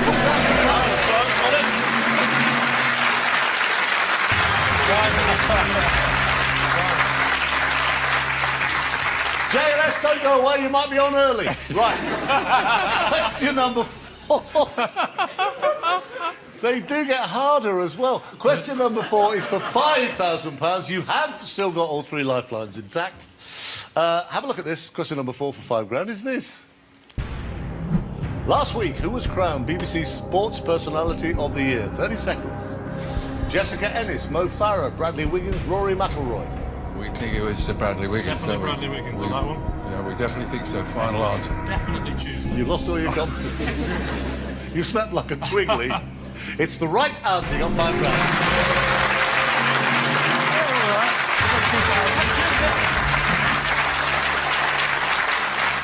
Wow. Christmas next Tuesday. Yes.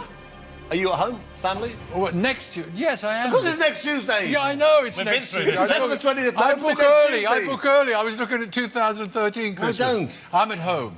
Good. Are you cooking? Yes, I am. Do you? I'm not bad. We're having an argument, my wife and I, at the moment. Jodie wants the turkey. I want a really nice chicken, but that's the. But I will do Chicken? You have Yes. chicken all year. No, but these are special chickens, and Where's he from? Kentucky. You are a shocker, Des. Lee, do you cook? I do cook, yes, and my plans on Tuesday is... Next Tuesday? This Tuesday is to sit around with my family, so I'm really looking forward to tomorrow. Why have you cooked the turkey, love? It's Tuesday. That's what I'll be doing. Are you going to be at home? I will be at home, do You've my been a busy annual old cooking. year, actually. Yeah, it's been busy, so I'm going to give myself a day Sitcom off. coming back next year? It is, yes. Love it. It's Yeah, very fun, thank you, very yes, soon. I think in March. All right, guys, let's keep ploughing on. You got £5,000. Question number 5 is for 10 grand. In amongst all this summer, you have not yet actually quite used a lifeline, so you're in good shape. Question number 5 is this. Who started tweeting from the account name @Pontifex this month? 30 seconds. Pope Benedict XVI, Dalai Lama, Archbishop of Canterbury, David Cameron. Well, the Pope has just started tweeting. I think it was the Pope. I think it was the Pope. The He's Pontifex. Well, he has definitely just started tweeting the Pope. Let's So should we go for the Pope? Yeah, let's be brave and go for the Pope. OK, the Pope, A, final answer. Yeah. Oh, look at you now. I don't care. I'm Final enjoying answer. it now. Oh, I know this one. Oh, yes. It's the right answer. You got 10 grand. And you still haven't used the lifeline.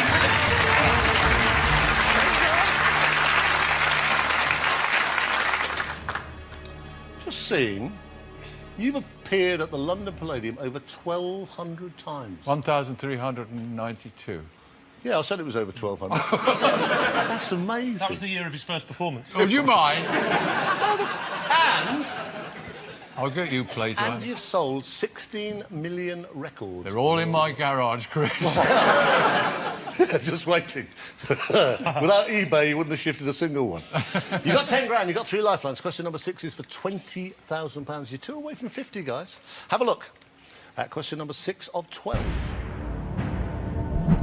Which of these is not related to the Brussels sprout? OK, which of these is not related to the Brussels sprout? 30 seconds. Cabbage, onion, broccoli, cauliflower.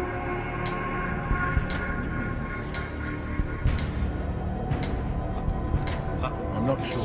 I think it's broccoli. You do? But I'm happy to go 50-50 or ask the audience to play. No, let's ask the audience. Should we ask the audience? Yeah, they'll leave Stop the clock, guys, yeah. Yeah, we're going to... Ask the audience? Ask the audience, sorry. Yeah. OK, audience, on your keypads, please. This is the question, first lifeline these guys have needed. Which of these is not related to the Brussels sprout? All get ready on your high-tech keypads, and if it goes wrong, get the cardboard. A is cabbage, B is onion, C is broccoli, D is cauliflower. A, B, C or D is for £20,000. All vote now. Not related.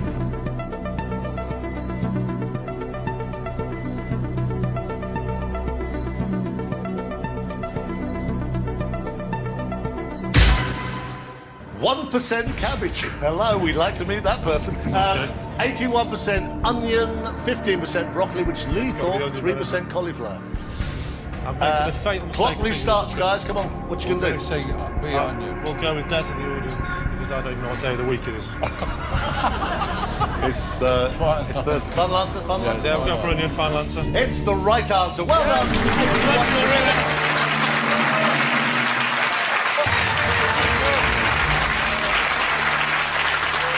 It makes sense when you know the answer, doesn't it? Well, yes, of course it does. Yeah. I do love the idea of one person in the audience going, oh, it's definitely not cabbage. OK, question number 7. Now, this is serious business. It's for £50,000. You do not have to play this question. You've got 2 lifelines. You could use them both and still take the money. It's 20 grand, would be a good result. If you give me a wrong answer, you lose £19,000. So it's a big old drop. OK, question number 7, 50 grand. Last one against the clock is this. What does the statue of Lady Justice on top of the Old Bailey hold in her right hand? 30 seconds, one more time. Scroll, torch, sword, book. My immediate action was, I thought it was a sword, but I don't know. Yeah, do you want to play safe and phone somebody? No, 50-50. Rather than phone? Make your mind up, guys. Yeah, 50-50. OK, let's go 50-50. Stop the clock. You've got 15 seconds left. Right, computer, take away 2 random wrong answers. Leave Des and Lee the right answer and the one remaining wrong answer. Right, you've got scroll or sword. The clock's counting down again. You could still phone a friend. What do you want to do? Stick with yours. We're going to go... I'm not that sure.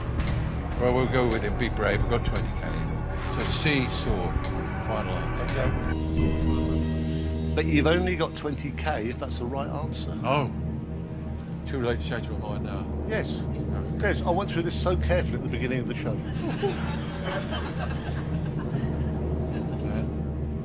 times you've been in the Old Bailey as well, does it? It's the right answer. You got £50,000. Now, they've reached the £50,000 milestone.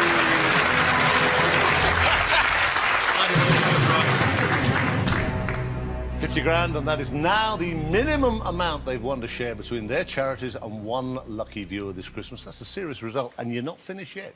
Now, if you fancy being in with a chance of grabbing half of all the cash won on tonight's show, and it looks like it might be a big old total, plus an incredible trip to New York, take a look at this. We're offering you the chance to win a 5-star, 5-night trip to New York for 2, courtesy of icelolly.com. This Big Apple adventure also includes a helicopter flight over Manhattan, tickets to a Broadway show, New York City passes to some of the most famous sights, and a champagne cruise. Plus half of all the money won on tonight's show. For your chance to win, just answer the following question correctly. What is Rudolph the Reindeer's most famous feature? A. Big ears. B. Long tongue. C. Curly tail. Or D. Red nose.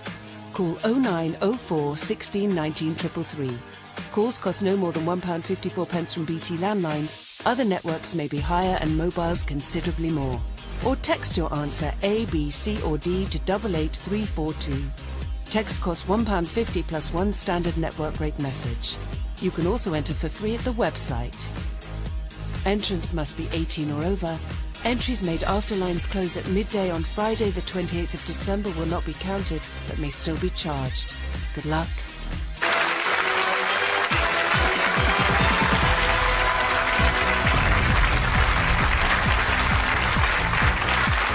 Hello, welcome back live to this Who Wants to Be a Millionaire Christmas special. Des and Lee are already into big money. It's going terribly well. They've reached that magical milestone of 50 grand, but it has cost them 2 lifelines tactically, but they are no longer playing against the clock, and they've earned an extra lifeline switch, where they can swap a question they don't like. Are you happy now, Des? Yes, we're happy. We're smiling. That's good. We should be got 50 grand. That's nice. That's good. OK. Question number 8. You might as well play this. Is for £75,000. Have a look. You've got to phone a friend. You have got a switch lifeline. Have a look. Take your time. But don't take too much time. I want to get Rosemary and Hugo on, and JLS boys. Here's a question. The Milky Way is classified as what type of galaxy? Spiral, irregular, elliptical, pyramidal. I know this. It's phone a friend. I think you're right. I think he's right. We're going to phone a friend, yes? All I'm seeing is bars of chocolate names. So, we're going to phone a friend. OK, let's have a look at your friends. Who you got? Anybody good? Yes. Have a look. Let's have a look. We got, Pat. Well, Pat won £1 million on this last time, about 4 years ago. Yes, well, he'd be quite happy. Good choice.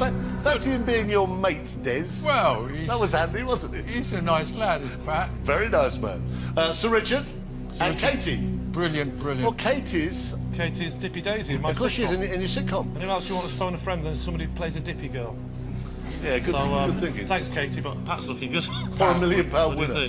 I just tell you at home, as again, whenever we're live, because the show tonight is live, we have all our celebrities phone a friends. They're guarded, they're under lock and key. The main thing is they have no internet or TV access. They have no idea how far in the show the guys are, what question they've had, and so far. They're not even had any mince pies yet. They are completely in the dark. Right, who are you going to ring? Pat. We'll ring Pat. Okay. Yeah.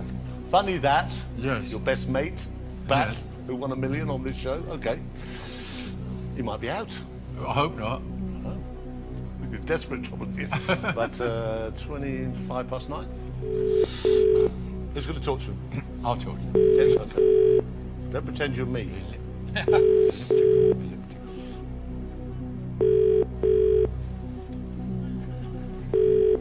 Hello? I thought he was.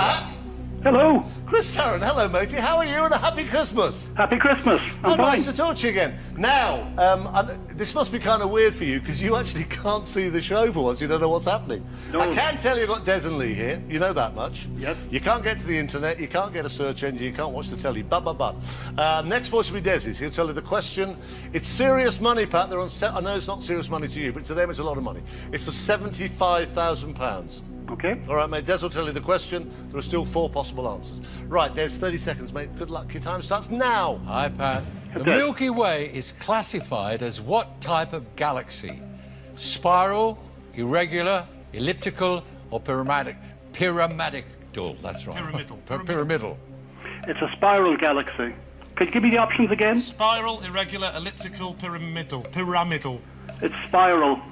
Thank you. 90% confident. Thank you very that's the bit much. that worries us. He's pretty sure of that. He's pretty sure of that. Yeah, let's go. I Thank you, Pat, and happy Christmas, mate. Trust Pat. Let's go a spiral the final answer, shall It's we? 90% sure. Can we gamble 90% of the money? No, let's go with it. Okay, let's go for spiral. Spiral. Hey, final answer. That was handy having him as one of your mates, wasn't it? Well, how did you? We're playing for charity. You are, I know. It's the right answer. Yes. That's 75.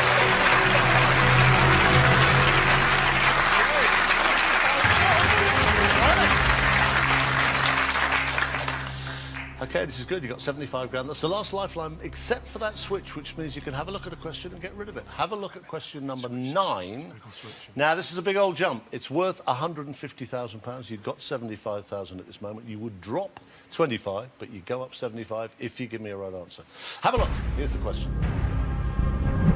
100 years ago this year, Harriet Quimby became the first woman to do what? Compete in the Olympics.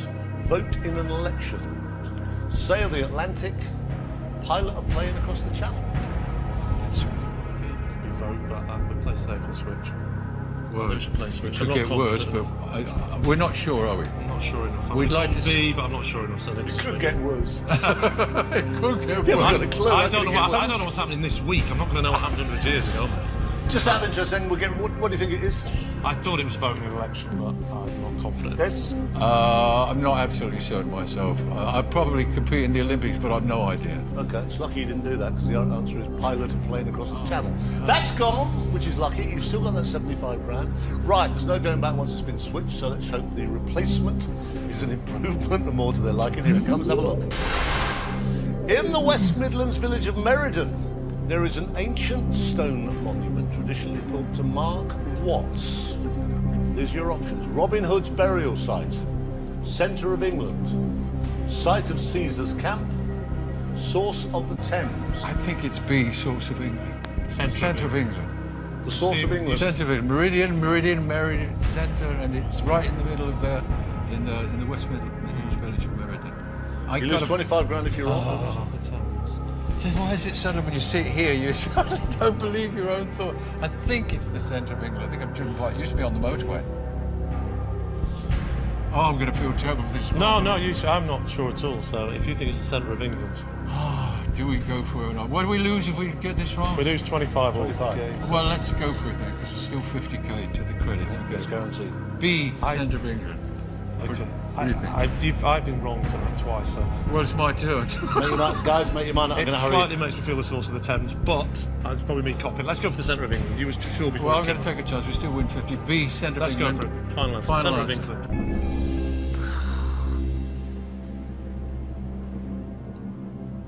Des, you just won 150 grand.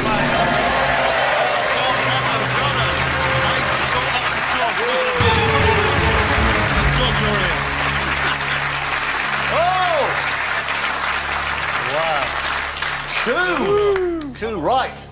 Come on, let's keep going because I've got 2 more couples I'm trying to get in here before 10 o'clock. It's 9:30. Right. Question number 10 is for £250,000. You have no lifelines left. You can obviously take the money, but have a look at it. We're now into serious territory. This is for £250,000. Question number 10 is this. Which country has the world's largest population of feral camels? Over 1 million of them. Australia, Namibia, Egypt, India. I don't want to get the ump at this stage, do you? I would rule out Australia, but... Let's rule them all out and take 150 for charity. Dropping 100 grand's a lot, isn't it? Oh, we can't do that. Yeah. You still get 50, you lose 100. No, let's say thank you very much. It's been wonderful, lovely day. We're going to stop and take the money. Take the money. You said you're going to get 2 million. Well, we're going to take the money and go to the bookies after this. Final answer? Final You answer. taking the money? Take the money, final Take the answer. money. What would you have gone for? You said to me Australia, is that what would you pick? I would have actually said India. Yeah, I'd have said Egypt. I will tell you the right answer is Australia. Really? Really? Who would rule that out? Thousands of them all over the place. Give them a big hand. They've won. £150,000 to share between their charity and the viewer prize pot. Desert Coleman, Lee Mack. That was so good. Merry Christmas. Merry Christmas. Thank you, guys. Right, let's meet our next pair. Please welcome, back from the jungle, Chef Rosemary Schrager and Made in Chelsea's Hugo Taylor. The boys here, hello, you two. You're very excited, aren't you? You're so excited. Hi, man. Nice to see you. I don't know about that. Yes, you are. Sit yourself down. Two. Oh, dear. Well, that'll take a bit of topping, won't it? 150,000. That was incredible. Brilliant. Rosemary and Hugo are hoping to win lots more money for one of you at home and their chosen charities. Rosemary tonight is playing for Cool Tan Arts, which is a charity that uses creativity and the arts to help adults with mental issues. And Hugo tonight is playing for Rainbow Trust Children's Charity, which supports families who have a child with a life-threatening or terminal illness. Incidentally, if you want any more information on the show, but particularly any of tonight's charities, go to the website. Rosemary and Hugo have their lifelines, and for the first two questions, they'll have just 15 seconds. Right, let's make a start, and then we can chat as we go. Lots of luck. Let's play Who Wants to Be a Millionaire?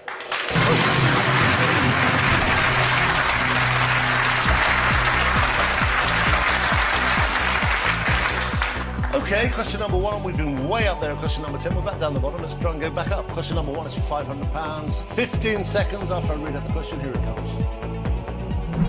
Which of these are a popular destination for holidaymakers in search of winter sun? 15 seconds. The macaws, the budgerigars, the parrots, the canaries. The Canaries. Canaries is our last final one. The last one? Yes! It's the right answer. You got £500. Our last answer. Not going any further.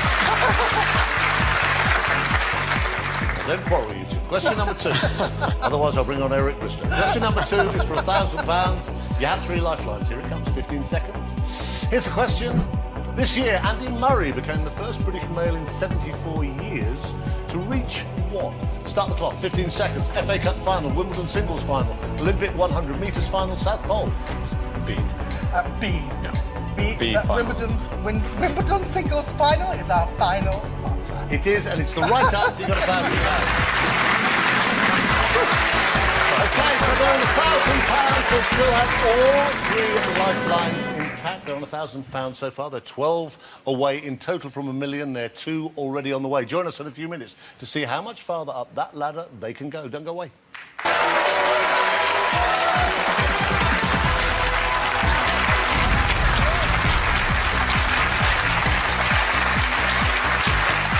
Welcome back to this very live Who Wants to Be a Millionaire Christmas special. We're about 23 minutes before the end of the show. Before the break, Rosemary and Hugo got off to a perfect start with £1,000 in the bank and all three lifelines intact. So for the next 5 questions, they'll have 30 seconds. Have you got a tactic, you two? Because I can't imagine you agreeing on anything. Is there a plan? Now, listen, Chris, this is very important. We have a complete foolproof tactic. Ah, OK. He keeps on the time, and I just tell him the answers. Yeah. OK. We'll try that one. If it doesn't work, we'll go to plan B. Yeah, exactly. OK, question number 3 is for £2,000. Here it comes. You'll have 30 seconds.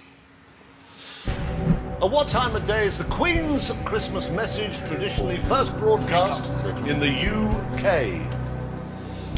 30 seconds. Start the clock. 12 p.m, 3 p.m, 6 p.m, 9 p.m. I'm going to go with for 3 p.m. final answer. Are we? We are. We are. OK, that's all very democratic. You got £2,000. My grandfather used to stand up and literally every time. Stand up if you can stand at 3 o'clock on Christmas afternoon. Of course, Lee will have his on Wednesday afternoon. Missed the speech altogether.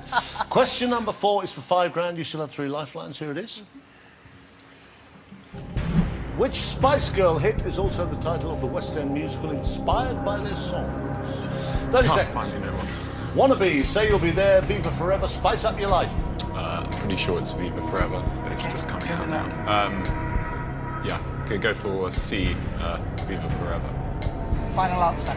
You want to go the way Hugo said it? See. Ghastly little game show person. It's the right answer. You got £5,000.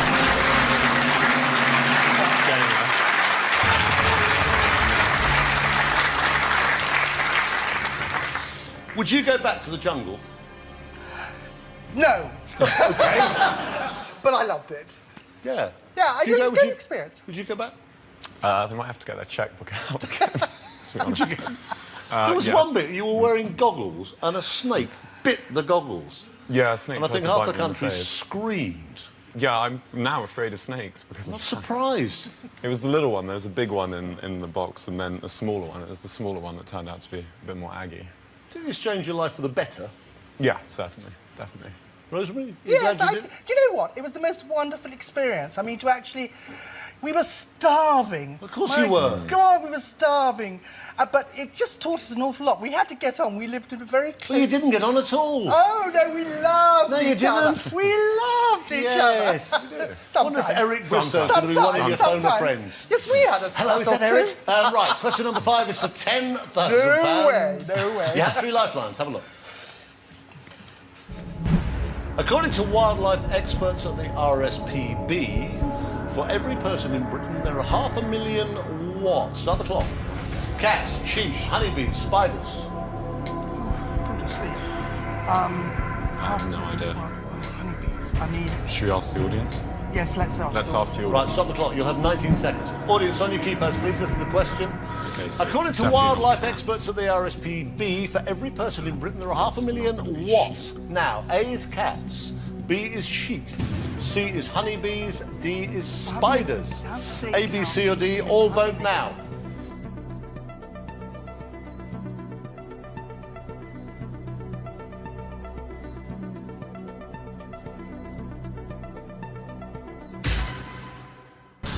Right, I'll read out their percentage, then I'll restart the clock. They're saying 15% are saying it's cats, 6% only say sheep, 26% honeybees, 53% spiders. Well, the clock, you've got 90 seconds, you've got 2 more lifelines. What do you want to do? Okay. She's a lifeline. Well, I tell you what. Quickly. Shall we go with spiders? No, let's use another lifeline. 50-50. Another lifeline. Right, stop the clock. Which one? 50-50. Right, stop the clock. You'll only have 7 seconds, guys. So wait. Right, computer, take away 2 random wrong answers. Leave Hugo and Rosemary the right answer and the 1 remaining wrong answer. Cats or spiders? Restart the clock. D, final answer. Spiders. D.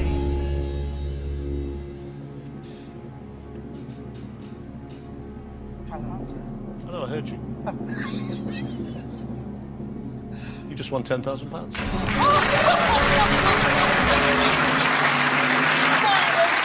know I do that. That's my best fun.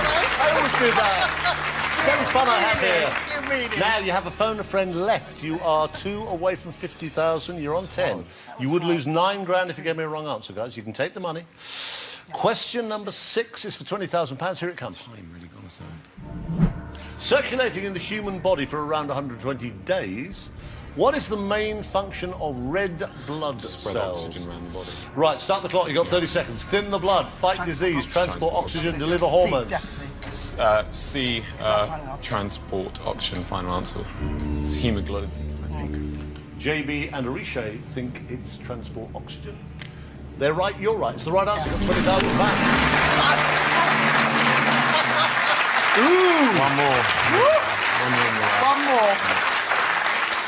Right, 1 away from 50,000. Big old drop here, and so many people have done this. They've got to 20 and dropped 19. Please don't do that. You can phone a friend and still take 20 grand, which would be a great result. Question number 7, though, would guarantee you £50,000. This is the question. It's the last one against the clock. Here it comes. Which of these is present on the Earth but not on the Moon? Start the clock. Gravity, wind, sunlight, craters. Yeah. Gravity. There's less gravity. Yes. You've got a lifeline. Wind, there is wind, so gravity. You've got a lifeline, you've got 17 seconds. Sunlight. There must be sunlight. Should we phone a friend? Let's phone a friend. Right, stop the clock. You'll only have 12 seconds left. Oh, God. Right, let's have a look at your phone and friends. Now, you've got Sam, you've got Michael, you've got Anne. Sam's your daughter. Sam, my daughter-in-law. Daughter-in-law? She's cooking your Christmas lunch? Yes. Who are you going to my daughter. Who are you going to call? Who are you going to call? Sam. Right. 30 seconds, tell her the question, 4 possible answers. As always, at home, our phone and friends are still all locked away somewhere, I've no idea. They probably going to miss Christmas. They've no idea what's been happening. They do not know what question they're on. All they know is that Hugo and Rosemary are here. So we talk to Sam. Rosemary, you talk to her. You'll only have 30 seconds. Tell her the question, 4 possible answers. Off the back of that, you'll only have 12 seconds. Okay. You would lose 19 grand if you Hello? won. Sam? Sam. Hi. Hello, Chris Tarrant here. Good evening. Happy Christmas. Hi, Chris. Happy Christmas. How are you, darling? Now, I've got Hugo and Rosemary here. I've got mummy-in-law here. They're stuck on a particular question. It's worth £50,000, so it's serious money. All right, darling, next voice will be Rosemary. She'll tell the question. There are 4 possible answers.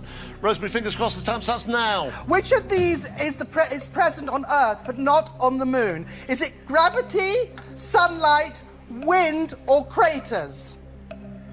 Oh, God. Craters are on the moon. Yes. Is there some gravity on the moon or not any gravity? I don't think there's gravity. I don't know. Is there sunlight on the moon? What was the other one?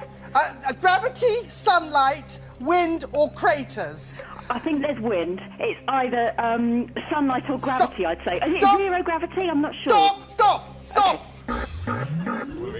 Restart the clock. What are you going to do? We're going to go for gravity. No, I really don't think. I think it's wind, honestly. Make your mind up, guys. I think we're What going to you have to take the money. You take the money. You've Take got 5 the money. seconds. Yeah, we have to take the money. Take the money. Sure? Yeah. Final answer. Stop the clock. OK.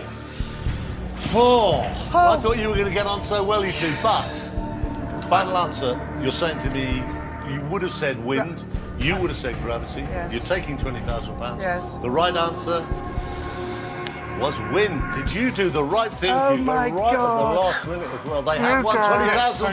We did it! That will be shared between their chosen charities and the viewer prize pot.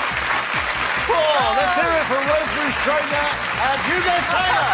Well played, Hugo.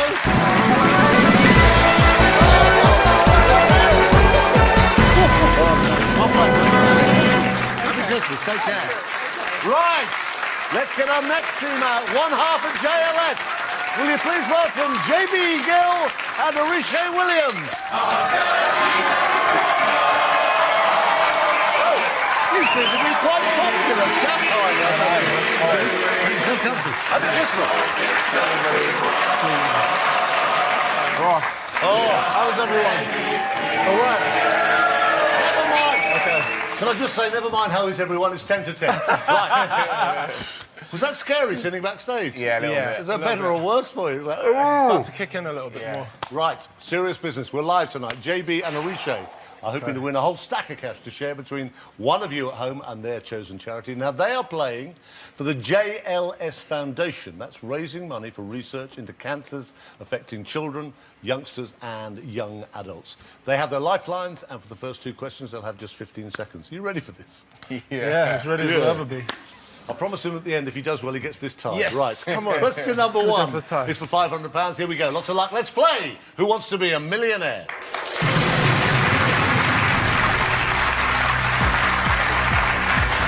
Right. I'll read out the question. I start the clock. You have 15 seconds. You have lifelines. Use them early if you need to. You probably won't. Question number 1 is this. Which of these is traditionally served as a Christmas dessert? 15 seconds. Start the clock. Yule trunk, Yule branch, Yule twig, Yule log. We're going to go for D, Yule log, final answer. Yeah. Yes, it's the right answer. You've got £500. Right, we're taking a quick break. Don't forget, though, your chance to grab half of all the cash won on tonight's show. It's getting up to a big old total. And that amazing trip to New York. Here's what you have to do. We're offering you the chance to win a 5-star, 5-night trip to New York for 2, courtesy of icelolly.com, plus half of all the money won on tonight's show. For your chance to win, answer the following question correctly. What is Rudolph the Reindeer's most famous feature? A. Big ears. B. Long tongue. C. Curly tail. Or D. Red nose. Call 0904 16 19 333. Calls cost no more than £1.54 from BT landlines. Other networks may be higher and mobiles considerably more. Or text your answer A, B, C or D to 88342. Text costs £1.50 plus 1 standard network rate message. You can also enter for free at the website. Entrants must be 18 or over. Entries made after lines close at midday on Friday the 28th of December will not be counted, but may still be charged. Good luck.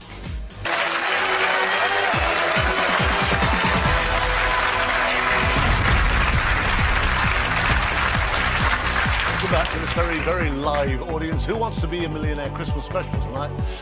Getting close towards 10 o'clock. This is the final part of the klaxon. Could sound to stop the game. If that happens, any question you play will be null and void. JB and Arisha have only just got into the hot seat, but they have won £500. Feel all right? You calm? Yeah, kind of. Yeah, just chilling. Is this scarier than X Factor or not? Definitely. Yeah. Okay. Question number 2 is for £1,000. 15 seconds is the question. If something is enthusiastically received by an audience, it's said to go down what? Start clock, 15 seconds. Storm, tornado, gale, drizzle. Yeah, cool. A storm, final answer. Not drizzle. No. It's gone down a drizzle. No, it's the right answer. You got £1,000. Well done, guys. That's good. Let's keep it moving. So that's guaranteed £1,000 for the next 5 questions. Next 5 questions, JB and Arisha will have 30 seconds. Let me check that prize pot, see what the money stands at. £85,500 already, and we've still got a few more minutes yet, and of course that holiday to New York. Right, question number 3 is for £2,000. Here it comes. Which footballer played his last game for LA Galaxy, I bet you know this, at the beginning of December? Start the clock. Ryan Giggs, David Beckham, Steven Gerrard, Paul Scholes. All right. B. David Beckham, final answer. It's the right answer, of course it is. You've got £2 grand.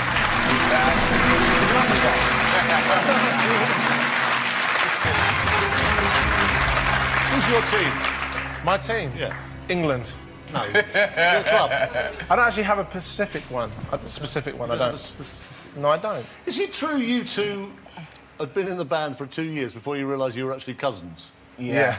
That is so Well, it's because our cousins are cousins, if that makes sense. So we didn't really know. But even our family, his auntie used to get her hair done in my auntie's hairdresser and didn't even know that we were in the band together, for example. Do you know, I wish I'd never asked. OK, come on, guys, let's keep going. I want to get some money for you. Yes. £2,000 you got. Question number 4 for £5 grand. You've still got 3 lifelines. This is good. Here it comes.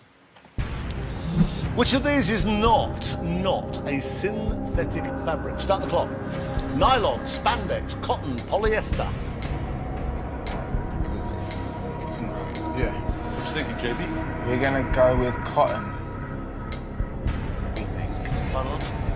Yes, C, Yeah, cotton. definitely. Final answer. Yeah. Why are you so certain? Because you can grow cotton. Yeah. OK. Whatever he said. It's the right answer. You got £5 grand. That's what they call JB. Yeah, it's cool. JB. OK, question number 5. Come on, I want to get some money. We're running out of time. Question number 5 is for 10 grand. You had 3 lifelines. Double your money here. This is the question. What part of the body is an ophthalmologist speciality? 30 seconds, these are the options. Eyes, back, heart, bones. I think it's eyes, but do you want to... I'm not sure. I think we should phone Winston. Can we phone a friend, please? Yeah, you can. Right, stop the clock. You'll have 23 seconds left. Let's have a look at your friends. Who are we going to ring? Heart pal, Lord Winston. Oh, I know it. Oh, and Denise. Who'd know? We're going to go with Lord Winston, please. OK, we'll phone him. 30 seconds. Who's going to talk to him? JB? Jay. Yeah. Okay. Jay, speak to him. 30 seconds. Tell him the question. Once again tonight, all the phone and friends are locked away somewhere. They have no idea what's happening. They just know the guys are on. So we'll talk to Lord Winston, tell him the question, 4 possible answers. It's worth 10 grand, OK? Hello. Hello, Lord Winston. Chris Tarrant here. Good evening and a happy Christmas. Hello, Chris. How are you? Well, I'm all right, mate. Happy Christmas. We're live on air. I know you don't know what's happening, but JB will be the next voice you hear. Tell you a question, 4 possible answers. It's worth £10,000. All right, mate? I'll do my best. JB, 30 seconds. Your time starts now. What part of the body is an ophthalmologist's speciality? Is it A, eyes, B, back, C, heart, or D, bones? It's the eye. Yes. Thank you very much, sir. Thank you very much. Thank you. All right. Thank you. It's the eyes. Well, it's your call. Restart the clock. A, eyes. Final answer? Final answer, You yes. sounded very confident. It's the right answer. You got £10,000. Whoa! Go on, keep going. Right, question number 6 is for £20,000. You've got a 50-50. You've still got to ask the audience. Question number 6 for 20 grand. You're 2 away from 50. I'd love to get you up there. Here's the question. Which of these are most commonly stored in a humidor? Start the clock. 30 seconds. Cheese, books, cigars, wine. C, cigars, final answer. Oh, hang on a second. It's the right answer, £20,000. Right, come on, one more. You still got 2 lifelines.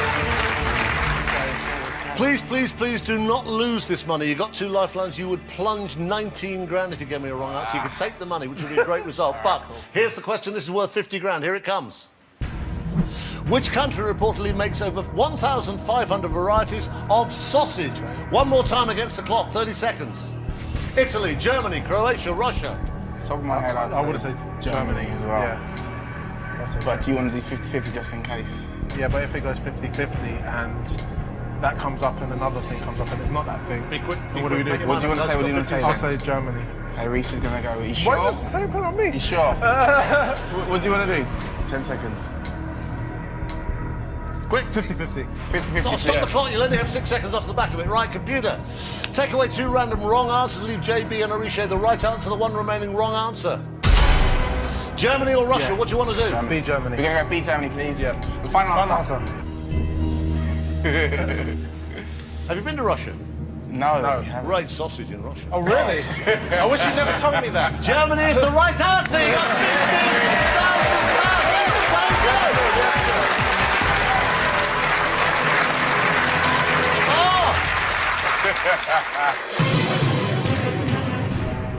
That is so cool. £50,000. Now, that's now the minimum amount JB and Arishay have won to share between their great charity, their own charity, and one lucky viewer. Prize pot now, let's have a look. 110 grand. We now lose the clock, and they've earned that extra lifeline switch. I think 110,000 is the biggest ever viewer pot. Right, you're just 5 questions away from £1 million, and about 2 minutes away from news at 10. Right, question number 8 is for 75 grand. You can ask the audience. Oh, no! But I tell you what, £50,000, these guys. You're sharing it between that viewer prize pot. Look at 110 grand and their charity. JB and Arishay, stay there. That does mean that viewer can total now, as I told you, 110 grand. Now, you at home still have the chance to win that huge amount of money, bit of spending money, and that great trip to New York. One more time, here are those details. What is Rudolph the reindeer's most famous feature? A. Big ears. B. Long tongue. C. Curly tail. Or D. Red nose. Call 0904 16 19 333. Calls cost no more than £1.54 from BT landlines. Other networks may be higher and mobiles considerably more. Or text your answer A, B, C or D to 88342. Text costs £1.50 plus 1 standard network rate message. You can also enter for free at the website. Entrants must be 18 or over. Entries made after lines close at midday on Friday the 28th of December will not be counted, but may still be charged. Good luck. Thanks to Only Boys Allowed. The new album for the men is out now. We'll see you again on the 1st of January for our New Year's special show. Until then, from all of us on Who Wants to Be a Millionaire, look, it's snowing. Have a very happy Christmas. We'll see you after the New Year. Good night.